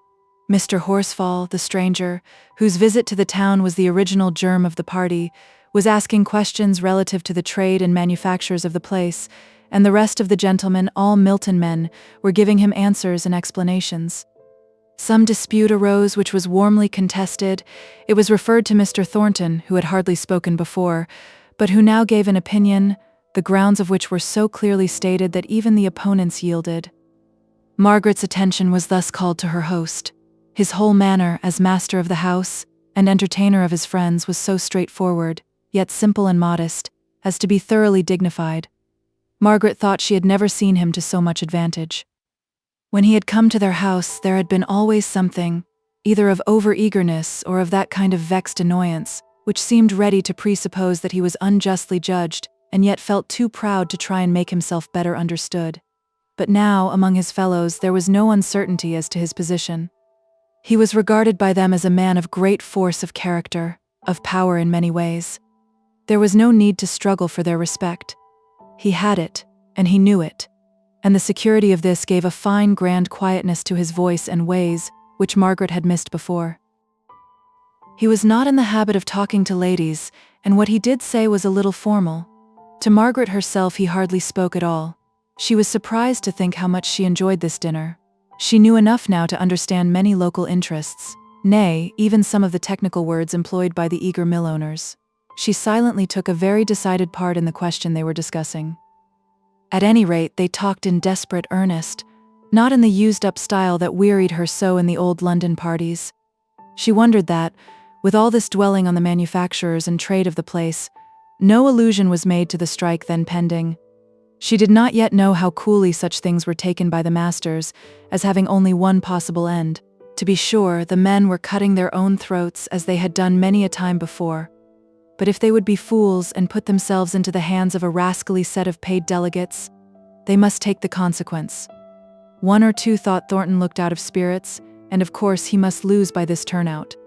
But it was an accident that might happen to themselves any day, and Thornton was as good to manage a strike as anyone, for he was as iron a chap as any in Milton. The hands had mistaken their man in trying that dodge on him, and they chuckled inwardly at the idea of the workmen's discomfiture and defeat in their attempt to alter one iota of what Thornton had decreed. It was rather dull for Margaret after dinner. She was glad when the gentlemen came, not merely because she caught her father's eye to brighten her sleepiness up, but because she could listen to something larger and grander than the petty interests which the ladies had been talking about. She liked the exultation in the sense of power which these Milton men had. It might be rather rampant in its display and savor of boasting, but still they seemed to defy the old limits of possibility in a kind of fine intoxication, caused by the recollection of what had been achieved and what yet should be. If in her cooler moments she might not approve of the spirit in all things, still there was much to admire in their forgetfulness of themselves and the present, in their anticipated triumphs over all inanimate matter at some future time which none of them would live to see. She was rather startled when Mr. Thornton spoke to her close at her elbow. "I could see you were on our side in our discussion at dinner. Were you not, Miss Hale?" "Certainly, but then I know so little about it." I was surprised, however, to find from what Mr. Horsfall said, that there were others who thought in so diametrically opposite a manner as the Mr. Morrison he spoke about. He cannot be a gentleman, is he? I am not quite the person to decide on another's gentlemanliness, Miss Hale. I mean, I don't quite understand your application of the word, but I should say that this Morrison is no true man. I don't know who he is. I merely judge him from Mr. Horsfall's account. I suspect my gentleman includes your true man. And a great deal more, you would imply. I differ from you. A man is to me a higher and a completer being than a gentleman. What do you mean? Asked Margaret. We must understand the words differently. I take it that gentleman is a term that only describes a person in his relation to others. But when we speak of him as a man, we consider him not merely with regard to his fellow men, but in relation to himself, to life, to time, to eternity. A castaway lonely as Robinson Crusoe, a prisoner immured in a dungeon for life, nay, even a saint in Patmos, has his endurance, his strength, his faith, best described by being spoken of as a man. I am rather weary of this word gentlemanly, which seems to me to be often inappropriately used, and often too with such exaggerated distortion of meaning, while the full simplicity of the noun man and the adjective manly are acknowledged, that I am induced to class it with the cant of the day. Margaret thought a moment, but before she could speak her slow conviction, he was called away by some of the eager manufacturers, whose speeches she could not hear, though she could guess at their import by the short, clear answers Mr. Thornton gave, which came steady and firm as the boom of a distant minute gun. They were evidently talking of the turnout and suggesting what course had best be pursued. She heard Mr. Thornton say, "That has been done." Then came a hurried murmur, in which 2 or 3 joined. "All those arrangements have been made." Some doubts were implied, some difficulties named by Mr. Slickson, who took hold of Mr. Thornton's arm, the better to impress his words. Mr. Thornton moved slightly away, lifted his eyebrows a very little, and then replied, "I take the risk. You need not join in it unless you choose." Still some more fears were urged. "I'm not afraid of anything so dastardly as incendiarism. We are open enemies, and I can protect myself from any violence that I apprehend, and I will assuredly protect all others who come to me for work. They know my determination by this time, as well and as fully as you do." Mr. Horsfall took him a little on one side, as Margaret conjectured, to ask him some other question about the strike. But in truth, it was to inquire who she herself was, so quiet, so stately, and so beautiful. "A Milton lady?" asked he, as the name was given. "No, from the south of England, Hampshire, I believe," was the cold, indifferent answer. Mrs. Slickson was catechizing Fanny on the same subject. "Who is that fine, distinguished-looking girl? A sister of Mr. Horsfall's?" "Oh dear, no, that is Mr. Hale, her father, talking now to Mr. Stevens. He gives lessons, that is to say, he reads with young men. My brother John goes to him twice a week, and so he begged Mamma to ask them here, in hopes of getting him known. I believe we have some of their prospectuses, if you would like to have one." "Mr. Thornton? Does he really find time to read with a tutor, in the midst of all his business, and this abominable strike in hand as well?" Fanny was not sure, from Mrs. Slickson's manner, whether she ought to be proud or ashamed of her brother's conduct, and like all people who try and take other people's ought for the rule of their feelings, she was inclined to blush for any singularity of action. Her shame was interrupted by the dispersion of the guests. Chapter 21. The Dark Night. On earth is known to none the smile that is not sister to a tear. Eliot. Margaret and her father walked home. The night was fine, the streets clean, and with her pretty white silk, like Leesy Lindsay's gown o' green satin, in the ballad, kilted up to her knee, she was off with her father, ready to dance along with the excitement of the cool, fresh night air. I rather think Thornton is not quite easy in his mind about this strike. He seemed very anxious tonight. I should wonder if he were not. But he spoke with his usual coolness to the others, when they suggested different things, just before we came away. So he did after dinner as well. It would take a good deal to stir him from his cool manner of speaking, but his face strikes me as anxious. I should be, if I were he. He must know of the growing anger and hardly smothered hatred of his workpeople, who all looked upon him as what the Bible calls a hard man, not so much unjust as unfeeling, clear in judgment, standing upon his rights as no human being ought to stand, considering what we and all our petty rights are in the sight of the Almighty. I am glad you think he looks anxious. When I remember Boucher's half-mad words and ways, I cannot bear to think how coolly Mr. Thornton spoke. In the first place, I am not so convinced as you are about that man Boucher's utter distress. For the moment, he was badly off, I don't doubt. But there is always a mysterious supply of money from these unions, and from what you said, it was evident the man was of a passionate, demonstrative nature, and gave strong expression to all he felt. Oh, Papa! Well, I only want you to do justice to Mr. Thornton, who is, I suspect, of an exactly opposite nature, a man who is far too proud to show his feelings.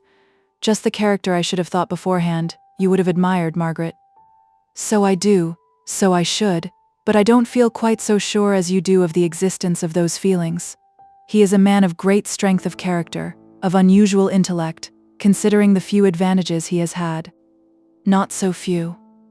He has led a practical life from a very early age, has been called upon to exercise judgment and self-control. All that develops one part of the intellect. To be sure, he needs some of the knowledge of the past which gives the truest basis for conjecture as to the future. But he knows this need, he perceives it, and that is something.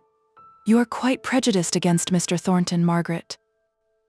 He is the first specimen of a manufacturer of a person engaged in trade that I had ever the opportunity of studying, Papa. He is my first olive. Let me make a face while I swallow it. I know he is good of his kind, and by I shall like the kind. I rather think I am already beginning to do so. I was very much interested by what the gentlemen were talking about, although I did not understand half of it. I was quite sorry when Miss Thornton came to take me to the other end of the room, saying she was sure I should be uncomfortable at being the only lady among so many gentlemen. I had never thought about it. I was so busy listening, and the ladies were so dull, Papa, oh so dull. Yet I think it was clever too. It reminded me of our old game of having each so many nouns to introduce into a sentence. What do you mean, child? Asked Mr. Hale. Why, they took nouns that were signs of things which gave evidence of wealth, housekeepers, undergardeners, extent of glass, valuable lace, diamonds, and all such things, and each one formed her speech so as to bring them all in the prettiest accidental manner possible. You will be as proud of your one servant when you get her, if all is true about her that Mrs. Thornton says.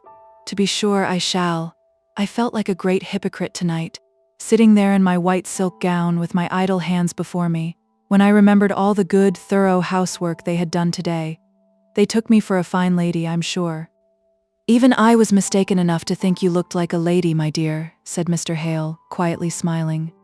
But smiles were changed to white and trembling looks when they saw Dixon's face as she opened the door. Oh, master! Oh, Miss Margaret!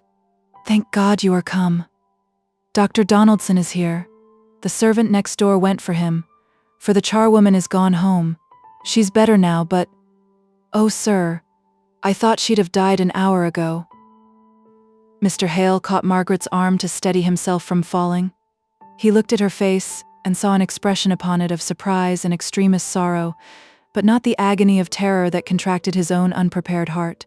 She knew more than he did, and yet she listened with that hopeless expression of awed apprehension. Oh, I should not have left her wicked daughter that I am, moaned forth Margaret, as she supported her trembling father's hasty steps upstairs. Dr. Donaldson met them on the landing. She is better now, he whispered. The opiate has taken effect. The spasms were very bad. No wonder they frightened your maid, but she'll rally this time. This time let me go to her. Half an hour ago Mr. Hale was a middle-aged man. Now his sight was dim, his senses wavering, his walk tottering, as if he were 70 years of age. Dr. Donaldson took his arm and led him into the bedroom. Margaret followed close. There lay her mother, with an unmistakable look on her face. She might be better now, she was sleeping, but death had signed her for his own, and it was clear that ere long he would return to take possession. Mr. Hale looked at her for some time without a word. Then he began to shake all over, and, turning away from Dr. Donaldson's anxious care, he groped to find the door. He could not see it, although several candles, brought in the sudden affright, were burning and flaring there. He staggered into the drawing room and felt about for a chair. Dr. Donaldson wheeled one to him and placed him in it. He felt his pulse. Speak to him, Miss Hale. We must rouse him. Papa, said Margaret, with a crying voice that was wild with pain. Papa, speak to me. The speculation came again into his eyes, and he made a great effort. Margaret, did you know of this? Oh, it was cruel of you. No, sir, it was not cruel, replied Dr. Donaldson, with quick decision. Miss Hale acted under my directions. There may have been a mistake, but it was not cruel. Your wife will be a different creature tomorrow, I trust. She has had spasms, as I anticipated, though I did not tell Miss Hale of my apprehensions. She has taken the opiate I brought with me. She will have a good long sleep, and tomorrow that look which has alarmed you so much will have passed away. But not the disease? Dr. Donaldson glanced at Margaret. Her bent head, her face raised with no appeal for a temporary reprieve, showed that quick observer of human nature that she thought it better that the whole truth should be told. Not the disease. We cannot touch the disease with all our poor vaunted skill. We can only delay its progress, alleviate the pain it causes. Be a man, sir, a Christian. Have faith in the immortality of the soul, which no pain, no mortal disease can assail or touch. But all the reply he got was in the choked words, "You have never been married, Dr. Donaldson. You don't know what it is," and in the deep, manly sobs, which went through the stillness of the night like heavy pulses of agony. Margaret knelt by him, caressing him with tearful caresses. No one, not even Dr. Donaldson, knew how the time went by. Mr. Hale was the first to dare to speak of the necessities of the present moment. "What must we do?" asked he. "Tell us both. Margaret is my staff, my right hand." Dr. Donaldson gave his clear, sensible directions. No fear for tonight, nay, even peace for tomorrow, and for many days yet. But no enduring hope of recovery. He advised Mr. Hale to go to bed, and leave only one to watch the slumber, which he hoped would be undisturbed. He promised to come again early in the morning, and, with a warm and kindly shake of the hand, he left them. They spoke but few words. They were too much exhausted by their terror to do more than decide upon the immediate course of action. Mr. Hale was resolved to sit up through the night, and all that Margaret could do was to prevail upon him to rest on the drawing-room sofa. Dixon stoutly and bluntly refused to go to bed, and as for Margaret, it was simply impossible that she should leave her mother, let all the doctors in the world speak of husbanding resources, and one watcher only being required. So, Dixon sat and stared and winked and drooped and picked herself up again with a jerk, and finally gave up the battle and fairly snored. Margaret had taken off her gown and tossed it aside with a sort of impatient disgust, and put on her dressing gown. She felt as if she never could sleep again, as if her whole senses were acutely vital, and all endued with double keenness, for the purpose of watching. Every sight and sound, nay, even every thought, touched some nerve to the very quick. For more than 2 hours she heard her father's restless movements in the next room. He came perpetually to the door of her mother's chamber, pausing there to listen till she, not hearing his close, unseen presence, went and opened it to tell him how all went on, in reply to the questions his baked lips could hardly form. At last he too fell asleep, and all the house was still. Margaret sat behind the curtain thinking. Far away in time, far away in space, seemed all the interests of past days. Not more than 36 hours ago she cared for Bessie Higgins and her father, and her heart was wrung for Boucher. Now that was all like a dreaming memory of some former life. Everything that had passed out of doors seemed dissevered from her mother, and therefore unreal. Even Harley Street appeared more distinct. There she remembered, as if it were yesterday, how she had pleased herself with tracing out her mother's features in her Aunt Shaw's face, and how letters had come, making her dwell on the thoughts of home with all the longing of love. Hellstone itself was in the dim past. The dull gray days of the preceding winter and spring, so uneventless and monotonous, seemed more associated with what she cared for now above all price. She would fain have caught at the skirts of that departing time and prayed it to return, and give her back what she had too little valued while it was yet in her possession. What a vain show life seemed, how unsubstantial, and flickering, and flitting. It was as if from some aerial belfry, high up above the stir and jar of the earth, there was a bell continually tolling. All are shadows, all are passing, all is past, and when the morning dawned, cool and gray, like many a happier morning before, when Margaret looked one by one at the sleepers, it seemed as if the terrible night were unreal as a dream. It too was a shadow. It too was past. Mrs. Hale herself was not aware when she awoke how ill she had been the night before. She was rather surprised at Dr. Donaldson's early visit and perplexed by the anxious faces of husband and child.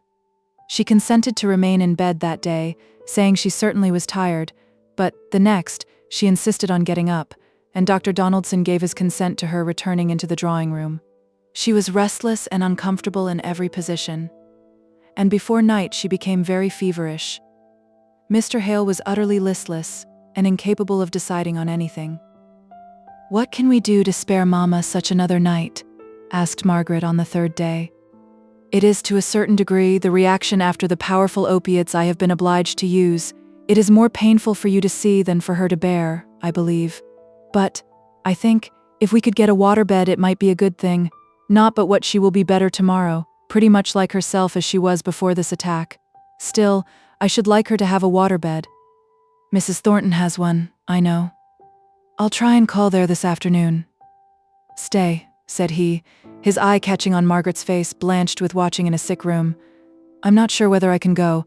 I've a long round to take. It would do you no harm to have a brisk walk to Marlborough Street and ask Mrs. Thornton if she can spare it." "Certainly," said Margaret. "I could go while Mama is asleep this afternoon.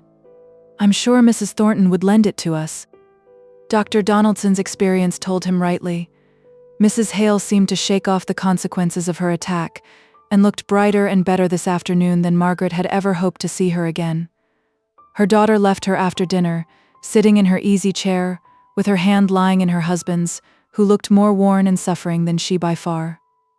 Still, he could smile now rather slowly, rather faintly, it is true, but a day or two before Margaret never thought to see him smile again. It was about 2 miles from their house in Crampton Crescent to Marlborough Street.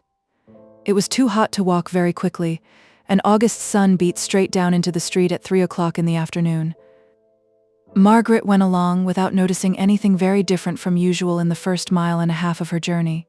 She was absorbed in her own thoughts, and had learnt by this time to thread her way through the irregular stream of human beings that flowed through Milton streets. But, by and by, she was struck with an unusual heaving among the mass of people in the crowded road on which she was entering. They did not appear to be moving on so much as talking and listening, and buzzing with excitement without much stirring from the spot where they might happen to be. Still, as they made way for her, and wrapped up in the purpose of her errand, and the necessities that suggested it, she was less quick of observation than she might have been, if her mind had been at ease. She had got into Marlborough Street before the full conviction forced itself upon her, that there was a restless, oppressive sense of irritation abroad among the people, a thunderous atmosphere, morally as well as physically, around her.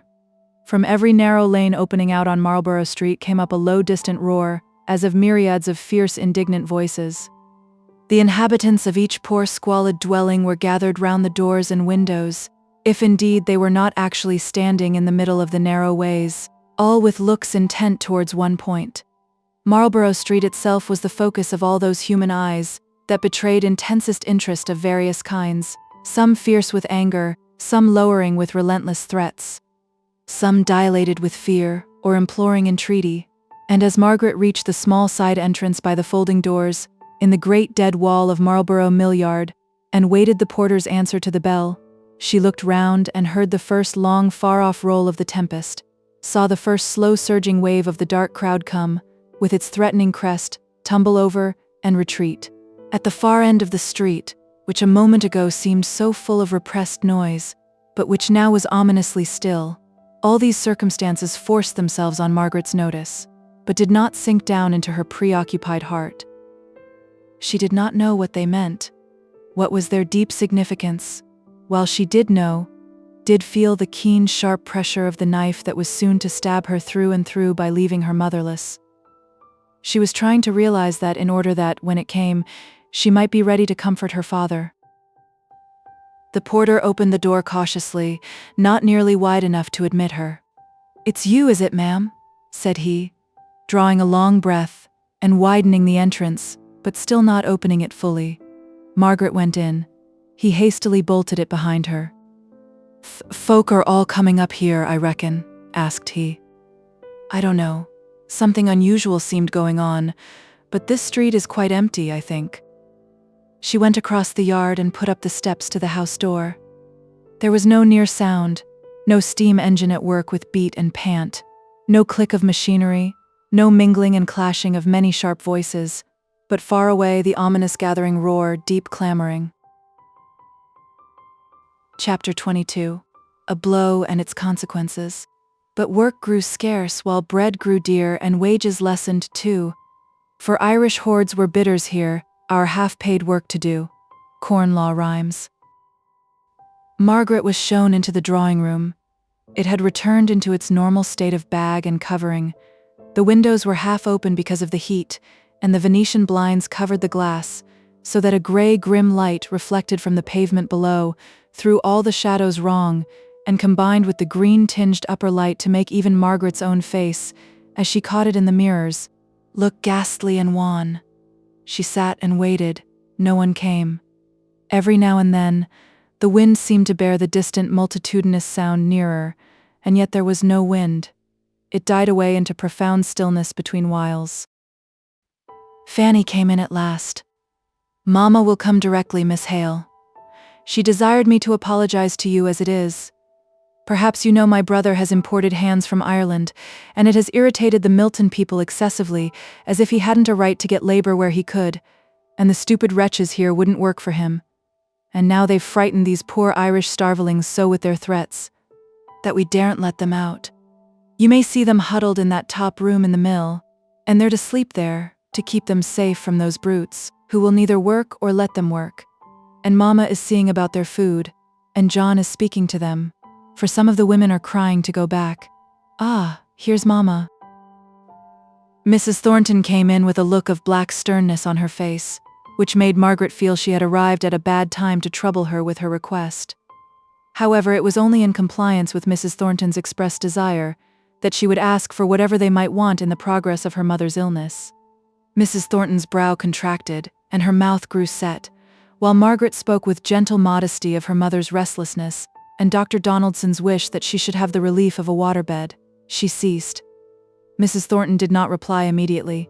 Then she started up and exclaimed, "They're at the gates. Call John, Fanny. Call him in from the mill. They're at the gates. They'll batter them in. Call John, I say." And simultaneously the gathering tramp to which she had been listening, instead of heeding Margaret's words, was heard just right outside the wall, and an increasing din of angry voices raged behind the wooden barrier, which shook as if the unseen maddened crowd made battering rams of their bodies, and retreated a short space only to come with more united steady impetus against it, till their great beats made the strong gates quiver, like reeds before the wind. The women gathered round the windows, fascinated to look on the scene which terrified them. Mrs. Thornton, the women servants, Margaret, all were there. Fanny had returned, screaming upstairs as if pursued at every step, and had thrown herself in hysterical sobbing on the sofa. Mrs. Thornton watched for her son, who was still in the mill. He came out, looked up at them, the pale cluster of faces, and smiled good courage to them before he locked the factory door. Then he called to one of the women to come down and undo his own door, which Fanny had fastened behind her in her mad flight. Mrs. Thornton herself went, and the sound of his well-known and commanding voice seemed to have been like the taste of blood to the infuriated multitude outside. Hitherto they had been voiceless, wordless, needing all their breath for their hard-labored efforts to break down the gates. But now, hearing him speak inside, they set up such a fierce, unearthly groan that even Mrs. Thornton was white with fear as she preceded him into the room. He came in a little flushed, but his eyes gleamed as in answer to the trumpet call of danger, and with a proud look of defiance on his face that made him a noble, if not a handsome man. Margaret had always dreaded lest her courage should fail her in any emergency, and she should be proved to be what she dreaded lest she was a coward. But now, in this real great time of reasonable fear and nearness of terror, she forgot herself, and felt only an intense sympathy, intense to painfulness in the interests of the moment. Mr. Thornton came frankly forwards. "I'm sorry, Miss Hale. You have visited us at this unfortunate moment, when I fear you may be involved in whatever risk we have to bear. Mother, hadn't you better go into the back rooms? I'm not sure whether they may not have made their way from Pinner's Lane into the stable yard, but if not, you will be safer there than here. Go, Jane," continued he, addressing the upper servant. And she went, followed by the others. "I stop here," said his mother. "Where you are, there I stay." And indeed, retreat into the back rooms was of no avail. The crowd had surrounded the outbuildings at the rear and were sending forth their awful threatening roar behind. The servants retreated into the garrets with many a cry and shriek. Mr. Thornton smiled scornfully as he heard them. He glanced at Margaret, standing all by herself at the window nearest the factory. Her eyes glittered. Her color was deepened on cheek and lip. As if she felt his look, she turned to him and asked a question that had been for some time in her mind. "Where are the poor imported workpeople in the factory there?" "Yes. I left them cowed up in a small room at the head of a back flight of stairs, bidding them run all risks and escape down there, if they heard any attack made on the mill doors. But it is not them, it is me they want." "When can the soldiers be here?" asked his mother in a low but not unsteady voice. He took out his watch with the same steady composure with which he did everything. He made some little calculation. "Supposing Williams got straight off when I told him, and hadn't to dodge about amongst them, it must be 20 minutes yet." 20 minutes, said his mother, for the first time showing her terror in the tones of her voice. "Shut down the windows instantly, mother," exclaimed he. "The gates won't bear such another shock. Shut down that window, Miss Hale." Margaret shut down her window, and then went to assist Mrs. Thornton's trembling fingers. From some cause or other, there was a pause of several minutes in the unseen street. Mrs. Thornton looked with wild anxiety at her son's countenance, as if to gain the interpretation of the sudden stillness from him. His face was set into rigid lines of contemptuous defiance. Neither hope nor fear could be read there. Fanny raised herself up. "Are they gone?" asked she in a whisper. "Gone," replied he. "Listen." She did listen. They all could hear the one great straining breath, the creak of wood slowly yielding, the wrench of iron, the mighty fall of the ponderous gates. Fanny stood up tottering, made a step or two towards her mother, and fell forwards into her arms in a fainting fit. Mrs. Thornton lifted her up with a strength that was as much that of the will as of the body, and carried her away. "Thank God," said Mr. Thornton as he watched her out. "Had you not better go upstairs, Miss Hale?" Margaret's lips formed a no, but he could not hear her speak, for the tramp of innumerable steps right under the very wall of the house, and the fierce growl of low, deep, angry voices that had a ferocious murmur of satisfaction in them, more dreadful than their baffled cries not many minutes before. "Never mind," said he, thinking to encourage her. "I am very sorry that you should have been entrapped into all this alarm, but it cannot last long now. A few minutes more and the soldiers will be here." "Oh God," cried Margaret suddenly, "there is Boucher. I know his face, though he is livid with rage. He is fighting to get to the front. Look, look." "Who is Boucher?" asked Mr. Thornton coolly, and coming close to the window to discover the man in whom Margaret took such an interest. As soon as they saw Mr. Thornton, they set up a yell. To call it not human is nothing. It was as the demoniac desire of some terrible wild beast for the food that is withheld from his ravening. Even he drew back for a moment, dismayed at the intensity of hatred he had provoked. "Let them yell," said he. "In 5 minutes more. I only hope my poor Irishmen are not terrified out of their wits by such a fiend-like noise. Keep up your courage for 5 minutes, Miss Hale." "Don't be afraid for me," she said hastily. "But what in 5 minutes? Can you do nothing to soothe these poor creatures? It is awful to see them." "The soldiers will be here directly, and that will bring them to reason." "To reason," said Margaret quickly. "What kind of reason?" "The only reason that does with men that make themselves into wild beasts. By heaven, they've turned to the mill door." "Mr. Thornton," said Margaret, shaking all over with her passion, "go down this instant. If you are not a coward, go down and face them like a man. Save these poor strangers whom you have decoyed here. Speak to your workmen as if they were human beings. Speak to them kindly. Don't let the soldiers come in and cut down poor creatures who are driven mad. I see one there who is. If you have any courage or noble quality in you, go out and speak to them, man to man." He turned and looked at her while she spoke. A dark cloud came over his face while he listened. He set his teeth as he heard her words. "I will go. Perhaps I may ask you to accompany me downstairs and bar the door behind me. My mother and sister will need that protection." "Oh, Mr. Thornton," I do not know, I may be wrong only.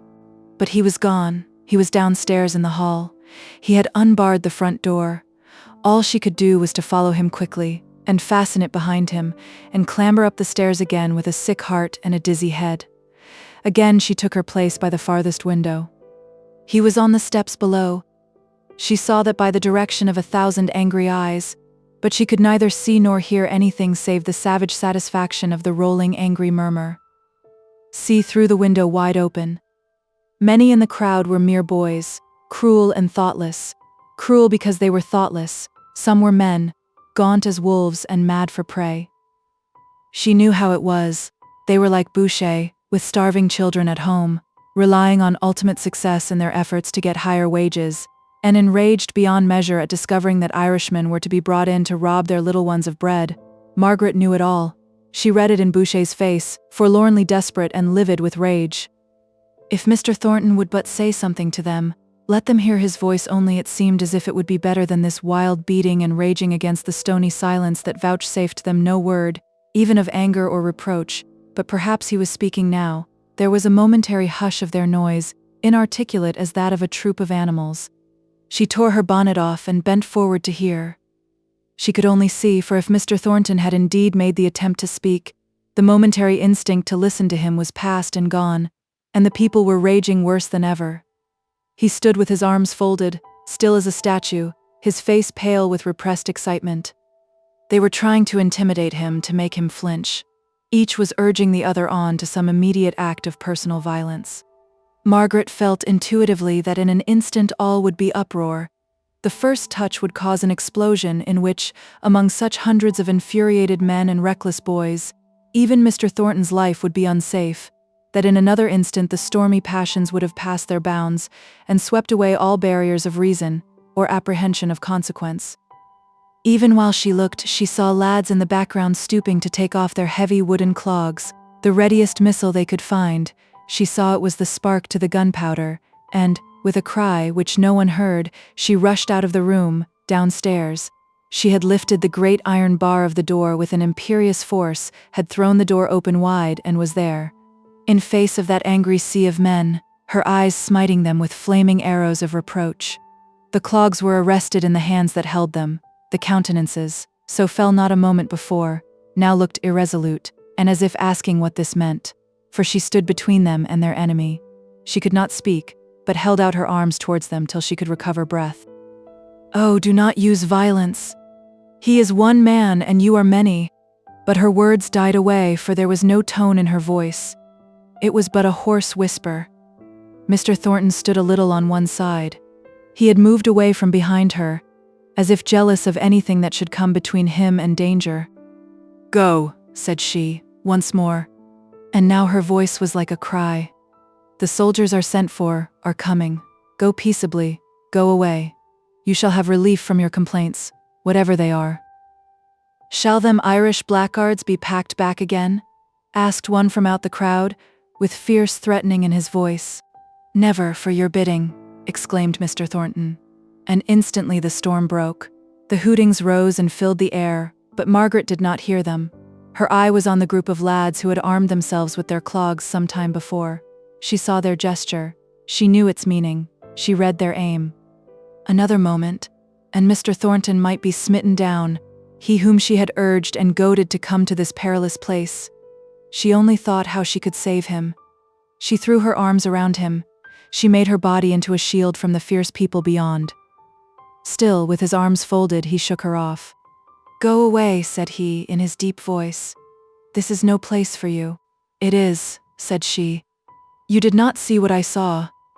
If she thought her sex would be a protection, if, with shrinking eyes she had turned away from the terrible anger of these men, in any hope that ere she looked again they would have paused and reflected, and slunk away, and vanished, she was wrong. Their reckless passion had carried them too far to stop, at least had carried some of them too far, for it is always the savage lads, with their love of cruel excitement, who head the riot, reckless to what bloodshed it may lead. A clog whizzed through the air. Margaret's fascinated eyes watched its progress. It missed its aim, and she turned sick with affright, but changed not her position, only hid her face on Mr. Thornton's arm. Then she turned and spoke again. "For God's sake, do not damage your cause by this violence. You do not know what you are doing." She strove to make her words distinct. A sharp pebble flew by her, grazing forehead and cheek, and drawing a blinding sheet of light before her eyes. She lay like one dead on Mr. Thornton's shoulder. Then he unfolded his arms, and held her encircled in one for an instant. "You do well," said he. "You come to oust the innocent stranger. You fall, you hundreds, on one man, and when a woman comes before you to ask you for your own sakes to be reasonable creatures, your cowardly wrath falls upon her. You do well." They were silent while he spoke. They were watching open-eyed and open-mouthed, the thread of dark red blood which wakened them up from their trance of passion. Those nearest the gate stole out ashamed. There was a movement through all the crowd, a retreating movement. Only one voice called out, "Stone was meant for thee, but thou wert sheltered behind a woman." Mr. Thornton quivered with rage. The blood flowing had made Margaret conscious, dimly, vaguely conscious. He placed her gently on the doorstep. "Can you rest there?" he asked. But without waiting for her answer, he went slowly down the steps right into the middle of the crowd. "Now kill me, if it is your brutal will. There is no woman to shield me here. You may beat me to death, you will never move me from what I have determined upon, not you." He stood amongst them with his arms folded, in precisely the same attitude as he had been in on the steps. But the retrograde movement towards the gate had begun as unreasoningly, perhaps as blindly, as the simultaneous anger. Or perhaps the idea of the approach of the soldiers, and the sight of that pale, upturned face with closed eyes, still and sad as marble, though the tears welled out of the long entanglement of eyelashes and dropped down, and, heavier, slower plash than even tears, came the drip of blood from her wound. Even the most desperate, Boucher himself, drew back, faltered away, scowled, and finally went off, muttering curses on the master, who stood in his unchanging attitude, looking after their retreat with defiant eyes. The moment that retreat had changed into a flight, as it was sure from its very character to do, he darted up the steps to Margaret. She tried to rise without his help. "It is nothing," she said with a sickly smile. "The skin is grazed, and I was stunned at the moment. Oh, I am so thankful they are gone." And she cried without restraint. He could not sympathize with her. His anger had not abated. It was rising the more as his sense of immediate danger was passing away. The distant clank of the soldiers was heard, just 5 minutes too late to make this vanished mob feel the power of authority and order. He hoped they would see the troops and be quelled by the thought of their narrow escape. While these thoughts crossed his mind, Margaret clung to the doorpost to steady herself. But a film came over her eyes. He was only just in time to catch her. "Mother, mother," cried he, "come down, they are gone, and Miss Hale is hurt." He bore her into the dining room and laid her on the sofa there. Laid her down softly, and looking on her pure white face, the sense of what she was to him came upon him so keenly that he spoke it out in his pain. "Oh, my Margaret, no one can tell what you are to me. Dead, cold as you lie there, you are the only woman I ever loved. Oh, Margaret, Margaret." Inarticulately as he spoke, kneeling by her, and rather moaning than saying the words, he started up, ashamed of himself. As his mother came in, she saw nothing but her son, a little paler, a little sterner than usual. "Miss Hale is hurt, mother. A stone has grazed her temple. She has lost a good deal of blood, I'm afraid. She looks very seriously hurt. I could almost fancy her dead," said Mrs. Thornton, a good deal alarmed. "It is only a fainting fit. She has spoken to me since." But all the blood in his body seemed to rush inwards to his heart as he spoke, and he absolutely trembled. "Go and call Jane. She can find me the things I want. And do you go to your Irish people, who are crying and shouting as if they were mad with fright." He went. He went away as if weights were tied to every limb that bore him from her. He called Jane. He called his sister. She should have all womanly care, all gentle tendance. But every pulse beat in him as he remembered how she had come down and placed herself in foremost danger. Could it be to save him? At the time he had pushed her aside and spoken gruffly. He had seen nothing but the unnecessary danger she had placed herself in. He went to his Irish people, with every nerve in his body thrilling at the thought of her, and found it difficult to understand enough of what they were saying to soothe and comfort away their fears. There, they declared, they would not stop. They claimed to be sent back. And so he had to think, and talk, and reason. Mrs. Thornton bathed Margaret's temples with eau de cologne. As the spirit touched the wound which till then neither Mrs. Thornton nor Jane had perceived, Margaret opened her eyes, but it was evident she did not know where she was, nor who they were. The dark circles deepened, the lips quivered and contracted, and she became insensible once more. "She has had a terrible blow," said Mrs. Thornton. "Is there anyone who will go for a doctor?" "Not me, ma'am, if you please," said Jane, shrinking back. "Them rabble may be all about. I don't think the cut is so deep, ma'am, as it looks. I will not run the chance. She was hurt in our house. If you are a coward, Jane, I am not. I will go. Pray, ma'am, let me send one of the police. There's ever so many come up, and soldiers too. And yet you're afraid to go. I will not have their time taken up with our errands. They'll have enough to do to catch some of the mob. You will not be afraid to stop in this house?" she asked contemptuously. "And go on bathing Miss Hale's forehead, shall you? I shall not be 10 minutes away." "Couldn't Hannah go, ma'am?" "Why Hannah? Why any but you? No, Jane, if you don't go, I do." Mrs. Thornton went first to the room in which she had left Fanny stretched on the bed. She started up as her mother entered. "Oh, Mama, how you terrified me. I thought you were a man that had got into the house." "Nonsense. The men are all gone away. There are soldiers all round the place seeking for their work now it is too late. Miss Hale is lying on the dining room sofa badly hurt. I am going for the doctor." "Oh, don't, Mama, they'll murder you." She clung to her mother's gown. Mrs. Thornton wrenched it away with no gentle hand. "Find me someone else to go, but that girl must not bleed to death." "Bleed? Oh, how horrid. How has she got hurt?" "I don't know, I have no time to ask. Go down to her, Fanny, and do try to make yourself of use. Jane is with her, and I trust it looks worse than it is. Jane has refused to leave the house, cowardly woman, and I won't put myself in the way of any more refusals from my servants, so I am going myself." "Oh, dear, dear," said Fanny, crying and preparing to go down rather than be left alone, with the thought of wounds and bloodshed in the very house. "Oh, Jane," said she, creeping into the dining room. "What is the matter? How white she looks. How did she get hurt? Did they throw stones into the drawing room?" Margaret did indeed look white and wan, although her senses were beginning to return to her.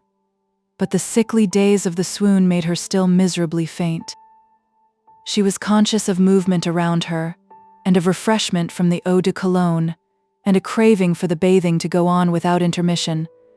But when they stopped to talk, she could no more have opened her eyes, or spoken to ask for more bathing, than the people who lie in death-like trance can move, or utter sound, to arrest the awful preparations for their burial, while they are yet fully aware, not merely of the actions of those around them, but of the idea that is the motive for such actions. Jane paused in her bathing, to reply to Miss Thornton's question. "She'd have been safe enough, miss, if she'd stayed in the drawing room, or come up to us. We were in the front garret, and could see it all, out of harm's way." "Where was she then?" said Fanny, drawing nearer by slow degrees as she became accustomed to the sight of Margaret's pale face.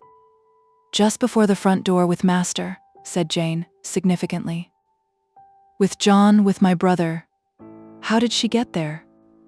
"Nay, miss, that's not for me to say," answered Jane with a slight toss of her head. "Sarah did." "Sarah what?" said Fanny, with impatient curiosity. Jane resumed her bathing as if what Sarah did or said was not exactly the thing she liked to repeat. "Sarah what?" asked Fanny sharply. "Don't speak in these half-sentences, or I can't understand you." "Well, miss, since you will have it, Sarah, you see, was in the best place for seeing, being at the right-hand window, and she says, and said at the very time too, that she saw Miss Hale with her arms about master's neck, hugging him before all the people." "I don't believe it," said Fanny. "I know she cares for my brother, Anyone can see that, and I dare say she'd give her eyes if he'd marry her, which he never will, I can tell her. But I don't believe she'd be so bold and forward as to put her arms round his neck. Poor young lady, she's paid for it dearly if she did. It's my belief that the blow has given her such an ascendancy of blood to the head as she'll never get the better from. She looks like a corpse now. Oh, I wish Mama would come, said Fanny, wringing her hands. I never was in the room with a dead person before. Stay, miss, she's not dead. Her eyelids are quivering, and here's wet tears a-coming down her cheeks. Speak to her, Miss Fanny. Are you better now? Asked Fanny in a quavering voice. No answer, no sign of recognition, but a faint pink color returned to her lips, although the rest of her face was ashen pale. Mrs. Thornton came hurriedly in, with the nearest surgeon she could find. How is she? Are you better, my dear? As Margaret opened her filmy eyes and gazed dreamily at her. Here is Mr. Lowe come to see you. Mrs. Thornton spoke loudly and distinctly as to a deaf person. Margaret tried to rise and drew her ruffled, luxuriant hair instinctively over the cut. I am better now, said she, in a very low, faint voice.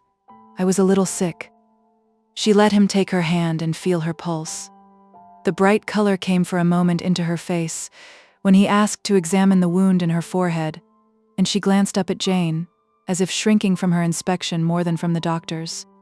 It is not much, I think. I am better now. I must go home. Not until I have applied some strips of plaster, and you have rested a little. She sat down hastily, without another word, and allowed it to be bound up. Now, if you please, said she, I must go. Mamma will not see it, I think. It is under the hair, is it not? Quite. No one could tell. But you must not go, said Mrs. Thornton impatiently. You are not fit to go. I must, said Margaret decidedly. Think of Mamma, if they should hear. Besides, I must go, said she vehemently. I cannot stay here. May I ask for a cab? You are quite flushed and feverish, observed Mr. Lowe. It is only with being here when I do so want to go. The air getting away would do me more good than anything, pleaded she. I really believe it is as she says, Mr. Lowe replied. If her mother is so ill as you told me on the way here, it may be very serious if she hears of this riot and does not see her daughter back at the time she expects. The injury is not deep. I will fetch a cab, if your servants are still afraid to go out. Oh, thank you, said Margaret. It will do me more good than anything. It is the air of this room that makes me feel so miserable. She leant back on the sofa and closed her eyes. Fanny beckoned her mother out of the room and told her something that made her equally anxious with Margaret for the departure of the latter. Not that she fully believed Fanny's statement, but she credited enough to make her manner to Margaret appear very much constrained at wishing her goodbye. Mr. Lowe returned in the cab. If you will allow me, I will see you home, Miss Hale. The streets are not very quiet yet. Margaret's thoughts were quite alive enough to the present to make her desirous of getting rid of both Mr. Lowe and the cab before she reached Crampton Crescent, for fear of alarming her father and mother. Beyond that one aim she would not look. That ugly dream of insolent words spoken about herself could never be forgotten, but could be put aside till she was stronger, for, she was very weak, and her mind sought for some present fact to steady itself upon, and keep it from utterly losing consciousness in another hideous, sickly swoon. Chapter 23. Mistakes. Which when his mother saw, she in her mind was troubled sore. He wist well what to ween. Spenser. Margaret had not been gone 5 minutes when Mr. Thornton came in, his face all aglow. I could not come sooner. The superintendent would. Where is she? He looked round the dining room, and then almost fiercely at his mother, who was quietly rearranging the disturbed furniture, and did not instantly reply. Where is Miss Hale? Asked he again. Gone home, said she, rather shortly. Gone home. Yes. She was a great deal better. Indeed, I don't believe it was so very much of a hurt. Only some people faint at the least thing. I am sorry she has gone home, said he, walking uneasily about. She could not have been fit for it. She said she was, and Mr. Lowe said she was. I went for him myself. Thank you, Mother. He stopped and partly held out his hand to give her a grateful shake. But she did not notice the movement. What have you done with your Irish people? Sent to the Dragon for a good meal for them, poor wretches, and then, luckily, I caught Father Grady and I've asked him in to speak to them and dissuade them from going off in a body. How did Miss Hale go home?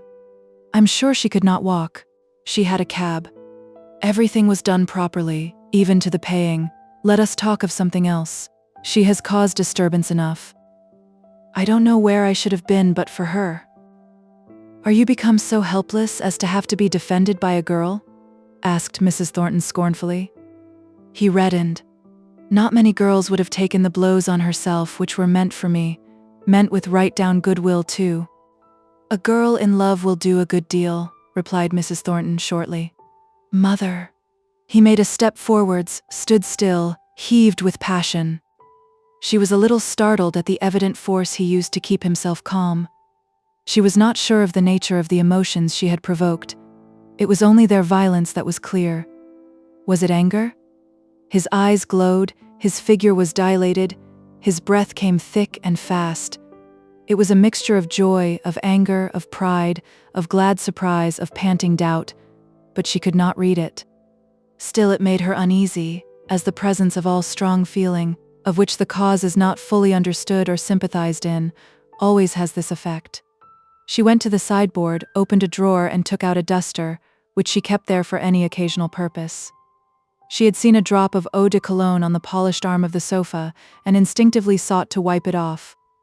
But she kept her back turned to her son much longer than was necessary, and when she spoke, her voice seemed unusual and constrained. You have taken some steps about the rioters, I suppose? You don't apprehend any more violence, do you? Where were the police? Never at hand when they're wanted. On the contrary, I saw 3 or 4 of them, when the gates gave way, struggling and beating about in fine fashion, and more came running up just when the yard was clearing. I might have given some of the fellows in charge then, if I had had my wits about me, but there will be no difficulty, plenty of people can identify them. But won't they come back tonight? I'm going to see about a sufficient guard for the premises. I have appointed to meet Captain Hanbury in half an hour at the station. You must have some tea first. Tea? Yes, I suppose I must. It's 6:30 and I may be out for some time. Don't sit up for me, Mother. You expect me to go to bed before I have seen you safe, do you? Well, perhaps not. He hesitated for a moment. But if I've time, I shall go round by Crampton after I've arranged with the police and seen Hamper and Clarkson. Their eyes met. They looked at each other intently for a minute. Then she asked, Why are you going round by Crampton? To ask after Miss Hale. I will send. Williams must take the waterbed she came to ask for. He shall inquire how she is. I must go myself. Not merely to ask how Miss Hale is? No, not merely for that. I want to thank her for the way in which she stood between me and the mob. What made you go down at all? It was putting your head into the lion's mouth. He glanced sharply at her, saw that she did not know what had passed between him and Margaret in the drawing-room, and replied by another question. Shall you be afraid to be left without me until I can get some of the police, or had we better send Williams for them now, and they could be here by the time we have done tea? There's no time to be lost. I must be off in a quarter of an hour. Mrs. Thornton left the room. Her servants wondered at her directions, usually so sharply cut and decided, now confused and uncertain.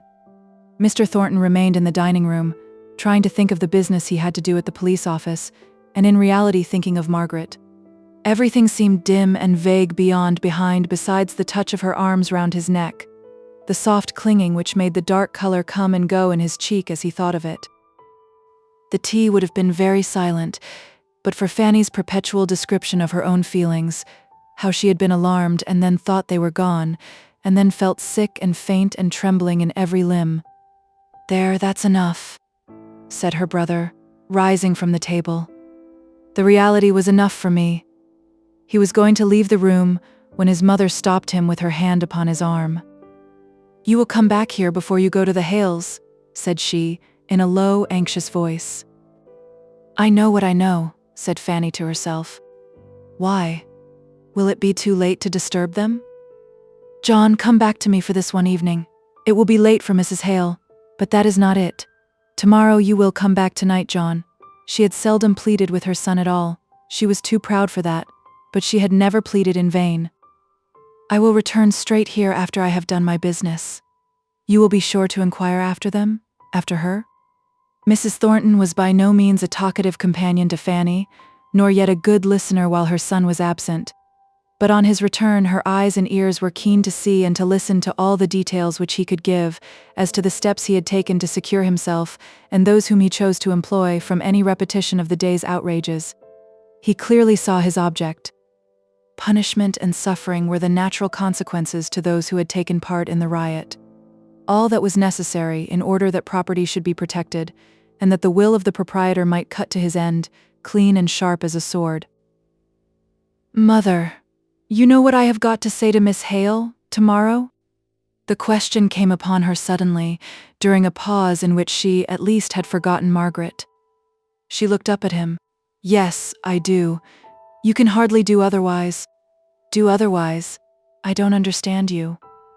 "I mean that, after allowing her feelings so to overcome her, I consider you bound in honor."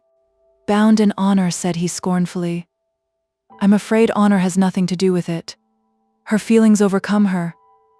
"What feelings do you mean?" "Nay, John, there is no need to be angry. Did she not rush down and cling to you to save you from danger?" "She did," said he. "But mother," continued he, stopping short in his walk right in front of her, "I dare not hope. I never was faint-hearted before, but I cannot believe such a creature cares for me." "Don't be foolish, John. Such a creature? Why, she might be a duke's daughter, to hear you speak. And what proof more would you have, I wonder, of her caring for you? I can believe she has had a struggle with her aristocratic way of viewing things, but I like her the better for seeing clearly at last." "It is a good deal for me to say," said Mrs. Thornton, smiling slowly, while the tears stood in her eyes. "For after tonight, I stand second. It was to have you to myself, all to myself, a few hours longer, that I begged you not to go till tomorrow." "Dearest mother," still love is selfish, and in an instant he reverted to his own hopes and fears in a way that drew the cold creeping shadow over Mrs. Thornton's heart. "But I know she does not care for me. I shall put myself at her feet, I must. If it were but one chance in 1,000 or 1,000,000, I should do it." "Don't fear," said his mother, crushing down her own personal mortification at the little notice he had taken of the rare ebullition of her maternal feelings, of the pang of jealousy that betrayed the intensity of her disregarded love. "Don't be afraid," she said coldly. "As far as love may go, she may be worthy of you. It must have taken a good deal to overcome her pride. Don't be afraid, John," said she, kissing him as she wished him good night, and she went slowly and majestically out of the room. But when she got into her own, she locked the door and sat down to cry unwanted tears. Margaret entered the room where her father and mother still sat, holding low conversation together, looking very pale and white. She came close up to them before she could trust herself to speak. "Mrs. Thornton will send the waterbed, Mamma." "Dear, how tired you look. Is it very hot, Margaret?" "Very hot, and the streets are rather rough with the strike." Margaret's color came back vivid and bright as ever, but it faded away instantly. "Here has been a message from Bessie Higgins asking you to go to her," said Mrs. Hale. "But I'm sure you look too tired." "Yes," said Margaret. "I am tired, I cannot go." She was very silent and trembling while she made tea. She was thankful to see her father so much occupied with her mother as not to notice her looks. Even after her mother went to bed, he was not content to be absent from her, but undertook to read her to sleep. Margaret was alone. "Now I will think of it. Now I will remember it all. I could not before, I dared not." She sat still in her chair, her hands clasped on her knees, her lips compressed, her eyes fixed as one who sees a vision. She drew a deep breath. "I, who hate scenes, I, who have despised people for showing emotion, who have thought them wanting in self-control, I went down and must needs throw myself into the melee like a romantic fool. Did I do any good? They would have gone away without me, I dare say. But this was overleaping the rational conclusion, as in an instant her well-poised judgment felt. No, perhaps they would not. I did some good. But what possessed me to defend that man as if he were a helpless child? Ah, said she, clenching her hands together, it is no wonder those people thought I was in love with him, after disgracing myself in that way. I in love, and with him too. Her pale cheeks suddenly became one flame of fire, and she covered her face with her hands. When she took them away, her palms were wet with scalding tears. Oh, how low I am fallen that they should say that of me. I could not have been so brave for anyone else, just because he was so utterly indifferent to me if, indeed, I do not positively dislike him. It made me the more anxious that there should be fair play on each side, and I could see what fair play was. It was not fair, said she vehemently, that he should stand there sheltered, awaiting the soldiers who might catch those poor maddened creatures as in a trap, without an effort on his part, to bring them to reason. And it was worse than unfair for them to set on him as they threatened. I would do it again. Let who will say what they like of me. If I saved one blow, one cruel, angry action that might otherwise have been committed, I did a woman's work. Let them insult my maiden pride as they will. I walk pure before God. She looked up, and a noble peace seemed to descend and calm her face, till it was stiller than chiseled marble. Dixon came in. If you please, Miss Margaret, here's the waterbed from Mrs. Thornton's. It's too late for tonight, I'm afraid, for Mrs. is nearly asleep, but it will do nicely for tomorrow. Very, said Margaret. You must send our best thanks. Dixon left the room for a moment. If you please, Miss Margaret, he says he's to ask particular how you are. I think he must mean Mrs., but he says his last words were, to ask how Miss Hale was. Me, said Margaret, drawing herself up. I am quite well. Tell him I am perfectly well. But her complexion was as deadly white as her handkerchief, and her head ached intensely. Mr. Hale now came in. He had left his sleeping wife and wanted, as Margaret saw, to be amused and interested by something that she was to tell him. With sweet patience did she bear her pain, without a word of complaint, and rummaged up numberless small subjects for conversation, all except the riot, and that she never named once. It turned her sick to think of it. Good night, Margaret. I have every chance of a good night myself, and you're looking very pale with your watching. I shall call Dixon if your mother needs anything. Do you go to bed and sleep like a top? For I'm sure you need it, poor child. Good night, Papa. She let her color go, the false smile fade away, the eyes grow dull with heavy pain. She released her strong will from its laborious task, till morning she might feel ill and weary. She lay down and never stirred. To move hand or foot, or even so much as one finger, would have been beyond the powers of either volition or motion. She was so tired, so stunned, that she thought she never slept at all. Her feverish thoughts passed and repassed the boundary between sleeping and waking, and kept their own miserable identity. She could not be alone, prostrate, powerless as she was. A cloud of faces looked up at her, giving her no idea of fierce, vivid anger, or of personal danger, but a deep sense of shame that she should thus be the object of universal regard, a sense of shame so acute that it seemed as if she would fain have burrowed into the earth to hide herself, and yet she could not escape out of that unwinking glare of many eyes. Chapter 24. Mistakes cleared up.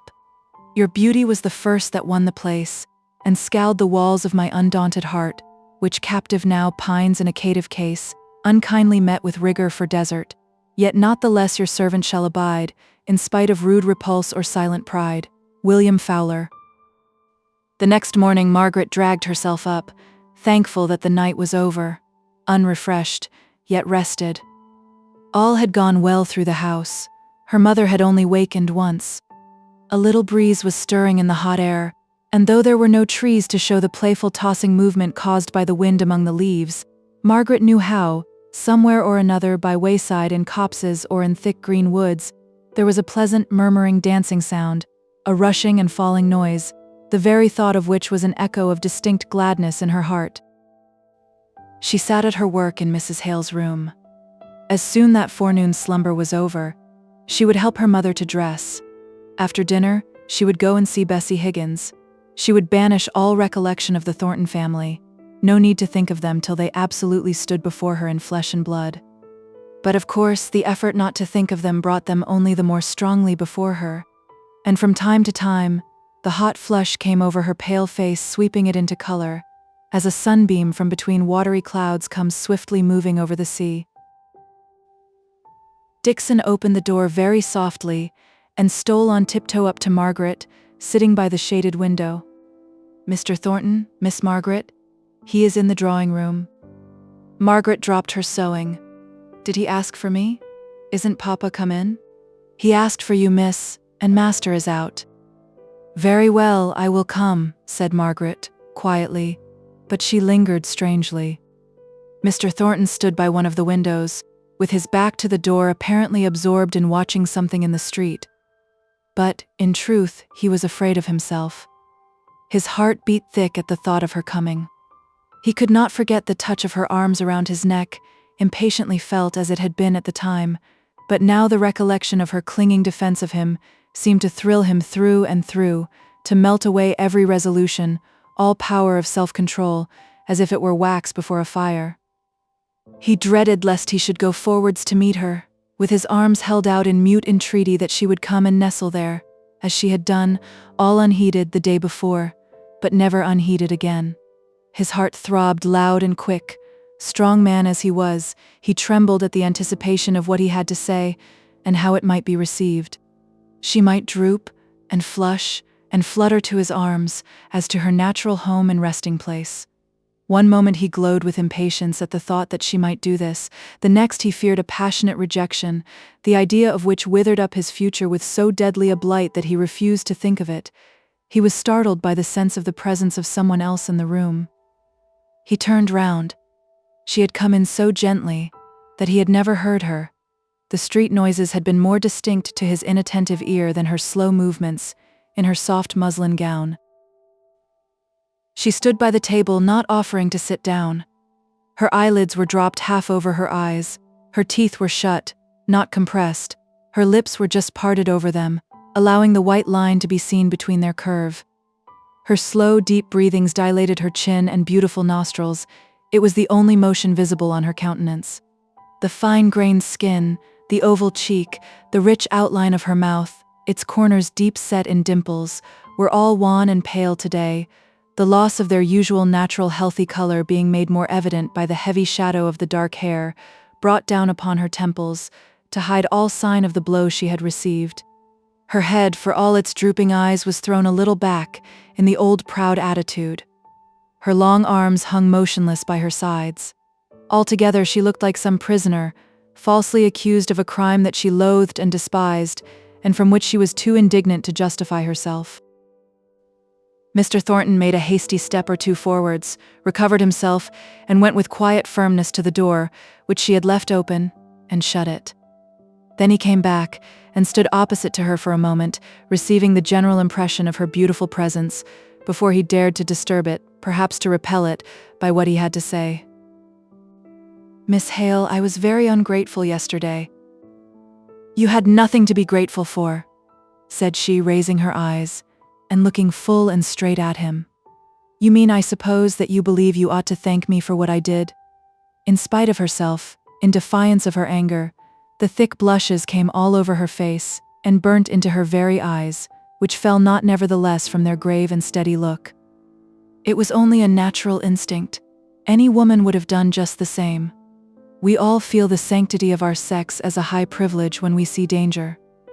"I ought rather," said she, hastily, "to apologize to you for having said thoughtless words which sent you down into the danger." "It was not your words, it was the truth they conveyed pungently as it was expressed. But you shall not drive me off upon that, and so escape the expression of my deep gratitude.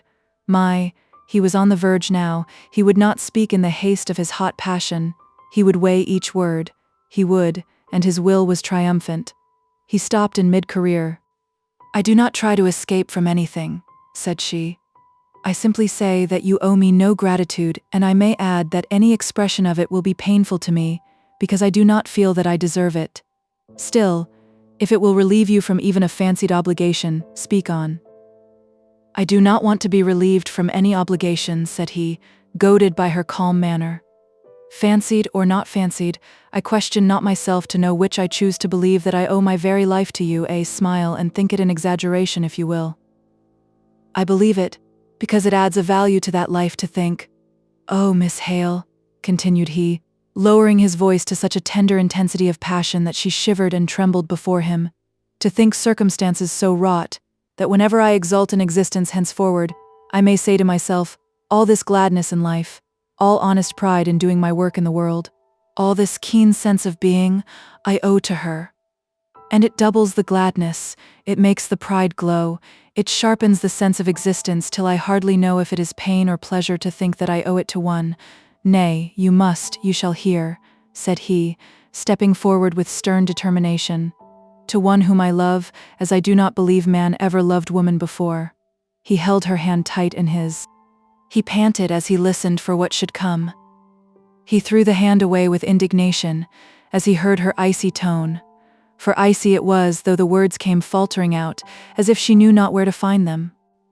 "Your way of speaking shocks me. It is blasphemous. I cannot help it, if that is my first feeling. It might not be so, I dare say, if I understood the kind of feeling you describe. I do not want to vex you, and besides we must speak gently, for Mamma is asleep, but your whole manner offends me." "How?" exclaimed he. "Offends you? I am indeed most unfortunate." "Yes," said she with recovered dignity.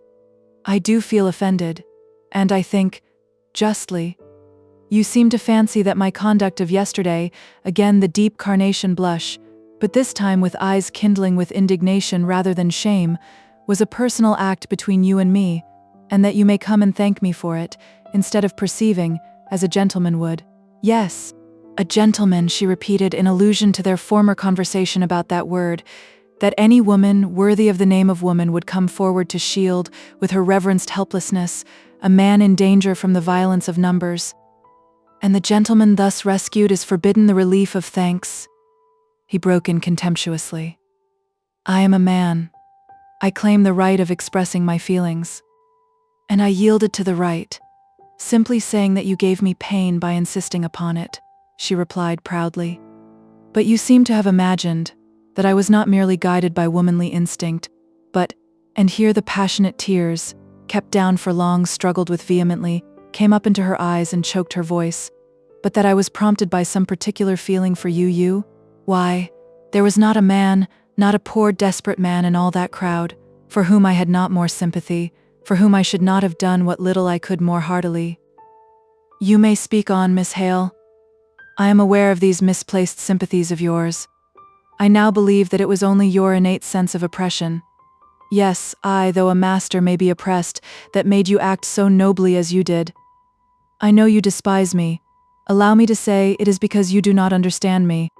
"I do not care to understand," she replied, taking hold of the table to steady herself, for she thought him cruel as, indeed, he was, and she was weak with her indignation. "No, I see you do not. You are unfair and unjust." Margaret compressed her lips. She would not speak in answer to such accusations. But, for all that, for all his savage words, he could have thrown himself at her feet and kissed the hem of her garment. She did not speak. She did not move. The tears of wounded pride fell hot and fast. He waited a while, longing for her to say something, even a taunt, to which he might reply. But she was silent. He took up his hat. "One word more. You look as if you thought it tainted you to be loved by me. You cannot avoid it. Nay, I, if I would, cannot cleanse you from it. But I would not if I could. I have never loved any woman before. My life has been too busy, my thoughts too much absorbed with other things. Now I love and will love. But do not be afraid of too much expression on my part." "I am not afraid," she replied, lifting herself straight up. "No one yet has ever dared to be impertinent to me, and no one ever shall. But, Mr. Thornton, you have been very kind to my father," said she, changing her whole tone and bearing to a most womanly softness. "Don't let us go on making each other angry. Pray don't." He took no notice of her words. He occupied himself in smoothing the nap of his hat with his coat sleeve, for half a minute or so, and then, rejecting her offered hand, and making as if he did not see her grave look of regret, he turned abruptly away, and left the room. Margaret caught one glance at his face before he went. When he was gone, she thought she had seen the gleam of washed tears in his eyes, and that turned her proud dislike into something different and kinder, if nearly as painful, self-reproach for having caused such mortification to anyone. "But how could I help it?" asked she of herself. "I never liked him. I was civil, but I took no trouble to conceal my indifference. Indeed, I never thought about myself or him, so my manners must have shown the truth. All that yesterday he might mistake, but that is his fault, not mine. I would do it again, if need were, though it does lead me into all this shame and trouble." Chapter 25. Frederick. Revenge may have her own, roused discipline aloud proclaims their cause, and injured navies urge their broken laws. Byron. Margaret began to wonder whether all offers were as unexpected beforehand, as distressing at the time of their occurrence, as the two she had had. An involuntary comparison between Mr. Lennox and Mr. Thornton arose in her mind. She had been sorry that an expression of any other feeling than friendship had been lured out by circumstances from Henry Lennox. That regret was the predominant feeling on the first occasion of her receiving a proposal. She had not felt so stunned, so impressed as she did now, when echoes of Mr. Thornton's voice yet lingered about the room. In Lennox's case, he seemed for a moment to have slid over the boundary between friendship and love, and the instant afterwards to regret it nearly as much as she did, although for different reasons. In Mr. Thornton's case, as far as Margaret knew, there was no intervening stage of friendship. Their intercourse had been one continued series of opposition. Their opinions clashed, and indeed she had never perceived that he had cared for her opinions as belonging to her, the individual. As far as they defied his rock-like power of character, his passion strength, he seemed to throw them off from him with contempt, until she felt the weariness of the exertion of making useless protests.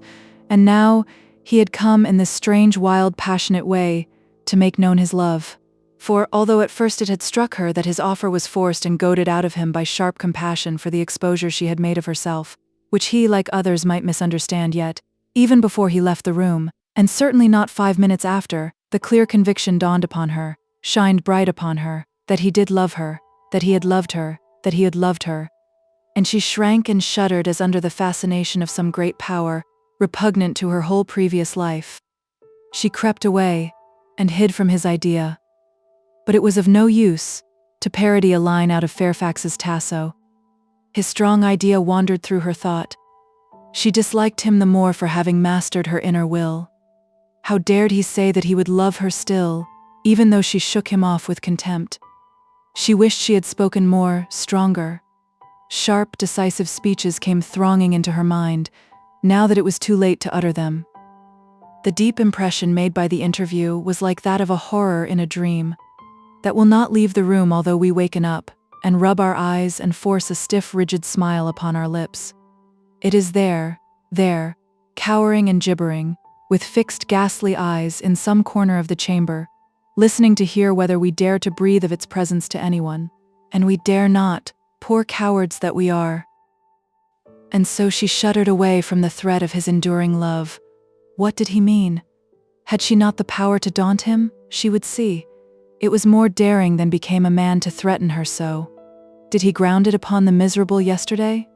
If need were, she would do the same tomorrow, by a crippled beggar, willingly and gladly. But by him she would do it, just as bravely, in spite of his deductions, and the cold slime of woman's impertinence. She did it because it was right, and simple, and true to save where she could save, even to try to save. Fais ce que doit, advienne que pourra. Hitherto she had not stirred from where he had left her. No outward circumstances had roused her out of the trance of thought in which she had been plunged by his last words, and by the look of his deep, intent, passionate eyes, as their flames had made her own fall before them. She went to the window, and threw it open, to dispel the oppression which hung around her. Then she went and opened the door with a sort of impetuous wish to shake off the recollection of the past hour, in the company of others or in active exertion, but all was profoundly hushed in the noonday stillness of a house, where an invalid catches the unrefreshing sleep that is denied to the night hours. Margaret would not be alone. What should she do? Go and see Bessie Higgins, of course, thought she, as the recollection of the message sent the night before flashed into her mind, and away she went. When she got there, she found Bessie lying on the settle, moved close to the fire. Though the day was sultry and oppressive, she was laid down quite flat, as if resting languidly after some paroxysm of pain. Margaret felt sure she ought to have the greater freedom of breathing which a more sitting posture would procure, and without a word, she raised her up, and so arranged the pillows, that Bessie was more at ease, though very languid. "I thought I should na ha seen you again," said she, at last, looking wistfully in Margaret's face. "I'm afraid you're much worse. But I could not have come yesterday, my mother was so ill, for many reasons," said Margaret, coloring. "Yo'd mappen think I went beyond my place in sending Mary for yo. But the Raglan and the loud voices had just torn me to pieces, and I thought when father left, oh, if I could just hear her voice, reading me some words o' peace and promise, I could die away into the silence and rest, O God, just as a baby is hushed up to sleep by its mother's lullaby. Shall I read you a chapter now? I do. Mappen I shan't listen to the sense at first. It will seem far away, but when yo come to words I like to the comforting texts, it'll seem close in my ear and going through me as it were." Margaret began. Bessie tossed to and fro. If by an effort she attended for one moment, it seemed as though she were convulsed into double restlessness the next. At last she burst out, "Don't go on reading. It's no use. I'm blaspheming all the time in my mind, we thinking angrily on what canna be helped. Yo'd hear of the riot mappen yesterday at Marlborough Mills? Thornton's factory, yo know." "Your father was not there, was he?" said Margaret, coloring deeply. "Not he. He'd ha' given his right hand if it had never come to pass. It's that's fretting me. He's fairly knocked down in his mind by it. It's no use telling him. Fools will always break out of bounds. Yo never saw a man so downhearted as he is." "But why?" asked Margaret. "I don't understand." "Why, yo see, he's a committee man on this special strike. The union appointed him because, though I say it as shouldn't say it, he's reckoned a deep chap, and true to the backbone. And he and t'other committee men laid their plans. They were to howd together through thick and thin, what the major part thought, t'others were to think, whether they would or no. And above all there was to be no going again the law of the land. Folk would go with them if they saw them striving and starving with dumb patience. But if there was once any noise of fighting and struggling even with knobsticks, all was up, as they know by the experience of many, and many a time before. They would try and get speech o' the knobsticks and coax 'em and reason wi' 'em and map and warn 'em off. But whatever came, the committee charged all members o' that union to lie down and die if need were without striking a blow, and then they reckoned they were sure o' carrying the public with them. And besides all that, committee knew they were right in their demand, and they didn't want to have right all mixed up with wrong, till folk can't separate it. No more nor I can the physic powder from jelly yo gave me to mix it in. Jelly is much the biggest, but powder tastes it all through. Well, I've told you at length about this'n, but I am tired out. Yo just think for yoursel what it mun be for father to have his work undone, and by such a fool as Boucher, who must needs go right again the orders of committee, and ruin the strike, just as bad as if he meant to be a Judas. But father gived it him last night.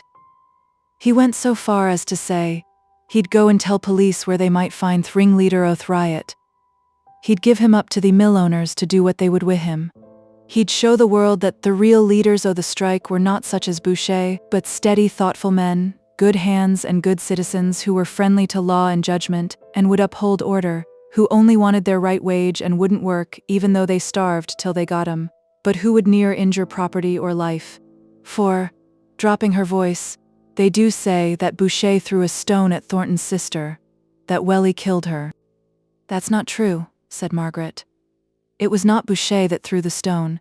She went first red, then white. Yo'd be there then, were yo? Asked Bessie languidly, for indeed she had spoken with many pauses, as if speech was unusually difficult to her. Yes. Never mind, go on, only it was not Boucher that threw the stone, but what did he answer to your father? He did na speak words. He were all in such a tremble wee spent passion. I could na bear to look at him. I heard his breath coming quick, and at one time I thought he were sobbing. But when father said he'd give him up to police, he gave a great cry and struck father on the face with his closed fist, and he off like lightning. Father were stunned with the blow at first, for all Boucher were weak with passion and wi' clemming. He sat down a bit and put his hand afore his eyes, and then made for the door. I dunno where I got strength, but I threw mysel oath settle and clung to him. Father, father, said I, thou'll never go peach on that poor clemmed man. I'll never leave go on thee, till thou say'st thou would not. Dunnot be a fool, says he. Words come readier than deeds to most men. I never thought o' telling the police on him, though by God he deserves it, and I should na ha minded if someone else had done the dirty work and got him clapped up. But now he has strucken me. I could do it less nor ever, for it would be getting other men to take up my quarrel. But if ever he gets well o'er this clemming, and is in good condition, he and I'll have an up and down fight, purring and and I'll see what I can do for him. And so father shook me off, for indeed I was low and faint enough, and his face was all clay white, where it weren't bloody, and turned me sick to look at. And I know not if I slept or waked, or were in a dead swoon, till Mary come in, and I telled her to fetch yo to me. And now dunnot talk to me, but just read out the chapter. I'm easier in my mind for having spit it out, but I want some thoughts of the world that's far away to take the weary taste of it out of my mouth. Read me not a sermon chapter, but a story chapter. They've pictures in them which I see when my eyes are shut. Read about the new heavens and the new earth, and mappin' I'll forget this. Margaret read in her soft, low voice. Though Bessie's eyes were shut, she was listening for some time, for the moisture of tears gathered heavy on her eyelashes. At last she slept, with many starts and muttered pleadings. Margaret covered her up and left her, for she had an uneasy consciousness that she might be wanted at home. And yet, until now, it seemed cruel to leave the dying girl. Mrs. Hale was in the drawing room on her daughter's return. It was one of her better days, and she was full of praises of the waterbed. It had been more like the beds at Sir John Beresford's than anything she had slept on since. She did not know how it was, but people seemed to have lost the art of making the same kind of beds as they used to do in her youth. One would think it was easy enough. There was the same kind of feathers to be had, and yet somehow, till this last night, she did not know when she had had a good sound resting sleep. Mr. Hale suggested that something of the merits of the feather beds of former days might be attributed to the activity of youth, which gave a relish to rest, but this idea was not kindly received by his wife. No, indeed, Mr. Hale, it was those beds at Sir John's now. Margaret, you're young enough, and go about in the day. Are the beds comfortable? I appeal to you. Do they give you a feeling of perfect repose when you lie down upon them, or rather don't you toss about, and try in vain to find an easy position, and wake in the morning as tired as when you went to bed? Margaret laughed. To tell the truth, Mama, I've never thought about my bed at all, what kind it is. I'm so sleepy at night, that if I only lie down anywhere, I nap off directly, so I don't think I'm a competent witness. But then, you know, I never had the opportunity of trying Sir John Beresford's beds. I never was at Oxenham. Were you not? Oh no, to be sure. It was poor darling Fred I took with me. I remember. I only went to Oxenham once after I was married, to your Aunt Shaw's wedding, and poor little Fred was the baby then. And I know Dixon did not like changing from lady's maid to nurse, and I was afraid that if I took her near her old home, and amongst her own people, she might want to leave me. But poor baby was taken ill at Oxenham, with his teething, and what with my being a great deal with Anna just before her marriage, and not being very strong myself, Dixon had more of the charge of him than she ever had before, and it made her so fond of him, and she was so proud when he would turn away from everyone and cling to her, that I don't believe she ever thought of leaving me, though it was very different from what she'd been accustomed to. Poor Fred. Everybody loved him. He was born with the gift of winning hearts. It makes me think very badly of Captain Reed when I know that he disliked my own dear boy. I think it a certain proof he had a bad heart. Ah, your poor father, Margaret. He has left the room. He can't bear to hear Fred spoken of. I love to hear about him, Mama. Tell me all you like. You never can tell me too much. Tell me what he was like as a baby." "Why, Margaret, you must not be hurt, but he was much prettier than you were. I remember, when I first saw you in Dixon's arms, I said, 'Dear, what an ugly little thing.' And she said, 'It's not every child that's like Master Fred. Bless him. Dear, how well I remember it.' Then I could have had Fred in my arms every minute of the day, and his cot was close by my bed. And now, Margaret, I don't know where my boy is, and sometimes I think I shall never see him again." Margaret sat down by her mother's sofa on a little stool, and softly took hold of her hand, caressing it and kissing it, as if to comfort. Mrs. Hale cried without restraint. At last she sat straight, stiff up on the sofa, and turning round to her daughter, she said with tearful, almost solemn earnestness, "Margaret, if I can get better, if God lets me have a chance of recovery, it must be through seeing my son Frederick once more. It will waken up all the poor springs of health left in me." She paused, and seemed to try and gather strength for something more yet to be said. Her voice was choked as she went on, was quavering as with the contemplation of some strange, yet closely present idea. "And Margaret, if I am to die, if I am one of those appointed to die before many weeks are over, I must see my child first. I cannot think how it must be managed, but I charge you, Margaret, as you yourself hope for comfort in your last illness, bring him to me that I may bless him. Only for 5 minutes, Margaret. There could be no danger in 5 minutes. Oh, Margaret, let me see him before I die." Margaret did not think of anything that might be utterly unreasonable in this speech. We do not look for reason or logic in the passionate entreaties of those who are sick unto death. We are stung with the recollection of 1,000 slighted opportunities of fulfilling the wishes of those who will soon pass away from among us. And do they ask us for the future happiness of our lives? We lay it at their feet and will it away from us. But this wish of Mrs. Hale's was so natural, so just, so right to both parties, that Margaret felt as if, on Frederick's account as well as on her mother's, she ought to overlook all intermediate chances of danger, and pledge herself to do everything in her power for its realization. The large, pleading, dilated eyes were fixed upon her wistfully, steady in their gaze, though the poor white lips quivered like those of a child. Margaret gently rose up and stood opposite to her frail mother, so that she might gather the secure fulfillment of her wish from the calm steadiness of her daughter's face. "Mamma, I will write tonight, and tell Frederick what you say. I am as sure that he will come directly to us, as I am sure of my life. Be easy, Mamma. You shall see him as far as anything earthly can be promised." "You will write tonight? Oh, Margaret. The post goes out at 5, you will write by it, won't you? I have so few hours left, I feel, dear, as if I should not recover, though sometimes your father over-persuades me into hoping. You will write directly, won't you? Don't lose a single post, for just by that very post I may miss him. But Mamma, Papa is out." "Papa is out, and what then? Do you mean that he would deny me this last wish, Margaret? Why, I should not be ill, be dying if he had not taken me away from Helstone, to this unhealthy, smoky, sunless place." "Oh, Mamma," said Margaret. "Yes, it is so indeed. He knows it himself, he has said so many a time. He would do anything for me. You don't mean he would refuse me this last wish, prayer if you will. And indeed, Margaret, the longing to see Frederick stands between me and God. I cannot pray till I have this one thing. Indeed, I cannot. Don't lose time, dear, dear Margaret. Write by this very next post. Then he may be here in 22 days. For he is sure to come. No cords or chains can keep him. In 22 days I shall see my boy." She fell back, and for a short time she took no notice of the fact that Margaret sat motionless, her hand shading her eyes.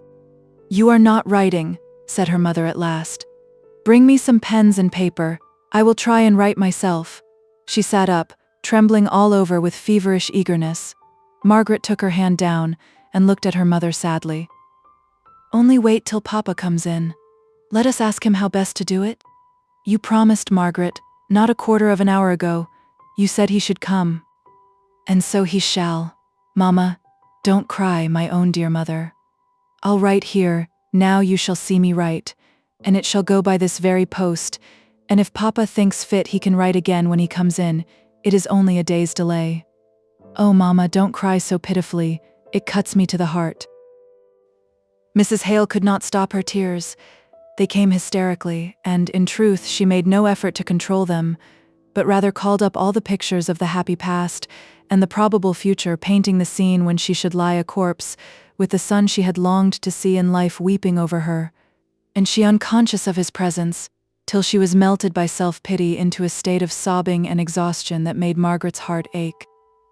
But at last she was calm, and greedily watched her daughter, as she began her letter, wrote it with swift urgent entreaty, sealed it up hurriedly, for fear her mother should ask to see it, and then to make security most sure, at Mrs. Hale's own bidding, took it herself to the post office. She was coming home when her father overtook her. "And where have you been, my pretty maid?" asked he. "To the post office with a letter to Frederick." "Oh, Papa, perhaps I have done wrong, but Mamma was seized with such a passionate yearning to see him. She said it would make her well again, and then she said that she must see him before she died. I cannot tell you how urgent she was. Did I do wrong?" Mr. Hale did not reply at first. Then he said, "You should have waited till I came in, Margaret." I tried to persuade her, and then she was silent. "I don't know," said Mr. Hale after a pause. "She ought to see him if she wishes it so much, for I believe it would do her much more good than all the doctor's medicine, and perhaps set her up altogether. But the danger to him, I'm afraid, is very great." "All these years since the mutiny, Papa?" "Yes.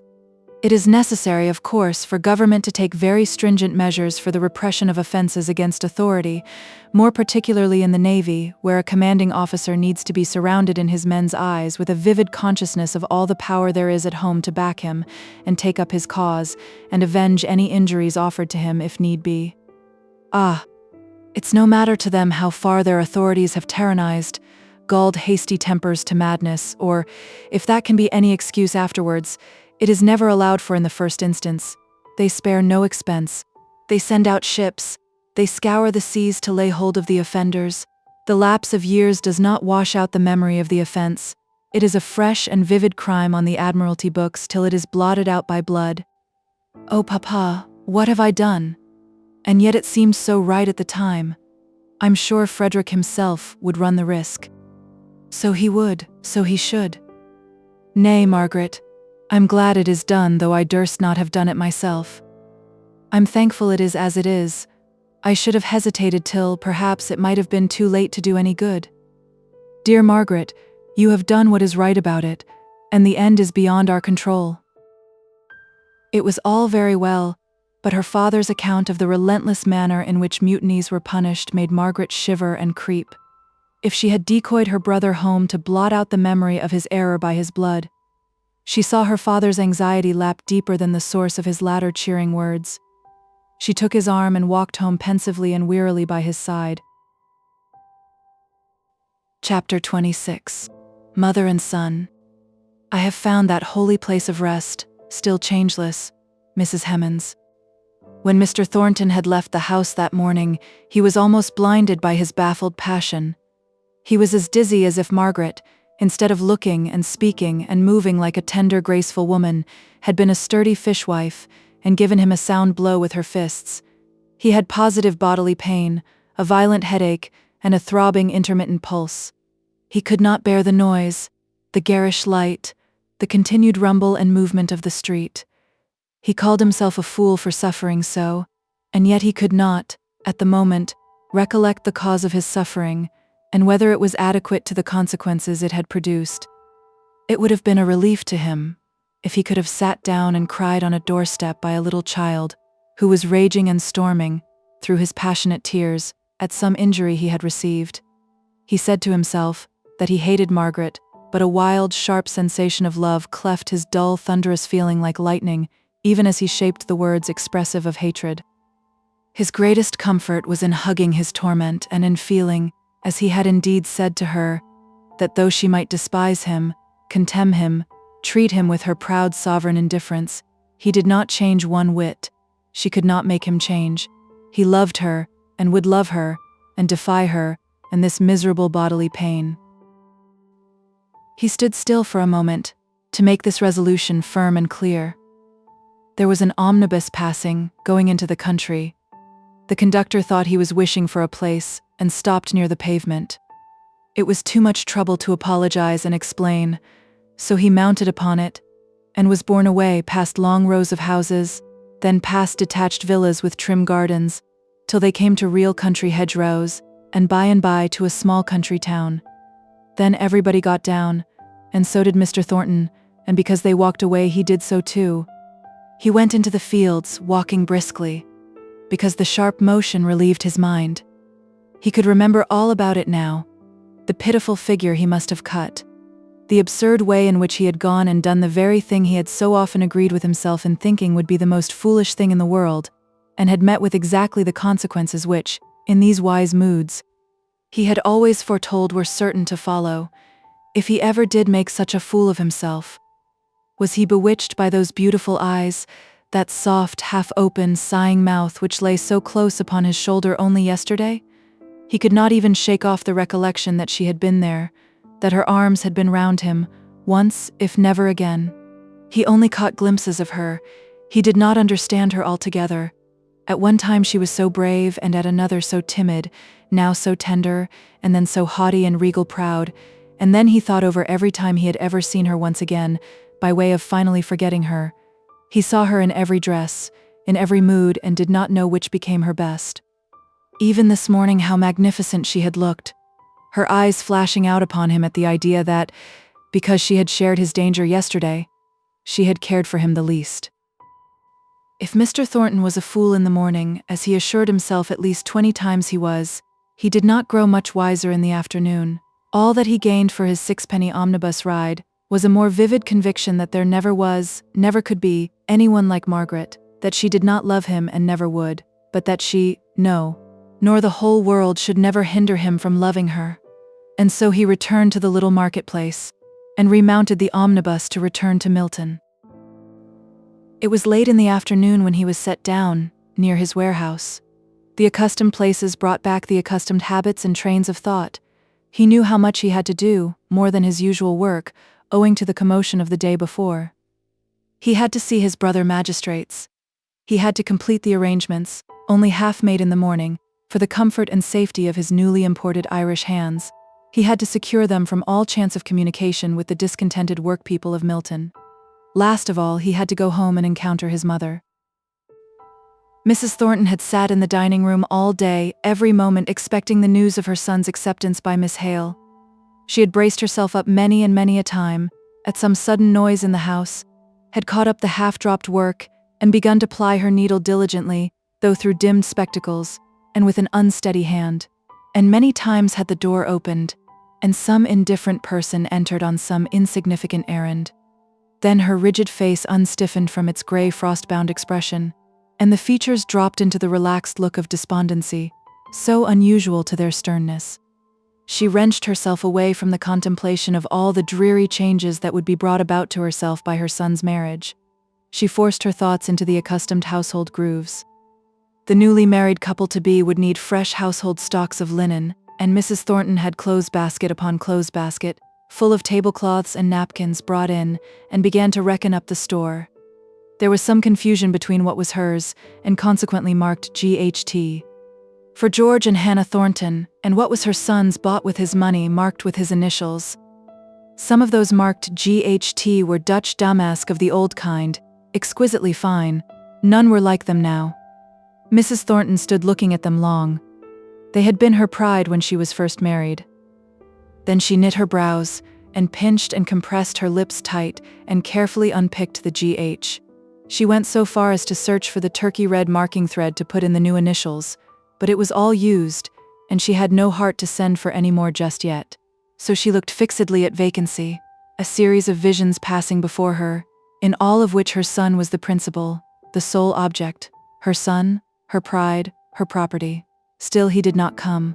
Doubtless he was with Miss Hale. The new love was displacing her already from her place as first in his heart. A terrible pain, a pang of vain jealousy shot through her. She hardly knew whether it was more physical or mental, but it forced her to sit down. In a moment, she was up again as straight as ever, a grim smile upon her face for the first time that day, ready for the door opening, and the rejoicing triumphant one, who should never know the sore regret his mother felt at his marriage. In all this, there was little thought enough of the future daughter-in-law as an individual. She was to be John's wife. To take Mrs. Thornton's place as mistress of the house was only one of the rich consequences which decked out the supreme glory. All household plenty and comfort, all purple and fine linen, honor, love, obedience, troops of friends, would all come as naturally as jewels on a king's robe, and be as little thought of for their separate value. To be chosen by John would separate a kitchen wench from the rest of the world. And Miss Hale was not so bad. If she had been a Milton lass, Mrs. Thornton would have positively liked her. She was pungent, and had taste and spirit and flavor in her. True, she was sadly prejudiced and very ignorant, but that was to be expected from her southern breeding. A strange sort of mortified comparison of Fanny with her went on in Mrs. Thornton's mind, and for once she spoke harshly to her daughter, abused her roundly, and then by way of penance, she took up Henry's commentaries and tried to fix her attention on it, instead of pursuing the employment she took pride in, and continuing her inspection of the table linen. His step at last. She heard him even while she thought she was finishing a sentence, while her eye did pass over it, and her memory could mechanically have repeated it word for word. She heard him come in at the hall door. Her quickened sense could interpret every sound of motion. Now he was at the hat stand, now at the very room door. Why did he pause? Let her know the worst. Yet her head was down over the book. She did not look up. He came close to the table and stood still there, waiting till she should have finished the paragraph which apparently absorbed her. By an effort she looked up. "Well, John?" He knew what that little speech meant, but he had steeled himself. He longed to reply with a jest. The bitterness of his heart could have uttered one, but his mother deserved better of him. He came round behind her so that she could not see his looks, and bending back her gray, stony face, he kissed it, murmuring, "No one loves me, no one cares for me, but you, Mother." He turned away and stood leaning his head against the mantelpiece, tears forcing themselves into his manly eyes.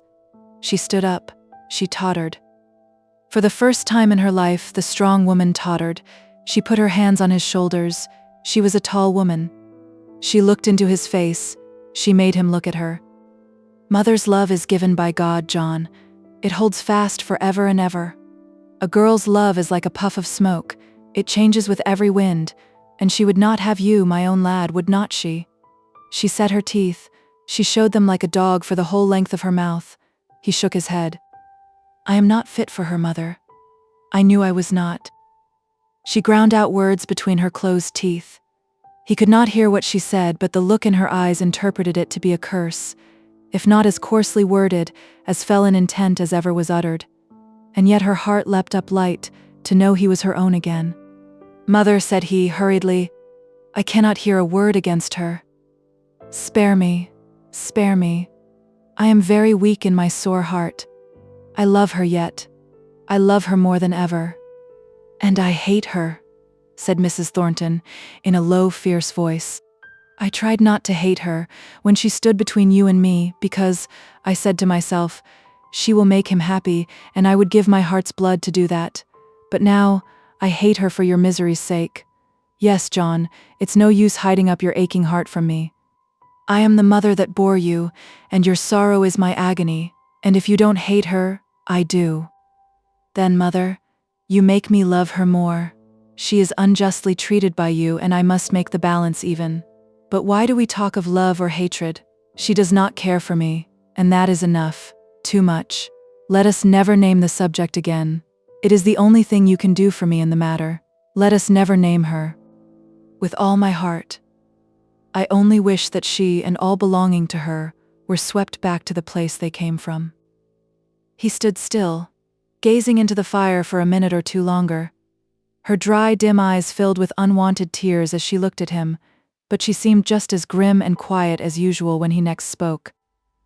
"Warrants are out against 3 men for conspiracy, Mother. The riot yesterday helped to knock up the strike." And Margaret's name was no more mentioned between Mrs. Thornton and her son. They fell back into their usual mode of talk, about facts, not opinions, far less feelings. Their voices and tones were calm and cold. A stranger might have gone away and thought that he had never seen such frigid indifference of demeanor between such near relations. Chapter XXVII. Fruit Piece. For never anything can be amiss when simpleness and duty tender it. Midsummer Night's Dream. Mr. Thornton went straight and clear into all the interests of the following day. There was a slight demand for finished goods, and as it affected his branch of the trade, he took advantage of it and drove hard bargains. He was sharp to the hour at the meeting of his brother magistrates, giving them the best assistance of his strong sense and his power of seeing consequences at a glance, and so coming to a rapid decision. Older men of long standing in the town, men of far greater wealth, realized and turned into land, while his was all floating capital, engaged in his trade, looked to him for prompt, ready wisdom. He was the one deputed to see and arrange with the police to lead in all the requisite steps. And he cared for their unconscious deference no more than for the soft west wind, that scarcely made the smoke from the great tall chimneys swerve in its straight upward course. He was not aware of the silent respect paid to him. If it had been otherwise, he would have felt it as an obstacle in his progress to the object he had in view. As it was, he looked to the speedy accomplishment of that alone.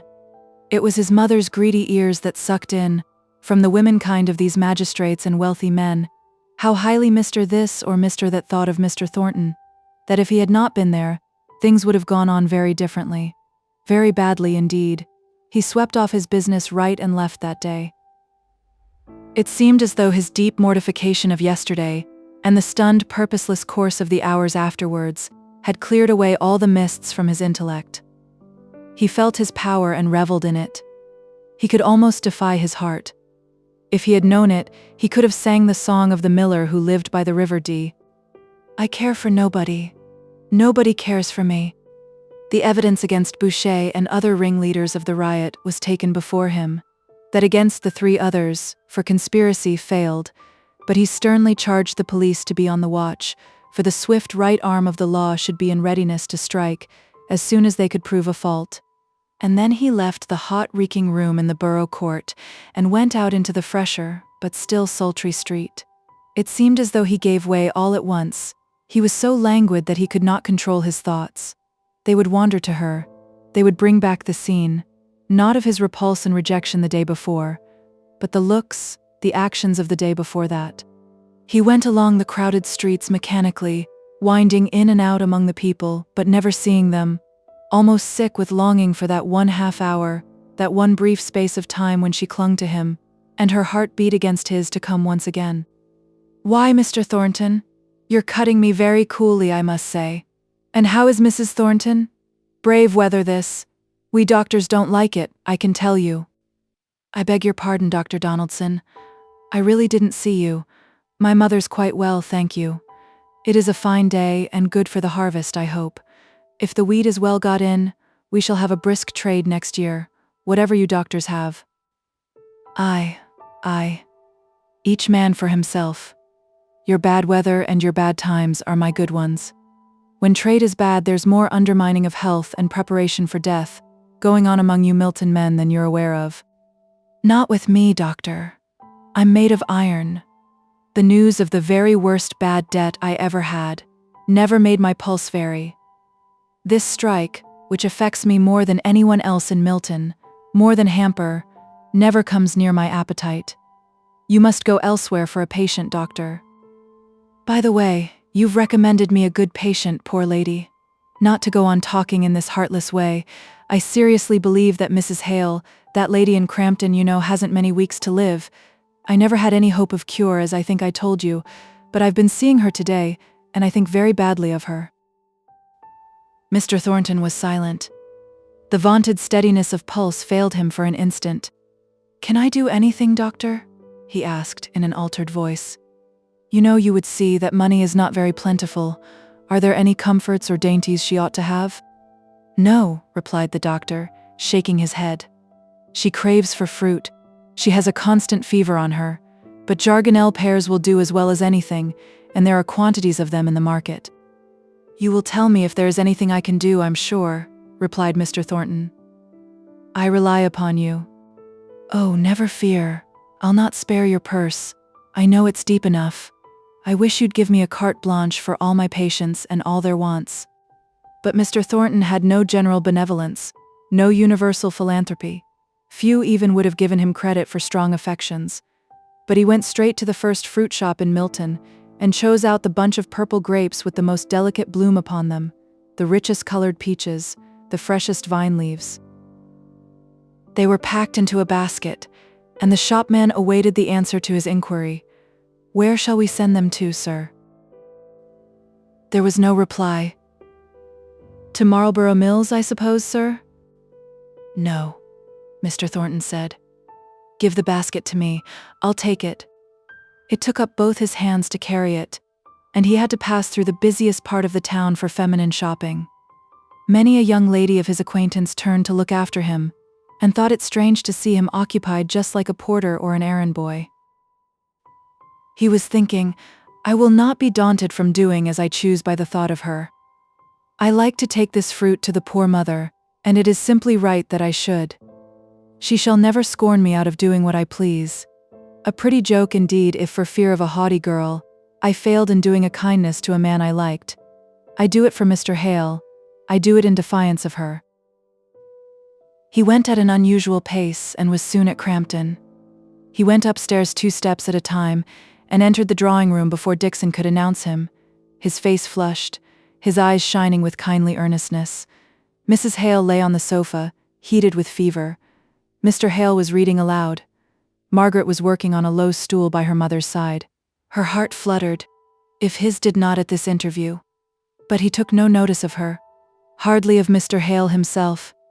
He went up straight with his basket to Mrs. Hale and said in that subdued and gentle tone, which is so touching when used by a robust man in full health, speaking to a feeble invalid, "I met Dr. Donaldson, ma'am, and as he said fruit would be good for you, I have taken the liberty, the great liberty, of bringing you some that seem to me fine." Mrs. Hale was excessively pleased, quite in a tremble of eagerness. Mr. Hale with fewer words expressed a deeper gratitude. "Fetch a plate, Margaret, a basket, anything." Margaret stood up by the table, half afraid of moving or making any noise to arouse Mr. Thornton into a consciousness of her being in the room. She thought it would be awkward for both to be brought into conscious collision, and fancied that, from her being on a low seat at first, and now standing behind her father, he had overlooked her in his haste, as if he did not feel the consciousness of her presence all over, though his eyes had never rested on her. "I must go," said he. "I cannot stay. If you will forgive this liberty, my rough ways too abrupt, I fear, but I will be more gentle next time.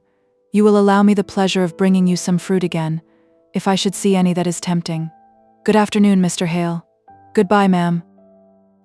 He was gone. Not one word, not one look to Margaret. She believed that he had not seen her.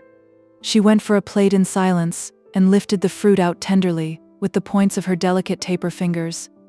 It was good of him to bring it, and after yesterday too. "Oh, it is so delicious," said Mrs. Hale in a feeble voice. "How kind of him to think of me. Margaret, love, only taste these grapes. Was it not good of him?" "Yes," said Margaret, quietly. "Margaret," said Mrs. Hale, rather querulously, "you won't like anything Mr. Thornton does. I never saw anybody so prejudiced." Mr. Hale had been peeling a peach for his wife, and cutting off a small piece for himself, he said, "If I had any prejudices, the gift of such delicious fruit as this would melt them away. I have not tasted such fruit, no, not even in Hampshire since I was a boy, and to boys I fancy all fruit is good. I remember eating sloes and crabs with a relish. Do you remember the matted-up currant bushes, Margaret, at the corner of the west wall at the garden at home? Did she not? Did she not remember every weather stain on the old stone wall? The gray and yellow lichens that marked it like a map? The little crane's bill that grew in the crevices? She had been shaken by the events of the last 2 days. Her whole life just now was a strain upon her fortitude, and somehow these careless words of her father's, touching on the remembrance of the sunny times of old, made her start up, and, dropping her sewing on the ground, she went hastily out of the room into her own little chamber. She had hardly given way to the first choking sob, when she became aware of Dixon standing at her drawers, and evidently searching for something. "Bless me, miss. How you startled me. Mrs. is not worse, is she? Is anything the matter?" "No, nothing. Only I'm silly, Dixon, and want a glass of water." "What are you looking for?" "I keep my muslins in that drawer." Dixon did not speak, but went on rummaging. The scent of lavender came out and perfumed the room. At last Dixon found what she wanted. What it was Margaret could not see. Dixon faced round and spoke to her. "Now I don't like telling what I wanted, because you've fretting enough to go through, and I know you'll fret about this. I meant to have kept it from you till night, maybe, or such times as that." "What is the matter?" "Pray, tell me, Dixon, at once." "That young woman you go to see, Higgins, I mean." "Well?" "Well, she died this morning and her sister is here, come to beg a strange thing. It seems, the young woman who died had a fancy for being buried in something of yours, and so the sisters come to ask for it, and I was looking for a nightcap that wasn't too good to give away." "Oh, let me find one," said Margaret in the midst of her tears. "Poor Bessie. I never thought I should not see her again. Why, that's another thing. This girl downstairs wanted me to ask you if you would like to see her." "But she's dead," said Margaret, turning a little pale. "I never saw a dead person. No, I would rather not. I should never have asked you if you hadn't come in. I told her you wouldn't." "I will go down and speak to her," said Margaret, afraid lest Dixon's harshness of manner might wound the poor girl. So, taking the cap in her hand, she went to the kitchen. Mary's face was all swollen with crying, and she burst out afresh when she saw Margaret. "Oh, ma'am, she loved yo, she did indeed." And for a long time, Margaret could not get her to say anything more than this. At last, her sympathy and Dixon's scolding forced out a few facts. Nicholas Higgins had gone out in the morning, leaving Bessie as well as on the day before. But in an hour she was taken worse. Some neighbor ran to the room where Mary was working. They did not know where to find her father. Mary had only come in a few minutes before she died. It were a day or two ago she axed to be buried in somewhat o' yourn. She were never tired o' talking o' yo. She used to say yo were the prettiest thing she ever clapped eyes on. She loved yo dearly. Her last words were, "Give her my affectionate respects, and keep father fro drink. Yo ull come and see her, ma'am." She would ha' thought it a great compliment, I know. Margaret shrank a little from answering. "Yes, perhaps I may. Yes, I will. I'll come before tea. But where's your father, Mary?" Mary shook her head and stood up to be going. "Miss Hale," said Dixon in a low voice, "where's the use o' you're going to see the poor thing laid out? I'd never say a word against it, if it could do the girl any good, and I wouldn't mind a bit going myself if that would satisfy her. They've just a notion, these common folks, of its being a respect to the departed. Here," said she, turning sharply round, "I'll come and see your sister. Miss Hale is busy, and she can't come, or else she would." The girl looked wistfully at Margaret. Dixon's coming might be a compliment, but it was not the same thing to the poor sister, who had had her little pangs of jealousy, during Bessie's lifetime, at the intimacy between her and the young lady. "No, Dixon," said Margaret with decision. "I will go, Mary. You shall see me this afternoon." And for fear of her own cowardice, she went away, in order to take from herself any chance of changing her determination. Chapter 28. Comfort in Sorrow. Through cross to crown, and though thy spirit's life trials untold assail with giant strength, good cheer, soon ends the bitter strife, and thou shalt reign in peace with Christ at length. Cleghorn. Aye, sooth, we feel too strong in weal to need thee on that road, but woe being come, the soul is dumb, that crieth not on God. Mrs. Browning. That afternoon she walked swiftly to the Higginses' house. Mary was looking out for her, with a half-distrustful face. Margaret smiled into her eyes to reassure her. They passed quickly through the houseplace, upstairs, and into the quiet presence of the dead. Then Margaret was glad that she had come. The face, so often weary with pain, so restless with troublous thoughts, had now the faint, soft smile of eternal rest upon it. The slow tears gathered into Margaret's eyes, but a deep calm entered into her soul. And that was death. It looked more peaceful than life. All beautiful scriptures came into her mind. They rest from their labors. The weary are at rest. He giveth his beloved sleep. Slowly, slowly, Margaret turned away from the bed. Mary was humbly sobbing in the background. They went downstairs without a word. Resting his hand upon the house table, Nicholas Higgins stood in the midst of the floor, his great eyes startled open by the news he had heard, as he came along the court, from many busy tongues. His eyes were dry and fierce, studying the reality of her death, bringing himself to understand that her place should know her no more. For she had been sickly, dying so long that he had persuaded himself she would not die, that she would pull through. Margaret felt as if she had no business to be there, familiarly acquainting herself with the surroundings of death, which he, the father, had only just learnt. There had been a pause of an instant on the steep, crooked stair when she first saw him, but now she tried to steal past his abstracted gaze and to leave him in the solemn circle of his household misery. Mary sat down on the first chair she came to, and throwing her apron over her head, began to cry. The noise appeared to rouse him.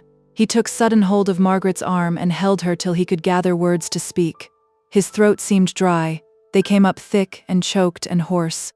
Were Yo with her? Did Yo see her die? No, replied Margaret, standing still with the utmost patience. Now she found herself perceived. It was some time before he spoke again, but he kept his hold on her arm. All men must die, said he at last, with a strange sort of gravity, which first suggested to Margaret the idea that he had been drinking not enough to intoxicate himself, but enough to make his thoughts bewildered. But she were younger than me. Still he pondered over the event, not looking at Margaret, though he grasped her tight. Suddenly he looked up at her with a wild, searching inquiry in his glance. You're sure and certain she's dead, not in a dwam, a faint? She's been so before often. She is dead, replied Margaret. She felt no fear in speaking to him, though he hurt her arm with his gripe, and wild gleams came across the stupidity of his eyes. She is dead, she said. He looked at her still with that searching look, which seemed to fade out of his eyes as he gazed. Then he suddenly let go his hold of Margaret, and, throwing his body half across the table, he shook it, and every piece of furniture in the room, with his violent sobs. Mary came trembling towards him. Get thee gone, he cried, striking wildly and blindly at her. What do I care for thee? Margaret took her hand and held it softly in hers. He tore his hair, he beat his head against the hard wood, then he lay exhausted and stupid. Still his daughter and Margaret did not move. Mary trembled from head to foot. At last, it might have been a quarter of an hour. It might have been an hour. He lifted himself up. His eyes were swollen and bloodshot, and he seemed to have forgotten that anyone was by. He scowled at the watchers when he saw them. He shook himself heavily, gave them one more sullen look, spoke never a word, but made for the door. Oh, father, father, said Mary, throwing herself upon his arm. Not tonight. Any night but tonight. Oh, help me. He's going out to drink again. Father, I'll not leave Yo. Yo may strike, but I'll not leave Yo. She told me last of all to keep Yo fro drink. But Margaret stood in the doorway, silent yet commanding. He looked up at her defyingly. It's my own house. Stand out of the way, wench, or I'll make Yo. He had shaken off Mary with violence. He looked ready to strike Margaret, but she never moved a feature, never took her deep, serious eyes off him. He stared back on her with gloomy fierceness. If she had stirred hand or foot, he would have thrust her aside with even more violence than he had used to his own daughter, whose face was bleeding from her fall against a chair. What are Yo looking at me in that way for? Asked he at last, daunted and awed by her severe calm. If Yo think for to keep me from going what gate I choose because she loved Yo, and in my own house too, where I never asked Yo to come, you're mistan. It's very hard upon a man that he can't go to the only comfort left. Margaret felt that he acknowledged her power. What could she do next? He had seated himself on a chair close to the door, half conquered, half resenting, intending to go out as soon as she left her position, but unwilling to use the violence he had threatened not 5 minutes before. Margaret laid her hand on his arm. Come with me, she said. Come and see her. The voice in which she spoke was very low and solemn, but there was no fear or doubt expressed in it, either of him or of his compliance. He sullenly rose up. He stood uncertain, with dogged irresolution upon his face. She waited him there, quietly and patiently waited for his time to move. He had a strange pleasure in making her wait, but at last he moved towards the stairs. She and he stood by the corpse. Her last words to Mary were, "Keep my father fro drink." "It canna hurt her now," muttered he. "Naught can hurt her now." Then, raising his voice to a wailing cry, he went on. "We may quarrel and fall out, we may make peace and be friends, we may clem to skin and bone, and not all our griefs will ever touch her more. Who's had her portion on 'em? What we hard work first, and sickness at last, who led the life of a dog? And to die without knowing one good piece o' rejoicing in all her days. Nay, wench, whatever who said, who can know naught about it now, and I mun ha a sup o' drink just to steady me again sorrow." "No," said Margaret, softening with his softened manner. "You shall not. If her life has been what you say, at any rate she did not fear death as some do. Oh, you should have heard her speak of the life to come, the life hidden with God, that she is now gone to." He shook his head, glancing sideways up at Margaret as he did so. His pale, haggard face struck her painfully. "You are sorely tried. Where have you been all day? Not at work?" "Not at work, sure enough," said he with a short, grim laugh. "Not at what you call work. I were at the committee till I were sickened out with trying to make fools hear reason. I were fetched to Bush's wife afore 7 this morning. She's bed fast, but she were raving and raging to know where her dunner-headed brute of a chap was, as if I'd to keep him, as if he were fit to be ruled by me. The dead fool who has put his foot in all our plans. And I've walked my feet sore with going about for to see men who wouldn't be seen. Now the law is raised against us. And I were sore-hearted too, which is worse than sore-footed, and if I did see a friend who ost to treat me, I never knew who lay a-dying here. Bess, lass, thou'd believe me. Thou wouldst? Wouldstn't thou?" Turning to the poor dumb form with wild appeal. "I am sure," said Margaret, "I am sure you did not know. It was quite sudden. But, now you see it would be different. You do know. You do see her lying there. You hear what she said with her last breath. You will not go?" No answer. In fact, where was he to look for comfort? "Come home with me," said she at last with a bold venture, half trembling at her own proposal as she made it. "At least you shall have some comfortable food, which I'm sure you need." "Your father's a parson?" asked he, with a sudden turn in his ideas. "He was," said Margaret, shortly. "I'll go and take a dish o' tea with him since you've asked me. I've many a thing I often wish to say to a parson, and I'm not particular as to whether he's preaching now or not." Margaret was perplexed, his drinking tea with her father, who would be totally unprepared for his visitor, her mother so ill, seemed utterly out of the question, and yet if she drew back now, it would be worse than ever, sure to drive him to the gin shop. She thought that if she could only get him to their own house, it was so great a step gained that she would trust to the chapter of accidents for the next. "Goodbye, owd wench. We've parted company at last, we have. But thou'st been a blessin' to thy father ever sin thou wert born. Bless thy white lips, lass. They've a smile on 'em now, and I'm glad to see it once again, though I'm lone and forlorn for evermore." He stooped down and fondly kissed his daughter, covered up her face, and turned to follow Margaret. She had hastily gone downstairs to tell Mary of the arrangement, to say it was the only place she could think of to keep him from the gin palace, to urge Mary to come too, for her heart smote her at the idea of leaving the poor affectionate girl alone. But Mary had friends amongst the neighbors, she said, who would come in and sit a bit with her. It was all right, but father. He was there by them, or she would have spoken more. He had shaken off his emotion, as if he was ashamed of having ever given way to it, and had even o'erleaped himself so much that he assumed a sort of bitter mirth, like the crackling of thorns under a pot. "I'm going to take my tea wi' her father, I am." But he slouched his cap low down over his brow as he went out into the street, and looked neither to the right nor to the left, while he tramped along by Margaret's side. He feared being upset by the words, still more the looks, of sympathizing neighbors, so he and Margaret walked in silence. As he got near the street in which he knew she lived, he looked down at his clothes, his hands, his shoes. I should map and ha cleaned my cell first. It certainly would have been desirable, but Margaret assured him he should be allowed to go into the yard and have soap and towel provided. She would not let him slip out of her hands just then. While he followed the house servant along the passage and through the kitchen, stepping cautiously on every dark mark in the pattern of the oilcloth in order to conceal his dirty footprints, Margaret ran upstairs.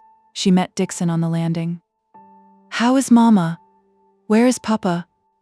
Mrs. was tired and gone into her own room. She had wanted to go to bed, but Dixon had persuaded her to lie down on the sofa and have her tea brought to her there. It would be better than getting restless by being too long in bed. So far, so good. But where was Mr. Hale? In the drawing room. Margaret went in half breathless with the hurried story she had to tell. Of course, she told it incompletely, and her father was rather taken aback by the idea of the drunken weaver awaiting him in his quiet study, with whom he was expected to drink tea, and on whose behalf Margaret was anxiously pleading. The meek, kind-hearted Mr. Hale would have readily tried to console him in his grief, but, unluckily, the point Margaret dwelt upon most forcibly was the fact of his having been drinking, and her having brought him home with her as a last expedient to keep him from the gin shop. One little event had come out of another so naturally that Margaret was hardly conscious of what she had done, till she saw the slight look of repugnance on her father's face. "Oh, Papa, he really is a man you will not dislike if you won't be shocked to begin with." "But Margaret, to bring a drunken man home and your mother so ill." Margaret's countenance fell. "I am sorry, Papa. He is very quiet. He is not tipsy at all. He was only rather strange at first, but that might be the shock of poor Bessie's death." Margaret's eyes filled with tears. Mr. Hale took hold of her sweet, pleading face in both his hands and kissed her forehead. "It is all right, dear. I'll go and make him as comfortable as I can. And do you attend to your mother? Only, if you can come in and make a third in the study, I shall be glad." "Oh yes, thank you." But as Mr. Hale was leaving the room, she ran after him. "Papa, you must not wonder at what he says. He does not believe much in what we do." "Oh dear, a drunken infidel weaver," said Mr. Hale to himself in dismay. But to Margaret he only said, "If your mother goes to sleep, be sure you come directly." Margaret went into her mother's room. Mrs. Hale lifted herself up from a doze. "When did you write to Frederick, Margaret? Yesterday, or the day before?" "Yesterday, Mama?" "Yesterday, and the letter went?" "Yes. I took it myself." "Oh, Margaret, I'm so afraid of his coming. If he should be recognized, if he should be taken, if he should be executed after all these years that he has kept away and lived in safety. I keep falling asleep and dreaming that he is caught and being tried." "Oh, Mama, don't be afraid. There will be some risk, no doubt. But we will lessen it as much as ever we can. And it is so little. Now, if we were at Helstone, there would be 20, 100 times as much. There, everybody would remember him, and if there was a stranger known to be in the house, they would be sure to guess it was Frederick, while here, nobody knows or cares for us enough to notice what we do. Dixon will keep the door like a dragon, won't you, Dixon, while he is here?" "They'll be clever if they come in past me," said Dixon, showing her teeth at the bare idea. "And he need not go out, except in the dusk, poor fellow." "Poor fellow," echoed Mrs. Hale. "But I almost wish you had not written. Would it be too late to stop him if you wrote again, Margaret?" "I'm afraid it would, Mama," said Margaret, remembering the urgency with which she had entreated him to come directly if he wished to see his mother alive. "I always dislike that doing things in such a hurry," said Mrs. Hale. Margaret was silent. "Come now, ma'am," said Dixon, with a kind of cheerful authority. "You know, seeing Master Frederick is just the very thing of all others you're longing for, and I'm glad Miss Margaret wrote off straight, without shilly-shallying. I've had a great mind to do it myself, and we'll keep him snug, depend upon it. There's only Martha in the house that would not do a good deal to save him on a pinch, and I've been thinking she might go and see her mother just at that very time. She's been saying once or twice she should like to go, for her mother has had a stroke since she came here, only she didn't like to ask. But I'll see about her being safe off, as soon as we know when he comes. God bless him. So take your tea, ma'am, in comfort, and trust to me." Mrs. Hale did trust in Dixon more than in Margaret. Dixon's words quieted her for the time. Margaret poured out the tea in silence, trying to think of something agreeable to say, but her thoughts made answer something like Daniel O'Rourke when the man in the moon asked him to get off his reaping hook. "The more you ax us, the more we won't stir." The more she tried to think of something, anything besides the danger to which Frederick would be exposed, the more closely her imagination clung to the unfortunate idea presented to her. Her mother prattled with Dixon, and seemed to have utterly forgotten the possibility of Frederick being tried and executed, utterly forgotten that at her wish, if by Margaret's deed, he was summoned into this danger. Her mother was one of those who throw out terrible possibilities, miserable probabilities, unfortunate chances of all kinds, as a rocket throws out sparks. But if the sparks light on some combustible matter, they smolder first, and burst out into a frightful flame at last. Margaret was glad when, her filial duties gently and carefully performed, she could go down into the study. She wondered how her father and Higgins had got on. In the first place, the decorous, kind-hearted, simple, old-fashioned gentleman had unconsciously called out, by his own refinement and courteousness of manner, all the latent courtesy in the other. Mr. Hale treated all his fellow creatures alike. It never entered into his head to make any difference because of their rank. He placed a chair for Nicholas, stood up till he, at Mr. Hale's request, took a seat, and called him, invariably, Mr. Higgins, instead of the curt Nicholas or Higgins to which the drunken infidel weaver had been accustomed. But Nicholas was neither an habitual drunkard nor a thorough infidel. He drank to drown care, as he would have himself expressed it. And he was infidel so far as he had never yet found any form of faith to which he could attach himself, heart and soul.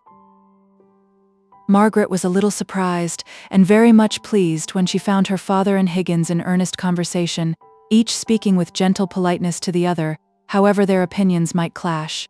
Nicholas, clean, tidied, if only at the pump trough, and quiet-spoken, was a new creature to her, who had only seen him in the rough independence of his own hearthstone. He had slicked his hair down with the fresh water, he had adjusted his neck-handkerchief, and borrowed an odd candle end to polish his clogs with, and there he sat, enforcing some opinion on her father, with a strong Darkshire accent, it is true, but with a lowered voice and a good, earnest composure on his face. Her father, too, was interested in what his companion was saying. He looked round as she came in, smiled, and quietly gave her his chair, and then sat down afresh as quickly as possible, and with a little bow of apology to his guest for the interruption. Higgins nodded to her as a sign of greeting, and she softly adjusted her working materials on the table, and prepared to listen. "As I was a-saying, sir, I reckon yo'd not ha' much belief in yo if yo lived here, if yo'd been bred here.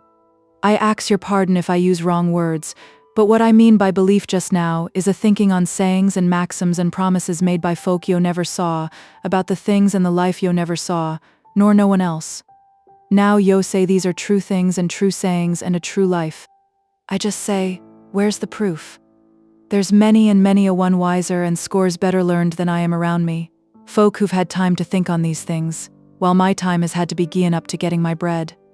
Well, I sees these people. Their lives is pretty much open to me. They're real folk. They don't believe I the Bible, not they. They may say they do for form's sake. But Lord, sir, do ye think their first cry I the morning is, what shall I do to get hold on eternal life? Or what shall I do to fill my purse this blessed day? Where shall I go? What bargains shall I strike? The purse and the gold and the notes is real things as can be felt and touched, them's realities, and eternal life is all a talk, very fit for, I ax your pardon, sir, you're a parson out o' work, I believe. Well, I'll never speak disrespectful of a man in the same fix as I'm in my cell. But I'll just ax yo another question, sir, and I do not want yo to answer it, only to put in your pipe and smoke it, afore yo go for to set down us, who only believe in what we see as fools and naughties, if salvation and life to come, and what not, was true not in men's words, but in men's heart's core, dun yo not think they din us with it as they do with political economy?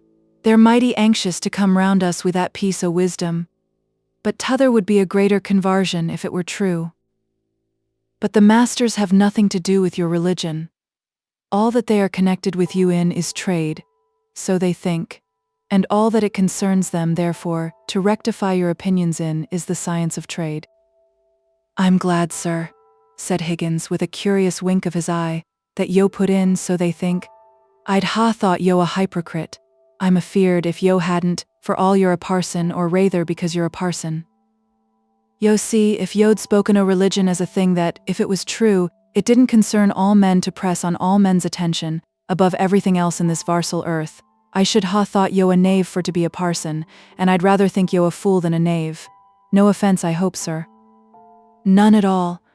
You consider me mistaken, and I consider you far more fatally mistaken. I don't expect to convince you in a day, not in one conversation, but let us know each other, and speak freely to each other about these things, and the truth will prevail. I should not believe in God if I did not believe that. Mr. Higgins, I trust, whatever else you have given up, you believe. Mr. Hale's voice dropped low in reverence. You believe in him.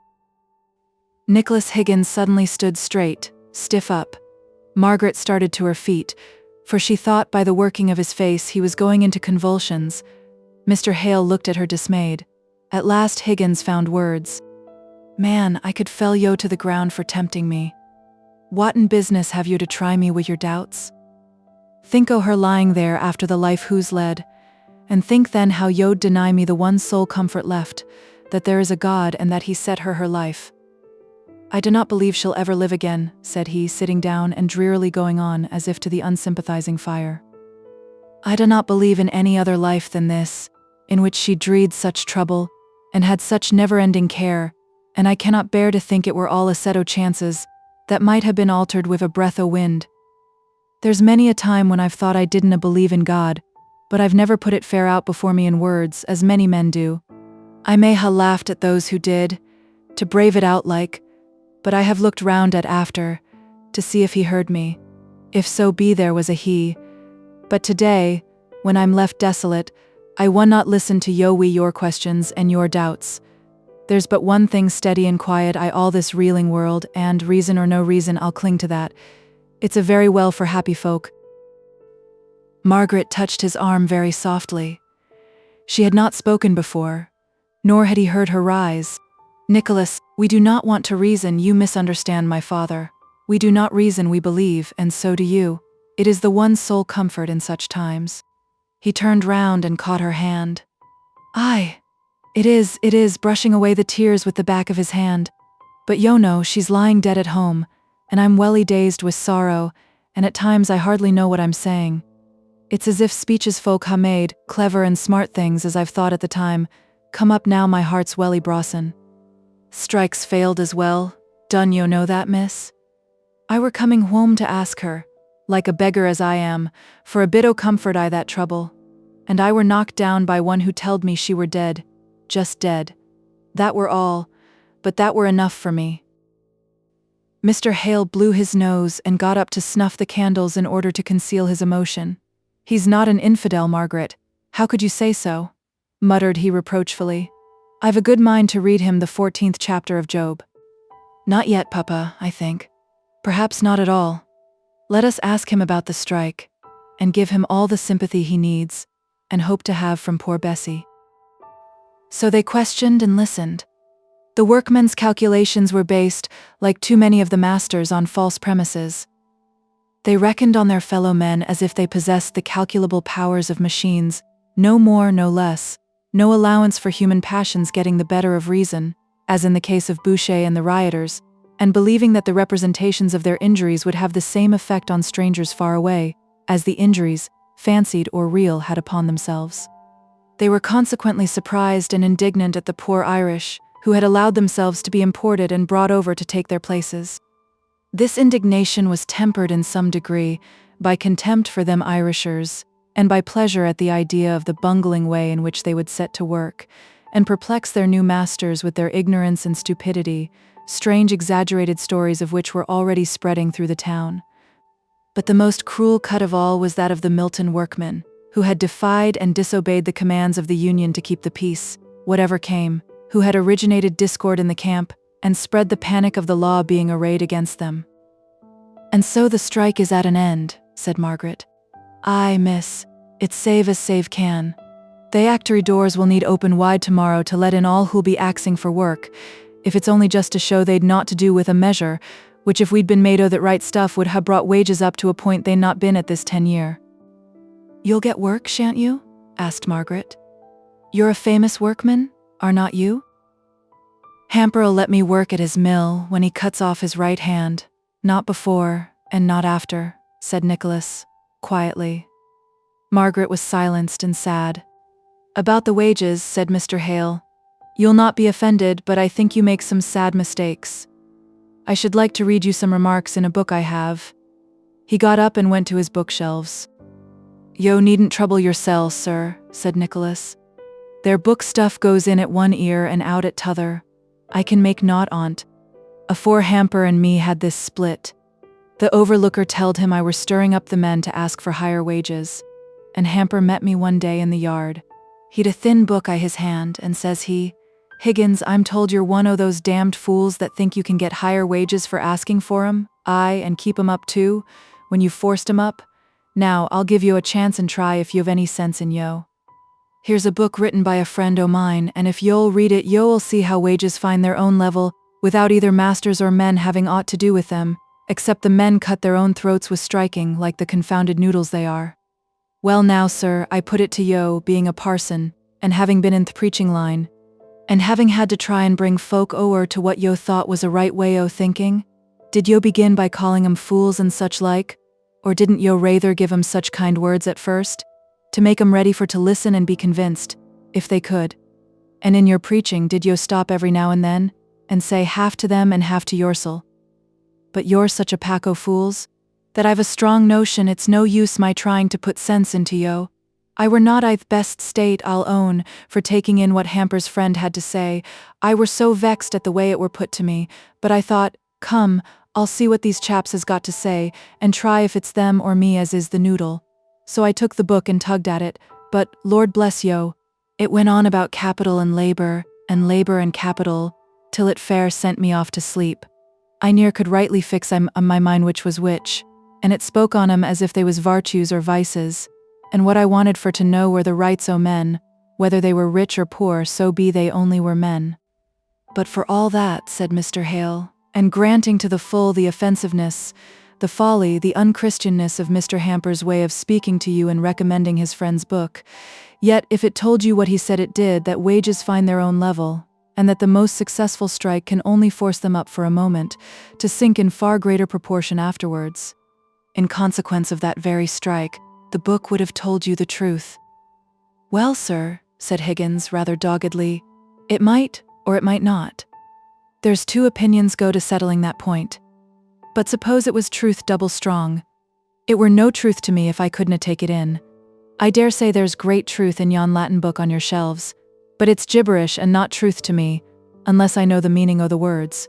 If yo, sir, or any other knowledgeable patient man comes to me and says he'll larn me what the words mean and not blow me up if I'm a bit stupid or forget how one thing hangs on another, why, in time I may get to see the truth of it, or I may not. I'll not be bound to say I shall end in thinking the same as any man. And I'm not one who think truth can be shaped out in words, all neat and clean, as the men at the foundry cut out sheet iron. Same bones won't go down with every one. It'll stick here I this man's throat, and there I t'other's. Let alone that one down, it may be too strong for this one, too weak for that. Folk who sets up to doctor three world with their truth, mun suit different for different minds, and be a bit tender i'th way of giving it too, or the poor sick fools may spit it out i their faces. Now Hamper first gees me a box on my ear, and then he throws his big bolus at me, and says he reckons it'll do me no good. I'm such a fool, but there it is. I wish some of the kindest and wisest of the masters would meet some of you men, and have a good talk on these things. It would surely be the best way of getting over your difficulties, which I do believe arise from your ignorance, excuse me, Mr. Higgins, on subjects which it is for the mutual interests of both masters and men should be well understood by both. I wonder, half to his daughter, if Mr. Thornton might not be induced to do such thing?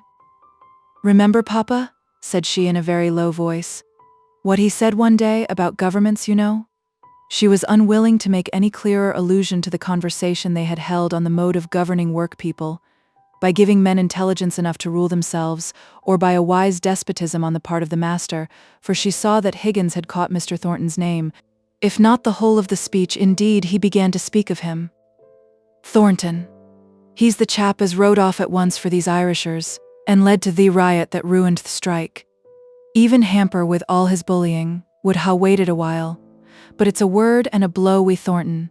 And now, when the Union would ha' thanked him for following up the chase after Boucher, and them chaps as went right again our commands, it's Thornton who steps for'ard and coolly says that as this strike's at an end, he, as party injured, doesn't want to press the charge again the rioters. I thought he'd ha' carried his point, and had his revenge in an open way. But says he, one in court telled me his very words. They are well known. They will find the natural punishment of their conduct, in the difficulty they will meet with in getting employment. That will be severe enough.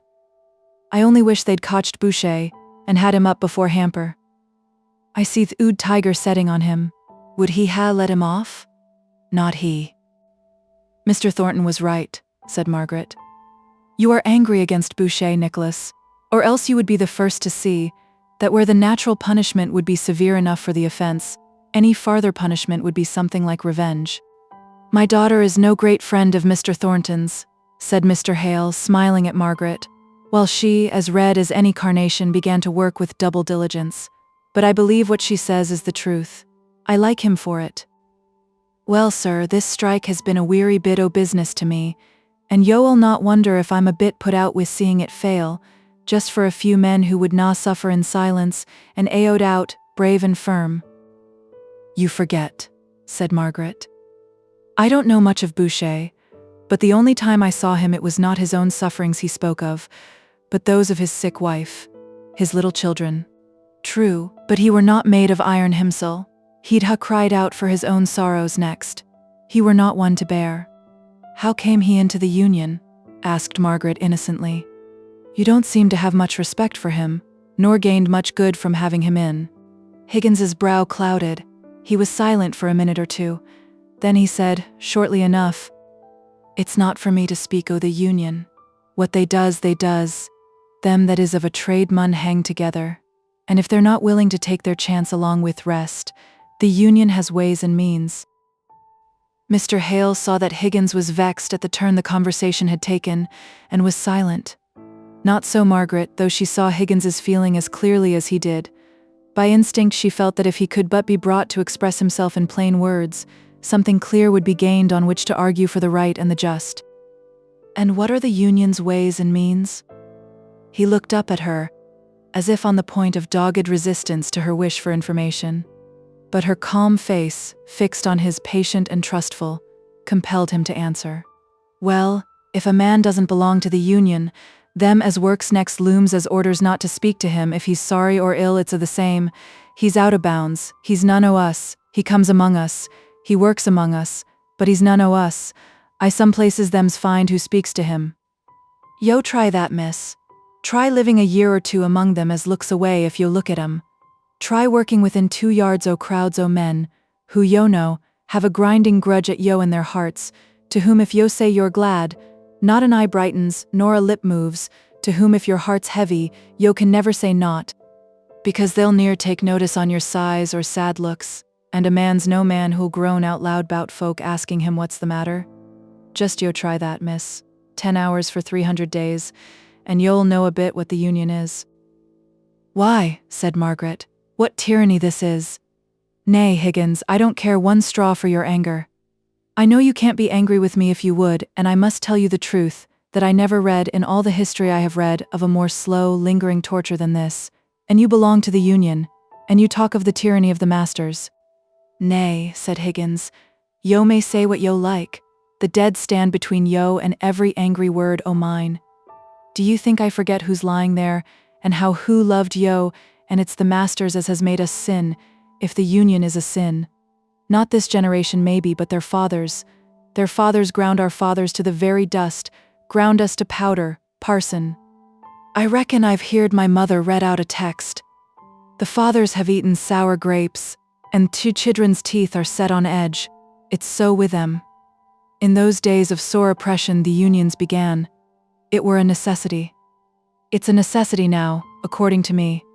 It's a withstanding of injustice, past, present, or to come.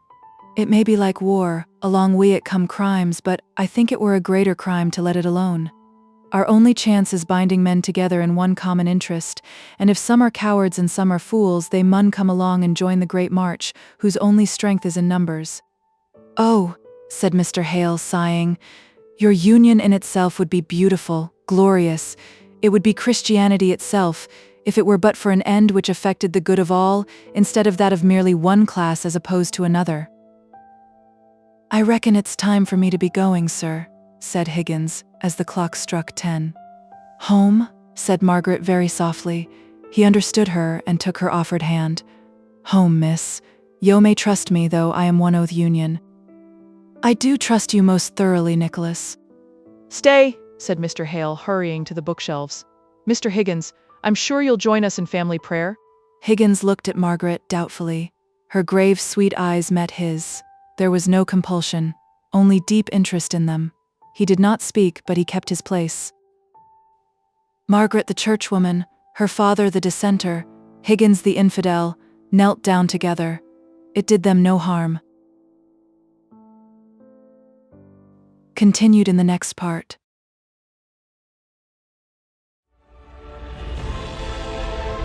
A whole galaxy to go.